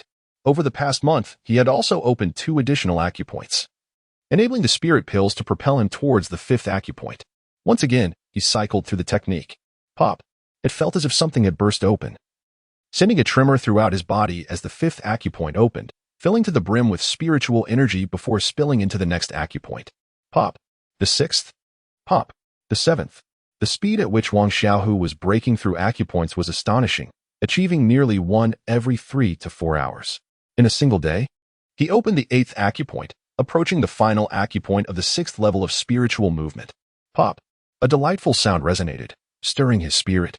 7th level of spiritual movement. Here I come. With the force of a cleaving bamboo, he never anticipated that cultivation could be this exhilarating. However, As he broke through the third acupoint of the 7th level, he suddenly sensed a depletion of spiritual energy within him. Was this the end? 3 acupoints at the 7th level were certainly commendable. But wait, something was amiss. A sudden, excruciating pain akin to a tear erupted through his meridians. Before he could comprehend the cause, he realized he was unable to absorb any spiritual energy from the external environment. What was happening? Although he remained conscious during his cultivation, upon opening his eyes to survey his surroundings, he was met with utter disbelief. Where were the spiritual stones? The 1,000 fire spiritual stones and 300 fire crystals he had placed here were gone. Was this some cruel trick? Despite having acquired far more spiritual stones from a foundation-building second-generation heir, he had distributed a considerable portion among others, and the remaining fire spiritual stones were scarce. Wang Xiaohu had laid out all his possessions, only to see them vanish into thin air. The loss was troubling, yet it was not just the stones themselves that mattered. The rupture in his meridians stemmed from the inability to absorb spiritual energy, which caused them to constrict. What was he to do? Stopping was not an option. At that moment, a cold sweat broke out on his forehead. How could he have forgotten? He quickly retrieved the exquisite fire spiritual stone he had stored within the Xianhuang pearl. As he held the exquisite stone, the tearing sensation in his meridians vanished instantly. The purity of the energy within was far superior, allowing it to merge effortlessly with the spiritual energy in his body. Astonished, he thought, if only I could cultivate daily with such exquisite stones, life would be sublime. Wang Xiaohu dismissed any distractions and focused on enhancing his cultivation. Although he had reached the 7th level of spiritual movement, the influence of the exquisite fire spiritual stone accelerated his acupoint breakthroughs even further. The 4th, 5th, 6th, and 7th acupoints fell within 2 days, leaving him just one step away from the 8th level of spiritual movement. His meridians returned to a normal state.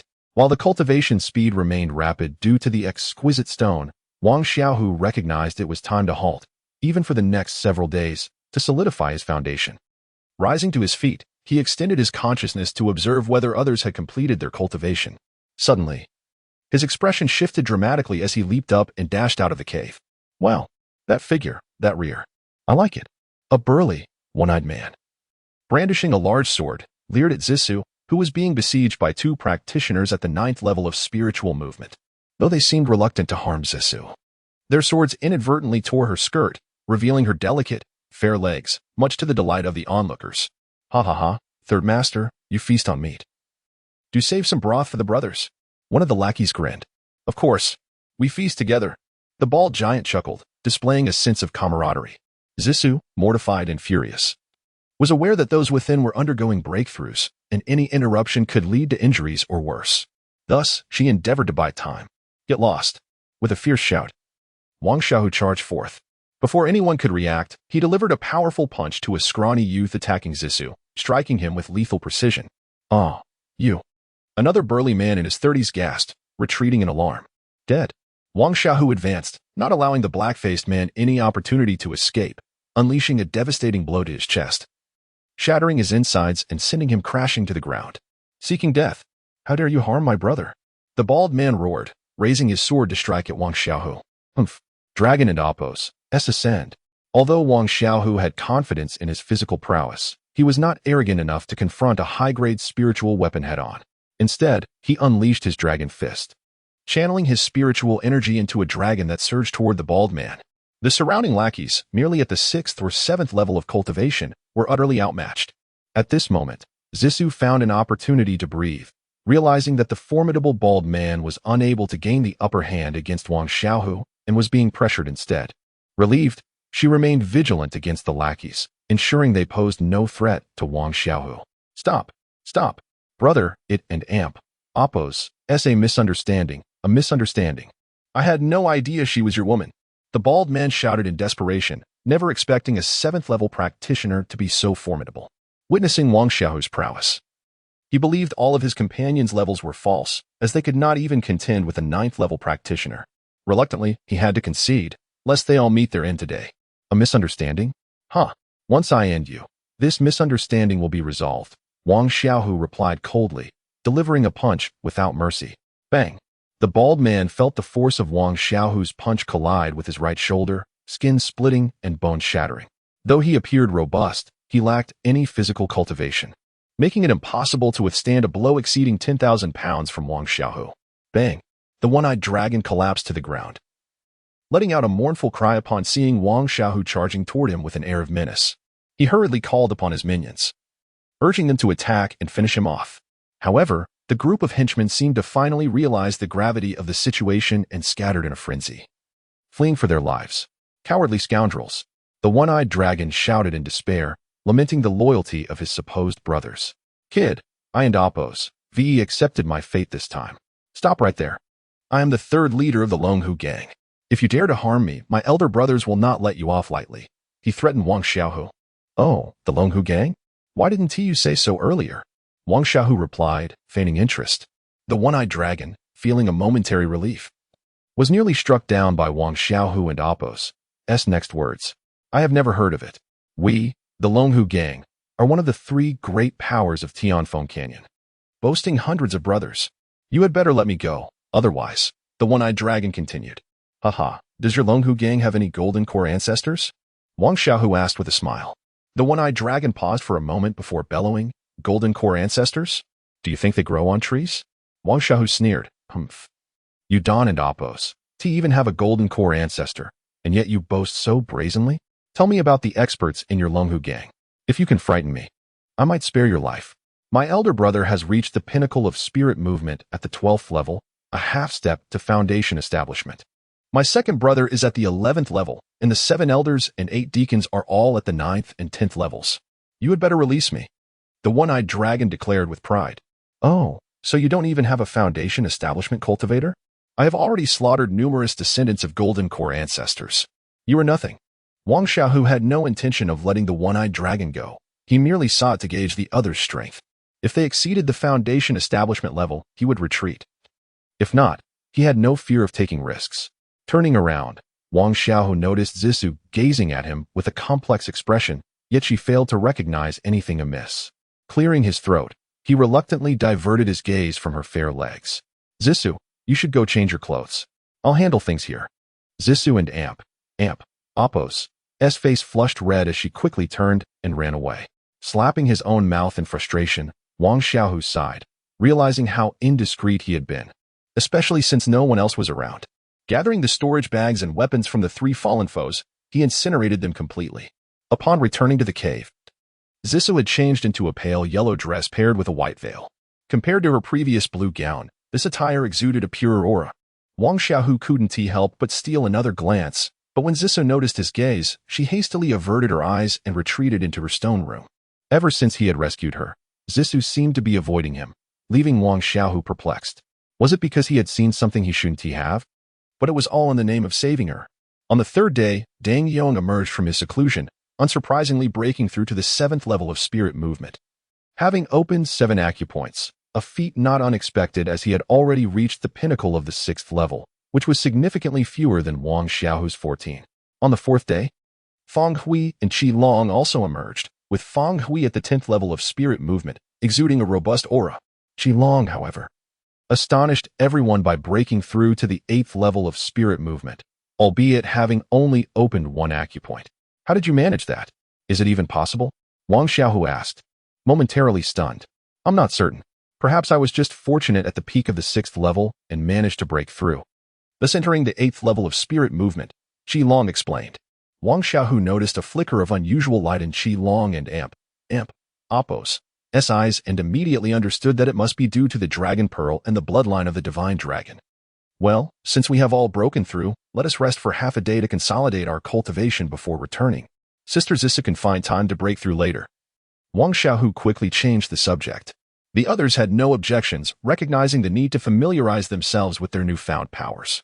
Wang Xiaohu sensed that Zissou had been preoccupied with her thoughts over the past couple of days, but felt it was inappropriate to inquire further, letting out a resigned sigh. This identity was nearing its end. Roars echoed from the nearby Demon Ape Valley, capturing Wang Xiaohu and his companions and Oppos' attention. Haha. It seems someone is stirring trouble with the demon apes, possibly in pursuit of the spirit fruit. Should we go join the fun? Qi Long, invigorated by his awakened divine bloodline, had become more boisterous and assertive. Wang Xiaohu shook his head with a smile. No, let us not. We don't have the luxury of time. We should head back. Only 18 days remain. Fang Hui nodded in agreement, eager to return quickly. Having broken through to the 10th level of spirit movement, he knew that failing to participate in the inner sect assessment would be catastrophic. The roars of the demon apes and the screams of humans continued for several minutes before finally ceasing. Wang Xiaohu and his companions were unaware of the outcome of the battle between the demon apes and the cultivators, but it no longer mattered to them. The frequency of demonic beasts in the vicinity remained high, making it perilous to release the divine wind eagle. It would be akin to courting death. They needed to travel for 7 or 8 days before entering an area where spirit beasts were sparse and of a lower tier, allowing them to use the divine wind eagle for transportation thereafter. With a thud, a high-grade earth barbarian bear fell to the ground as Qi Long retracted his fist. This guy is truly monstrous. Wang Xiaohu shook his head in disbelief. The divine dragon bloodline was incredibly powerful. Qi Long had advanced 2 levels in cultivation, while his physical training technique remained at the 3rd level. Yet, Qi Long's physical strength had already reached 18,000 pounds, whereas Wang Xiaohu's strength barely reached 14,000 pounds. The gap between them had widened from 2,000 to 4,000 pounds, and Qi Long's dragon fist was even 3-fold stronger than his own. Indeed, there are no best martial arts, only the most suitable. Though Wang Xiaohu had become somewhat proficient with the dragon fist, it paled in comparison to Qi Long's prowess. He needed to continue refining the heavy sword technique. However, he still struggled to grasp the 5th move, the earth-splitting slash, as if something vital was missing. Perhaps he should consult the old drunkard for guidance. After traversing the canyon for 2 days, they had hunted 7 or 8 high-grade demonic beasts. Lower-tier beasts essentially came to deliver themselves, and as Wang Xiaohu and his companions were pressed for time, they avoided confrontation whenever possible. Suddenly, Wang Xiaohu came to a halt. What's wrong? More demonic beasts? What level? Qi Long inquired, his combative instincts surfacing. There are indeed peak-level ones, but not demonic beasts, rather. They are. Wang Xiaohu's eyes glinted coldly. The others were puzzled, as Wang Xiaohu's spiritual sense was considerably sharper than Zisu's, and without the activation of spiritual senses, the others could scarcely see beyond a few hundred meters in the dense forest. That day when we were in seclusion, Wang Xiaohu briefly recounted the events of that day, omitting any mention of Zisu's exposure. Upon hearing that Zisu and her companions were disciples of the Qingyan sect, the expressions of Qi Long and the others soured. Given that they were in seclusion, how dare anyone target Zisu? They were truly despicable. As they halted, they soon spotted several cultivators approaching from the side. Leading them was a burly bald man, flanked by a seemingly effeminate middle-aged man, along with several subservient cultivators, totaling about 7 or 8 individuals. The bald man was at the pinnacle of the 12th level of spirit movement, evidently a formidable opponent. Wang Xiaohu noted a striking resemblance between this man and the one-eyed dragon, suspecting they might indeed be brothers. In the realm of the ethereal, the graceful middle-aged figure at the 11th level of agility, alongside Zhong Kuan, stood on par with one another. The remaining 2, both at the 10th level of agility, along with several henchmen at the 6th and 7th levels, found themselves in this fortuitous encounter. Naturally, both parties commenced an assessment of their strengths. From the perspective of the bald brute, their side comprised 1 at the 10th level, 1 at the 9th, 1 at the 8th, and 2 at the 7th level, an assemblage that could easily overpower their opponents. In an instant, a glimmer of greed sparked in the eyes of his entourage. Wealth and beauty are treasures that are eternally coveted in the world of cultivation. Ah, such a figure, such a form, truly to my liking, the bald man mused, mirroring the sentiments of his companion. Brother, I sense something unusual about these individuals. The effeminate middle-aged cultivator furrowed his brow. Though his innate talent for cultivation was not exceptional, his remarkable perceptive abilities allowed him to sense things that eluded the naked eye. This instinct had repeatedly aided him in evading danger, leading him to his current state of being at the 11th level of agility, a commendable achievement for a rogue with poor qualifications and no backing. The bald man held a deep trust in his second-in-command, not only due to his unparalleled intellect that had never led him astray in strategizing, but also owing to an inexplicable intuition that had saved him from numerous perils. Thus, upon hearing his words, the bald man hesitated. He was not lacking for female companionship, yet his mood had been rather dismal lately, yearning for an outlet for his frustrations. Initially, during their attempt to hunt the demon ape and procure spirit fruits, their plan to lure the demon ape king from the valley had yielded no results, forcing them to resort to a direct assault. Consequently, the Demon Ape Valley had witnessed the emergence of 2 newly ascended demon apes, equivalent to the 11th level of agility. And the bloodthirsty demon ape king activated its innate skill, enhancing its attack power by at least 30%. This led to significant casualties among his men, compelling a hasty retreat. Along the way, he encountered 2 henchmen stationed with his own brother, who shockingly claimed that his sibling had been slain by a mere cultivator at the 7th level of agility. However, upon investigating the location, they found no trace of his brother, which only added to his vexation, prompting a desire to vent his frustrations on a woman. In the perilous demon-infested forest, he had no inclination to pursue romantic entanglements. Had he been so reckless, he would have perished countless times over. Big brother, it was he. He is the one who killed the 3rd brother. Just as the bald man dismissed these thoughts, a single remark from his subordinate ignited a surge of fury within him. Who killed my brother? Step forth and face your demise. Wang Xiaohu and his companions were well aware of the arrival of this formidable group. Indeed, they were not to be trifled with, yet they were not paralyzed by fear.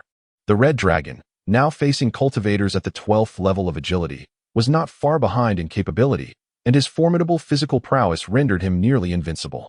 Your brother awaits you. Your timing is impeccable. Wang Xiaohu quipped with a teasing glimmer in his eye as he regarded the bald man. Allow me. The Red Dragon stepped forward with determination. Wang Xiaohu shook his head, urging others to resolve their own conflicts first to avoid unforeseen circumstances. Although this individual possessed considerable cultivation, he was not significantly more formidable than Zhang Kuan. Zhang Kuan was the son of an elder from the Qing sect, and his skills, techniques, and artifacts far surpassed those of these small-time gang leaders who survived through robbery. Their only advantage lay in their greater combat experience, yet Wang Xiaohu lacked in that regard. He communicated telepathically with the others, instructing them to disregard his situation and to flee to the right, as if attempting to escape. Wang Xiaohu was primarily concerned that the individual at the 12th level of spiritual movement might intervene, potentially endangering Zissou and Deng Yong. If the bald man were distracted, the Crimson Dragon could easily eliminate the others and then turn to assist him in dispatching this foe. Where do you think you and Appos are going? Return my brother and Appos' life. I want you to suffer. The bald man, deeply loyal to his comrades, pursued without hesitation. Be cautious. There may be a trick. The second-in-command warned. Leave this to you. Let the woman go and kill the rest. The bald man clearly dismissed the warning, believing that a mere 7th or 8th level adversary posed no genuine threat. In the face of overwhelming strength, all schemes were mere paper tigers. The effeminate middle-aged man furrowed his brow, yet he could not afford to retreat. He signaled his subordinates to engage, commanding, capture him. Yes, the opposing side had only 4 individuals at levels 7, 8, 9, and 10, while they had 2 at the 10th level and several more at 6 or 7. The underlings rushed forward without hesitation, spewing vile curses. Make it swift. Brother Fong, take on the 10th level on the left. Sister Zissou, you and Brother Deng handle those lackeys. The other 2 are mine. Though Wang Xiaohu had talismans at his disposal, they were only effective as surprise attacks. If he were to fail, the danger would be significant, prompting Crimson Dragon to act quickly and decisively. The battle erupted with astonishing swiftness. The first to fall was the rotund opponent before Crimson Dragon, a practitioner at the 10th level of spiritual movement. In a single exchange, the long sword swung by the opponent merely grazed Crimson Dragon, causing only a few drops of blood, while his fist shattered the opponent's throat instantaneously. Witnessing this scene, the previously cautious effeminate middle-aged man wasted no time in making a decisive escape. Fang Hui's adversary was left aghast. One of their 10th level members had been killed in one exchange, and their superior sword could barely break the skin. How are we supposed to fight now? The second-in-command turned to flee. As he pondered his own escape, Fang Hui's sword pierced through his chest, catching him off guard. The remaining lackeys, terrified, realized their supposed advantage was illusory. They had anticipated reinforcements, but found themselves trapped. Even Zissou, typically benevolent, now radiated lethal intent. These despicable foes deserved punishment. I will assist Wang Shidi. Crimson Dragon, in a moment of urgency, called out. Zissou heard him but did not react significantly, assuming it was a mistake. Fang Hui and Deng Yong remained focused on pursuing the lackeys. Nowhere to run. After several hundred meters, Wang Xiaohu was finally caught by the bald man, who shouted and swung a fist. Bang! Wang Xiaohu spun around, their fists collided, and they both staggered apart. Wang Xiaohu retreated several paces, crashing into a large tree, while the bald man took only 3 steps back, nursing a painful hand. Wang Xiaohu showed no signs of distress. His physical training had enhanced not just his strength but also the resilience of his body. Impressive. No wonder my brother fell to you, but this ends now.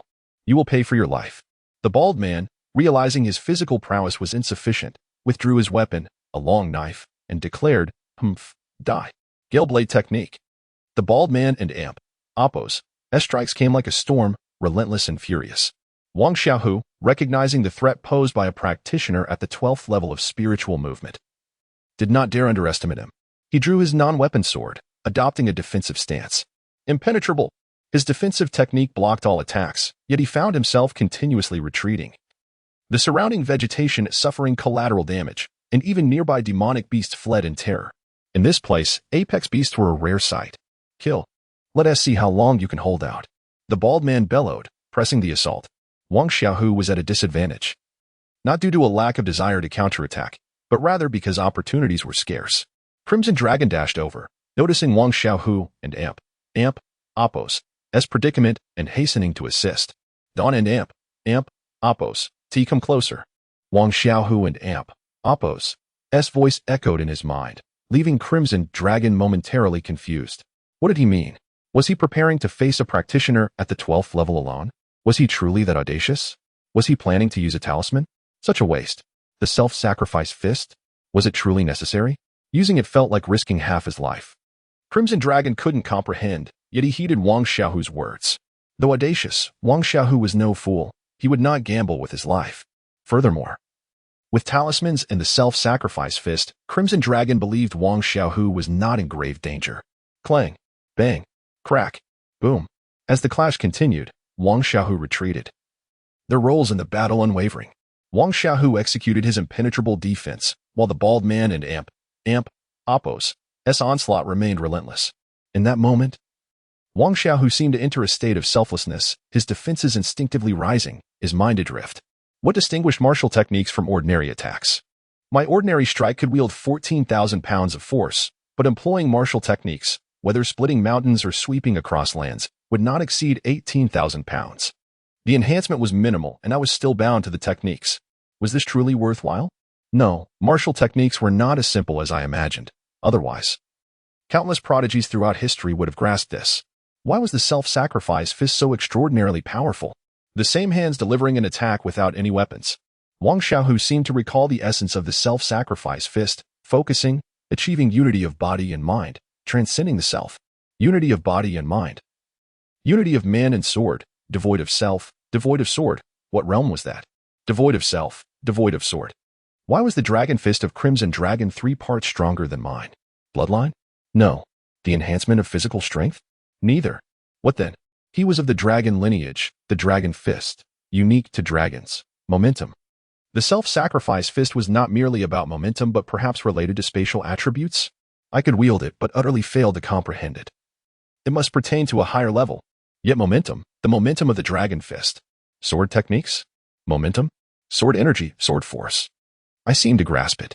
Regardless of whether I was splitting mountains or sweeping across lands, I was merely channeling my own strength. The non-weapon sword was just a conduit. I remained myself, and the sword remained a sword.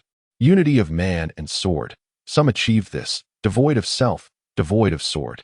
I am the sword, and the sword is me.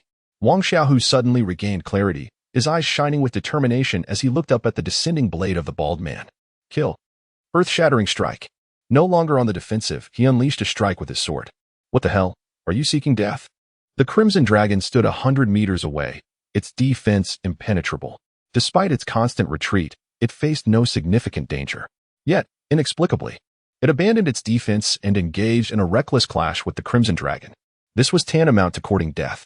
With its 12th layer of agility, it could easily compensate for the power disparity between them. The Crimson Dragon propelled itself forward, charging at Wang Xiaohu, though aware that it could not block the impending strike. Wang Xiaohu, being at the 3rd layer of body refinement, was confident he could withstand the blow without fatal consequences. He needed to be ready to fend off the bald man's subsequent attack after this encounter. Boom. The Crimson Dragon dashed forward less than 30 meters before halting abruptly. What on earth was happening? Wang Xiaohu swung his sword down, clashing with the bald man's massive blade. To everyone's astonishment, the previously retreating Wang Xiaohu managed to send the bald man flying with a single strike. Well, it wasn't so much a flying blow, but rather the sword shattered the great sword into fragments, and the man himself was cleaved into 7 or 8 pieces, scattering everywhere. Wang Xiaohu had slain the bald man with that one strike, sheathed his sword into his storage ring, and sat down, closing his eyes as if in deep contemplation. The Crimson Dragon was momentarily stunned but chose not to disturb Wang Xiaohu, opting instead to clear the surroundings and pick up the bald man's storage bag, standing guard as he awaited Wang Xiaohu's awakening. The commotion had been too loud, drawing the attention of Zissou and the others, who quickly approached the scene.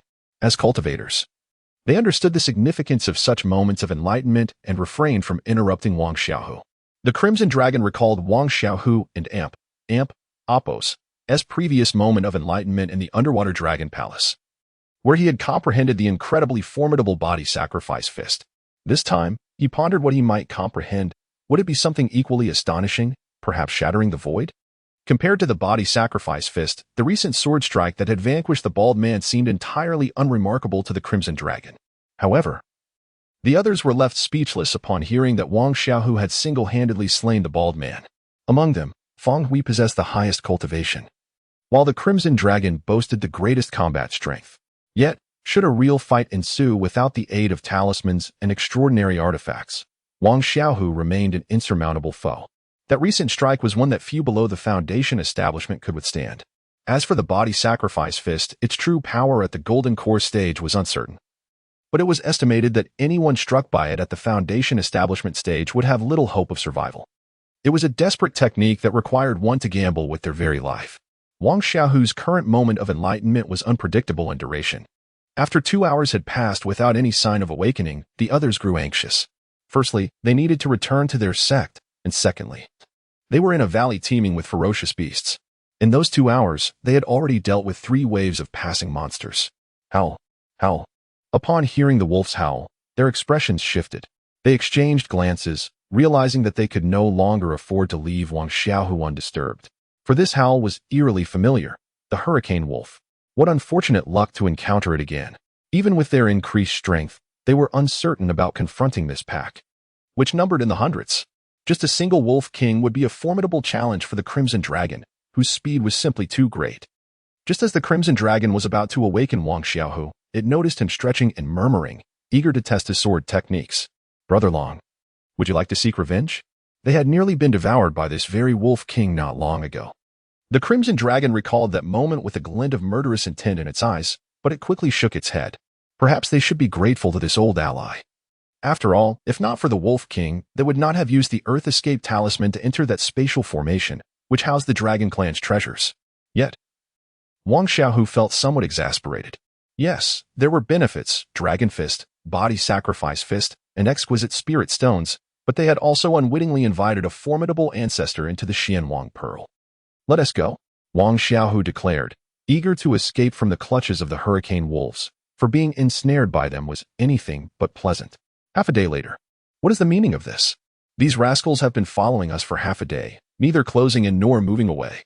Wang Xiaohu pondered, perplexed. Why do I feel as if this wolf pack is escorting us? Have you noticed that not a single beast dares approach us on this journey? The hundreds of hurricane wolves had set off together, ensuring that no other beasts would dare to provoke them, especially with a peak wolf king in their midst. The group exchanged bewildered glances. This was indeed a first.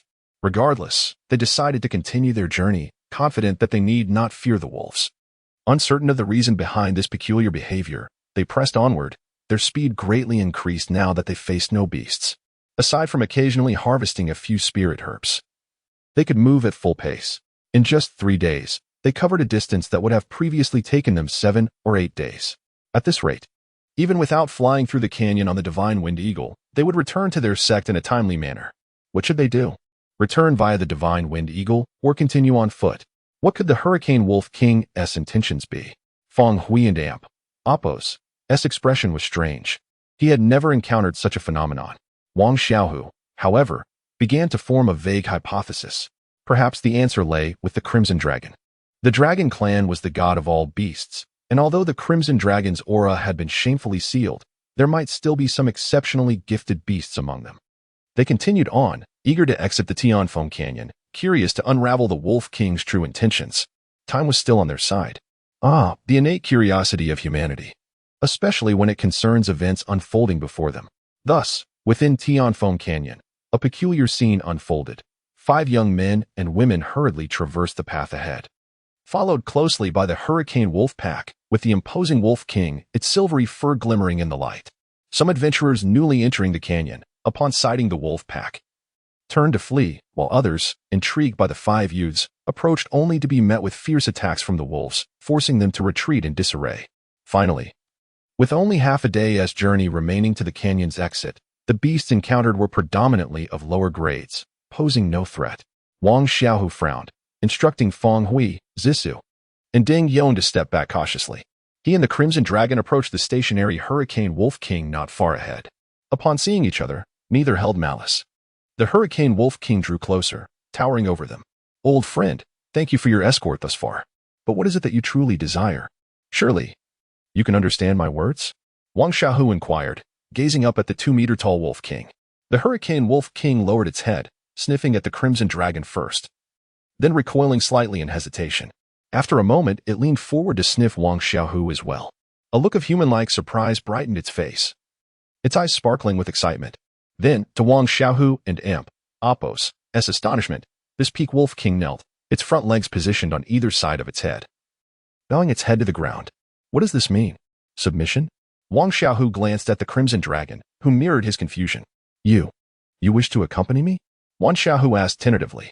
The Hurricane Wolf King lifted its head, nodding in a remarkably human-like manner, its eyes filled with profound longing. You choose to forsake your status as Wolf King to follow a mere human, whose cultivation is not yet superior to yours. The Hurricane Wolf King's comprehension seemed insufficient to articulate more, yet its intent was unmistakable. It wished to submit, burying its head once more at Wang Xiaohu's feet. A peak first-tier beast, and one of the wind attribute no less. How could Wang Xiaohu not be tempted? Yet, this was exceedingly strange. Why? The Xian Wang Pearl?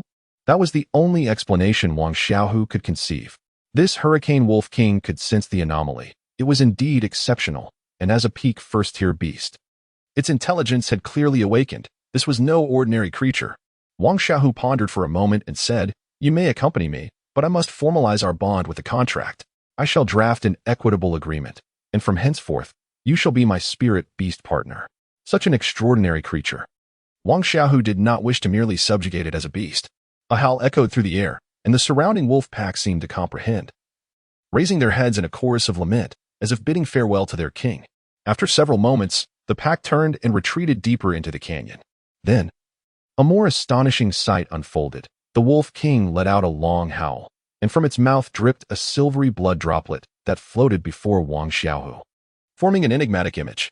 Though Wang Xiaohu could not decipher it, he perceived a profound understanding in the Wolf King and oppress gaze. He made a swift motion, slicing his palm and allowing a drop of crimson blood to fall upon the mystical pattern. The blood merged with the silvery design, dividing into 2 halves that entered the foreheads of both Wang Xiaohu and the Wolf King. "Master," a delightful voice resonated in Wang Xiaohu and oppress's mind, leaving him momentarily speechless. For it was the voice of a young girl, bright and melodious. You are female?" He communicated telepathically, but upon uttering those words, the Wolf King shot him a reproachful glance. I meant to say, you are a girl. How surprising. By the way, what is your name?" Wang Xiaohu awkwardly shifted the conversation. "Please grant me a name," came the clear voice once more. "Very well, I shall call you Little Wolf. You are Little Wolf, and I am Little Tiger. Does that not sound endearing?" Wang Xiaohu felt quite pleased with his choice of name. However, the Wolf King's expression dimmed instantly. Was this truly the right decision? To have such a tasteless master? The two, a man and a wolf, had developed a tacit understanding.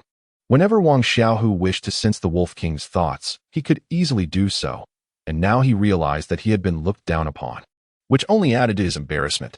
"I think Little Wolf is quite lovely, but let us set that aside. Why do you wish to follow me?" Wang Xiaohu inquired. "The aura of my master is quite pleasant. It seems beneficial to me," the Wolf King replied, albeit without understanding the specifics. "Then let us depart. However, you are rather large. I will need to store you in my spirit beast ring." "Absolutely not," the Wolf King immediately protested. With a flash of silver light, the Wolf King's form shrank, transforming into a diminutive creature, no larger than 3 feet, adorned with a coat of splendid silver fur. In a swift motion, it leaped into Wang Xiaohu's embrace. This is extraordinary. I've heard that only those with a strong divine beast lineage can change their size. exclaimed a red dragon beside him in astonishment. Wang Xiaohu mused, is this truly so rare? Have you never seen a divine beast that can transform into a human?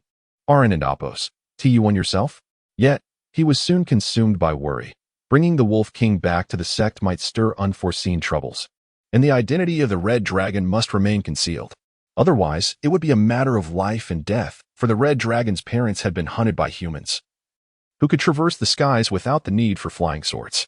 Wang Xiaohu could scarcely fathom the cultivation level required for such feats. Neither the sect's Golden Core ancestors nor the woman from the mysterious Nine Immortals Palace could achieve that, yet those humans could soar through the skies in droves. One step at a time, we shall find a path as we proceed. Upon returning with the Wolf King, the other three companions stood in stunned silence, maintaining a respectful distance from Wang Xiaohu, for the Hurricane Wolf King could easily dispatch them with a single swipe. Witnessing their reaction, Wang Xiaohu couldn't help but chuckle to himself. This indeed was somewhat bizarre. Sister Zissou, would you mind giving the Wolf King a name? My reading is rather limited, and I only know to call it Little Wolf or Little Tiger, which might be rather contemptible. At this, Feng Hui and Deng Yong fell silent. For should they select a name that displeased the Wolf King, Wang Xiaohu, as its master, would surely face disdain, and they might find themselves in dire straits. After a moment of contemplation, Zissou suggested, the legendary wolf deity is known as Tsang. Let us name her Tsang Yue. What do you think? Excellent. Henceforth, you shall be known as Tsang Yue. The Wolf King, though regal, possessed the heart of a little girl, and her delight resonated in her laughter. In an instant, Tsang Yue jumped into Zissou and Apos' arms, startling Wang Xiaohu, who soon relaxed upon noticing her gentle demeanor. Zissou, too, was taken aback. Fearing her choice of name might not meet the Wolf King's approval, yet Tsang Yue's behavior was harmless. This elder sister's aura is also quite pleasant.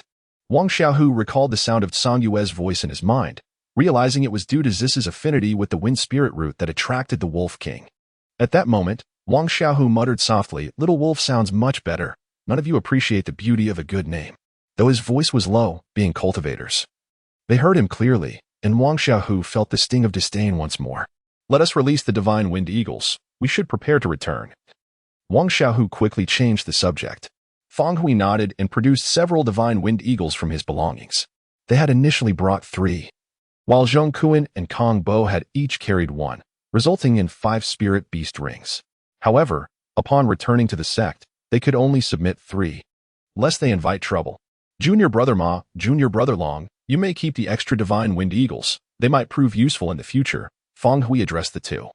Wang Xiaohu did not object, and the red dragon accepted the offer. Ultimately, Feng Hui and Deng Yong mounted one of the divine wind eagles and descended into the sky, while the red dragon released another. However, due to the red dragon's cultivation being merely at the 8th level of agility, the eagle attempted to resist, but soon collapsed in fear at the red dragon's imposing presence, despite the absence of any divine dragon aura.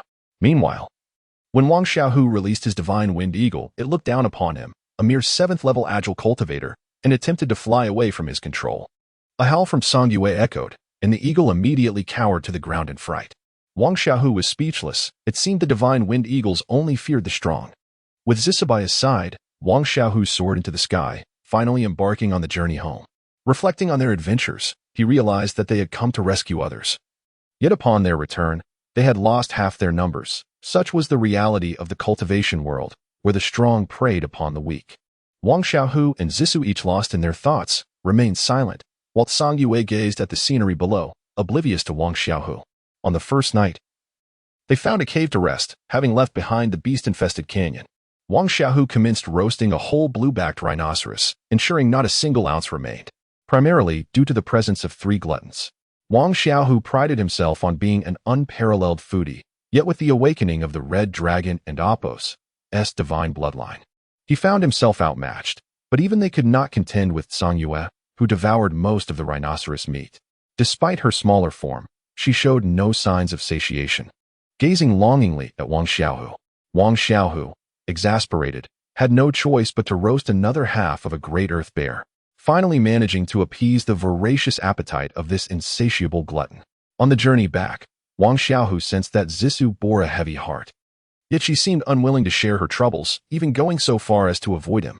Upon reaching the mountain gate, aware that Wang Xiaohu would find it inconvenient to accompany them directly through, Feng Hui and Deng Yong departed first, followed by Zissou. Wang Xiaohu instructed the Red Dragon to return first, promising to follow shortly. After several individuals departed, Wang Xiaohu contemplated for a moment, his visage transforming into that of the irreplaceable Zhong Kun. The divine wind eagle soared directly through the mountain gate. "Who goes there?" "Step down for inspection," shouted a disciple guarding the mountain. However, he was swiftly silenced by a companion nearby, who then hastily apologized to the haughty youth atop the divine wind eagle. "Young Master Kun, please forgive us.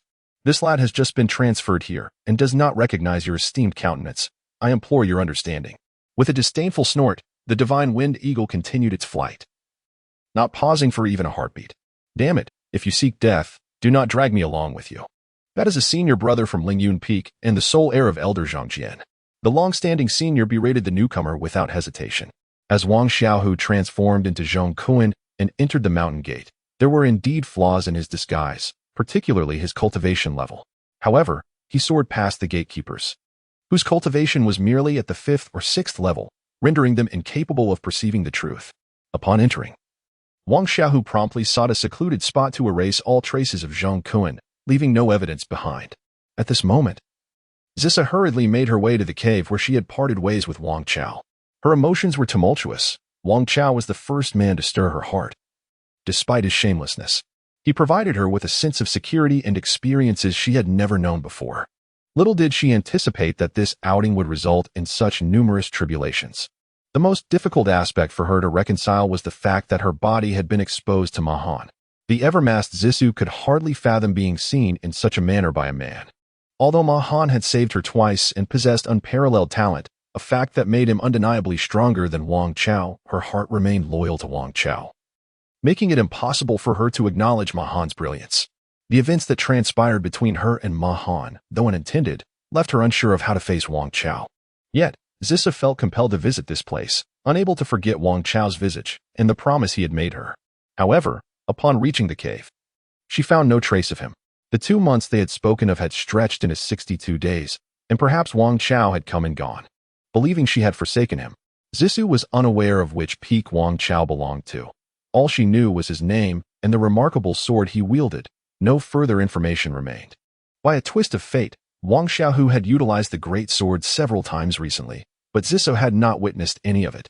The first instance occurred while she lay unconscious after an injury, and the second time was during his battle with thieves. By the time she arrived, Wang Xiaohu had already dispatched the bald-headed leader and was immersed in swordsmanship. Wang Xiaohu harbored no intention of concealing his actions nor naming names, allowing events to unfold naturally. Unbeknownst to him, his nonchalance brought immense turmoil to Zissou. "Oh, who is this young lady crying once more? It pains me to see such distress. Come, smile for me." A roguish voice interrupted. Zissou immediately looked up, and upon seeing Wang Chao's figure at the cave entrance, adorned with a devil-may-care smirk, she hastily wiped away her tears but could not suppress a scornful retort. "Shameless. My dear, after 2 months apart, did you miss me? Have I grown thinner?" Wang Xiaohu said as he approached her, intending to embrace her waist. Though Zissa cherished the feeling of being held by him, she instinctively dodged. Yet he managed to graze her waist and, bringing his nose close, remarked, "Ah, the familiar scent. Delightful. You were shameless." Zissa stamped her foot, yearning to flee. "Ah, they say that bad boys are what women truly desire, and how true it is. Observe, what women say to men is often the opposite. When you call me shameless, you likely wish for me to be even more so. If you declared your love, I would know your true disdain for me." Wang Xiaohu laughed heartily. Zissa fell silent, astounded by his audacity. "Did you think of me over these 2 months? If you lie, I shall spank you," Wang Xiaohu teased, pushing the boundaries of indulgence. Zissa shot him an indignant glare, turning her head away in silence. "Ah, silence means you acquiesce. A reward is in order," Wang Xiaohu declared, but Zissou instinctively interjected, "No, not even the ancient spirit grass? Then I shall take my leave." Wang Xiaohu feigned a departure. "Don and Amp, Oppos, T." Zissa quickly protested. "Ah, you truly don't want me to go?" Wang Xiaohu raised an eyebrow. "Not that. Stay. I need." Zissou stammered, eager to clarify. "Do you truly mean it? Right here?" Wang Xiaohu's eyes widened in surprise. Yes. Zissa nodded vigorously, only to realize the lascivious grin on Wang Xiaohu's face as he scrutinized her, understanding then that he was deliberately leading her to speak recklessly. Flushed with indignation, Zissa stomped her foot and dashed towards the cave's entrance. All right, no more jesting, Wang Xiaohu said as he seized her arm, pulling her into his embrace. Pressing her against the stone wall, Wang Xiaohu gazed intently into Zissou and Apos' eyes, a silent connection brimming with unspoken emotions. Inhaling her familiar fragrance, he found himself drawn to lift his hand, yearning to unveil her hidden beauty. Panic surged through Zissou as she grasped his wrist, halting his movement. Wang Xiaohu, not wishing to press further, smiled at her for a long moment, leaning forward until their breaths mingled, both sensing the other's rapid heartbeat. Zissou, flustered, closed her eyes. Unable to meet his gaze, Wang Xiaohu gently pressed his lips against hers through the veil, wrapping his arms around her from behind. A wave of guilt washed over him. Had he not been so frivolous, he would not have caused Zissa such distress. As he cradled her soft form, lost in the moment, she suddenly pushed him away. Akin to a starving person who, upon tasting a succulent bun, had it snatched away. The pang of loss was bittersweet. Zissou had been anxious for days, and now that the truth was revealed, she recognized she had been toyed with by this rogue, leaving her with conflicting feelings of love and resentment. Covering her mouth, Zissa sobbed, her heart heavy with sorrow. Wang Xiaohu, startled by her tears, rushed forward, only to be enveloped by Zissou as she clung to his neck, weeping uncontrollably. This time, he dared not move, instead holding her quietly, gently patting her back to provide solace. Wang Xiaohu remained oblivious to the pain he had caused Zissou. As both Wang Chao and Ma Han were reflections of himself, Zissou, however, was a different matter entirely, a realization that eluded him. In this serendipitous entanglement, they held each other tightly. As Zissa cried herself weary, Wang Xiaohu led her to sit at the cave entrance, gazing at the bright stars above. Their fingers intertwined. They leaned against each other, neither daring to revisit the earlier topic. In the early morning, Zissou opened her eyes to find herself resting against Wang Xiaohu's chest, who was smiling down at her. As she regained her senses, Wang Xiaohu retrieved a jade box from his storage bag and handed it to her. Zissou, still coming to, quickly accepted it and opened the box, revealing a vibrant green spirit herb, shimmering with faint ethereal light. However, her heart sank upon realizing it was merely 200 years old, the same one she had seen previously. Yet, she chose silence, closing the box and leaning her head back on Wang Xiaohu's shoulder. The quest for a 1,000-year-old grave herb was arduous. After 2 months, he had surely not found it. Hence he brought this back. To spare him embarrassment, she refrained from voicing her disappointment. Are you unhappy? Some things cannot be judged solely by their exterior. Outward appearances may be deceiving. Wang Xiaohu shifted the conversation. Sometimes, two disparate individuals can indeed share a common essence. Unfortunately, Zissou failed to grasp the intent behind his words. Instead, she reopened the jade box, gently pinching a leaf, releasing an enchanting fragrance that wafted through the air, invigorating her senses. This aroma, so exquisite, hinted at a herb far older than 1,000 years, at least 1,500. Zissou gazed in disbelief at the spirit herb in her hand. "Oh, thank you. Thank you," she exclaimed, tears of joy streaming down her face. Having been raised by her master as if they were mother and daughter, Zissou felt a profound sense of gratitude. Since her master had been poisoned by a soul-harming toxin during a beast hunt 3 years ago, her health had steadily declined. Zissou had tirelessly searched for a remedy, but such ancient elixirs had nearly vanished from the cultivation world, and even if they existed, they were beyond the reach of someone in her modest stage of cultivation. Wang Xiaohu gently tousled Zissou's hair, offering silent support.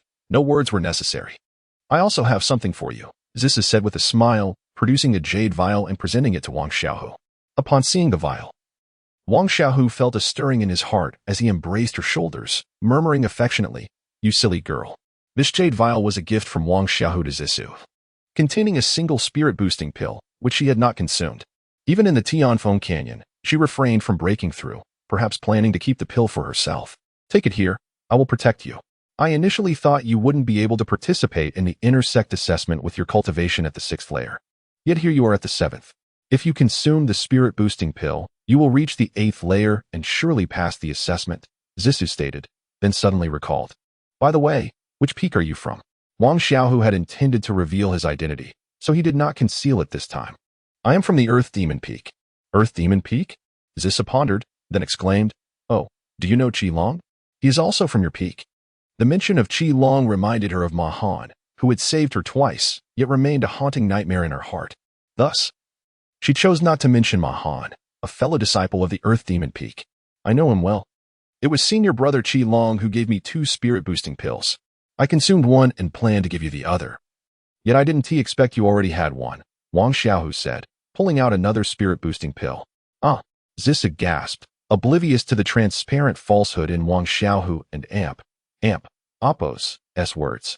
Qi Long had only just returned to the Earth Demon Peak yesterday. Even if he had given Wang Xiaohu a pill, there was no time for a breakthrough. But a woman in love often finds her intellect diminished, and Zissou, especially in Wang Xiaohu and Oppo's presence, did not consider the possibility of deceit. Zissa felt no joy over her own spirit-boosting pill, for she had nothing of value to offer Wang Xiaohu in return. Could it be that she must offer herself in gratitude? The thought reddened her cheeks.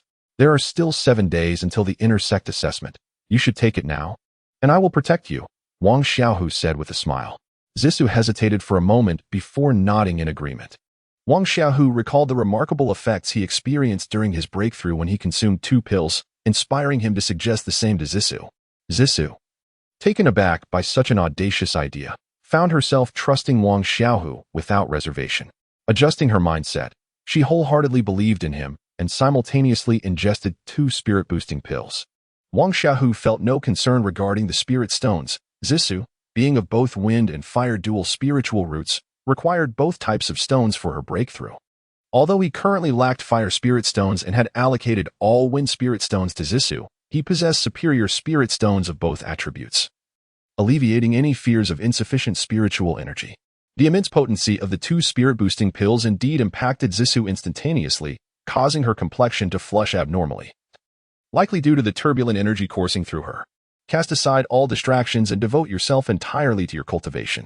Wang Xiaohu's voice resonated, prompting Zissou, who had momentarily faltered, to quickly regain her focus.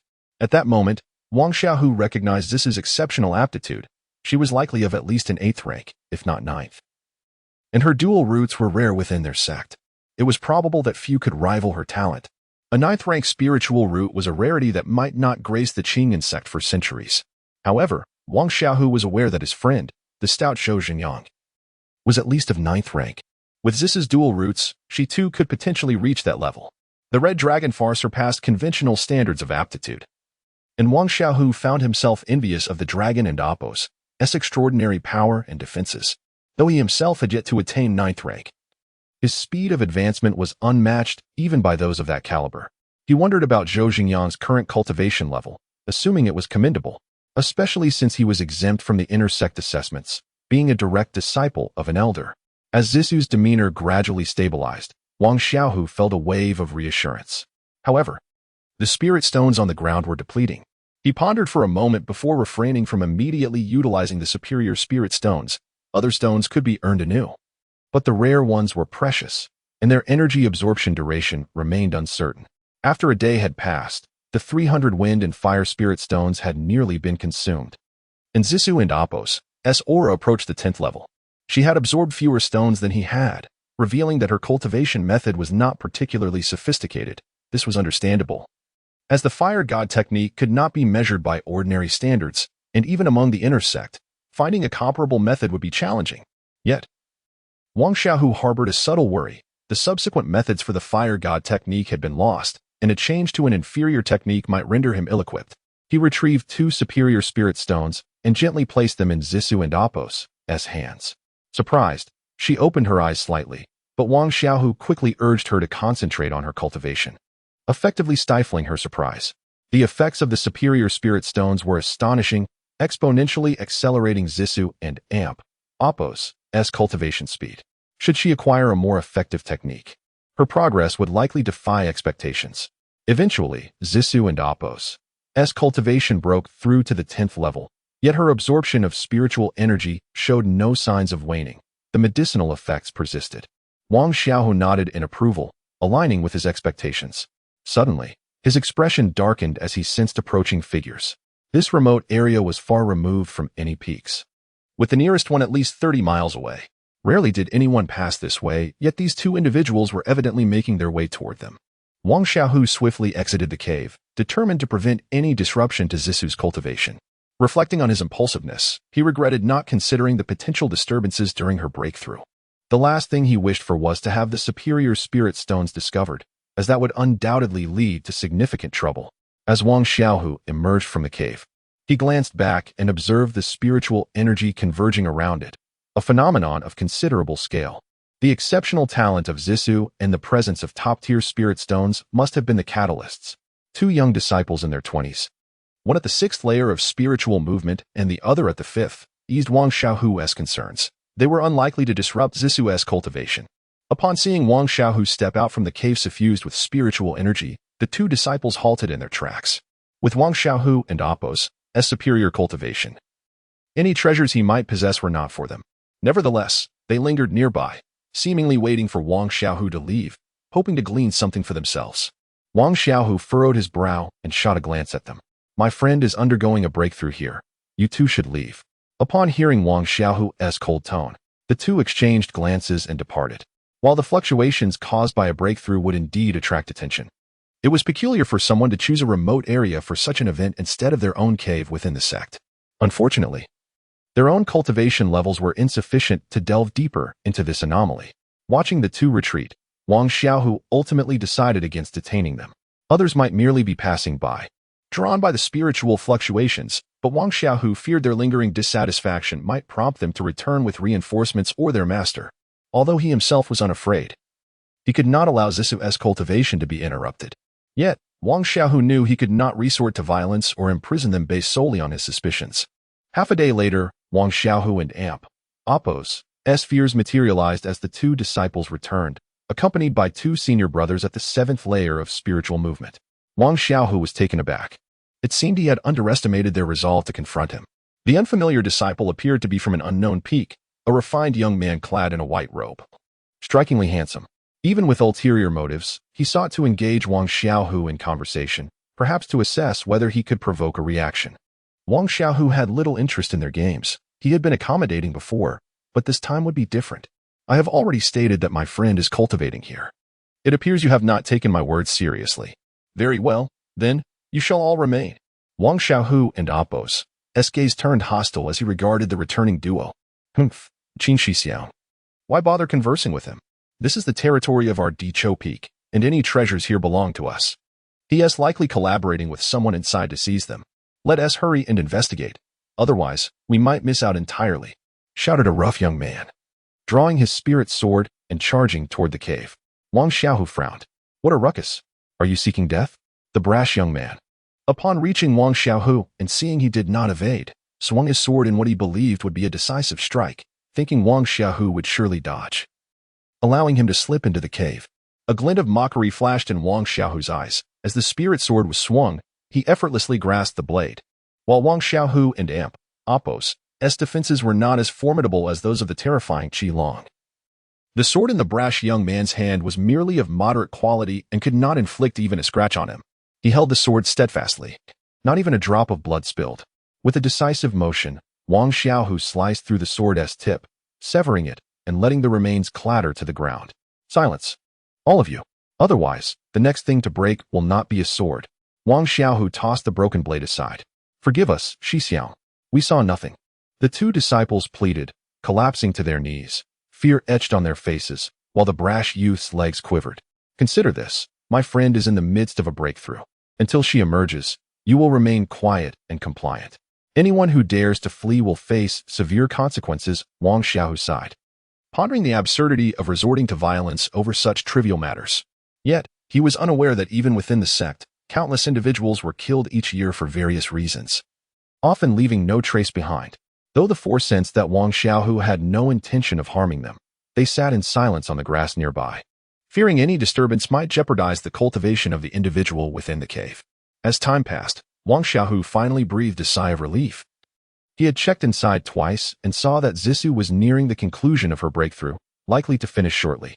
Suddenly, two crane calls echoed through the air. Wang Xiaohu looked up to see two celestial cranes descending, seemingly headed for this very spot. His brow furrowed. Having spent several months here, he understood certain truths.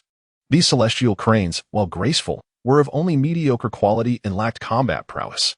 They were typically employed for flight within the sect, reserved for those of notable status, as caring for such creatures was a luxury few could afford. Thus, they had come to symbolize social standing, while one might possess a swift and powerful divine winged eagle. It lacked the ethereal charm of the cranes, which placed them at a lower echelon. At that moment, two figures descended from the cranes.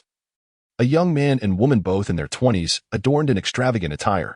The young man, regal in his brocade robes and feathered crown, exuded an exceptional aura, while the young woman, draped in a water-blue gown, possessed enchanting features. Her phoenix-like eyes, delicate nose, and crimson lips framed a complexion of exquisite fairness, her alluring figure evoking much imagination. "Ah, what are you all doing here? What is the source of the spiritual light emanating from that cave? Hand over any treasures to this young lady." The young woman in the blue gown called out excitedly even before they touched down, as if she had stumbled upon something immensely intriguing. Wang Xiaohu frowned as the disciples scrambled to their feet, yet dared not speak out of turn. "What is happening here?" the young man in elaborate attire inquired, hovering 3 meters above the ground, wings beating gently. Though Wang Xiaohu was displeased, he recognized that both individuals were at the pinnacle of the 12th layer of spiritual movement, their presence far more formidable than the bald-headed disciple. While he was not intimidated, he also understood that if a confrontation ensued, Zisu would undoubtedly be caught in the crossfire. With great restraint, he replied, "I have encountered 2 esteemed senior brothers and sisters. There are no treasures here. My friend is in seclusion, undergoing a breakthrough, which has resulted in the spiritual light." Upon hearing this, the young woman seemed to lose interest, and the young man displayed no desire to engage further. "Brother Jean, please wait a moment. I have urgent matters to discuss," the refined young disciple, Wei Feng, interjected as the duo prepared to depart. Wang Xiaohu's expression darkened, a glimmer of cold light flashing in his eyes. This fool was truly courting disaster. "Do you know me?" The young man, Brother Jean, paused, surprised. He rarely ventured out and had little contact with the outer sect, making it peculiar for anyone to recognize him. "I am Wei Feng, and 6 months prior, I accompanied our master, the Peak Master Chen of Dicho Peak, to Qingjin Peak, where I had the privilege of meeting Brother Jean," Wei Feng quickly explained. Jean Shixiang let out a sound of acknowledgement, having long forgotten whether there was any such matter at all. He could not even recall which one of the outer disciples, let alone the head of the infamous Dicho Peak, Chen Feng, was. Such inconsequential talent would inevitably be surpassed by him in due time. "What is it?" Jean Shixiang inquired impatiently. "We, the 4 brothers, noticed something unusual here and came to investigate. However, this brother claims there is someone undergoing a breakthrough inside, forbidding us from approaching or leaving. It has been over half a day, and no one has emerged. If it were truly a breakthrough, why would it take so long? Moreover, the spiritual light of a successful ascension is not so dense. I believe there must be a rare treasure present, and your arrival, Jean Shixiang, is surely fated with this treasure." Wei Feng's words instantly darkened Wang Xiaohu's expression. The fellow's intentions were indeed despicable. Unable to enter himself, he sought to use this so-called Jean Shixiang to ascend in status. What a clever scheme. Before Jean Shixiang could respond, the girl in the aquamarine dress spoke up. "How dare you deceive me? Jean Peng, seize him at once." Jean Peng furrowed his brow and gazed toward the cave. Wang Xiaohu's expression hardened as he replied, "My friend is indeed in the midst of a breakthrough. She has taken a Chongling pill, which requires a bit more time. However, she is nearing completion. If you do not believe me, you may wait a moment, and the truth will reveal itself." Wang Xiaohu and Apos' words halted Jinping and Apos' impulse to advance. He was well aware of what a Chongling pill was, and it seemed reasonable under the circumstances. Aside from the intense spiritual light, nothing else appeared amiss. And interfering with another and Apos' breakthrough was indeed a grave taboo, even in the wilderness where guardians were present. Seeing that Jean Peng had yet to take action, the girl appeared quite vexed. "Jean Peng, why do you hesitate? How dare a mere outer disciple command my patience? Let us enter and see if it is a rare treasure or merely someone breaking through." Jean Peng hesitated for a moment. "Fei Su, perhaps we should wait a bit longer. If someone is truly undergoing a breakthrough, it would be unwise to intrude." "Humph, Jean Peng, if you cannot even heed this simple matter, then do not come seeking me in the future." With that, the girl in the aquamarine dress summoned her celestial crane and turned to leave. Jean Shixiang furrowed his brows, his eyes betraying a hint of resignation. "Fei Su, very well. I shall take a look." The girl halted, a smirk gracing her lips, seemingly pleased with her own machinations. Jean Peng leaped from the celestial crane and approached the cave, while Wang Xiaohu positioned himself 5 meters from the entrance, knowing he had to confront Jean Peng. "Junior brother, please step aside. I mean you no harm. I merely wish to take a glance, and will not disturb your friend." Jean Peng spoke courteously. Yet he did not regard Wang Xiaohu with much seriousness. Wang Xiaohu's impression of Jinping was not entirely unfavorable, yet that did not justify disturbing Zissa during her breakthrough. If, during your own breakthrough, a stranger were to enter, would you not be distracted? Surely you understand what distraction during a breakthrough entails. Wang Xiaohu remained resolute. Jinping frowned, glancing back at the girl, whose demeanor was icy, clearly indicating no room for retreat. I shall do my utmost not to disturb her. Jinping seemed to have accepted Wang Xiaohu's words, but he still felt compelled to investigate the cave. Considering your words earlier, I shall make an exception today and endeavor not to cause you too much harm, Wang Xiaohu stated calmly, though to others, it appeared as a jest. How audacious. Jin Shixiang is among the top 10 true disciples of the main peak. What makes you think you are worthy to challenge him? Wei Feng interjected, fawning over Jinping. Wang Xiaohu's gaze settled on Wei Feng, calmly uttering, you are doomed. With that, he turned his attention away from the impending demise of Wei Feng, drawing his sword. And his aura shifted dramatically. Jinping felt a jolt in his heart, sensing a strange familiarity, yet he could not place where he had encountered such a feeling before. Draw your sword, or else death may ensue. Wang Xiaohu and Oppo's words were calm, yet Jinping felt compelled to unsheath his spiritual sword. For Wang Xiaohu exuded a palpable sense of threat. Wang Xiaohu held his sword without striking, as he was stalling for time, hoping that Zissa would finish her training soon.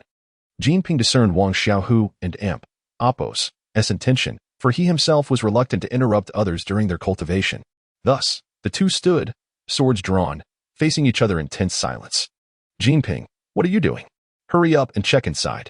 How much longer must I wait? If you don't go in now, I'll leave. And you'll never find me again. The frustration in Jinping and Oppo's eyes deepened. With a sigh, he prepared to attack, but as he focused his mind, he suddenly realized he could find no flaw in Wang Xiaohu's stance. How could this be? Initially, Jinping regarded Wang Xiaohu with only mild respect. But soon his expression turned grave. Jinping tightened his grip on the sword, his aura intensifying. The girl, planning to shout again, paused as she noticed something was amiss in Jinping and Oppo's demeanor.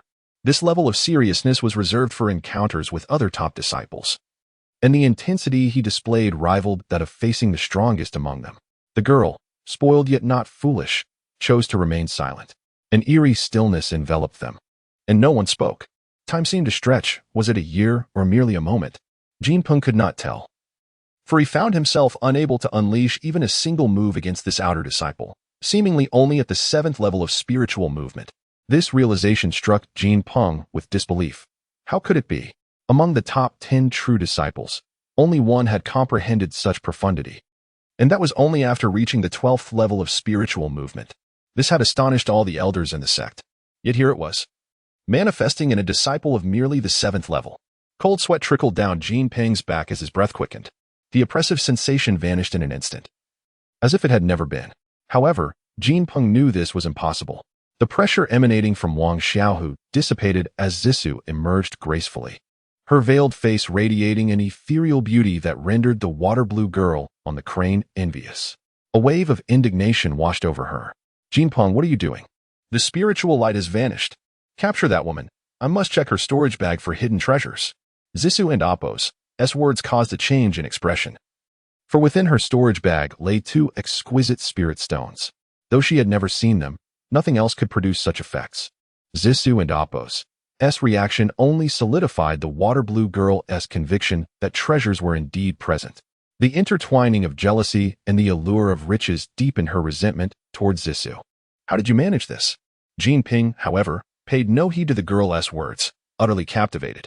Wang Xiaohu, though only half aware of his previous state, recognized from Jinping's astonished expression that there was something significant at play. With Jinping being reasonably competent, he spoke, unity of heart and sword. I am the sword, and the sword is me. There is no self, no sword. Jinping repeated these words in confusion, struggling to grasp their meaning. Not everyone could achieve enlightenment at will. Thank you. Jinping lowered his head in gratitude. An inner disciple, one of the top 10 true disciples, humbly thanking an outer disciple was indeed a rare spectacle. Jinping, if you won't act, then I will. The water-blue girl, enraged, leaped from the crane, wielding a green spirit sword, and lunged at Zissa.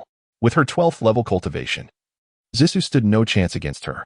Driven by jealousy and intent to kill, her strike was merciless. Zisu's face paled as she instinctively retreated. But how could she hope to evade a 12th level opponent?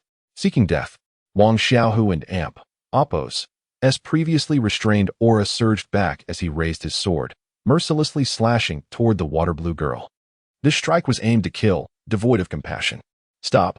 Fei Su, get away! Jinping reacted swiftly, propelling himself forward to push the water blue girl aside.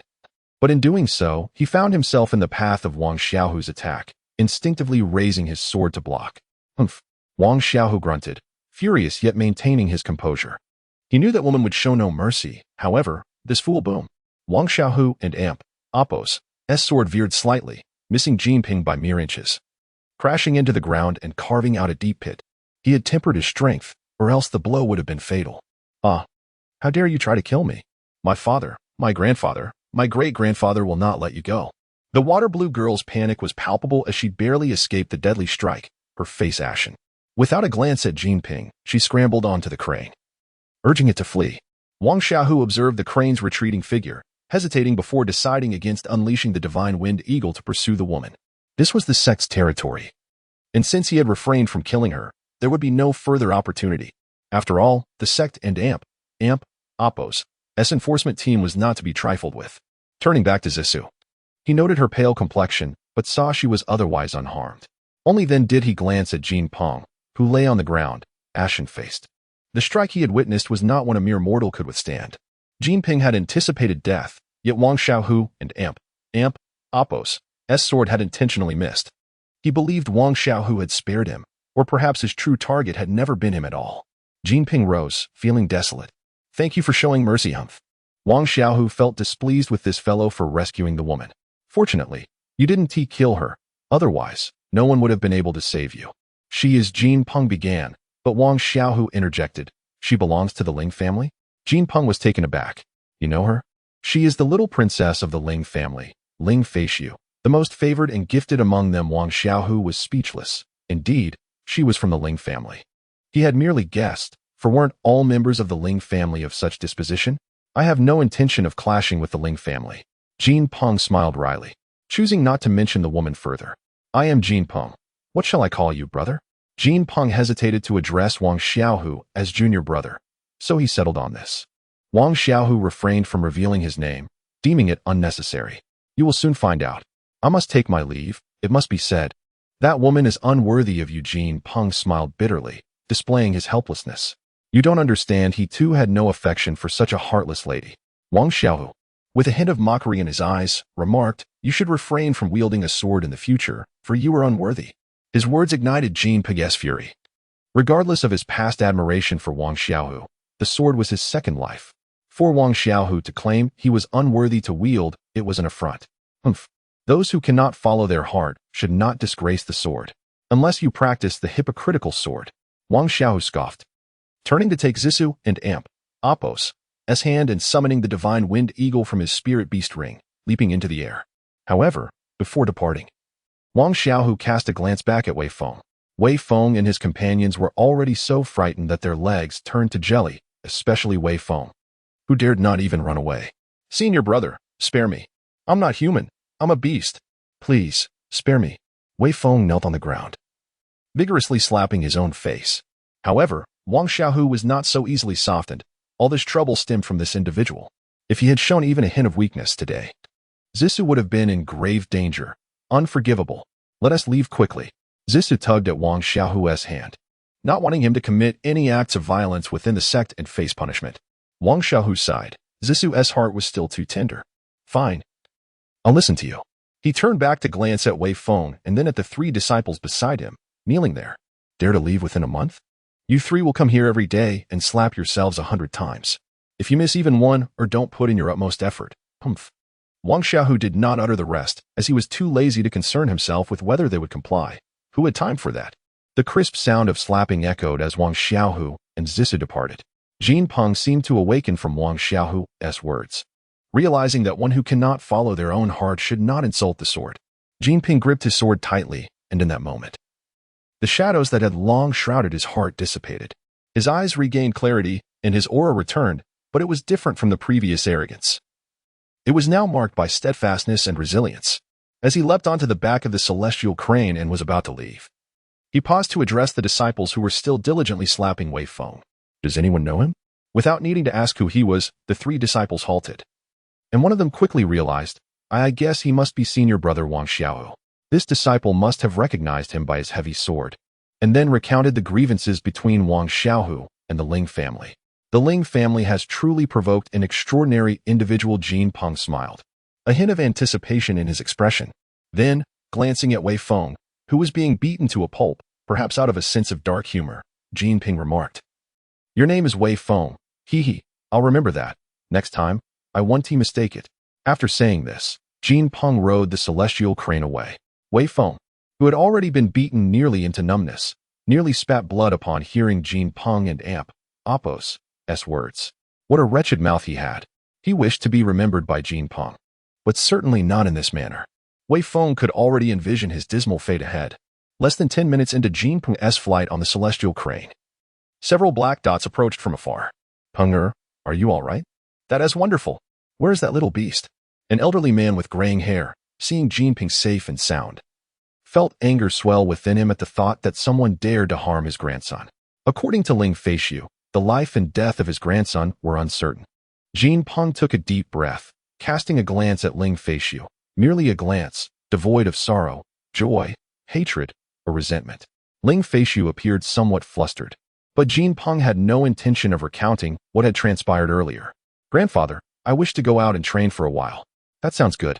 Go back and prepare. I'll have Longbow accompany you. Jin Peng gently shook his head, saying, I'm leaving, grandfather. If I don't reach Foundation establishment, I won't return. The celestial crane turned and flew away without a shred of nostalgia. Ping and oppress, or although reaching the 12th level of spirit movement is just a step away, or even half a step, how many people live their lives without crossing that half step? While I have confidence in my grandson's talent, stepping into Foundation establishment is still years away.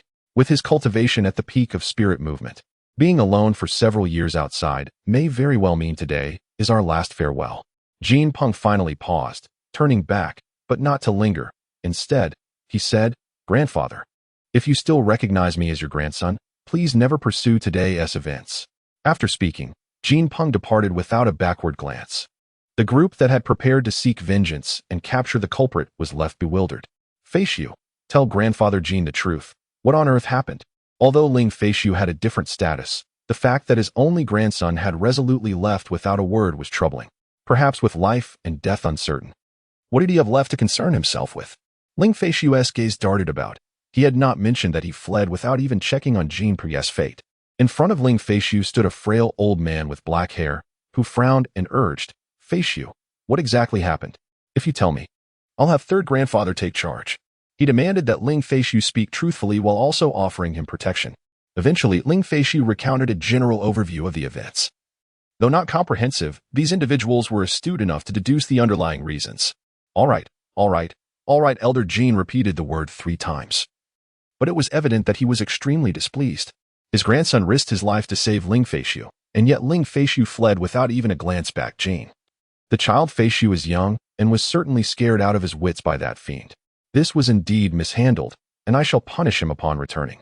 However, the immediate priority is to capture that villain. Although we do not know his name, from Feixiu's description, his cultivation level and weapon only match one person.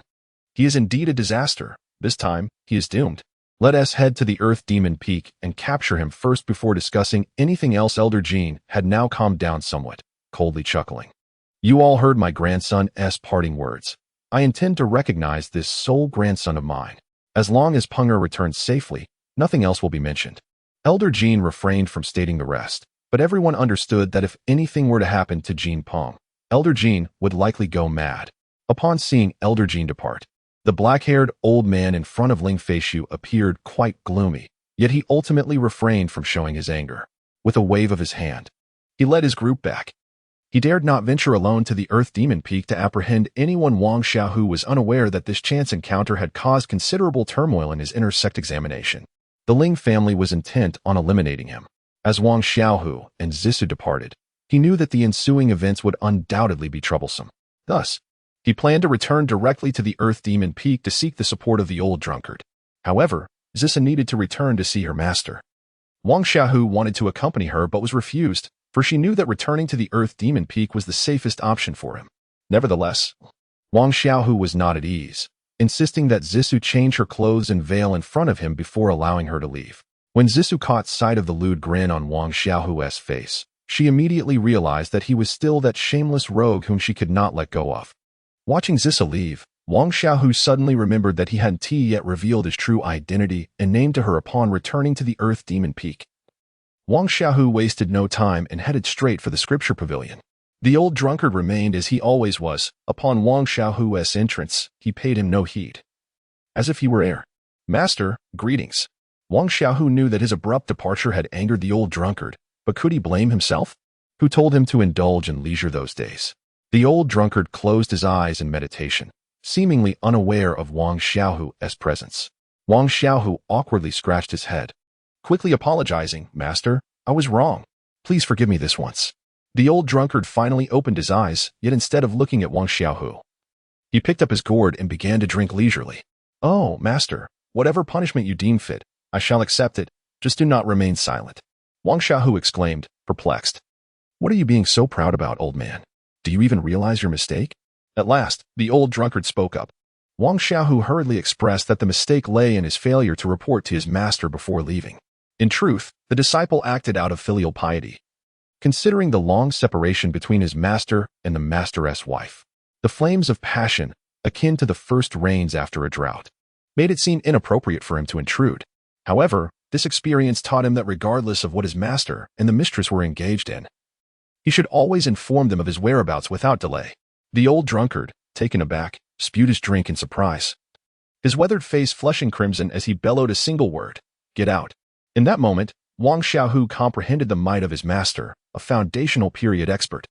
As he was propelled out of the courtyard, rolling 17 or 18 times before finally coming to a halt, it was evident this old rascal had done so on purpose. Wang Xiaohu gritted his teeth and grumbled, contemplating the audacity of being sent out before he had even perished. After a lengthy pause, the old drunkard cursed again, prompting Wang Xiaohu to spring up from the ground and scamper back inside, eager to share the spoils of his journey and the troubles he had stirred. He recounted what he could, hesitating momentarily before revealing, Master, there is something I must inform you of in advance. During my outing, I inadvertently stumbled upon a spatial formation with Brother Qilong, where we discovered a blood pool. I am uncertain of its contents, but it seems quite beneficial for body refinement. We decided to soak in it, and the result. The old drunkard scrutinized Wang Xiaohu with disdain, remarking, the effects are rather mediocre. Your physique appears to have gained little enhancement from that blood pool. Wang Xiaohu had indeed conspired with Brother Qilong beforehand, confessing, I didn't reap much benefit, only learning a technique called Dragon Fist, which possesses decent power. However, Brother Qilong's physique surpasses mine significantly, nearing 20,000 units of strength, with defense capable of withstanding a top-tier spirit artifact. The old drunkard, once again caught off guard, sprayed his drink, causing Wang Xiaohu to suffer the consequences. His expression filled with a mix of resentment and embarrassment. Did you just say 20,000? You should only be at about 15,000 now. Wang Xiaohu nodded in agreement, lamenting that Brother Qilong had essentially absorbed all the benefits from the blood pool, leaving him with nothing. Alas, my luck is truly lacking. However, I am fortunate to have accompanied you, Master. My striking good looks attracted the attention of a hurricane wolf king on my way back, insisting on recognizing me as its master. What did you say? The old drunkard, astonished, inquired, while Wang Xiaohu instinctively stepped back, fearing another spray. Aware that certain matters must be disclosed to the old drunkard to prevent others from taking advantage of him, Wang Xiaohu promptly summoned Song Yue from the spirit beast ring. Before Wang Xiaohu could react, Song Yue pounced, knocking him to the ground and into the courtyard once more. Song Yue, now restored to its original form, pinned Wang Xiaohu down with its forepaws, baring its fangs and glaring with fury. The old drunkard instinctively prepared to intervene. But upon noticing that the Wolf King had no intention of harming Wang Xiaohu, he breathed a sigh of relief. The beast had unexpectedly grown from a mere 3 feet to over 4 meters in length, leaving him bewildered. Did it possess the bloodline of a divine beast? And a remarkably potent one at that? You scoundrel! How dare you confine me in that dark place for several days without food? Song Yue bellowed, recalling the time Wang Xiaohu had deceitfully captured it into the spirit beast ring. Wang Xiaohu, realizing he had neglected Song Yue during this period of mutual affection, quickly apologized. It was my fault, my fault. This situation was unforeseen. I assure you it won't happen again. Next time? You dare to speak of a next time? I shall never enter that spirit beast ring again. If you ever imprison me there again, I will bite you to death. Song Yue threatened, howling defiantly. Very well. No more imprisoning, Wang Xiaohu conceded, recognizing the equality of their contract. He could not compel Song Yue to act against its will. You cannot let this slide after confining me for so long. You must compensate me. Compensate? How? Roast meat. Roast 100 rhinoceroses, 100 barbaric bears, 100 porcupines, and 100 fragrant deer.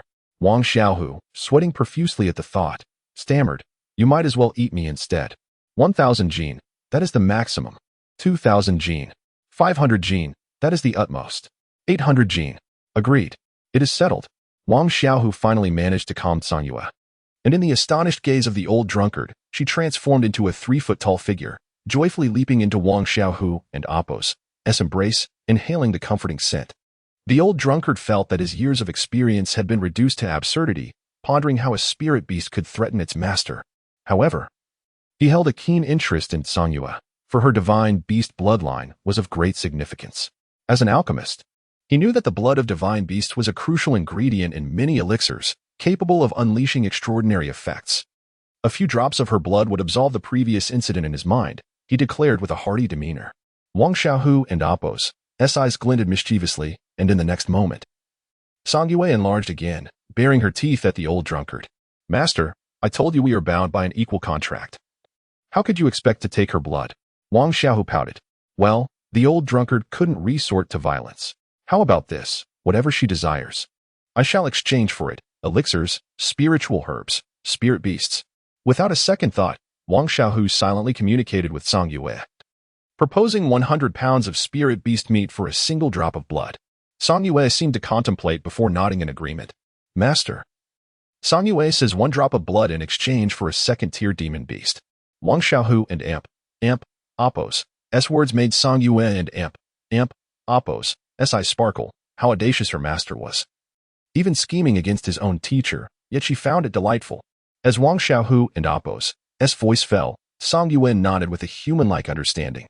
To his surprise, the old drunkard was indeed generous, readily acquiescing. All right, let's begin with 10 drops. He tossed Wang Xiaohu a storage bag, which contained precisely 10 demon beast corpses, though of the lower tier, they were still second-tier beasts. Upon relaying the contents of the storage bag to Song Yue, she readily consented. Wang Xiaohu sliced his finger, letting 10 drops of silver blood fall. The old drunkard, upon seeing the silver blood, froze, as if struck by a revelation, his breath quickening. He then solemnly cautioned Wang Xiaohu, Little tiger, remember, never let anyone know that her blood is silver. Otherwise, you will invite catastrophe. And even the Qingyun sect could face extermination. Wang Xiaohu was taken aback. Is it really that serious? Wasn't it just divine beast blood, not merely a bloodline? The old drunkard and Appo's expression turned fervent. If the divine beast were to grow, it could become invincible in this realm. Perhaps even elevate the Qingyun sect to an everlasting top-tier status. However, if discovered, one would not know how they might meet their end.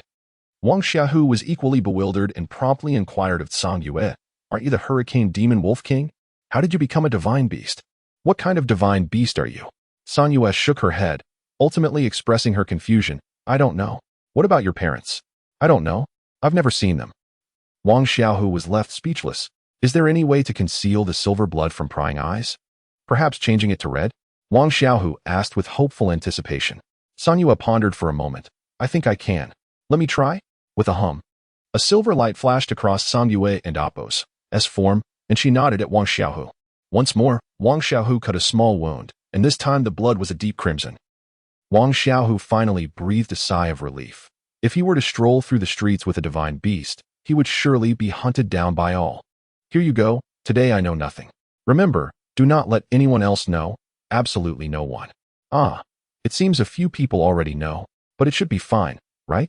Wang Xiaohu recalled when Song Yue had revealed her silver blood during the contract. The old drunkard suddenly exuded a murderous aura, startling Wang Xiaohu. No, master, one of them is my brother, and another is my wife. Please don't act rashly. Another spray of wine erupted.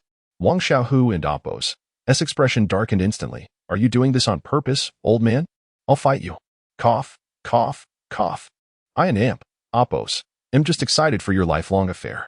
I heard from Xiaohu that your wife is at that mysterious 9 celestial palace. When will you bring her to meet me for a check? What do you mean by and Oppos? Getting involved in Oppos? Can't you speak properly? We share mutual affection. It's not something to be forced. Wang Xiaohu stumbled over his words, yet this only sent the old drunkard into a contemplative state, alternating between smiles, pain, and struggle. Master, the intersect examination is approaching. Could you teach me some life-saving techniques or provide some talismans, spiritual treasures, invisibility talismans, teleportation talismans, or earth evasion talismans? Perhaps a few dozen. Seeing the old drunkard and Oppos' demeanor, Wang Xiaohu realized that his requests were likely futile. Here is 1,000 fire essence, 1,000 fire spirit stones, a few bottles of fire lotus pills, and some 4th-tier body refinement elixirs. Wang Xiaohu's face lit up with joy. These were indeed precious items, just what he needed. By the way, Master, could I have another 4th-tier body refinement elixir? Wang Xiaohu greedily asked. Hee. You are quite generous to your dragon senior brother. All right, let him come by in a couple of days. I and Amp, Oppos, LL take a look as well. With him joining forces with you, this intersect examination shouldn't pose much danger. The old drunkard replied with a smile. Wang Xiaohu hesitated. And the old drunkard shot him a glare. Speak quickly. I almost killed someone today. The Ling family might go mad. Wang Xiaohu lamented. Knowing that the conflict with the Ling family was and Amp, Oppos, T entirely his fault. Haven and Amp, Oppos, T you killed any before? You've dealt with the Ling family before. The old drunkard replied nonchalantly.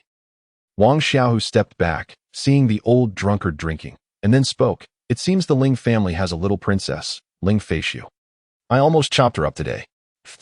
Wang Xiaohu indeed had foresight, narrowly escaping this disaster. You're quite something. You usually kill offshoots or vassals, but this time you went for a direct descendant, and a prominent one at that. Do you realize that girl is barely over 20? Already at the pinnacle of her aptitude, likely achieving foundation establishment before 30? Comparable to the founding ancestor, Qing Yinzhenren. Wang Xiaohu muttered. So what? I and Amp, Oppos, VE seen a 25-year-old at the 9th layer of foundation establishment, slaying a false core with a single sword. What did you say? The old drunkard was momentarily stunned. Wang Xiaohu realized he had misspoken and quickly shook his head. The old drunkard also sensed that his disciple harbored many secrets but chose not to pry. Let us skip the details. What exactly happened? Wang Xiaohu recounted everything truthfully except for certain details, as there was no need to replay the romantic scenes. The old drunkard was left speechless, staring at Wang Xiaohu as if he were a monster. Have you truly mastered the 5th move? Wang Xiaohu nodded, inquiring. I still don't understand what's so special about it. Isn't it just a bit more powerful? Ha ha ha, splendid, splendid. What a clever lad you are. I never expected my disciple Qi Feng to be such a genius. What nonsense about being the foremost sword master in the founding sect. None are worthy to carry my disciple's shoes. What does the Ling family matter? They are nothing. Come, I will take you to meet the Grand Elder. I guarantee that from now on, the Ling family will steer clear of you. And who knows? They might even recruit you as their son-in-law. Qi Feng exclaimed with exuberance. Wang Xiaohu was taken aback by this declaration, bewildered. What with all this exaggeration? Upon observing Wang Xiaohu's bewildered expression, the old drunkard remarked, the essence of the sword path does not lie primarily in techniques or spiritual energy, but in the Tao, the path of the sword. The sword reigns supreme among all weapons. Have you ever pondered why 90% of practitioners wield swords? Wang Xiaohu nodded earnestly, exclaiming, one word, cool. The old drunkard shot him a glare, retorting, enough of your frivolity. The sword path is the closest to the fundamental Tao of heaven and earth. Do not inquire why I say this, for I am not yet worthy of such knowledge. However, regarding your talent, although your spiritual roots are somewhat lacking, it matters not. Perhaps you possess the chance to comprehend the great Tao of heaven and earth. If that day truly comes, this lifetime of Qi Feng will have been worth it. Wang Xiaohu bowed to the old drunkard, genuinely grateful. Master, thank you, he uttered, his voice filled with sincerity. You cheeky lad, that title sounds much better when you say it. The old drunkard chuckled. Now, let us not indulge in sentimentality any longer. Where were we? Yes, the sword path. To cultivate the sword path is to grasp the Tao. Some may practice swordsmanship their entire lives, yet never truly enter the realm of the sword path. What you are beginning to perceive now is the first realm of the sword path, known as sword intent. Sword intent is something that can only be understood through experience. Once comprehended, it is known, but if one fails to grasp it, it remains forever elusive. Before you, another individual from our sect comprehended sword intent at the 12th level of spiritual movement and could contend with those at the foundation establishment level. You have yet to experience the might of foundation establishment, thus, you may not fully understand my words now. But when the day arrives that you face someone at the foundation establishment level, you shall know. What does that look in your eyes mean?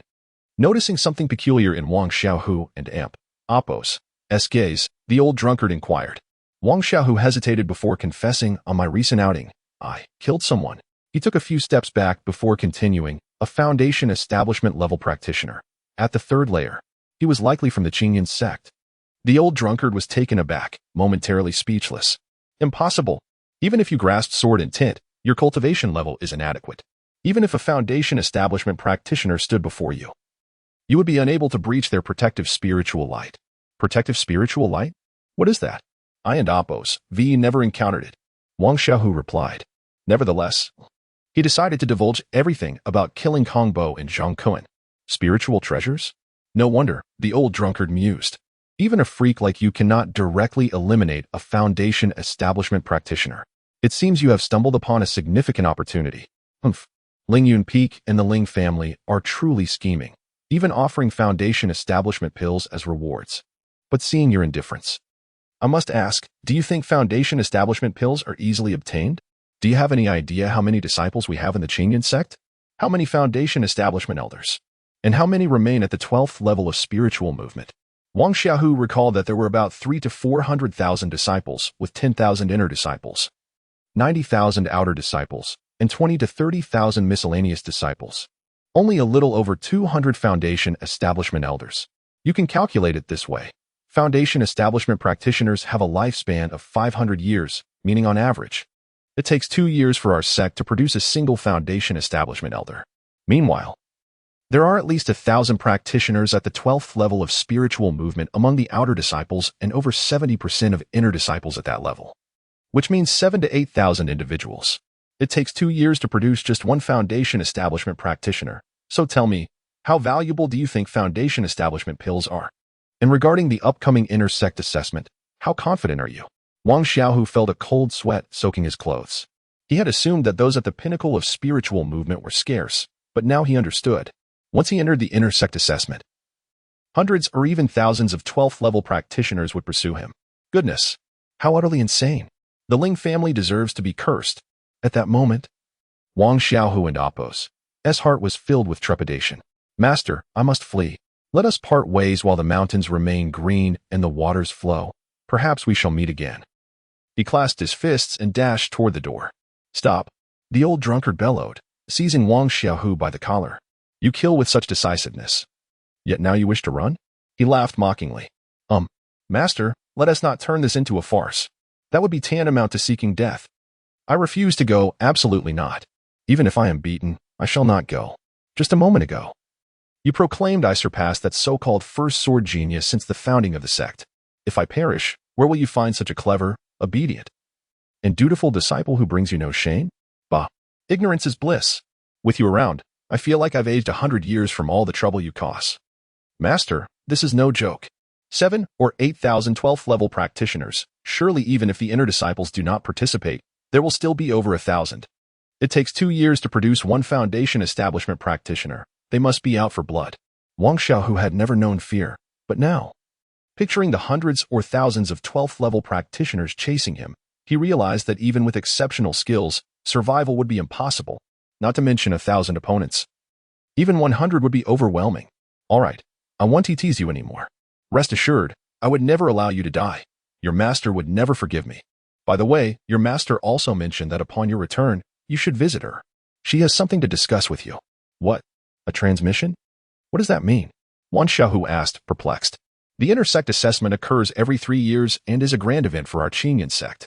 Outer disciples with a cultivation level of spiritual movement at the 7th layer or above, under 100 years of age, may participate. Among them, only about 400 or 500 qualify at the pinnacle of spiritual movement. The spiritual movement realm is the foundation of our sect. How could we allow our disciples to suffer mass casualties? The assessment will take place in one of our sect and oppos's secret realms, which opens once every 3 years and lasts for 6 months. You will be transported to that secret realm and will return to the transmission point after 6 months. Each of you will receive a jade talisman.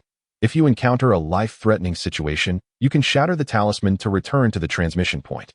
As long as you are not too foolish, you will not perish. After the assessment, your results will be calculated based on the value of the monster cores, materials, and spiritual herbs you collect. The top 1,000 performers will become inner disciples, and even those who do not enter the inner sect will acquire enough resources for prolonged cultivation.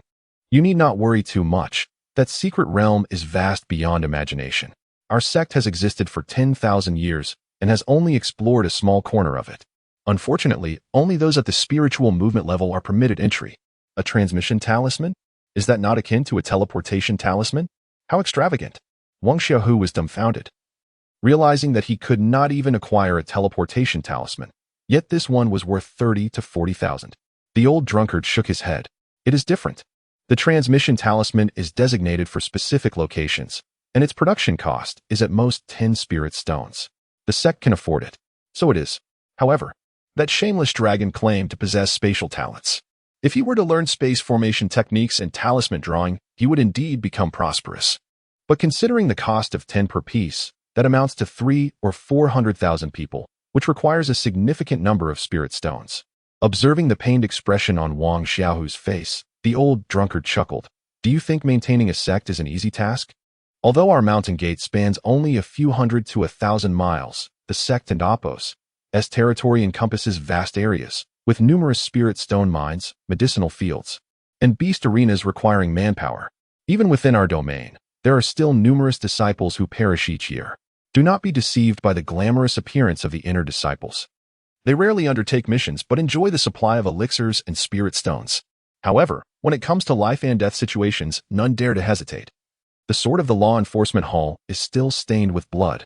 Wang Xiaohu had previously pondered that the inner disciples were supplemented by 1,000 every 3 years, which seemed sufficient to maintain a count of 40 to 50,000. Yet the numbers remained around 1,000, indicating that the death toll was equally grim.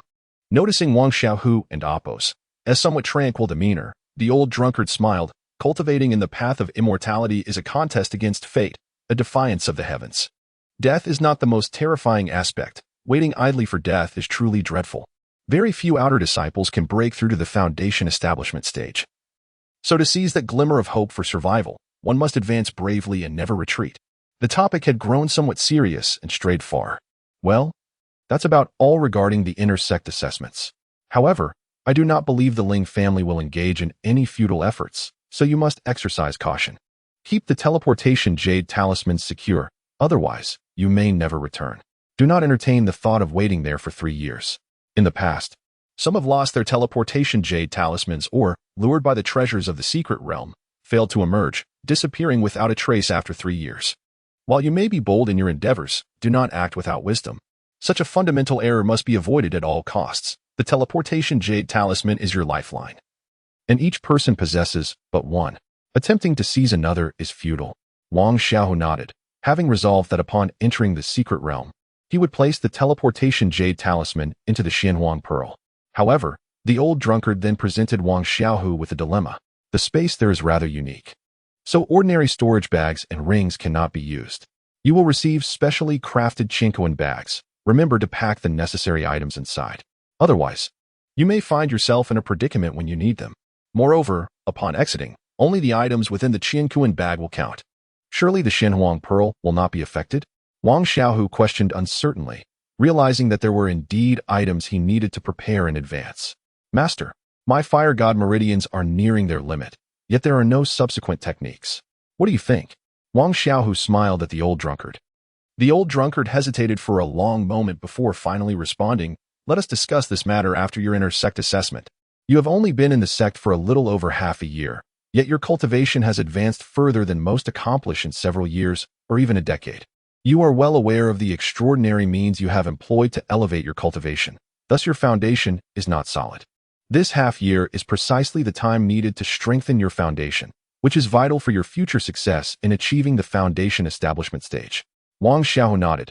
Indeed. His pace of advancement was such that even those with top-tier spiritual roots would struggle to match him. Spiritual springs and spirit-enhancing pills were beneficial, but they could not be used without restraint. Now that all matters have been addressed, be aware that the secret realm is not only home to first-tier demon beasts, but second-tier ones as well. Your goal for the first 3 months is to cultivate the body refinement technique to the 4th level. Do not squander your swordsmanship talent. Otherwise, you will have little hope of excelling in the intersect assessment, a fact you are well aware of. Wang Xiaohu certainly recognized the allure of the Foundation establishment pills. Enough. Off you go. Take the time to visit your master's wife in the next few days. The old drunkard concluded, dismissing Wang Xiaohu. Wang Xiaohu nodded, departing the scripture pavilion with Song Yu, recalling her melancholic voice. Master, with so many enemies, you certainly do not have long to live. Alas, had I known, I would not have signed the blood soul contract with you. If you perish, I will undoubtedly suffer. Wang Xiaohu nearly discarded her. Could you not wish for my well-being? Upon exiting the scripture pavilion, Wang Xiaohu made his way to his courtyard, intending to rest for a day before embracing his master's wife, seeking some treasures. Passing by the Qi Long courtyard, he noticed Qi Long beckoning him with a conspicuous air of mischief, prompting Wang Xiaohu to be on high alert. Come, Wang Shidi. Let me introduce you. This is senior sister Zisu, and this is Wang Xiaohu, our esteemed Shidi. He is also a favored disciple of the Demon Peak Master and will surely have no issue asking the Master to refine pills. Wang Xiaohu and Opos, mouth fell agape. How had he not considered this? The soul-nourishing herb could not be consumed directly. It needed to be refined into pills to unleash its full potential. His master was reputed to be the most skilled alchemist in the sect, yet the old drunkard seldom crafted pills for others. Over time, few remembered his prowess in alchemy. However, the efficacy of this millennium-old spirit herb was too potent. One could not afford to attempt it without the utmost skill, and Azissa naturally sought the finest alchemist. Qi Long wore a mischievous grin that made Wang Xiaohu wish to land a punishing blow upon him. Greetings, Shidi. I must request your assistance in this matter. Regardless of the outcome, I shall express my gratitude. Zissa spoke with utmost courtesy and even respect, as this was a matter concerning her master and Opos' safety. However, Zissa sensed that Wang Xiaohu's gaze upon her was somewhat off, leaving her feeling uneasy. Yet, for the sake of her master, she steeled herself to greet him. Of course. Wang Xiaohu shot a discreet glare at Qi Long, who continued to make exaggerated gestures. How vexing, do not drag me into this. Senior Sister Zisu, how about this? I reside next door. Please accompany me to discuss the specifics. I would like to report to my master. Wang Xiaohu thought it unwise to reveal everything in front of Qi Long, as it would only embarrass Zisu. Zissa hesitated, recalling Qi Long's earlier comments about Wang Xiaohu's audacity, which could very well shake the heavens. Although he had reached the 10th layer of spiritual movement, surpassing ordinary cultivators in combat power, his past exploits were terrifying. Wang Xiaohu was nearly in tears. This was absurd. His own woman treated him as if he were a thief. Cough. Wang Shidi, if there is anything, please feel free to speak here. Qi Long chimed in, gleefully fanning the flames. Wang Xiaohu ground his teeth in frustration, while Qi Long wore a beaming smile. And most exasperatingly, Zissa displayed a look of relief. Wang Xiaohu was rendered speechless, nearly revealing his true identity as Mahan. Senior Sister Zisu. Brother Wang Chao often speaks of you. He should be nearby. Would you like to meet him? Wang Xiaohu finally struck back. Zissa's eyes brightened. She had just inquired about Wang Chao from Qi Long, who had claimed ignorance, stating there was no such person on the Demon Peak. Yet Wang Chao had clearly mentioned that it was Qi Long who had provided him with spirit-enhancing pills. Was Wang Chao deceiving her, or was Qi Long lying? Upon learning that Wang Xiaohu knew Wang Chao, Zissa found him far less disagreeable.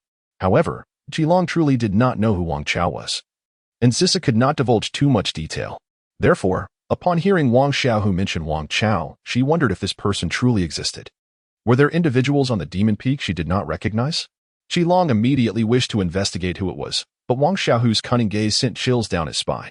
It dawned on him that this fellow was a master of mischief, and today, engaging in this game might backfire on him. Thus, she hastily dispelled any lingering thoughts of the past. I feel as though I am on the verge of a breakthrough.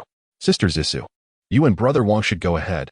I must retreat for a while. It's urgent. My apologies. As Qi Long spoke, he dashed towards the secluded chamber, finally noticing that Wang Xiaohu's gaze had softened. At that moment, he exhaled a sigh of relief. Sister Zisu, please follow me. Wang Xiaohu led the way. Brother Wang, Isn't that the Song Yue Wolf King? How come? Zissou inquired, puzzled.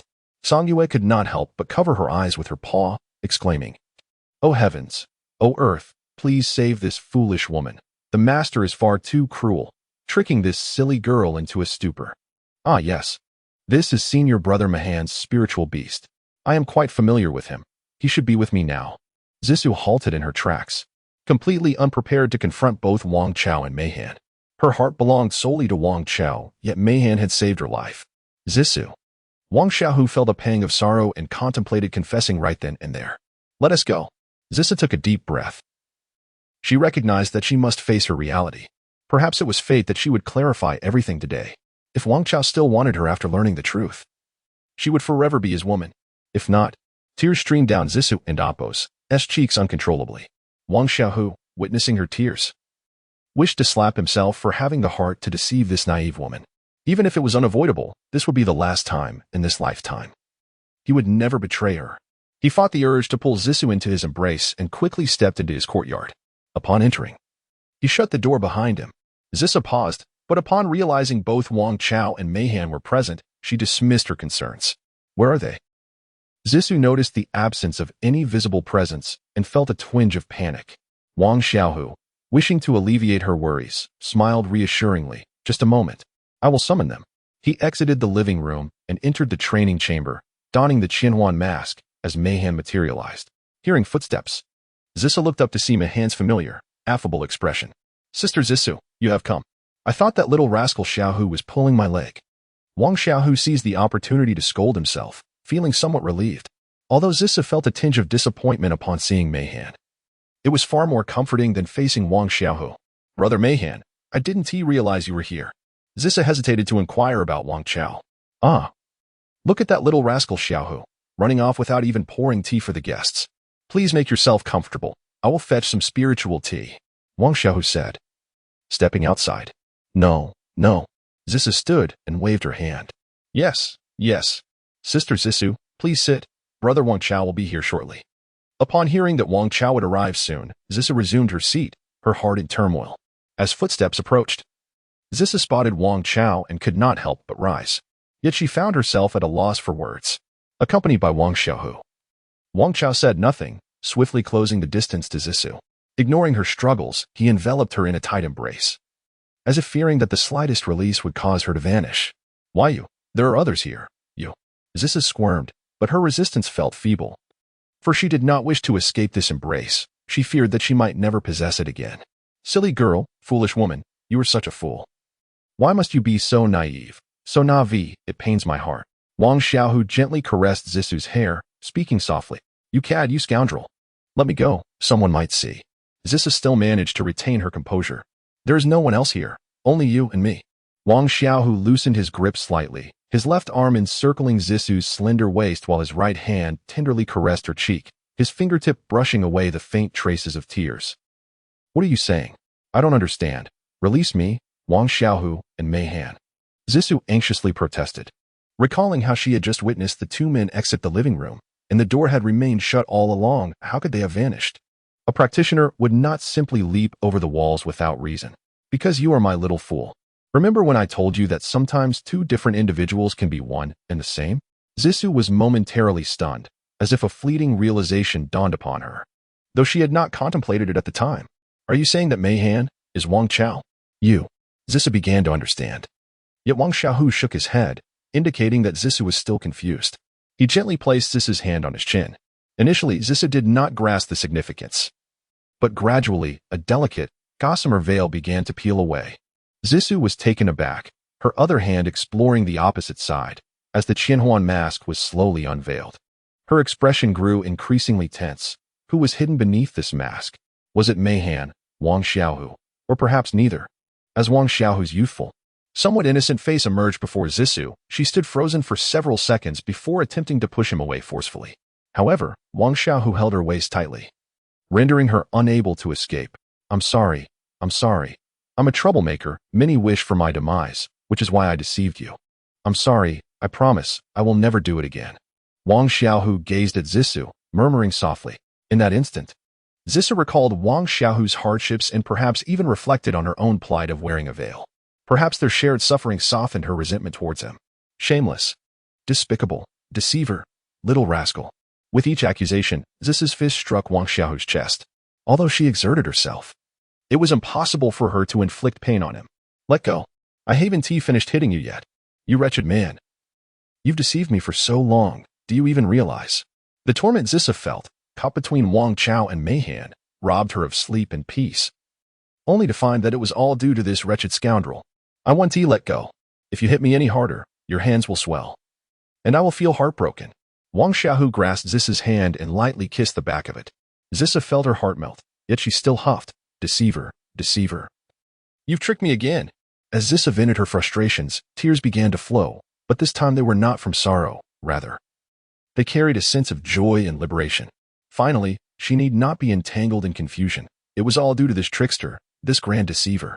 Wang Xiaohu held Zisu quietly, gently stroking her back, offering an unparalleled sense of comfort. Zisu wept for a brief moment before ceasing, wrapping her arms around Wang Xiaohu's waist, resting her face against his chest, savoring the tranquility, wishing for eternity in this embrace. After an indeterminate time, Wang Xiaohu gently lifted Zisu's chin. Sensing his intentions, Zisa raised a hand to cover his mouth. Wang Xiaohu was still unclear about her motives until she reached for her earlobe, asking, "Do you truly wish to see my face?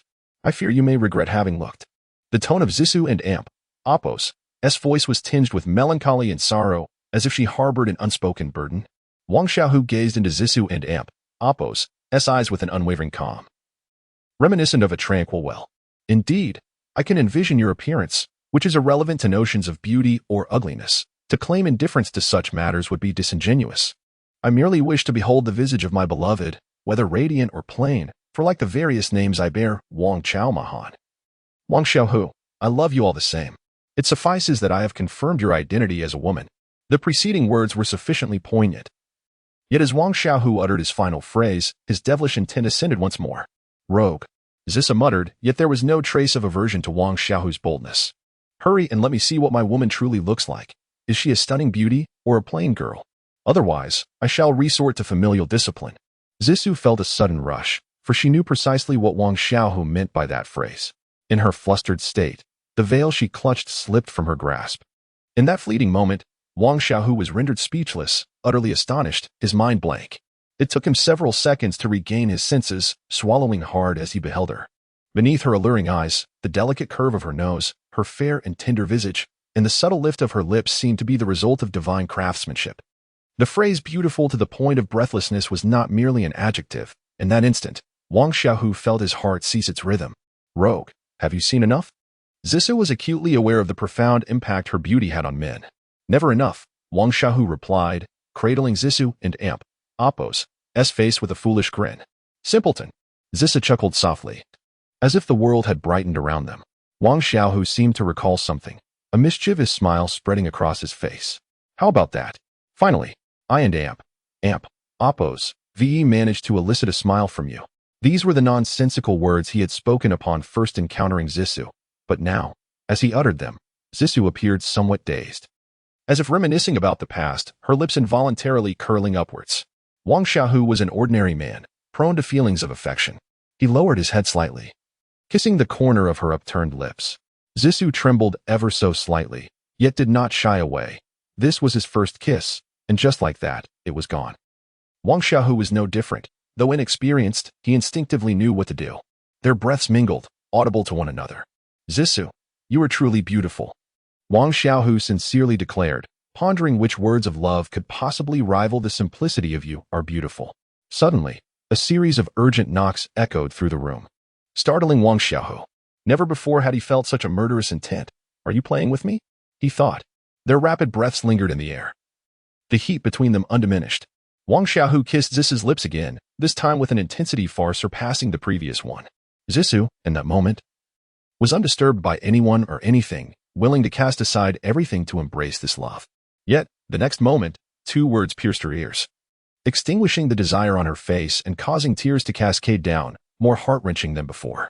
Those two words were brother-in-law, brother-in-law, brother-in-law. Open the door. It's me, Xiaohu.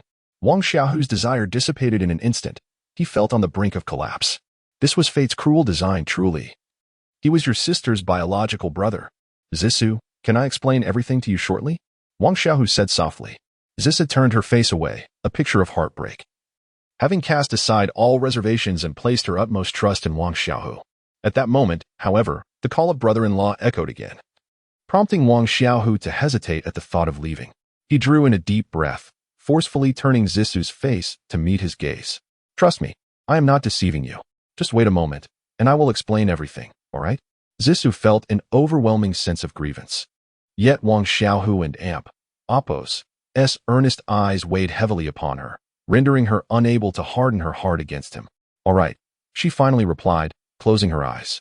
Wang Xiaohu lowered his head, pressing a gentle kiss to her forehead, inhaling deeply before stepping out of the room, fearing that in a moment of weakness, he might lose a brother-in-law. Upon opening the door, Wang Xiaohu endeavored to maintain a calm demeanor while addressing Zhou Zhengyang. What brings you here? What is it? Brother-in-law, what and Oppos's wrong? You seem off. Zhou Zhengyang observed, having known Wang Xiaohu for several years and noting the subtle differences in his demeanor. Toothache. Wang Xiaohu fabricated a rather implausible excuse. A cultivator can regrow a severed limb, yet you claim a mere toothache. However, Zhou Zhengyang accepted it, for even as cultivators, they still possessed mortal sensibilities, after all. A toothache is a commonplace affliction. Oh, then you should take care of it. Perhaps there is a pill that can alleviate the pain. Upon hearing this, Wang Xiaohu found it hard to be angry. After all, this was still his brother-in-law, his kin. It was at that moment he noticed Zhou Zhengyang and Oppos's ashen countenance. What is wrong? Are you hurt? Who did this? Wang Xiaohu immediately thought of the Ling family, and if they dared to harm Zhou Zhengyang, he would ensure they regretted it. While he might not be able to eliminate the Golden Core cultivators, he was confident he could deal with their false Golden Core peak master. It's not a person, it's a beast. I'm fine. Zhou Zhengyang was well aware of how reckless his brother-in-law could be, daring to steal several 5-element spirit apricots fiercely contested by Foundation establishment cultivators. What was there that he would not dare? Brother-in-law, let us talk inside. Zhou Zhengyang insisted, his expression grave. Wang Xiaohu felt an inexplicable unease. It was that he feared Zhou Zhengyang would see Zissou men having multiple wives was not uncommon in this world. And as long as one had the capability, others would not look down upon them, but rather envy them. Rather, he worried that bringing Zhou Zhengyang in would put Zissou in an awkward position. Come, I'll introduce you to a friend. Wang Xiaohu draped an arm around Zhou Zhengyang's shoulders and led him toward the Red Dragon's abode. However, Zhou Zhengyang was deep in thought, pondering. Brother-in-law is acting strangely today. Just now, while standing at the door, I thought I saw a large piece of fabric on the living room floor. Despite his youth, he had torn apart his fair share of clothing. In an instant, Zhou Zhengyang's mind raced with possibilities, yet he ultimately chose to remain silent. My brother-in-law has it tough. He and Oppos's about to marry my sister, and now she has been taken away, and by none other than the elusive non-celestial palace, of which he knows not the location. To retrieve her will be a daunting task. He surmised that his brother-in-law was under immense pressure, and perhaps that was why he had found someone warm and understanding by his side. If Wang Xiaohu had known how perceptive his brother-in-law was, he would have embraced him warmly and planted a kiss on his cheek. Brother-in-law, the matter I spoke of is not suitable for outsiders to know. Should we find a secluded spot to discuss it? Zhou Zhengyang's words made Wang Xiaohu feel somewhat guilty. This lad was always clever, and he couldn't help but wonder if he had caught on to something. He was not afraid of Zhou Zhengyang and Oppos's perception, but rather that he had yet to achieve any substantial progress. Was it not unjust? Let us go. Brother Long is my closest comrade, not an outsider. Wang Xiaohu led Zhou Zhengyang into the courtyard of the Red Dragon. What was supposed to be a secluded retreat for the Red Dragon was instead a scene of leisurely meat roasting, though the flavor fell far short of Wang Xiaohu's culinary skills. Meanwhile, Song Yue was gazing longingly at the feast. Wang Xiaohu paused in surprise, while the Red Dragon, upon seeing him, seemed to have found a savior. Finally, you've shown up. If you hadn't come, your little ancestor would have devoured me.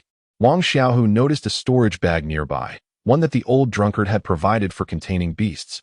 He wondered when this wolf girl had taken it. What are you doing here? Wang Xiaohu silently inquired of Song Yue. You're going to have little wolves. I've seen it before. What is so fascinating about it? Song Yue's retort nearly caused Wang Xiaohu to sputter in exasperation. Brother-in-law, this is the dragon I mentioned. Zhou Zhengyang introduced. Hello, Brother Long. I am Zhou Zhengyang, your sister and Oppos's brother-in-law. The introduction was so peculiar, Was he a brother-in-law or a sister-in-law? The red dragon blinked in surprise, exclaiming, "Oh, I hadn't heard that Sister Zissa had a brother." Zissou? Zhou Xingyang instantly comprehended, casting Wang Xiaohu a knowing glance. Wang Xiaohu nearly wished to extract the dragon tendons from the red dragon for its lack of discretion. The red dragon had been in the lower realms for many years and was adept at reading the situation upon witnessing their exchanged glances. It realized it had offended a little troublemaker. Yet, it could hardly be blamed, as who could have known about the existence of her several brothers-in-law? Ahem. Wang Xiaohu chuckled awkwardly. "Xiaoyang, this is Tsang Yue, my spiritual beast companion. She is the Hurricane Wolf King of the Skywind Canyon." "Just her?" Zhou Xingyang rolled his eyes. "Even if you're trying to change the subject, at least find a more fitting excuse." Roar. Tsang Yue was a divine beast. Even if she had forgotten what kind of divine beast she was, how could the dignity of a divine beast be belittled by a mere human? With a mighty roar, her form expanded to 2 meters in height and 4 to 5 meters in length, pinning the little black chubby one beneath her massive paws. Her gaping maw still stained with the remnants of meat from her earlier feast. Zhou Xingyang was utterly terrified, his spirit nearly fleeing. For he had never seen a mystical beast capable of changing size. "All right, Tsang Yue, this lad is already injured. If he ends up crippled, I would find it difficult to explain to his sister." Wang Xiaohu chuckled. Tsang Yue, ever respectful towards Wang Xiaohu, diminished her form and returned to her roasted meat. However, the quality of the roasted meat was quite subpar. Having just granted Wang Xiaohu a favor, she now demanded him to prepare the meat for her. "Grandpa Wolf, please do not take my words to heart." Upon hearing the term and Appos, Grandpa and Appos, Tsang Yue and Appos, S fury ignited instantly. Wang Xiaohu and Appos, S lips twitched as he turned to Zhou Xingyang, explaining, "Tsang Yue is a queen, and she is younger than you. She is still a minor." Zhou Xingyang felt a chill run down his spine, realizing he had offended the Wolf King again. Tsang Yue, with her striking demeanor and imposing presence, could only be matched by someone of profound caliber, like my brother-in-law. Wang Xiaohu found the statement increasingly unsettling. "Are you selling out your brother-in-law? Do you think your brother-in-law is of such dubious taste? If your sister finds out, one and Appos, does she make you pay for it?" Yet, Tsang Yue was rather pleased with the flattery and temporarily harbored no ill will towards Zhou Xingyang. As Wang Xiaohu grilled the meat, he inquired about Zhou Xingyang and Appos' situation. Seeing Wang Xiaohu and Appos' trust in both Tsang Yue and himself, Zhou Xingyang decided to be forthcoming. "Brother-in-law, I came to discuss borrowing some spirit stones and elixirs." Upon hearing this, Wang Xiaohu and Appos' mood soured immediately. "What do you mean by and Appos, borrow and Appos?" "Don and Appos, misunderstand, brother-in-law. It and amp, Appos, not for me. I wouldn't amp, Appos, be so presumptuous. It and amp, Appos, for my master.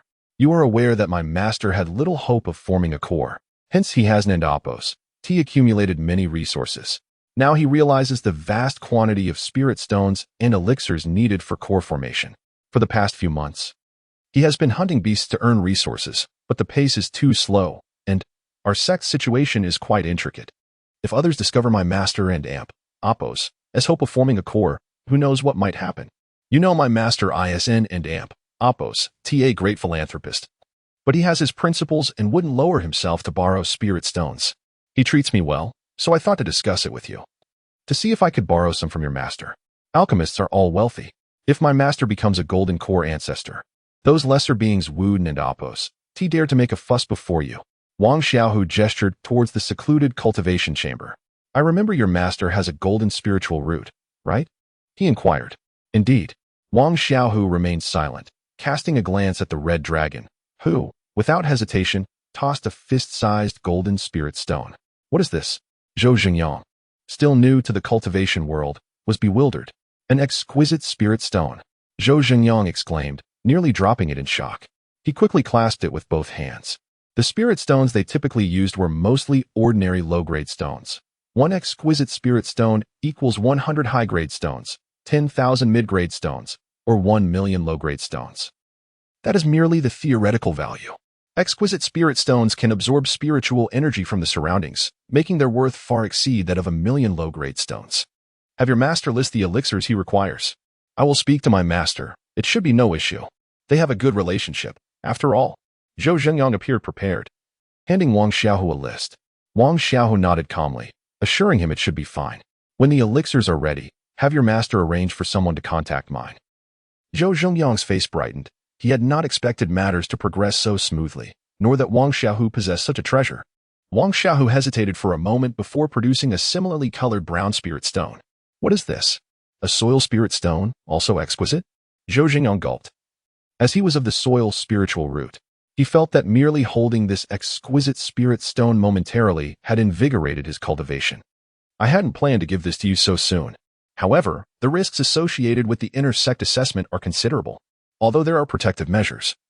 No one can guarantee their one and oppos, TB unexpected situations.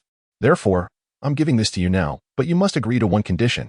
Zhou Zhengyang, feeling a lump in his throat, implored, brother-in-law, you will be fine. My master says that in case of danger, breaking the jade talisman will ensure safety. Ah, such a simplistic notion. The Ling family must have thought of that too. Why then, are they scheming for me to participate in the assessment? Wang Xiaohu chuckled at his own irony, knowing he still had to participate. That was the nature of strength. You must return alive. My sister is waiting for you. Zhou Zhengyang's eyes glistened with tears. I will do my best. But enough of this. Listen carefully. This soil spirit stone is yours. But you must swear not to use it for cultivation until you reach the 12th level of spiritual movement. Also, you must not disclose this to anyone, including your master. Should you breach this vow, may you find yourself perpetually unattached. Must it be so harsh, brother-in-law? To gaze upon an exquisite spirit stone without using it is too cruel. And for a lifetime of solitude, what about 10 years instead? You may leave. Brother Long, return the golden spirit stone. Wang Xiaohu laughed heartily. All right, my apologies. Little brother-in-law. The red dragon chuckled as he retrieved the golden spirit stone from Zhou Zhengyang. Get lost. Who are you calling little brother-in-law? Wang Xiaohu glared. What do you mean? Are you trying to steal my wife? Ahem, slip of the tongue, slip of the tongue. The red dragon waved his hands hurriedly. Fine. I agree. I, Zhou Zhengyang, once again vow not to use the exquisite soil spirit stone for cultivation until I reach the 12th level of spiritual movement. And I will not disclose this to anyone, including my master. If I break this vow, brother-in-law, it's not about 15 years. Brother Long. Stop. If I breach my oath, may I be forever without romance, have sons without, and daughters with. Wang Xiaohu and the red dragon exchanged glances, amused by the lad's determination. Wang Xiaohu, with a scheming smile, addressed Zhou Zhengyang. Little Yang, this is for your own good. I know you well enough. You love to play tricks and take shortcuts. If I don't apply some pressure, you might find yourself lingering in the realm of spiritual movement for eternity. The Qingyun sect has 40,000 peak spiritual movement practitioners. Yet only one foundation establishment occurs every 2 years. Don and Oppos, think you are the only one with talent. Many surpass you. So strive hard, young man. Now, take these items back and inform Elder Xuanhe that he is your master and also half of mine. It is only right for disciples to honor their masters. However, given the substantial quantity, I doubt he would accept it without some reassurance. Tell him that once he reaches the golden core stage, he can assist me 3 times within his capacity. And convey this message verbatim. My little brother-in-law is injured, and I am deeply saddened. Let this be a lesson. Brother-in-law. I Don and Oppos, do you understand? Zhou Zhengyang asked, perplexed. You say it. Your master will naturally understand. Wang Xiaohu replied, rising to pat Zhou Zhengyang on the shoulder. Be practical in the future, and avoid clever tricks. There are few fools in this world. Now go. Loosen your grip. Do you want others to know you are carrying exquisite spirit stones? Wang Xiaohu and Oppos' words relaxed Zhou Zhengyang and Oppos' tightly clenched fists. Brother-in-law, brother Long, queen, I am leaving. Zhou Zhengyang said as he reached the door, turning back to Wang Xiaohu, brother-in-law, my sister belongs to the main family. Do not forget that. With that, he dashed away. The red dragon chuckled at Wang Xiaohu and Oppos' awkward expression before adopting a serious demeanor. What? Do you suspect this lad and Oppos' injuries were inflicted by his master intentionally? That seems unlikely. Wang Xiaohu did not pay much attention, as he was somewhat familiar with that old man Xuanhe. He was neither particularly bad nor exceptionally good. But he did possess a certain degree of principles. To be honest, I was quite surprised that he could devise such a method with his limited intellect. It was evident that the old man was not faring well. The waters of Qingyang's sect were murky. How many lives can a golden core cultivator alter? There are far too many who do not wish for him to reach that stage. Although Xuanhe maintained a good private rapport with my master, That was merely a personal connection. My master's wife had a multitude of people around her. The cake was finite. How could it be divided? Qilong also began to realize this, but he questioned whether such actions would have repercussions. Wang Xiaohu shook his head. Their battles were their own affairs, and he had no interest in them. As long as he could oppose the Ling family, he would spare no effort to assist. The size of the cake was predetermined. For every additional person to share it, another had to be excluded. A glint of murderous intent flickered in Wang Xiaohu's eyes. The Ling family had long been his mortal enemy. By the way, you should take some time these days to visit our esteemed peak master. It would be beneficial. Ah, where is the wind spirit stone? The exquisite wind spirit stone that you must possess. Hand it over to me. The voice of Song Yue echoed in his mind. Although Song Yue was a spirit beast, it had already been designated for Zissou, so how could he possibly relinquish it? When you need it, just go to Zissou. After all, I have yet to witness how diligently you cultivate. You seem more focused on food. Wang Xiaohu was not concerned about causing a rift over a piece of exquisite wind spirit stone. That would be utterly unrefined. After all, it was a divine beast. Indeed. Upon hearing the mention of roasted meat, Song Yue's eyes sparkled with greed. You still owe me 800 jin. No, 2,000 jin of roasted meat. I calculated it just now. 2,000 jin is indeed more than 800. You cannot deceive me. Wang Xiaohu found himself at a loss for words. Your reasoning seems stuck at the level of a 7 or 8-year-old. Why ponder so long? Starting tomorrow, I will roast meat for you, honestly. You need not rely on me for that. Go seek out that old drunkard. He is a second-tier alchemist and can grill meat far more deliciously than I can. After all, the old man is idling away. It would be good to give him something to do. As expected, Song Yue seized the storage bag and dashed out.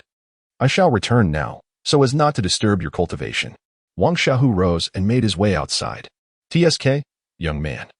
Take it easy. There are no fields without thorns, only oxen that perish from overwork. Upon hearing this, Wang Xiaohu nearly stumbled. Wait. The old drunkard is not young anymore. His sister must be of grandmotherly age. Never mind. But upon reflection, it seems that this old drunkard has no daughters at all. You're back. Come quickly to eat. Zissou greeted him with a radiant smile, her beauty reminiscent of a virtuous wife eagerly awaiting her husband and oppress' return. She sat at the dining table, resting her chin on her hand, gazing longingly at the door, much like a young wife anticipating her husband's arrival. The table was laden with a variety of dishes, both meat and vegetables. The meat was naturally spirit beast flesh, while the vegetables consisted of various spirit herbs. The aroma wafted through the air, tantalizing the senses. Wang Xiaohu paused momentarily, his heart warmed, and he felt an urge to embrace Zissou. Sit across from me. Zissou pointed to the chair opposite her, exuding an authoritative yet calm demeanor. Wang Xiaohu awkwardly scratched his head and could only take a seat across from her. First, let us eat. Try my cooking. Zissou served Wang Xiaohu a piece of steamed bear paw. After the first bite, he was astounded by the flavor and skill. The meat he had grilled could be discarded. Delicious. I never knew there were such delightful dishes. Wang Xiaohu sincerely praised. Zissou smiled with satisfaction. Zissou ate very little, while Wang Xiaohu devoured his meal with relish, nearly swallowing his tongue in the process. Zissou, thank you for letting me taste the flavors of home again. Wang Xiaohu set down his chopsticks, his voice tinged with emotion. Home. A term that felt distant and elusive. Noticing Wang Xiaohu and oppress' reddened eyes, Zissou slowly rose and approached him, gently wiping away the impending tears from his eyes. A man does not easily shed tears, for they only flow when sorrow strikes. Home was a resonant chord deep within Wang Xiaohu's heart. If you wish for it, I can prepare it for you every day.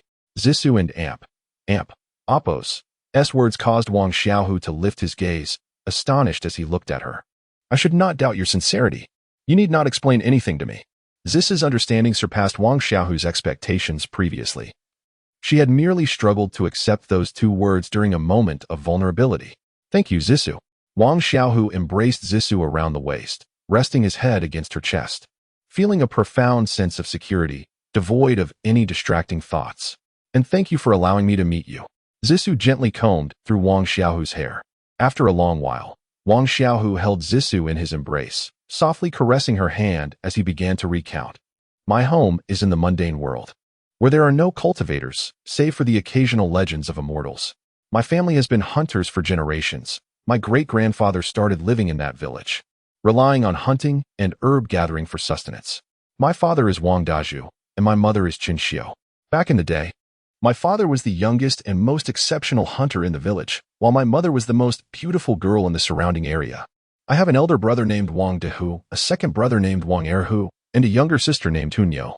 My elder brother, like my father, is also an excellent hunter and married a lovely sister-in-law. They have a pair of dragon and phoenix twins, Xiaolong and Xiaofeng, with Xiaolong having large bright eyes, and Xiaofeng always sporting two little braids. My second brother disliked the monotony of village life, so at 16, he ventured to the Tianwei escort agency 100 miles away to work as a bodyguard, gradually becoming a respected escort master. My parents often urged my second brother to marry, but he told me he had his sights set on the escort master's daughter, preferring her over a village girl. As Wang Xiaohu spoke, tears streamed down his face, each family member's expression vividly appearing in his mind. Zissa gently wiped away Wang Xiaohu's tears. When I was 12, I accompanied my father on a hunting trip and encountered a giant tiger, which was probably not even a low-grade first-tier beast, but for us, it was a dead end. My father fought valiantly to protect me, urging me to escape. I do not know where I found the strength, but I thrust my spear into the tiger's eye. The tiger went berserk, pinning my father down, and I picked up my father's spear from the ground and pierced the tiger's ear. Thus, my father and I killed the giant tiger, becoming the most renowned young hunters in the area. Not long after, my family arranged a marriage for me with the butcher's daughter in town. Initially, I was terrified. The butcher was a fearsome man, and I doubted his daughter's beauty. Wang Xiaohu chuckled at the memory of his former silly thoughts.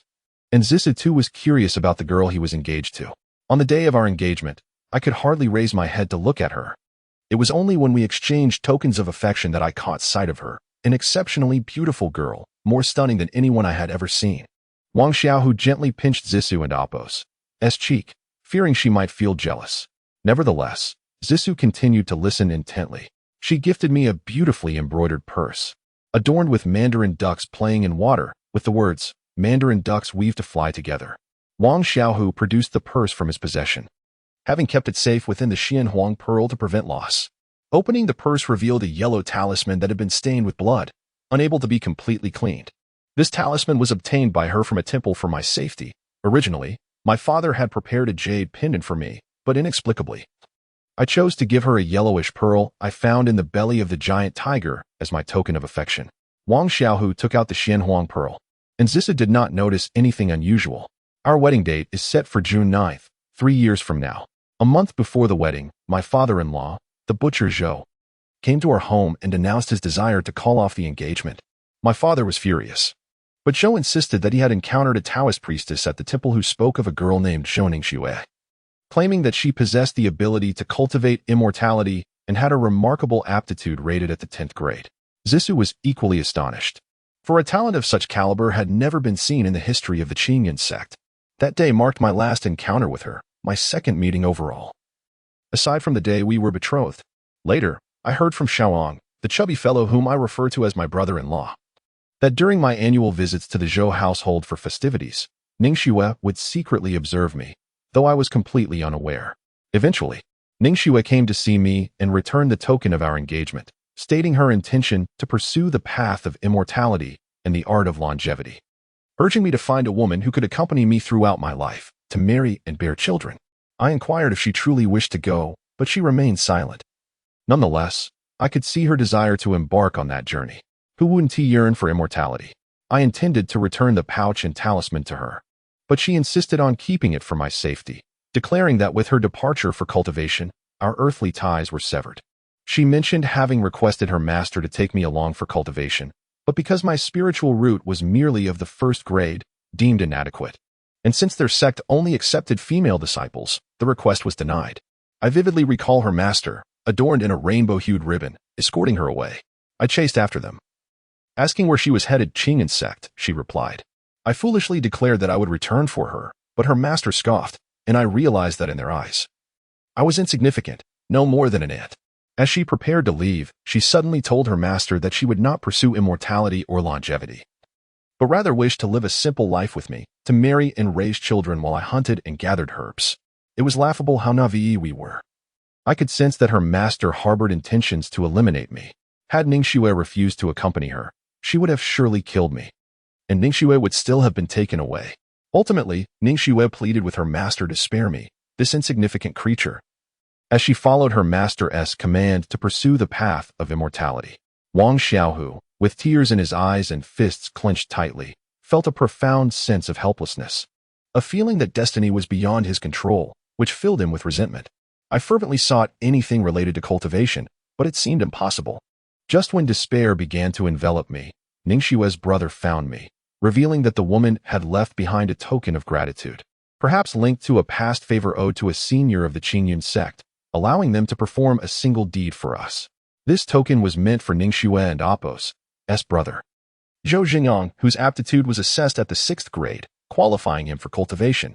Thus, I was brought to Qingyun's sect as an outer disciple, while Xiaohu became a direct disciple of an elder. The subsequent events unfolded much like what you have heard. Every encounter with the Ling family has been fraught with misfortune. It truly feels as though we are at odds with them. Wang Xiaohu exhaled deeply, expressing his frustration. Zissou embraced Wang Xiaohu, gently running her fingers through his hair, unsure of how to console him. Qingyun's sect was a place they had never even heard of, where even a 6th grade aptitude was considered lacking. One could only imagine the weight of the pressure on Wang Xiaohu. Sensing Zissou's concern for him, he smiled reassuringly, stating that when he first arrived in the realm of cultivation and grasped the significance of spiritual root aptitude and the hierarchy of that place, he too felt despair. Yet now, he felt that all of this was merely awaiting his ascendancy, and that day would not be far off. Wang Xiaohu exuded an aura of determination. Zissou gazed at him, familiar with this newfound confidence that radiated from him. What could be the source of such self-assurance? Wang Xiaohu held an unremarkable Xianhuang pearl, and Zissou initially thought he was merely reminiscing about the past. Do you recall that I told you my aptitude was merely 1st grade when Ningxue departed? Zissou had overlooked this detail until now, realizing how terrifying it was. A 1st grade aptitude had somehow led to his current status. How could that be possible? Everything stemmed from this pearl, Wang Xiaohu reflected, gazing at the Xianhuang pearl in his hand. Ningxue, Zhou Jingyang, and I were all believed to lack spiritual roots. However, after wearing the Xianhuang pearl for a month, I gave it to Ningxue, who kept it for 3 years. At the time, my aptitude was 1st grade, hers was 10th, and Xiaoyang's was 6th. Zissou was astounded, covering her mouth to suppress a gasp. This secret could have remained unspoken. Perhaps no one would have known had he chosen to remain silent. Yet, he shared it with her. This was no ordinary act of trust. It was a complete revelation. Now, my aptitude should lie somewhere between the 6th and 7th grades, likely not far from the latter. Those around me seemed to experience inexplicable enhancements in their own aptitudes due to this connection. Thus, I have been planning my escape from Qingyun's sect. Otherwise, this secret will inevitably be uncovered. From the moment I first laid eyes on you, I was captivated, yet I knew I was merely a fleeting presence, too afraid to linger. Yet, I was irresistibly drawn to you. Even if I had to change my identity, I would still encounter you. Could this not be considered fate? Zissou could not help but embrace Wang Xiaohu, leaning in for a kiss. After a long moment, as their lips parted, Wang Xiaohu's hands began to wander, though Zissou, lost in a haze of emotions, still managed to grasp his hands firmly. Not now. We can't do that yet. If we... Zissou's voice was soft, barely above a whisper. Wang Xiaohu brushed his lips against Zissou's, inhaling her fragrant scent. I merely wished to finish what we started. Zissou nearly acquiesced, but recalling the burdens Wang Xiaohu carried, she could not allow herself to act thoughtlessly for a moment's pleasure. Do not. You must find Ningxue first, otherwise. Do not even think of touching me, you big pervert. Though she chided him, Zissou kissed Wang Xiaohu fiercely before fleeing, fearful of becoming ensnared. Such a distant longing. Alas, the first wife is far away while the second is right before me. Yet, both remain unattainable. What a tragic existence. However, Wang Xiaohu was no ordinary individual. Otherwise, he would not have reached this point. He took a moment to calm his emotions and contemplated his next course of action. Tomorrow, I will visit the old drunkard, Zissou and Apos. Master's elixirs should be reliable, but the old crane and Apos' stance is uncertain. Whether he will show favor to me as his disciple remains to be seen. Never mind that for now. Zissou sat in the living room, lost in thought, while Wang Xiaohu gently embraced her in silence. Zissou, starting tomorrow, you needn't wear the veil anymore. Wang Xiaohu spoke softly, unable to extricate himself from the suffocating beauty of her face. But Zissou hesitated, wanting to refuse. Yet she realized she could not fulfill any of Wang Xiaohu and Apos' wishes, causing her to falter. Silly girl, how could I not know? You fear attracting trouble. The Qianhuan mask allows one to change appearances at will. As long as you are cautious while using it, no one will see through it. This mask can obscure one's spiritual sense, so there is no fear of being discovered. Wang Xiaohu and Oppos's words illuminated Zissou and Oppos's thoughts. She had never liked wearing a veil, afraid to face the world. However, her beauty had only ever garnered Wang Xiaohu and Oppos's praises, while everything else brought nothing but trouble. Yet, the Qianhuan mask was one of Wang Xiaohu and Oppos's most important belongings, and trusting it to her would be perilous, prompting Zissou to shake her head immediately. Silly girl. Consider this. There are very few in Qingyun's sect who do not recognize me. Even if someone does not know me, if I draw my sword, it will be immediately clear who I am. With the Qianhuan mask, unless I engage in combat, I will soon be exposed. It holds little value. Strength is what truly matters. Disregarding my dear wife, how could I allow those wretched men to gaze upon her indiscriminately? Wearing a veil is far from safe. Upon hearing this, Zissou felt a flicker of intrigue, and ultimately, under Wang Xiaohu's formidable persuasion, she nodded in agreement. Zissou, once I am powerful enough, I shall ensure that your beauty is renowned throughout the world, compelling all to bow their heads in deference. Wang Xiaohu mused on the tragedy of a woman who cannot present her true visage to the world. If one were unattractive, that could be excused. But must beauty also be regarded as a sin? Thank you. Zissou sincerely expressed, for this sentiment resonated deeply with her own pain. No need. You need never utter those two words again. Should you replace them with another pair, I would be far more delighted. What words do you desire? Rogue. Then let us switch it again, to husband. Humph. Will you say it or not? Humph. If not, I shall have to enforce family discipline. Oh. Please don't. I shall say it. Is that satisfactory? Quickly. Husband. What was that? Speak louder. I couldn't hear. Husband. Kiki, my dear. Shouldn't we retire for the night? You, humph. Great rogue. Great lecher. Hey. I merely suggested we retire. What are you thinking? You are only permitted to hold me. No untoward actions allowed.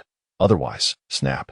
Since Wang Xiaohu began his cultivation, he had seldom enjoyed restful slumber like an ordinary person, yet that night, he slept exceptionally soundly.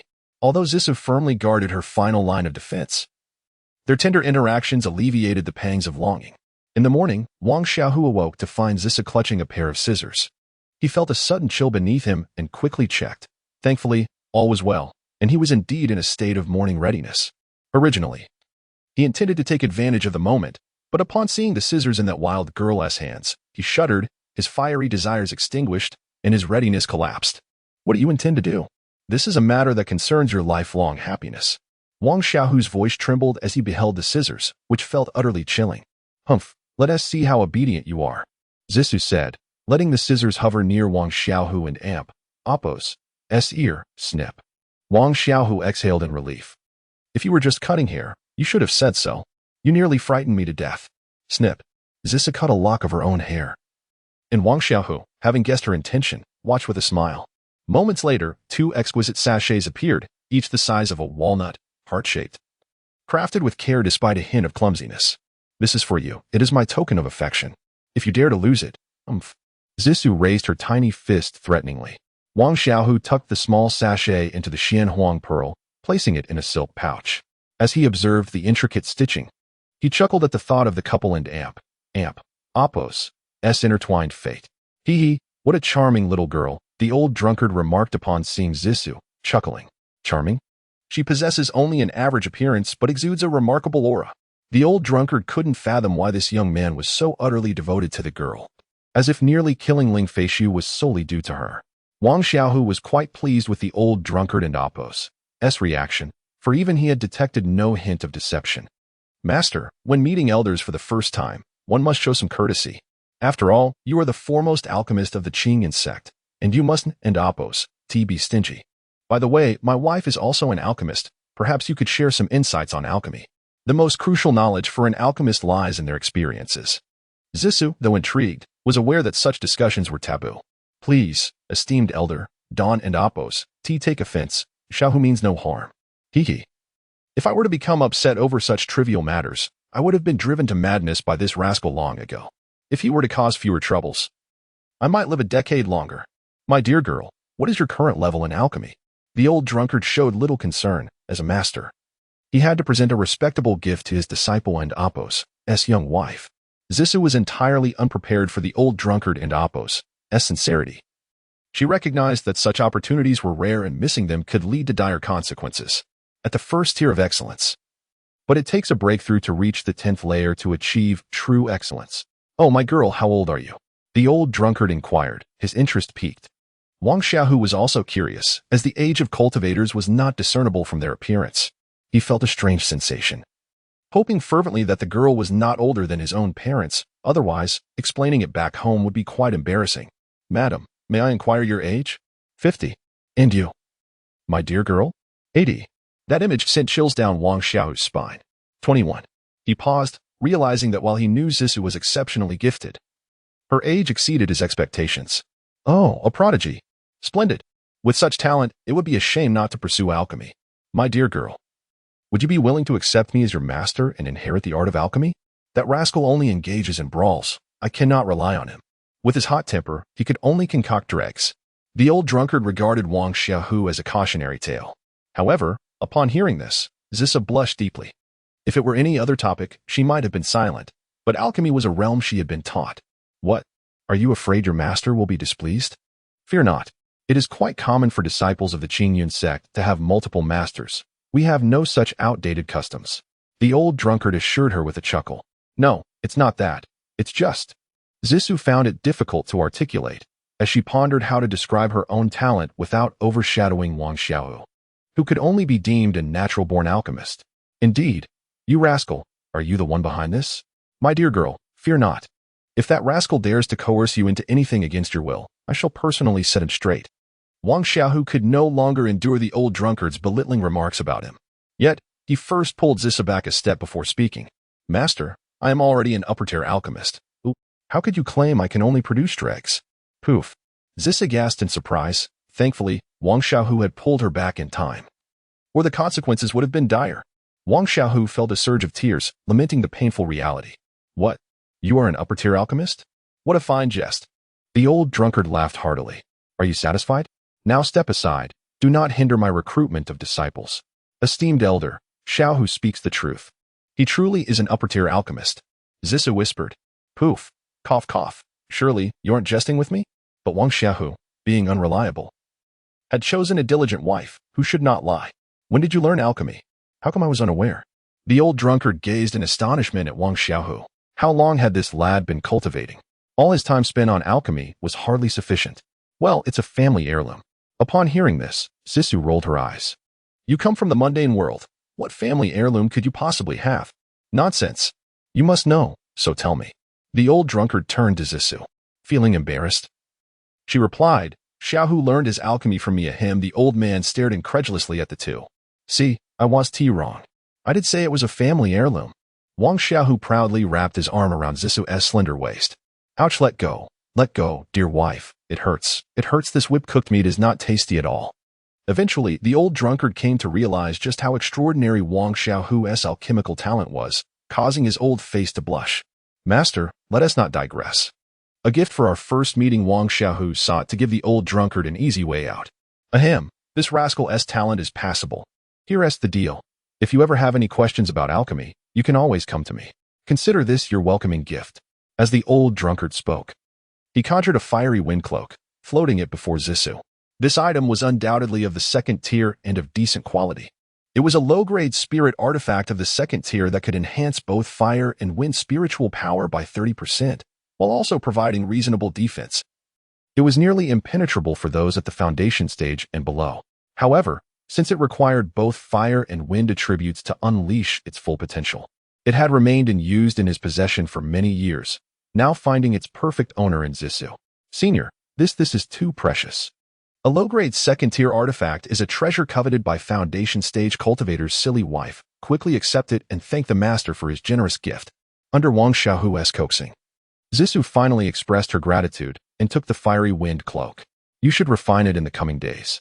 It will be useful in the inner sect trials. Wang Xiaohu cast a grateful glance at the old drunkard, fully aware that the old man had bestowed this fiery wind cloak upon Zissou to prevent her from being implicated due to the enemies he had made. With this, she would be well protected.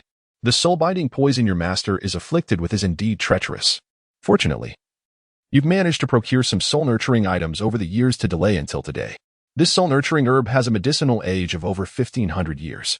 While it may not be unique, it is undoubtedly the finest in centuries. Your efforts have not gone unnoticed, but this herb is quite peculiar. It appears to have the characteristics of a 200-year-old herb yet possesses the efficacy of 1,500 years. This can only imply that the environment where it grew was extraordinarily rich in spiritual energy. The old drunkard's choice of words left Wang Xiaohu no room to argue. And thankfully, the old man was not one to pry too deeply into origins. However, he had a strong suspicion that it was closely related to his precious disciple. Today, I shall concoct the soul fusion pill, and you too can observe. This was Wang Xiaohu's first time witnessing the old drunkard's alchemy. And he had to admit that the old man was quite skilled, perhaps exceptionally so. Purification, impurity removal, fusion, pill formation, everything flowed seamlessly, akin to a graceful dance. As if he had entered a realm of artistry. Suddenly, Wang Xiaohu was struck with the thought that perhaps there was a fundamental approach to alchemy akin to that of swordsmanship. What were the prerequisites for mastering this art? He realized that his own foray into alchemy was merely a means to an end, and since returning from the inner sect assessment, there was still much he needed to learn. All right, the soul fusion pill is complete, but there remains about a third of it. I've taken the liberty of refining 2 concentration pills for both of you. They can expand your consciousness and enhance your spiritual perception. Since you both have activated your spiritual awareness, you understand its benefits. The inner sect assessment is manageable. Just be careful and avoid recklessness. The old drunkard instructed Zissou. You should return and have your master take the pill. I still have matters to discuss with this rascal. Zissou understood that the old man had some words more suited for Wang Xiaohu, so she promptly excused herself. Thank you, master, she said respectfully before exiting. Once Zissou's figure vanished, Wang Xiaohu returned his gaze to the old drunkard, and both chose to embrace silence. Ultimately, it was the old drunkard who broke the stillness. You're quite fortunate to have found such a good wife. A beauty can indeed bring trouble, and you have already attracted enough misfortune. Thankfully, this girl is well behaved. Wang Xiaohu felt a sense of helplessness. If his wife were to reveal her true form, she would be far beyond mere trouble, a true enchantress. What nonsense about beauty bringing disaster. It was merely a reflection of the corrupt human heart. Wang Xiaohu felt uncomfortable at the thought. The old drunkard chuckled and nodded in agreement. That's true. The most unpredictable element is indeed the human heart, alas. Your involvement in this matter. Wang Xiaohu ceased speaking futile words. Master, I do not wish to interfere. I simply desire a peaceful existence. But is that feasible? Consider this. From the very first day I entered the sect, have I ever instigated any trouble? When others seized my courtyard, would I kneel and bow my head? Absolutely not. When they attacked my secluded chamber for cultivation, could I endure that? No. If someone intended to take my life, would I expose my neck for the slaughter? And if someone threatened my beloved, should I hide like a turtle? In the past, why did no one oppose the Ling family? Because those who dared to defy them met untimely ends. Had I been weaker, I would have been forced to kneel on the first day, and by the second, I would have been eliminated, leaving no room for what follows. It is only because the Ling family has chosen to provoke me that I remain alive. My resolve is stronger, my fist mightier. Thus, even though my time in the realm of cultivation has been brief, I comprehend a truth: strength is paramount. The Ling family wields great power, compelling me to participate in their assessments, and I must comply. However, my will is unyielding. Should anyone attempt to break my spirit, I shall shatter their teeth in return. I may not grasp the grand principles, yet I align with anyone who opposes the Ling family, as long as I remain resolute. I shall seek to reduce the Ling family to ashes. Wang Xiaohu articulated his stance clearly, a relentless vendetta against the Ling family. Yet, the old drunkard sighed, sipping his drink as if lost in reminiscence. You do not understand. The Ling family is not so simple. Otherwise, how could they have maintained such arrogance until today? After a moment of silence, Wang Xiaohu inquired, Master, who are the individuals backing the Ling family? Who are they beyond our Qingyan sect? The old drunkard nodded but refrained from revealing any details. Wang Xiaohu inhaled deeply, his expression grave. Master, how much do you know about the mysterious 9 Immortals Palace? The old drunkard was naturally aware of the connection between Wang Xiaohu and the mysterious 9 Immortals Palace, having heard whispers of it. That is too distant for us. 500 years ago, one of our esteemed elders was saved by a predecessor in peril, and from that encounter, a token of gratitude was left. That alone is a testament. Others took note, and thus you were permitted entry into the sect. Such matters are trivial and not worth mentioning. This is all I know. Wang Xiaohu had long surmised the might of the mysterious Nine Immortals' palace, so he was not surprised. Master, how do the forces behind the Ling family compare to the mysterious Nine Immortals' palace? The old drunkard and Oppo's lips twitched. If we are but ants, then those behind them are merely larger ants. There is little distinction. Indeed, Master, my first wife was taken from me, and I must reclaim her. If I do not dare confront even an ant, what purpose is there in coming to the realm of cultivation? Had I remained in the mundane world, I might already have a son. The old drunkard seemed to understand.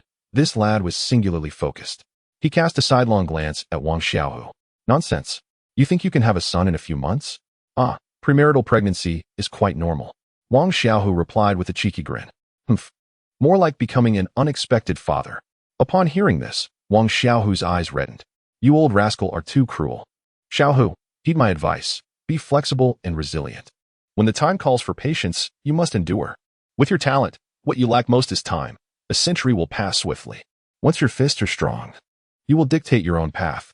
The old drunkard evidently sought to counsel Wang Xiaohu against a head-on clash with the Ling family. Given his talent, the sect would not allow the Ling family to annihilate him. Often, it is one or two geniuses who uphold the sect. Master, my family has been hunters for generations, and I have scarcely read a few books. I do not comprehend grand principles, but I know that a cat released into the forest becomes a tiger, while a tiger confined within walls becomes a cat. Perhaps patience will allow my fists to grow stronger, but that merely nurtures soft flesh, which cannot inflict pain. From the day I stepped outside my home, I resolved to reclaim my wife, even if it cost me my life along the way. That is a fate I accept. Wang Xiaohu fell silent, gazing at the old drunkard. Go on, go on. If you wish to die, who could stop you? The old drunkard waved his hand dismissively. Wang Xiaohu sighed. Ultimately, his master was unwilling to aid Xuanha. Interests and circles are beyond one's control. Have him send someone next month to collect the elixirs, came the old drunkard's voice. A delighted smile broke across Wang Xiaohu's face. Thank you, master. To his astonishment, that old fellow had actually consented. Xuanha murmured to himself, having lost hope and prepared to pursue other, costlier means to acquire the elixirs. Yet unexpectedly, that old man truly agreed. He did not believe that their personal bond transcended interests. All of this was Wang Xiaohu and Oppo's doing. How foolish of me. Reflecting on Wang Xiaohu's words, Xuanha felt a mix of embarrassment and guilt. However, the allure of the golden core stage was an irresistible temptation. Master, today you seem to have something to discuss with Feishu? Ling Feishu clung to Ling Huanyu's arm, appearing more like siblings than great-grandfather and great-granddaughter. Ling Huanyu looked remarkably youthful. In his early 30s, with a gaze full of affection, he regarded his great-granddaughter. Many wondered why, across so many generations, Ling Huanyu displayed such favoritism towards this girl, who, though talented, was not the most exceptional. Only Ling Huanyu knew that this great-granddaughter resembled his beloved younger sister, who had tragically perished due to his actions, leaving him burdened with guilt for centuries. Now, with this girl's appearance, Feishu, your great-grandfather asks you, among the younger generation of the Qingyun sect, if you were to choose one to become your husband, whom would you select? Ling Feishu was utterly unprepared for such a question. Countless suitors sought to gain this precious pearl of the Ling family, yet none had succeeded. Her eyes, filled with a hint of turmoil, suggested that there indeed existed someone who stirred her heart. Ling Huanyu did not press her. Ling Feishu, understanding that this day would eventually arrive, conjured several images in her mind before softly uttering, Senior brother Jin Wushan. Ling Huanyu chuckled, as if his expectations had been met. Ling Feishu noticed her great-grandfather's expression and felt a surge of delight. Feishu, why did you choose Jin Wushan? Senior brother Wushan is unparalleled in talent. The greatest genius our sect has ever known, a true dragon among men. Haha, if someone were to surpass Jin Wushan in both talent and appearance, would you still choose him? Ling Huanyu inquired with a smile. How could that be possible? Senior brother Wushan comprehends the sword intent at the spirit movement stage. He is the greatest sword genius of all time. Ling Feishu challenged. Jin Wushan is indeed a prodigy, and his future achievements may rival my own. However, to claim he is the greatest of all time is quite the stretch. Let us not forget, a millennium ago, Li Wang Qitian eclipsed him entirely. Li Wang Qitian is undoubtedly the most gifted individual of the last 10,000 years, without comparison. Now, imagine a peerless genius on par with Li Wang Qitian. If given the choice, would you still choose Jin Wushan or that person? The esteemed brother Jin Wushan, despite his extraordinary talents, pales in comparison to the venerable king of strength, Qi Tian. Ling Feishu's implication was clear. While he may be a paragon of genius, standing beside him would shine a light on one's own brilliance, not just within the humble Qingyan sect, but in the broader expanse of the world. Ling Huanyu could not help but sigh. The nature of innate talent often eludes comprehension, surpassing even the significance of spiritual roots. Grandfather, who are you referring to? Is it someone from our Qingyan sect? Why have I never heard of them? No, you have heard of them, and you have even met them. That's impossible. If such a prodigy existed, how could I possibly forget? As for Ling Feishu and Oppo's as character, Wang Xiaohu candidly articulated a litany of disparaging remarks: spoiled, willful, envious beyond measure, pretentiously clever, acerbic, and lacking in intellect. Yuehua was somewhat speechless. It's quite true, I must admit. You've even uncovered one of her virtues. Wang Xiaohu was taken aback. Which of these could possibly be deemed a virtue? The last term, she replied. What was it? Physically endowed yet lacking in intellect. Wang Xiaohu felt a twinge of awkwardness. Discussing such matters with a mentor felt decidedly inappropriate. And the first two words? Yuehua continued, unfazed. Physically endowed, Wang Xiaohu blurted out, nearly collapsing under the weight of realization. Was this truly a virtue? He cast a sidelong glance at his mentor, suddenly recognizing the coexistence of wisdom and physicality in her presence. Xiaohu, ponder this. Though the Ling family has repeatedly provoked you, they're the one suffering losses. You have emerged unscathed and have even gained considerable fortune. Wang Xiaohu contemplated this perspective, realizing its truth.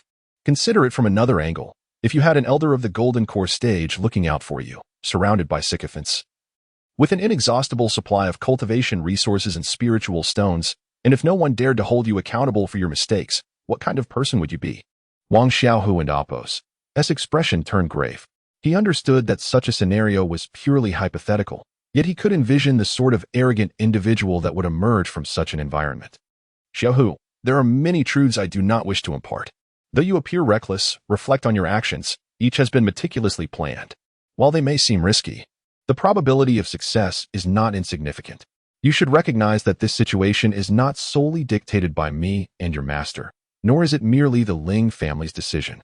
Wang Xiaohu began to realize he had underestimated a pivotal figure, the Grand Elder, the true power behind the Qingyan sect. It was their decree that compelled the Ling family to yield. Otherwise, how could they relinquish their formidable stance for a genius yet to mature? He recalled the drunken elder's words, lost in thought. What lies behind the Ling family? I do not understand. If the Grand Elder can make them submit, why allow their arrogance to persist? The forces supporting the Ling family are far from ordinary. However, you must also perceive the undercurrents within the Qingyan sect itself, let alone beyond it. Thus, balance is the ultimate principle. Yuehua replied with a serene smile. Balance? And what about me? Does my presence disrupt this equilibrium? Wang Xiaohu self-deprecatingly chuckled. Balance is never truly broken. Any imbalance is but temporary. A new equilibrium will emerge. The only way to shatter balance is through destruction. Wang Xiaohu's mind raced through memories of the past, the Ling family, Yuehua, the Grand Elder's detached observation, the rise of Xuanhe, perhaps supported by adversaries of the Ling family. The Ling family's dominance had overstepped the Grand Elder's boundaries. Thus, even if he refrained from assisting Xuanhe, conflicts would inevitably arise. As long as they remained within controllable limits, this constituted balance. What manner of person is the Grand Elder? Wang Xiaohu inquired. Yuehua hesitated, pondering for a long moment before responding. The Grand Elder has entrusted me with a message for you. As long as you remember your origins in the Qingyan sect, that will suffice. From this remark, Wang Xiaohu gleaned insight into the Grand Elder's character, one to be both revered and feared, admired for their dedication to the sect, yet apprehensive of their cold and cunning methods, where the sect's interests always took precedence. And what are the Ling family's conditions? Wang Xiaohu pressed. Yuehua beamed at him. Haven and Amp. Oppo's. You already guessed? Wang Xiaohu and Amp. Oppo's lips twitched. Mentor, if I may be so bold, how would you choose if the roles were reversed? Yuehua maintained her tranquil demeanor, prompting Wang Xiaohu to admire her wisdom. If the roles were reversed, I would refuse, for men and women are inherently different, a fact you must acknowledge. While it seems normal for men to have multiple wives, what about women? Wang Xiaohu fell silent. Indeed, the distinctions were stark. But must he truly betray his own convictions and accept a woman who failed to ignite any affection within him? Absurd. Absolutely not. This condition is entirely unacceptable. Propose an alternative. Wang Xiaohu resolutely shook his head. Luo laughed. I anticipated your response. Therefore, let me disclose the Ling family's ultimate demand. They wish for Feishu to accompany you for 3 years, after which you may decide her fate. I am a natural harbinger of trouble. Having her by my side for 3 years may lead to unforeseen complications. Yuehua shot him a disapproving glance. Is that how you curse others? The Grand Elder, skilled in the primordial divination, has expended 10 years of his lifespan to forecast your future, declaring you a person of great fortune. Hence, Ling Huanyu, that cunning fox, allows Ling Feishu to follow you. His younger sister perished due to a mistake he made, and Feishu bears a striking resemblance to her.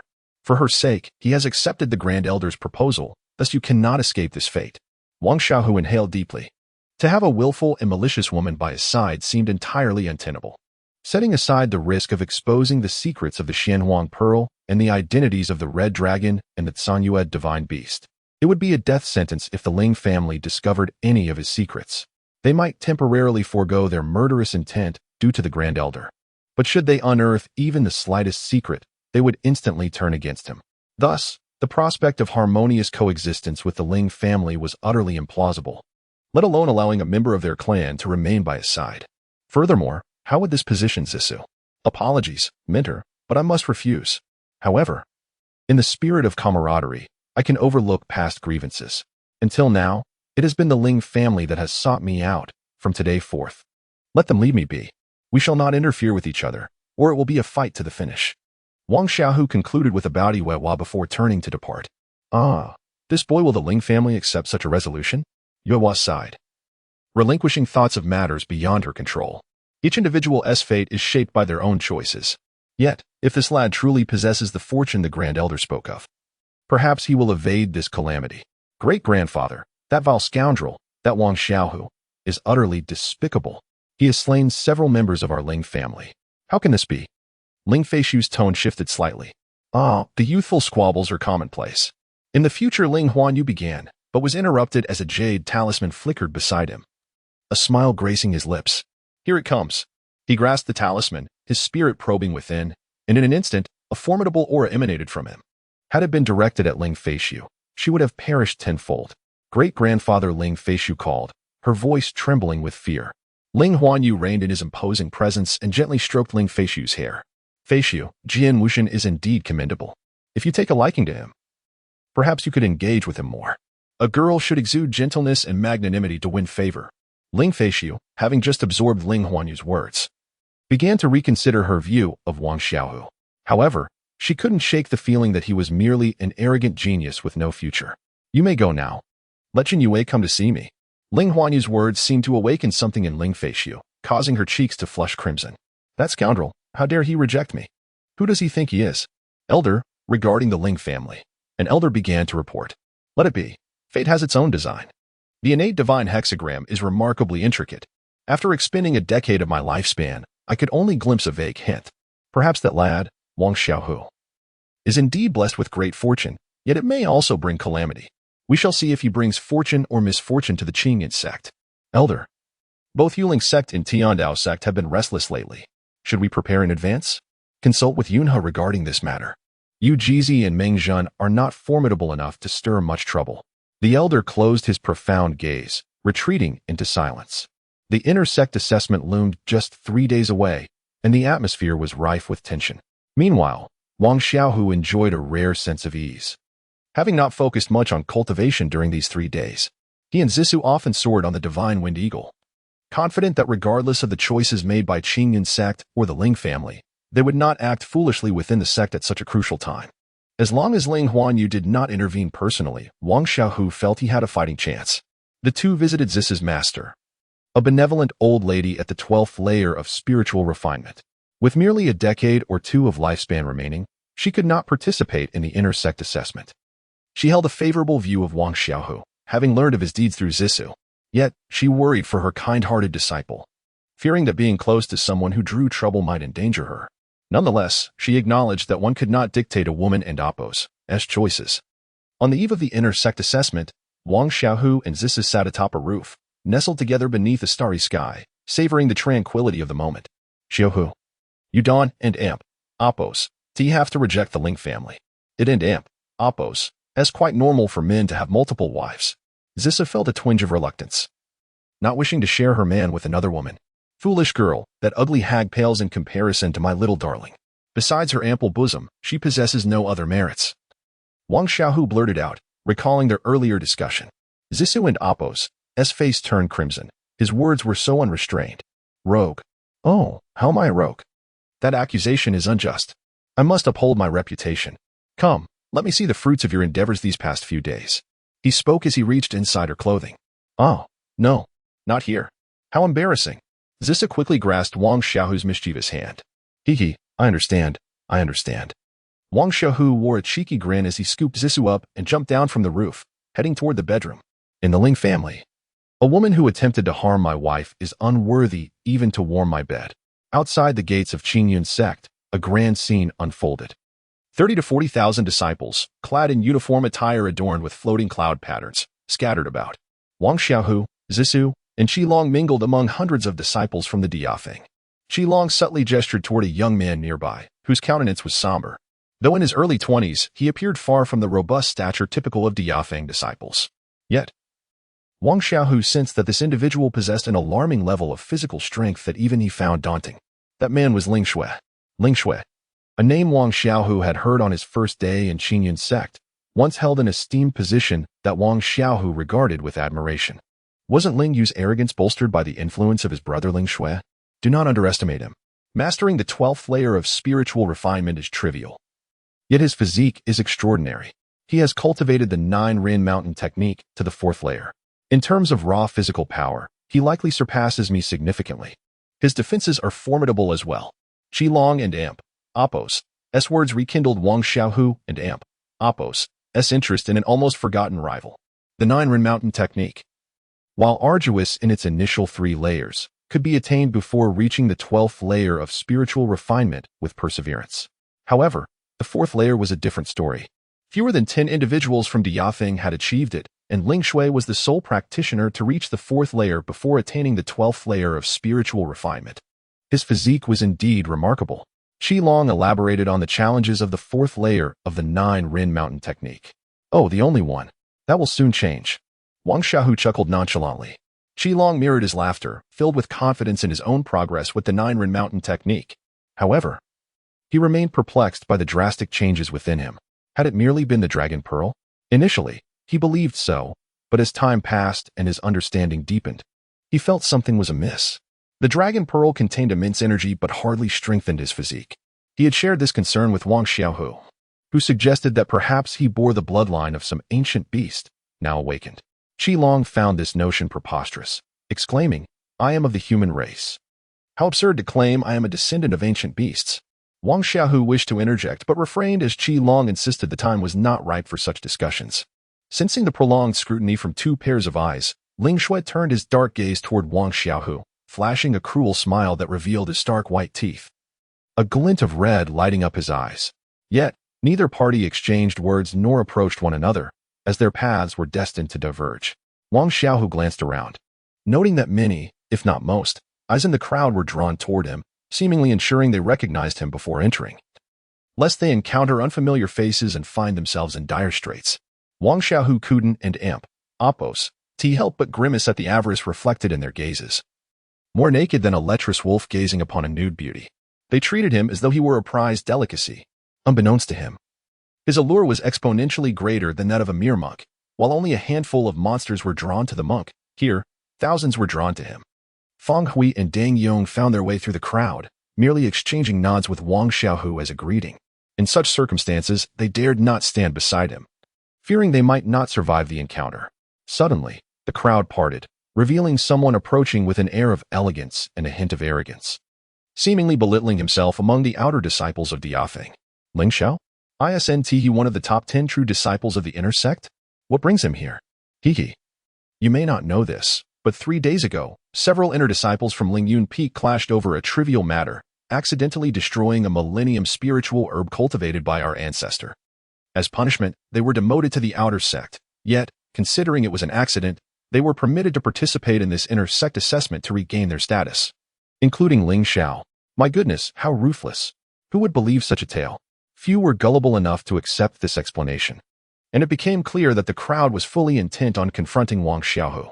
Others pursuing Wang Xiaohu may not be particularly zealous, for there is but a single spot available. Their primary aim is to enter the inner sect.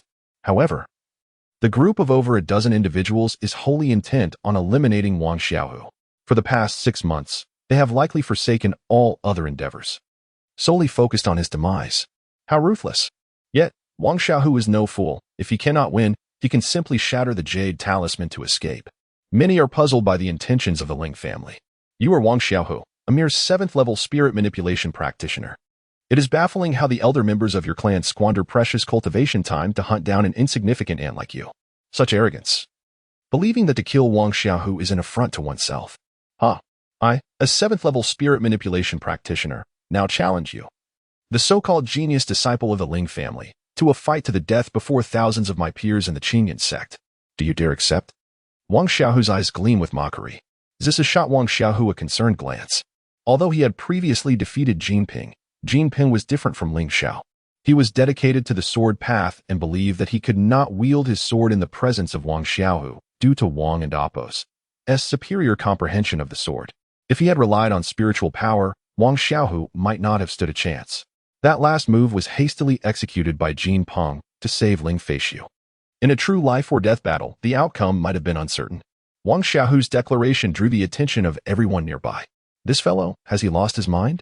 In the intersect trial, if one cannot win, they can still utilize the jade talisman to escape. Since the Ling family has refrained from acting within the sect, it implies they harbor reservations. Yet this man dares to engage Ling Xiao in a battle to the death. How does he plan to escape? Ha ha, how amusing. I have never encountered someone so foolish. If I feared you would shatter the jade talisman upon entering the secret realm, I would have no recourse. Yet, you dare to challenge me to a fight to the death? Very well, I shall eliminate you without wasting further time. A faint smile graced Wang Xiaohu and Oppo's lips, and a glimmer of cold light flickered in his eyes. In the face of those predatory gazes, the most effective response is to kill as a warning to others. And this Ling Xiao has arrived at the perfect moment. Wang Xiaohu cast a reassuring glance at Zissou, urging her to step back. In confronting a true inner sect disciple, he would not be careless. The non-work sword materialized in his hand, and an open space exceeding 30 meters quickly formed around them. It was only natural for the onlookers to enjoy such a spectacle, though many lamented the tragedy of witnessing this man being killed, lamenting their missed opportunity for a foundational elixir. With a mighty swing, Wang Xiaohu unleashed his sword, for he did not believe that humility was a virtue. Ant. Witness the vast chasm that separates us. The wind and cloud sword struck downwards, a colossal green blade aimed at Wang Xiaohu. Boom. The two spiritual energy attacks collided mid-air, causing a surge of spiritual energy that forced the onlookers to retreat once more. Thud, thud, thud. Wang Xiaohu staggered back 6 or 7 steps before halting, his chest heaving with boiling blood, yet fortunately unscathed. Thud. Ling Xiao also took a step back, his expression darkening at having been pushed back by an insignificant ant. Kill. Wind and cloud sword strike. A flash of murderous intent flickered in Ling Xiao and Oppo's eyes as he swung his sword once more. Wang Xiaohu met his challenge without hesitation, sweeping forth with unrelenting force. A blade of spiritual energy surged towards Ling Xiao, clashing with his own sword. Kill. Kill. Wang Xiaohu retreated time and time again, yet charged back into the fray. Akin to his earlier battle with the bald man. Although he had improved significantly during this period, Ling Xiao was far stronger than that previous foe. And Wang Xiaohu found himself at a distinct disadvantage. Kill, kill, kill. Ling Xiao's expression grew increasingly grim. After such a lengthy struggle, he had failed to slay a mere 7th-level spirit manipulation, and this was unforgivable. The Lingyu 9 swords, a tempest of energy coalesced above Ling Xiao and Oppo's head, forming a blade far more potent than before. Strike. The time Ling Xiao required to execute this move was several times swifter than what Wang Xiaohu had faced with Ling Zhan, the blade almost instantaneously materializing and slashing downwards. Earth-shattering slash. Wang Xiaohu's aura shifted dramatically as he unleashed a single, decisive strike. Boom. The two blades collided, yet this time neither was obliterated. Ling Xiao's sword energy dissipated, while Wang Xiaohu's earth-shattering slash was momentarily hindered, yet continued its descent towards Ling Xiao. Ling Xiao and Oppo's eyes narrowed in disbelief as he beheld the descending blade. Stop. A voice rang in Wang Xiaohu and Oppo's ears, but he scoffed at the command. Ignoring it entirely, Wang Xiaohu poured all his strength into the non-work sword, continuing his descent. Boom. Another resounding explosion erupted, causing Wang Xiaohu's countenance to shift as he pushed off the ground to retreat. Boom. A crack half a meter long formed where he had just stood. Old dog, you seek death. Wang Xiaohu's eyes blazed with fury at the audacity of the ambush. The talisman treasure appeared in his hand, and he prepared to unleash it upon the old scoundrel who had attacked him. Everyone, cease this at once. Do you take this place for a battleground? However, a sharp rebuke echoed through the air as several figures descended from a vast shadow overhead. Wang Xiaohu looked up, startled by the sight. What on earth is that? It's enormous. A black demonic bird, resembling the divine winged eagle, with a wingspan exceeding 100 meters, circled above the crowd. This is a third-tier demon lord. Wang Xiaohu had never before encountered such a formidable beast, the sheer force of its presence overwhelming, causing him to momentarily abandon his intent to activate the talisman treasure. With a piercing cry, the throngs of disciples below swayed unsteadily, many losing their balance. Wang Xiaohu too felt the impact on his psyche, yet having consumed the spirit-solidifying pill recently, his mental fortitude had greatly increased, and he remained relatively unfazed. Throughout the scene, the only one seemingly unperturbed was the Crimson Dragon, standing firm and even gazing directly at the Black Demon Lord with unwavering resolve. The Black Demon Lord appeared to attempt to assert its dominance, yet suddenly felt a tremor resonating deep within its soul, compelling it to suppress its other thoughts. It looked down in suspicion, yet found nothing amiss. This is the Divine Wind Eagle King, a third-tier demon lord. My goodness. I have witnessed a third-tier demon lord once again. This is the sole third-tier demon lord in our sect, honored with the same status as the esteemed elders. Indeed. The combat prowess of a third-tier demon lord rivals that of a golden core elder, and as a wind attribute beast, its speed is unparalleled. What are you all doing? The sect leader, Yunhe Daoist, wore an expression of displeasure, flanked by four inner sect elders. Wang Xiaohu said nothing, merely directing his gaze towards the old scoundrel, Ling Zhenyue, who had ambushed him, and the fallen Ling Xiao. To Wang Xiaohu's surprise, Ling Xiao appeared entirely unscathed. Yet the fluctuations of spiritual energy nearby felt eerily familiar. Talisman treasure. This fellow possesses a talisman treasure as well, and it is a defensive talisman? It and Oppos. It's conceivable that even if my attack activated the defensive talisman, it might not be sufficient to slay him. Wang Xiaohu found it hard to believe that disciples of the Qingyun sect were so affluent as to be equipped with talisman treasures. Such items would make even the Foundation establishment elders envious. Even if they cherished their descendants, it was an extravagance beyond compare. More importantly, if any disciple of the Ling family were to possess a talisman treasure, it would certainly be Ling Feixiu. Yet, when he attacked her that day, there was no sign of such an item. What merit does Ling Xiao possess? Clearly, this was aimed at him, and it had only recently come into existence. His possession of a talisman treasure must have been exposed, but who could it be? Wang Xiaohu and Imp, Oppos, gaze shifted towards Feng Hui and Deng Yong, who stood not far away. Feng Hui's brow was furrowed, seemingly taken aback, while Deng Yong's eyes appeared rather unnatural. Humph, truly an ungrateful wretch. Only the 5 who returned from Tianfeng Gorge and my master are aware of the talisman treasure I possess. Zissou and the Red Dragon can be disregarded. That leaves Feng Hui and Deng Yong. It seems Feng Hui is also oblivious. Why would they betray me? One can surmise that it is due to the Ling family. Deng Yong aspires to enter the inner sect. This opportunity holds little promise. Merely a chance to garner resources and broaden his horizons. However, with the support of the Ling family, entering the inner sect may not be so far-fetched. Faced with the allure of profit, who among them can remain unperturbed? Wang Xiaohu retracted his gaze. Perhaps he should grow accustomed to such matters. Simultaneously, he ought to remain vigilant, for some secrets must not be divulged.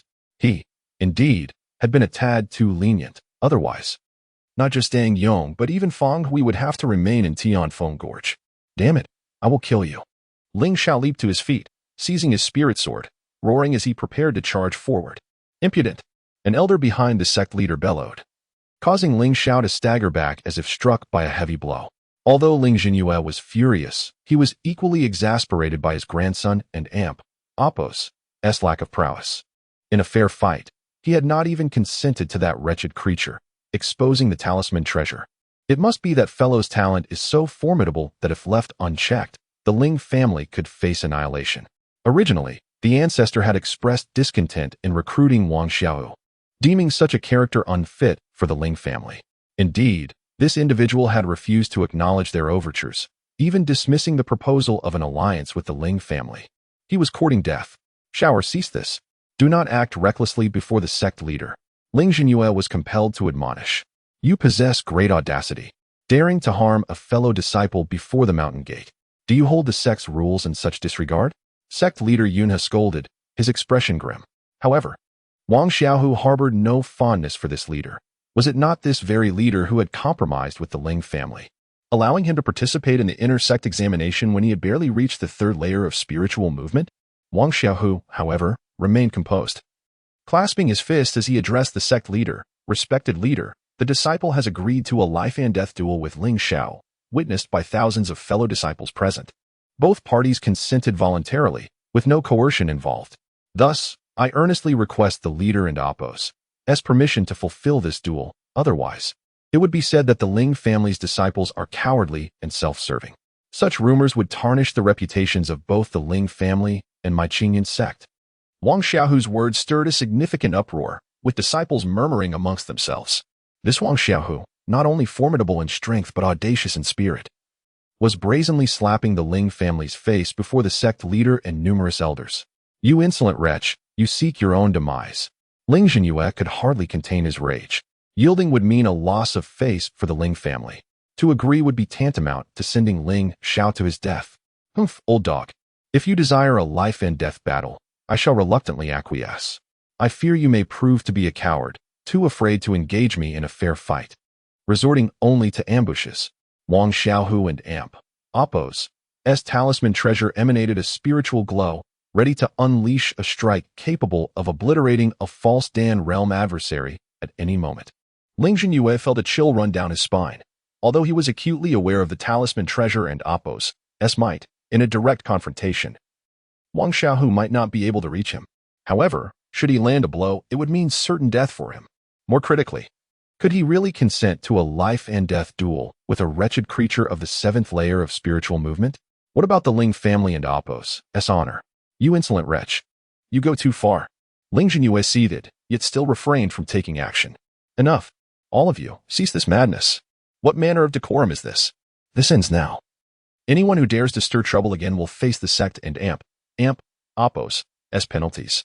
With a flourish of his sleeve, Master Songha led 4 elders onto the back of the divine Wind Eagle King, followed by over 20 Foundation establishment elders who also climbed onto the eagle's back. Ling Jinyue and Ling Xiao cast venomous glances at Wang Xiaohu before departing in silence. Let us depart. I implore the Eagle King. Yunhe waved his hand and respectfully addressed the eagle. Caw. The divine Wind Eagle King let out a cry, generating a gust of wind as it soared into the sky. Caw, caw, caw. Surrounding disciples released their own flying mounts from spirit beast rings. The divine Wind Eagle constituted the majority, accompanied by various first-tier demon beasts such as the Tsangyu Eagle and Jintian Bird. Not a single one of those impractical, aesthetically pleasing creatures like cranes was present. Groups of 2 or 3 set off, a veritable multitude of flying beasts ascending into the sky. Let us depart as well, Wang Xiaohu declared, waving his hand as the divine Wind Eagle materialized before him, trembling slightly as it landed. The 3 of them mounted, and as the divine Wind Eagle ascended, it flew somewhat erratically, drawing laughter from those around.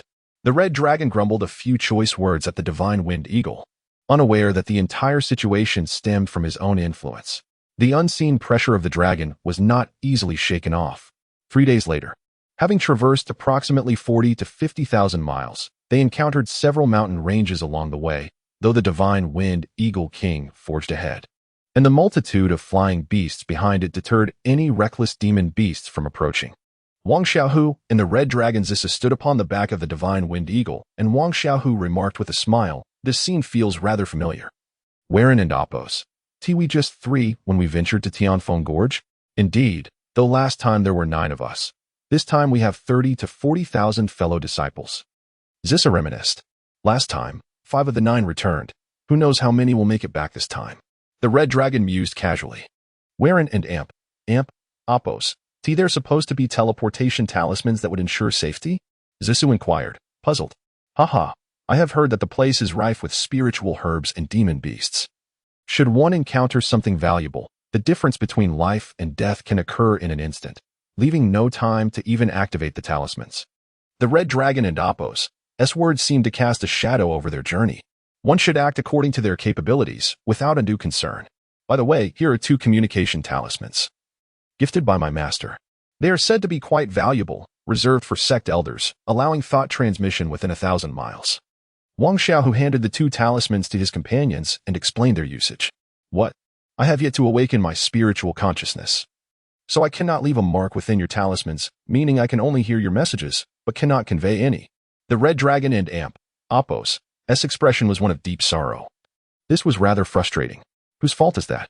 Who told you not to awaken your consciousness even at the 8th layer of spiritual movement? Wang Xiaohu responded disdainfully. What? Do you think everyone is like you, awakening their consciousness at the 6th layer? The red dragon retorted indignantly. Wang Xiaohu smugly waggled his finger. Young man, you are mistaken. I awakened my consciousness at the 3rd layer of spiritual movement. The red dragon was left speechless, while Zissagate, unsure of what to say. Dear? It seems there is nothing at all? Wang Xiaohu surveyed the desolate sandy expanse ahead. What hidden realm could possibly exist here? The hidden realm in the void can only be opened at specific times, and it can remain accessible for a maximum of 6 months. The red dragon, aware of Wang Xiaohu's limited knowledge of the cultivation world, offered an explanation. A hidden realm in the void? Wouldn't that be akin to a spatial formation? Wang Xiaohu speculated. Although the shameless dragon claimed to possess spatial attributes, who could ascertain what that entailed? One could cultivate the elements of gold, wood, water, fire, and earth. But how does one cultivate spatial attributes? Wang Xiaohu had initially intended to seek out text regarding spatial attributes within the sect. But when he inquired of the old drunkard, the latter merely looked at him in confusion and asked, "What on earth are spatial attributes? I have never heard of such a thing." Upon reaching the edge of the sandy sea, the elders summoned all disciples to gather, distributing to each a special Qinkuan bag, which appeared significantly more refined than the ordinary storage bags. It seemed to be crafted from some unknown beast's hide. However, upon opening it, Wang Xiaohu felt a pang of disappointment. The space within measured merely a square of 10 feet. In contrast, even the smallest ordinary storage bags typically offered 3 times that space. With such limited capacity, it would be impossible to contain even a single beast's carcass. Yet, within the secret realm, ordinary storage bags could not be opened, necessitating the use of these Qinkuan bags. Inside each bag, there were 3 essential items: a map, a brief introduction to the secret realm, and most importantly, a life-saving talisman. Wang Xiaohu examined the talisman, finding it rather unremarkable, with barely perceptible fluctuations of spiritual energy. The elders instructed everyone to take a day to rest and carefully inspect the items within their Qinkuan bags. The map indicated areas previously explored by their sect, along with temporary bases and perilous locations. The talisman was crucial. By dripping one's blood onto it, one could instantly teleport back to a designated formation outside the secret realm in times of danger. If lost, there would be no escape from the realm, as none who had previously remained there had ever returned. Heeding the elders' warnings, Wang Xiaohu, despite his confidence in the Xinyuan pearl, placed his commonly used items, spiritual stones, medicinal pills, weapons, and talismans, into the Qinkuan bag. To his dismay, the storage bag was quickly filled to more than half its capacity, leaving little room for anything else. Thus, within the secret realm, he could only gather precious spiritual herbs or collect the inner cores of magical beasts. Lesser materials were simply not worth the effort to extract. Throughout the day, everyone focused on recovering their energy, striving to maintain their peak condition. The entry points into the secret realm were unpredictable. Some fortunate souls might find themselves beside rare spiritual flowers, while others might face immediate peril from ferocious beasts. Those with quick reflexes might survive, but delays could lead to dire consequences. As the elders called for readiness, Wang Xiaohu and Zissa rose, only to find no visible entrance to the secret realm. The sect leader, Yun He, bowed to the circling divine wind eagle king above, signaling that the time had come. With a resounding cry, the eagle ascended to an incredible height, becoming a mere speck in the sky, before diving down with unparalleled speed. In mere moments, it reached an altitude of hundreds of feet. The eagle's call echoed powerfully as its wings stirred the air, forming a spiral of azure wind blades that hissed ominously. Wang Xiaohu and Oppo's eyes widened. The rapid rotation of the wind blades seemed to create barely visible fissures in the surrounding space. This was a rift in the fabric of reality itself. He swallowed hard, not out of fear of the eagle's might, but from the recollection of how his own life-offering fist had once torn through space with even greater ferocity. The properties of that attack were truly unfathomable. With a shriek, the wind blade spiral shot forth but encountered an unseen barrier, resulting in a thunderous explosion. The surrounding void shattered like glass, and a dark chasm widened ominously. On the ground, for inner door elders stood firm at the cardinal points, while Yuan he produced a palm-sized disc, embedding 4 exceptionally potent spiritual stones into it. He then cast the disc into the air, prompting the 4 elders to enter swiftly, warning that they must shatter their talismans within 180 days, or even deities would be unable to rescue them. A flurry of countless birds took to the sky, yet those birds hesitated at the dark rift's entrance. The disciples riding upon them launched themselves into the abyss, propelled by sheer determination. This inner door assessment was not a novel experience. Many had traversed it multiple times, familiar with the challenges that awaited them, in stark contrast to novices like Wang Xiaohu. Zissou, you are too soft-hearted. Do not trust others easily once inside. Be cautious. This realm should not pose significant dangers. I will seek you out as soon as I can, Wang Xiaohu urged. Knowing Zissou and Oppo's flame wind garment provided her with superior defense compared to his own. Yet, he worried for her safety amidst the unpredictable nature of human intentions. Zissou accepted his concern with a sweet smile. Though she was far from a novice, her cultivation time surpassed his. Although she possessed a kind heart, she was no fool easily swayed. I understand, you be careful too. I will look for you soon, she replied, her eyes filled with reluctance. Hey. Displaying affection will lead to doom. Must you flaunt your relationship in front of me, a solitary soul? The red dragon interjected, unable to bear the display any longer. Instantly, Zissou's cheeks flushed crimson as she fell silent. Knowing you're a single dog, why not mind your own business and not disrupt our romantic exchanges? Wang Xiaohu jested, disregarding Zissou's protests as he wrapped an arm around her waist. Very well, enjoy your public displays of affection. I shall take my leave. The red dragon scoffed, unwilling to engage further with such shamelessness. Ouch, that hurts. My dear wife, your cultivation has improved greatly. Are you attempting to murder your husband? I believe I must find a suitable place to enforce discipline. Wang Xiaohu grimaced, despite his playful tone. Pervert, I won't talk to you anymore. I'm leaving now. Take care. Zissa glanced around at the unfriendly gazes, her concern for Wang Xiaohu evident. Go on. When have you ever seen me suffer?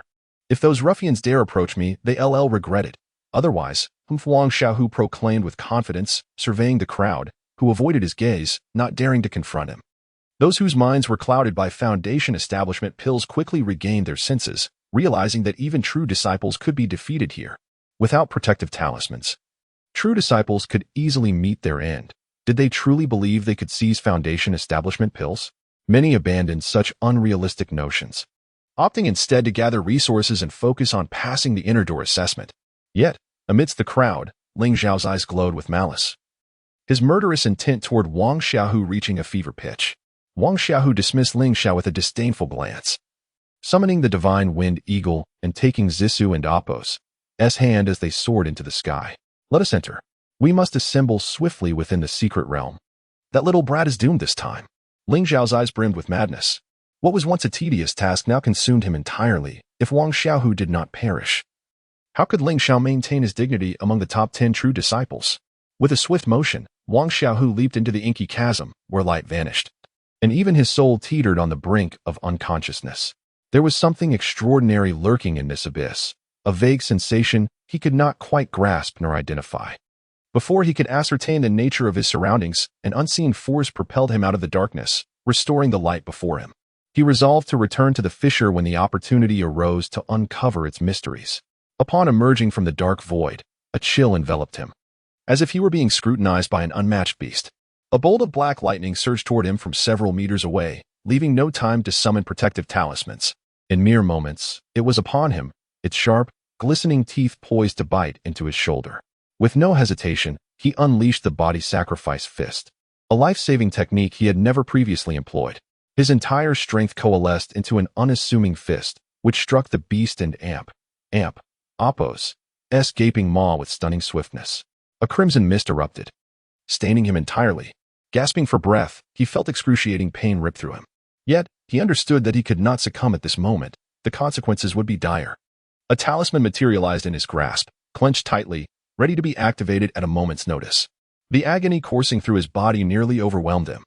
But the strength of his physical training and heightened consciousness prevented him from slipping into unconsciousness as he had previously. Now, surveying his surroundings, he was struck by the sheer misfortune of his situation. He had stumbled into the lair of a beast.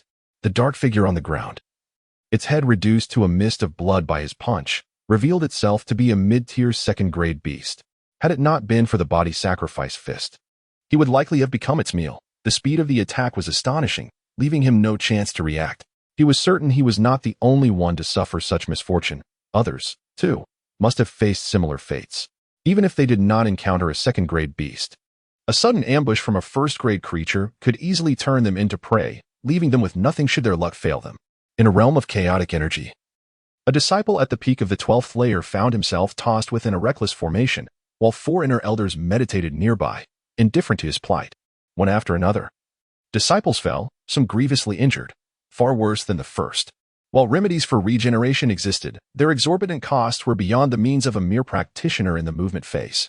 Master, I cannot accept this. Grant me a talisman to re-enter the secret realm, pleaded the first disciple who emerged, kneeling before the Master Yunhe. Indeed, I too am unwilling to concede. If not for the ambush by a peak beast, I would have surely entered the inner sanctum. Fortune outweighs talent. Your survival is already a stroke of luck. Now, retreat and tend to your wounds. Yunhe spoke calmly. Master, please, cried another, unwilling to relent. Enough.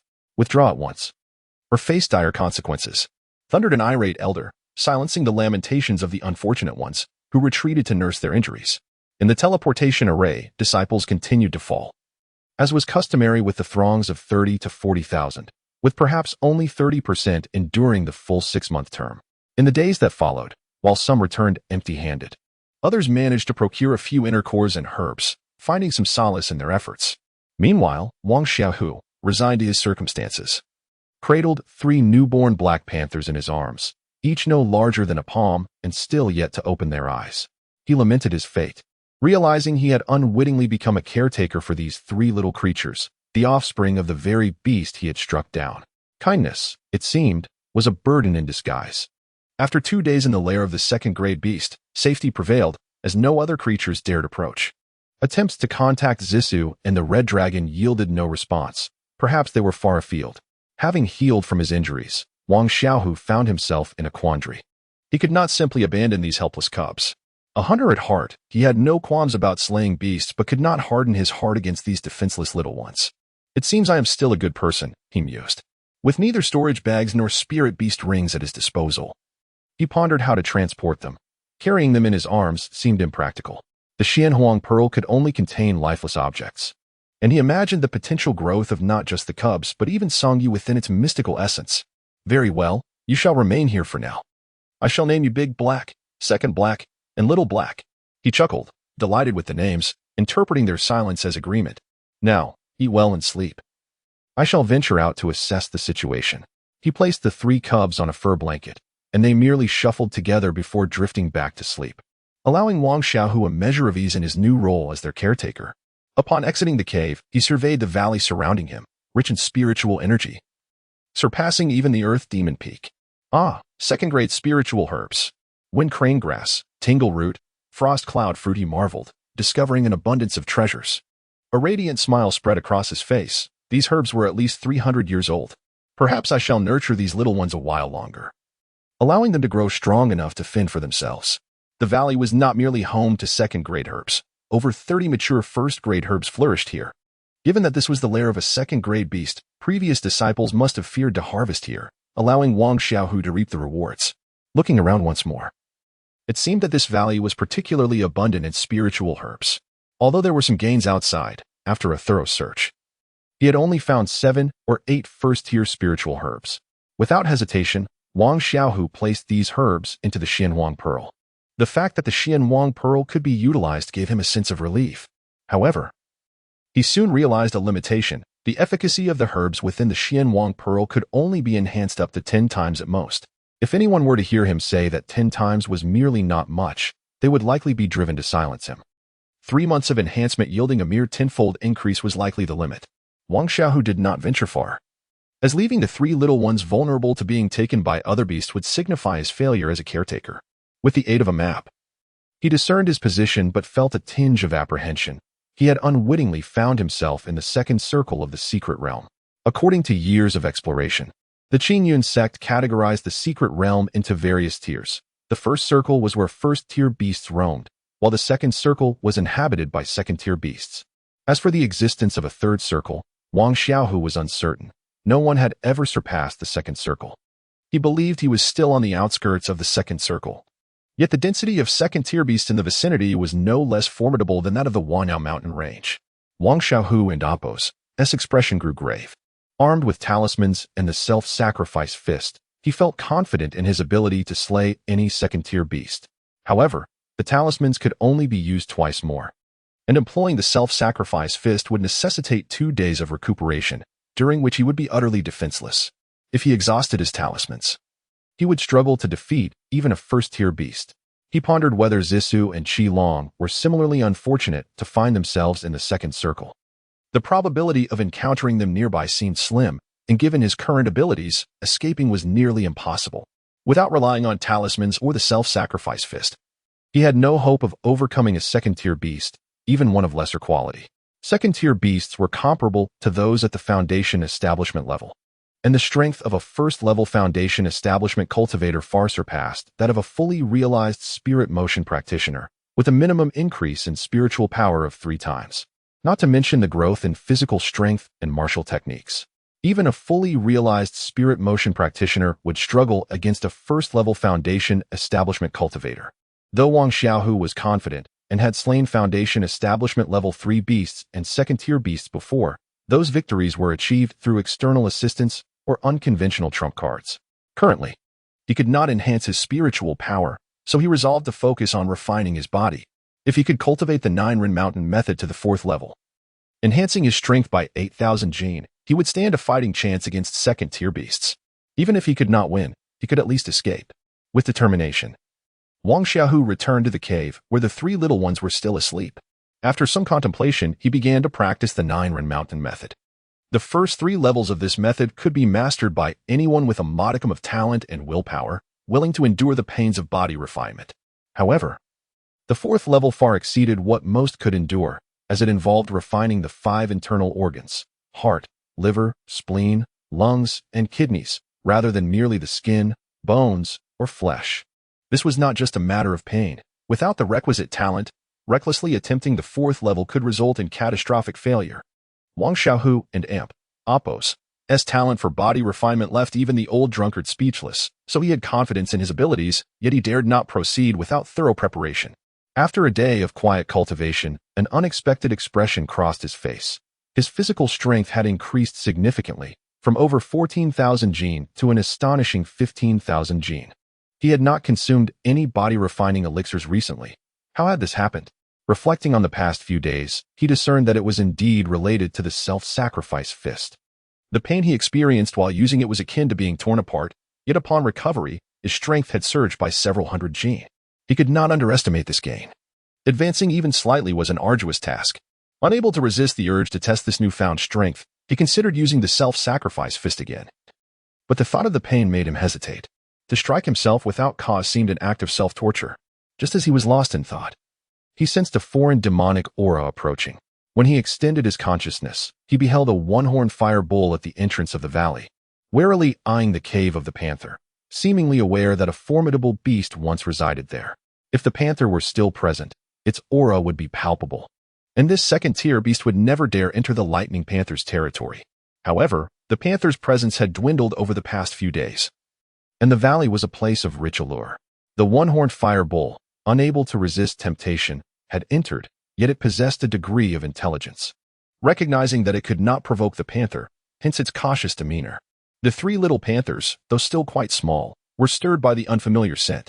They shifted their bodies, appearing significantly stronger, managing to stand and walk unsteadily. After their nap, the 3 little black panthers opened their eyes, though their irises were entirely black. They still appeared bright and alert.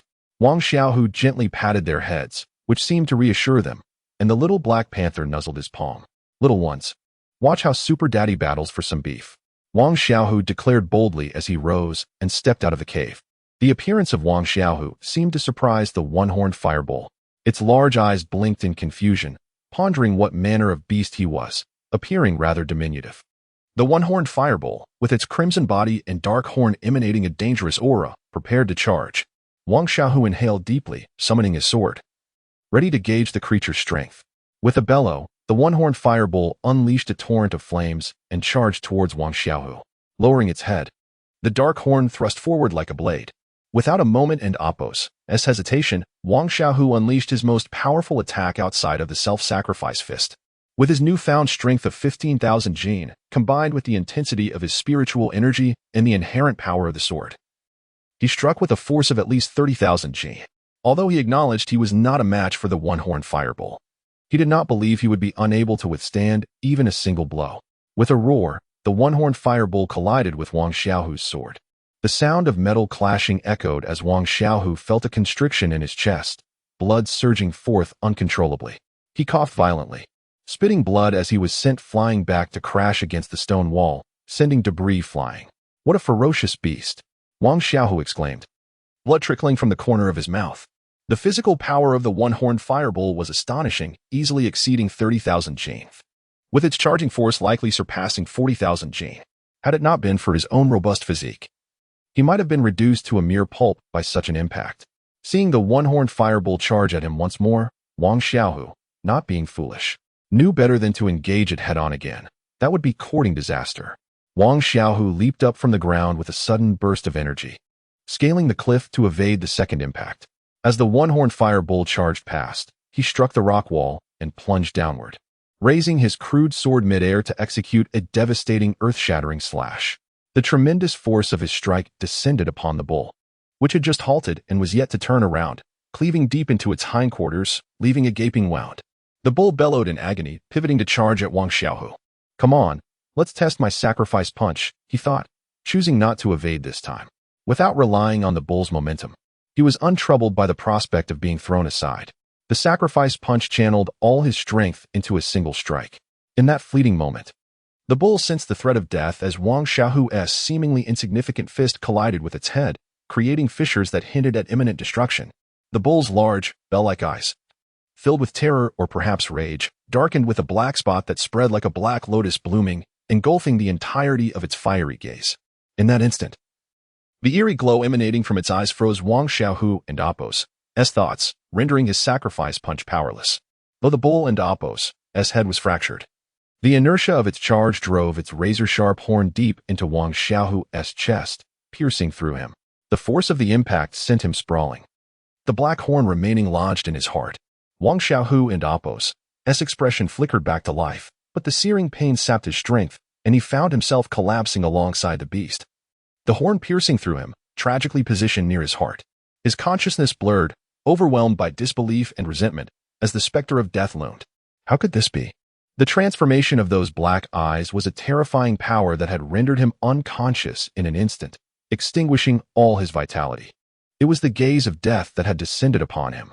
As the light before Wang Xiaohu faded, darkness enveloped him, yet an indomitable will clung to his consciousness, preventing him from succumbing completely. However, his awareness waned, growing increasingly fatigued, leaving him uncertain of how much longer he could endure. Tick-tock, tick-tock, tick-tock. Like a fleeting star in the darkness, a flicker of clarity returned to his muddled mind. Summoning every ounce of strength, he struggled to open his eyes, catching sight of a small head, no larger than a fist, licking his face, while two others tugged at his clothing, desperately attempting to drag him back to the cave. Though his consciousness remained hazy, these three little creatures ignited the hope of survival within him. Just as he teetered on the brink of oblivion, they pulled him back from the gates of death. Though his capacity for thought was diminished, he knew he could not succumb to sleep, for that would snuff out any remaining hope. He instinctively activated his body-refining technique, which held the power to mend his wounds. Time blurred. Was it a day, 2 days, or 3? At last, a flicker of strength surged within him. Gathering his resolve, he retrieved a healing pill from his bag and consumed it, yet dared not remove the horn impaled in his chest. Through his blurred vision, he saw the trio of little creatures before him, appearing malnourished and toothless, reliant on the medicinal concoction he had prepared. Yet after 3 days without food, they lacked the strength even to lift their heads. Their dark eyes filled with longing and sorrow. Wang Xiaohu, devoid of any energy to prepare more medicine, could not bear the thought of these little beings, who had given him hope, starving to death before his eyes. No, absolutely not. Yet, he found himself incapable of channeling even a shred of spiritual energy, let alone using the fire to refine medicine. These little creatures lacked the ability to swallow even a tiny pill without dire consequences. Desperation gripped him. Yet a solution had to exist. There must be a way. He continued to ponder, his breath quickening, pain radiating from his chest. Blood flowed freely as he gasped for air, gradually gathering his strength. With a tremendous effort, Wang Xiaohu yanked the horn from the bull, the dark shard falling to the ground as blood surged from his chest, revealing the gruesome sight of shredded flesh. The pain momentarily disoriented him, yet it also invigorated his body, awakening the last vestiges of his hidden strength. He pressed his trembling left hand against his chest to staunch the bleeding. Despite the perilous location of his wound, the healing pill he had consumed began to circulate, mending his injuries at a visible pace. After several breaths, he could finally move his hand, stained with blood, reaching it toward one of the little creatures. As a cultivator, his blood was rich in spiritual energy, and the body-refining elixirs he had consumed were countless. The potency of his blood would naturally entice the young beasts who, despite being newly born, were not averse to its taste. The 3 little creatures, huddled together, used their remaining strength to crowd around him, licking the blood from his palm. A sense of inexplicable comfort washed over Wang Xiaohu. Though blood continued to seep from his wound, it was no longer fatal. This act was reckless, a desperate gamble for the lives of 3 newborn Black Panthers, yet he could not turn away from his instincts. He could not bear to watch them perish before him. The Xianhuang Pearl did not let him down either. He could distinctly feel the mysterious energies emanating from it, hastening his recovery. Foolish. A disdainful voice echoed from within the Xianhuang Pearl. Though his consciousness was faint, nothing could escape his perception. Wang Xiaohu's spirit entered the pearl, feeling feeble, as if his very essence might dissipate at any moment. You shameless dragon, you are awake and merely watching, he managed to utter, his voice trembling. Little one, do not bite the hand that feeds you. If it weren't for my aid, how could the Xianhuang Pearl emanate its primal energies to assist your healing in its current state? Even with 100 second-tier pills, you would have perished. The ungrateful dragon retorted. Wang Xiaohu managed a weak smile, albeit strained. Ah, esteemed dragon deity, let us not dwell on trivial matters. By the way, when did you awaken? The shameless dragon did not respond to Wang Xiaohu and Apos' words, seemingly lost in contemplation. It was truly unexpected that the old bull and Apos' innate abilities awakened within a descendant of such a diluted bloodline in this lower realm. If any of the ancient ones from the various clans were to discover this, it would surely lead to their despair. Alas, that unfortunate little creature has perished. Such a pity, truly a pity. Otherwise, I could have nurtured it and presented it before them. Suddenly, the shameless dragon and Apos' gaze fell upon Wang Xiaohu and Apos' frail soul. A sinister chuckle escaping its lips. Youngster, I am magnanimous and shall not stoop to quarreling with a mere ant like you. Now, a tremendous opportunity lies before you. Will you not seize it? What do you intend, shameless dragon? Your lewd gaze suggests nothing good.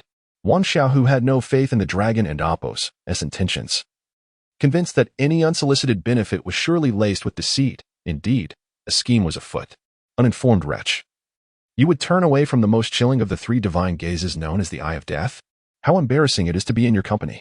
The golden dragon pillar fell silent, unwilling to engage with Wang Xiaohu further, its demeanor now condescending.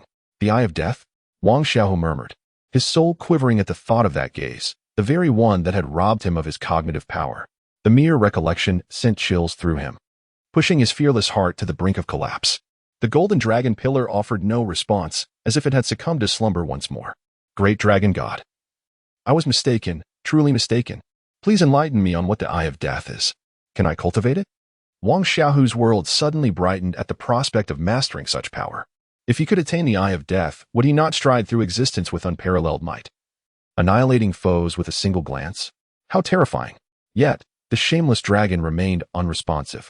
Wang Xiaohu, desperate for the Eye of Death, pleaded, offering apologies and sweet words, nearly resorting to bowing, but still, the shameless dragon did not appear. How dare you ignore me, shameless dragon? I have spoken kindly, and yet you refuse to show yourself? Fine, let it be known that the method to cultivate the Eye of Death shall serve as your rent for this period. Should you not divulge the means to cultivate it, I may not be able to expel you, but I can surely confine you here. Henceforth, I shall bring you offerings of tonic daily. My word is my bond, you understand. Upon finishing, Wang Xiaohu disregarded the golden dragon pillar, allowing his soul to dissipate, unwilling to expend his recently restored mental energy. Ah, you infuriate me. Youngster, dare you test my patience? Though I am currently far from my former power, I am still 1,000 times mightier than you, whose very essence is fading. The shameless dragon finally spoke. Wang Xiaohu and Oppo's soul materialized once more, and he blinked in surprise. You are the spirit of these 9 dragon pillars, are you not? I had assumed you were the soul of a divine dragon, but you are merely a spirit?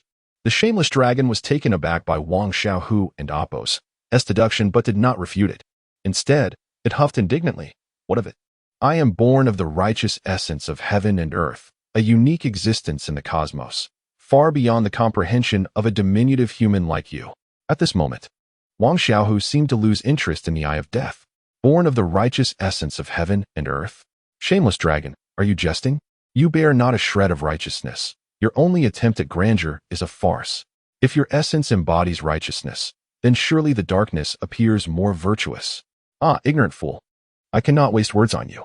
I shall simply ask, do you desire the eye of death or not? The shameless dragon, with unclear intent, still wished for Wang Xiaohu to learn about the eye of death. Yes, but let us establish a mutually beneficial agreement. You can reside here for as long as you wish, and I shall refrain from pestering you for rent.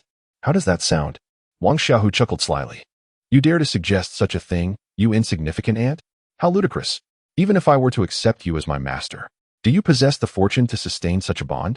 To be frank, many have sought my allegiance since the dawn of creation, yet none have succeeded. I am born of the righteous essence of heaven and earth. Without the fated fortune to align with me, those who approach me are doomed to destruction. The shameless dragon cast a scornful glance at Wang Xiaohu. Oh, I see. So you are indeed quite formidable. My apologies.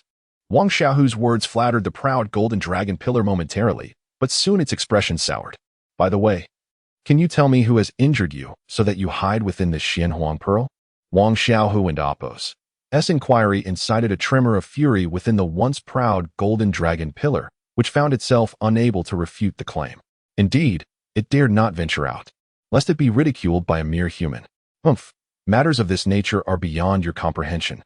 The shameless dragon sought a seemingly perfect excuse. Wang Xiaohu smirked, choosing to relent. By the way, which is of higher grade, the Xianhuang pearl or these 9 dragon pillars? The shameless dragon hesitated briefly before choosing to speak truthfully. I am born of the righteous essence of heaven and earth, possessing the ability to bestow infinite fortune upon my master. The Xianhuang pearl, however, boasts its own miraculous properties.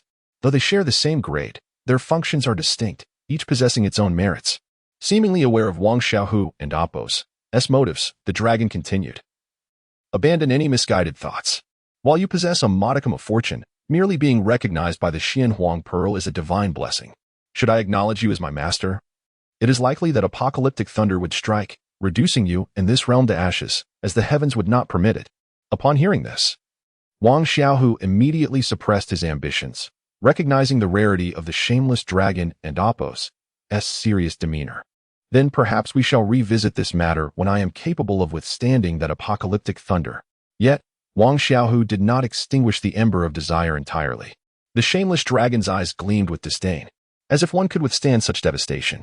What, pray tell, is the eye of death, and what of the 3 divine gazes? How does one cultivate them? Wang Xiaohu promptly inquired about this more reliable topic. Cultivate? Huh. If such things could be attained through cultivation, they would be utterly worthless. The shameless dragon rolled its eyes at Wang Xiaohu. If it cannot be cultivated, what then? Wang Xiaohu questioned, perplexed. The shameless dragon seemed to revel in its superiority. Others may find it impossible, but for me, such feats are mere trifles. Heal your wounds first. I must prepare as well. Do not disturb me for a month. And remember, do not lose or damage that peculiar eye. Otherwise, should you wish for the eye of death, you may as well dream. The golden dragon pillar fell into silence, and Wang Xiaohu understood that this creature was merely a dragon in a frenzy, thus refraining from calling out once more. The scent of blood in the valley attracted the attention of other beasts, yet this territory was inherently that of the black panther. The neighboring unicorn firebull Daring to encroach upon this domain was taking a significant risk. Nearby first-tier beasts, even if they sensed something amiss, dared not approach. It was precisely for this reason that Wang Xiaohu remained unharmed over the past few days. After half a day had passed, miraculously, the wounds on Wang Xiaohu and Oppo's body began to heal. Although Sun ran and Oppo's spiritual energy had recovered by less than 10%. He was finally able to rise from his half-dead state. The three little creatures, having consumed some blood, soon regained their strength and even grew more affectionate towards Wang Xiaohu. Was it perhaps due to their shared bloodline? Wang Xiaohu felt a bead of sweat trickle down his brow as he prepared to dispose of the unicorn fireball and Oppo's carcass. Wang Xiaohu couldn't and Oppo's help but reflect on the unpredictability of the cultivation world. Who could have anticipated that a mere second-tier low-grade beast could possess such terrifying, boundless eyes of death? The sight of those dark orbs still sent a chilling shiver through him. Once bitten by a snake, one fears the rope for 10 years. Having collected the eyes of death and the horn that had nearly cost him his life into the Xianhuang pearl, Wang Xiaohu tidied up the valley before returning to the cave. He proceeded to refine some medicinal liquid for the three little ones, then settled down to continue his healing. Perhaps due to consuming the herbal essence extracted from the Xianhuang pearl, the little ones grew at an extraordinary pace. Within half a day and Oppo's time, they were already able to curl up in Wang Xiaohu and Oppo's embrace and fall into a deep slumber. The next day, Wang Xiaohu and Oppo's injuries had fully healed, a speed that astonished even him. Only he knew the severity of his wounds. Regrettably, he still could not summon the Xianhuang qi. Otherwise, he would have been virtually immortal. Although the shameless dragon had employed unknown means to cause the Xianhuang pearl to emit some aura, Wang Xiaohu was certain that such an action was not without its toll for the dragon. Otherwise, there would be no reason for it to watch him near death without intervening. Had he truly perished, the Xianhuang pearl would again lapse into silence. For the shameless dragon to utilize the Xianhuang qi for restoration, it would need to find a new master for the pearl. However, such a master was not easily found. The last one seemed to have been the mighty King Qi Tian from 10,000 years ago. The passage of millennia felt interminable to Wang Xiaohu. A month had passed, and Wang Xiaohu surmised that he was nearing completion of the fourth layer of the Nine-Ren Mountain technique. Although he had faced near-death experiences, the benefits he gained far exceeded his expectations. His body appeared to have undergone a significant enhancement in resilience, with his strength increasing by at least 1,000 gene. Even a mere hint of the Xianhuang qi had proven immensely beneficial to him. Reaching the fourth layer of the five organs realm could no longer be achieved merely by soaking in medicinal liquids. It required the consumption of these liquids while envisioning the boundless spiritual energy permeating his organs. The thought alone made Wang Xiaohu break out in a sweat. Without mastering the fourth layer of the body refinement technique, he would not even be able to exit the second circle, let alone seek out Zissou and Qihong. Although the two had their own means of support, Wang Xiaohu still felt insecure. Those avaricious beings, unable to locate him, might turn their attention to Zissou and Qihong, compelling them to reveal his whereabouts. He had to set out promptly. Wang Xiaohu tilted his head back and downed a vial of medicinal liquid. The fiery spiritual energy surged down his throat in an instant, and he finally understood the phrase smoke rising from one's throat. Within the five organs, the heart was associated with fire. Thus, under Wang Xiaohu's guidance, the medicinal liquid surged into his heart.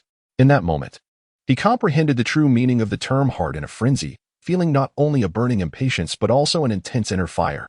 Gritting his teeth, Wang Xiaohu suppressed the urge to cry out, fearing it would attract the attention of lurking beasts. Suddenly, Dehei, Erhei, and Xiaohei leapt from his embrace. Standing before him with puzzled expressions, seemingly torn between the desire to approach and the fear of doing so, exuding an air of anxious uncertainty. Wang Xiaohu's words indeed came to fruition.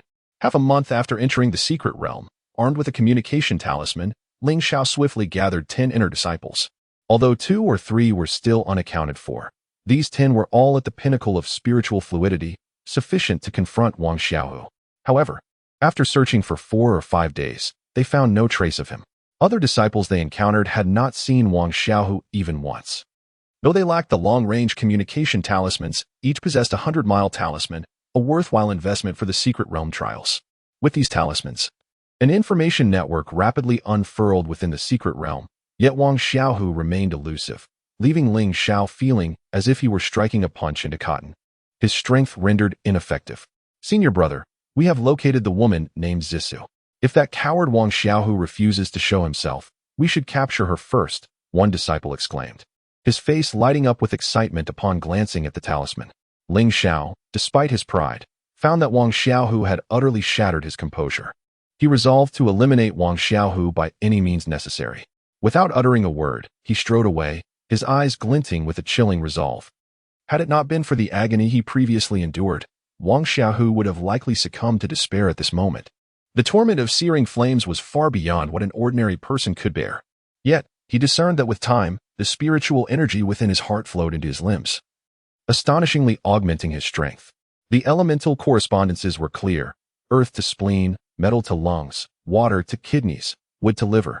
He consumed vial after vial of potent elixirs, the overwhelming spiritual energy nearly bursting his organs. Yet after enduring the flames of anguish, the pain in the other organs felt like a gentle caress.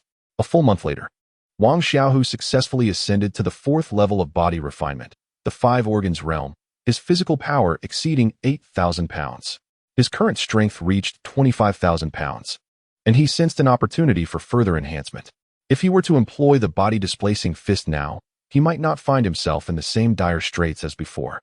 Yet, he hesitated, recalling the shameless dragon and oppos's words about a month of preparation. It seemed the time had come. "Are you ready, Lord Dragon God?" Wang Xiaohu inquired, his spirit emanating warmth. A disdainful voice echoed in his ears. "Humph, it is only now that you humans reveal your true nature, self-serving and pragmatic. When you need me, I am the great dragon god. When you do not, I am the shameless dragon. However, I shall not quibble with an ant like you. Prepare yourself mentally. While I am somewhat confident of success, should I fail, the only outcome will be utter annihilation. Do you still desire this?" 2 black orbs floated before Wang Xiaohu, devoid of light, yet their impact on him was profound. "What must I do? How confident are you?" Despite his audacity, Wang Xiaohu was not reckless.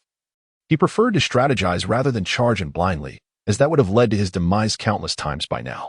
The Eye of Death was an unimaginable force, one of the 3 supreme eyes. Though it ranked last, it was the most terrifying, for a single glance had once obliterated all life in a star domain, causing even gods and demons to retreat in horror. All life in a star domain, with a single glance?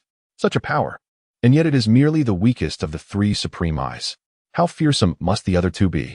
Seemingly sensing Wang Xiaohu and oppos's disbelief, the shameless dragon continued. "Among the 3 supreme eyes, the Eye of Death is understandable, but the Eye of Time transcends comprehension. An instant can equate to a millennium. Even at my peak, I could not achieve this. You must realize that I possess the attribute of time and space, and only one can rival me in this regard. As for the Eye of Reincarnation, even I cannot fathom its mysteries. A mere glance can cast one into eternal reincarnation. Now that is true terror. An instant equating to a millennium? Eternal reincarnation?" Wang Xiaohu swallowed hard. This was beyond his comprehension. Time and space attributes? What does that mean? By the way, didn't you say I possess spatial attributes too? How does one cultivate this? Fool, you do not know this. Time and space are intertwined. Some can sense the forces of space or the flow of time. They possess the attributes of time and space, akin to elemental attributes. You possess both spatial and temporal attributes. If not for our shared affinity, do you think I would waste my time on you? Enough. These concepts exceed your current understanding. You will grasp them when your cultivation reaches a sufficient level. Time and space attributes? That sounds lofty. Yet Wang Xiaohu understood his current limitations and the futility of reaching for unattainable heights. The 3 supreme eyes were unique. Only one could exist in the world at a time. Never could 2 identical divine pupils appear simultaneously. Such powers could not be cultivated. The Eye of Death, however, could be transferred to him through clever means, but this was merely the first step.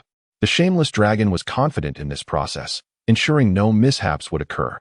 What came after, however, was beyond its foresight, for mastering the Eye of Death required comprehension of the mysteries of life and death.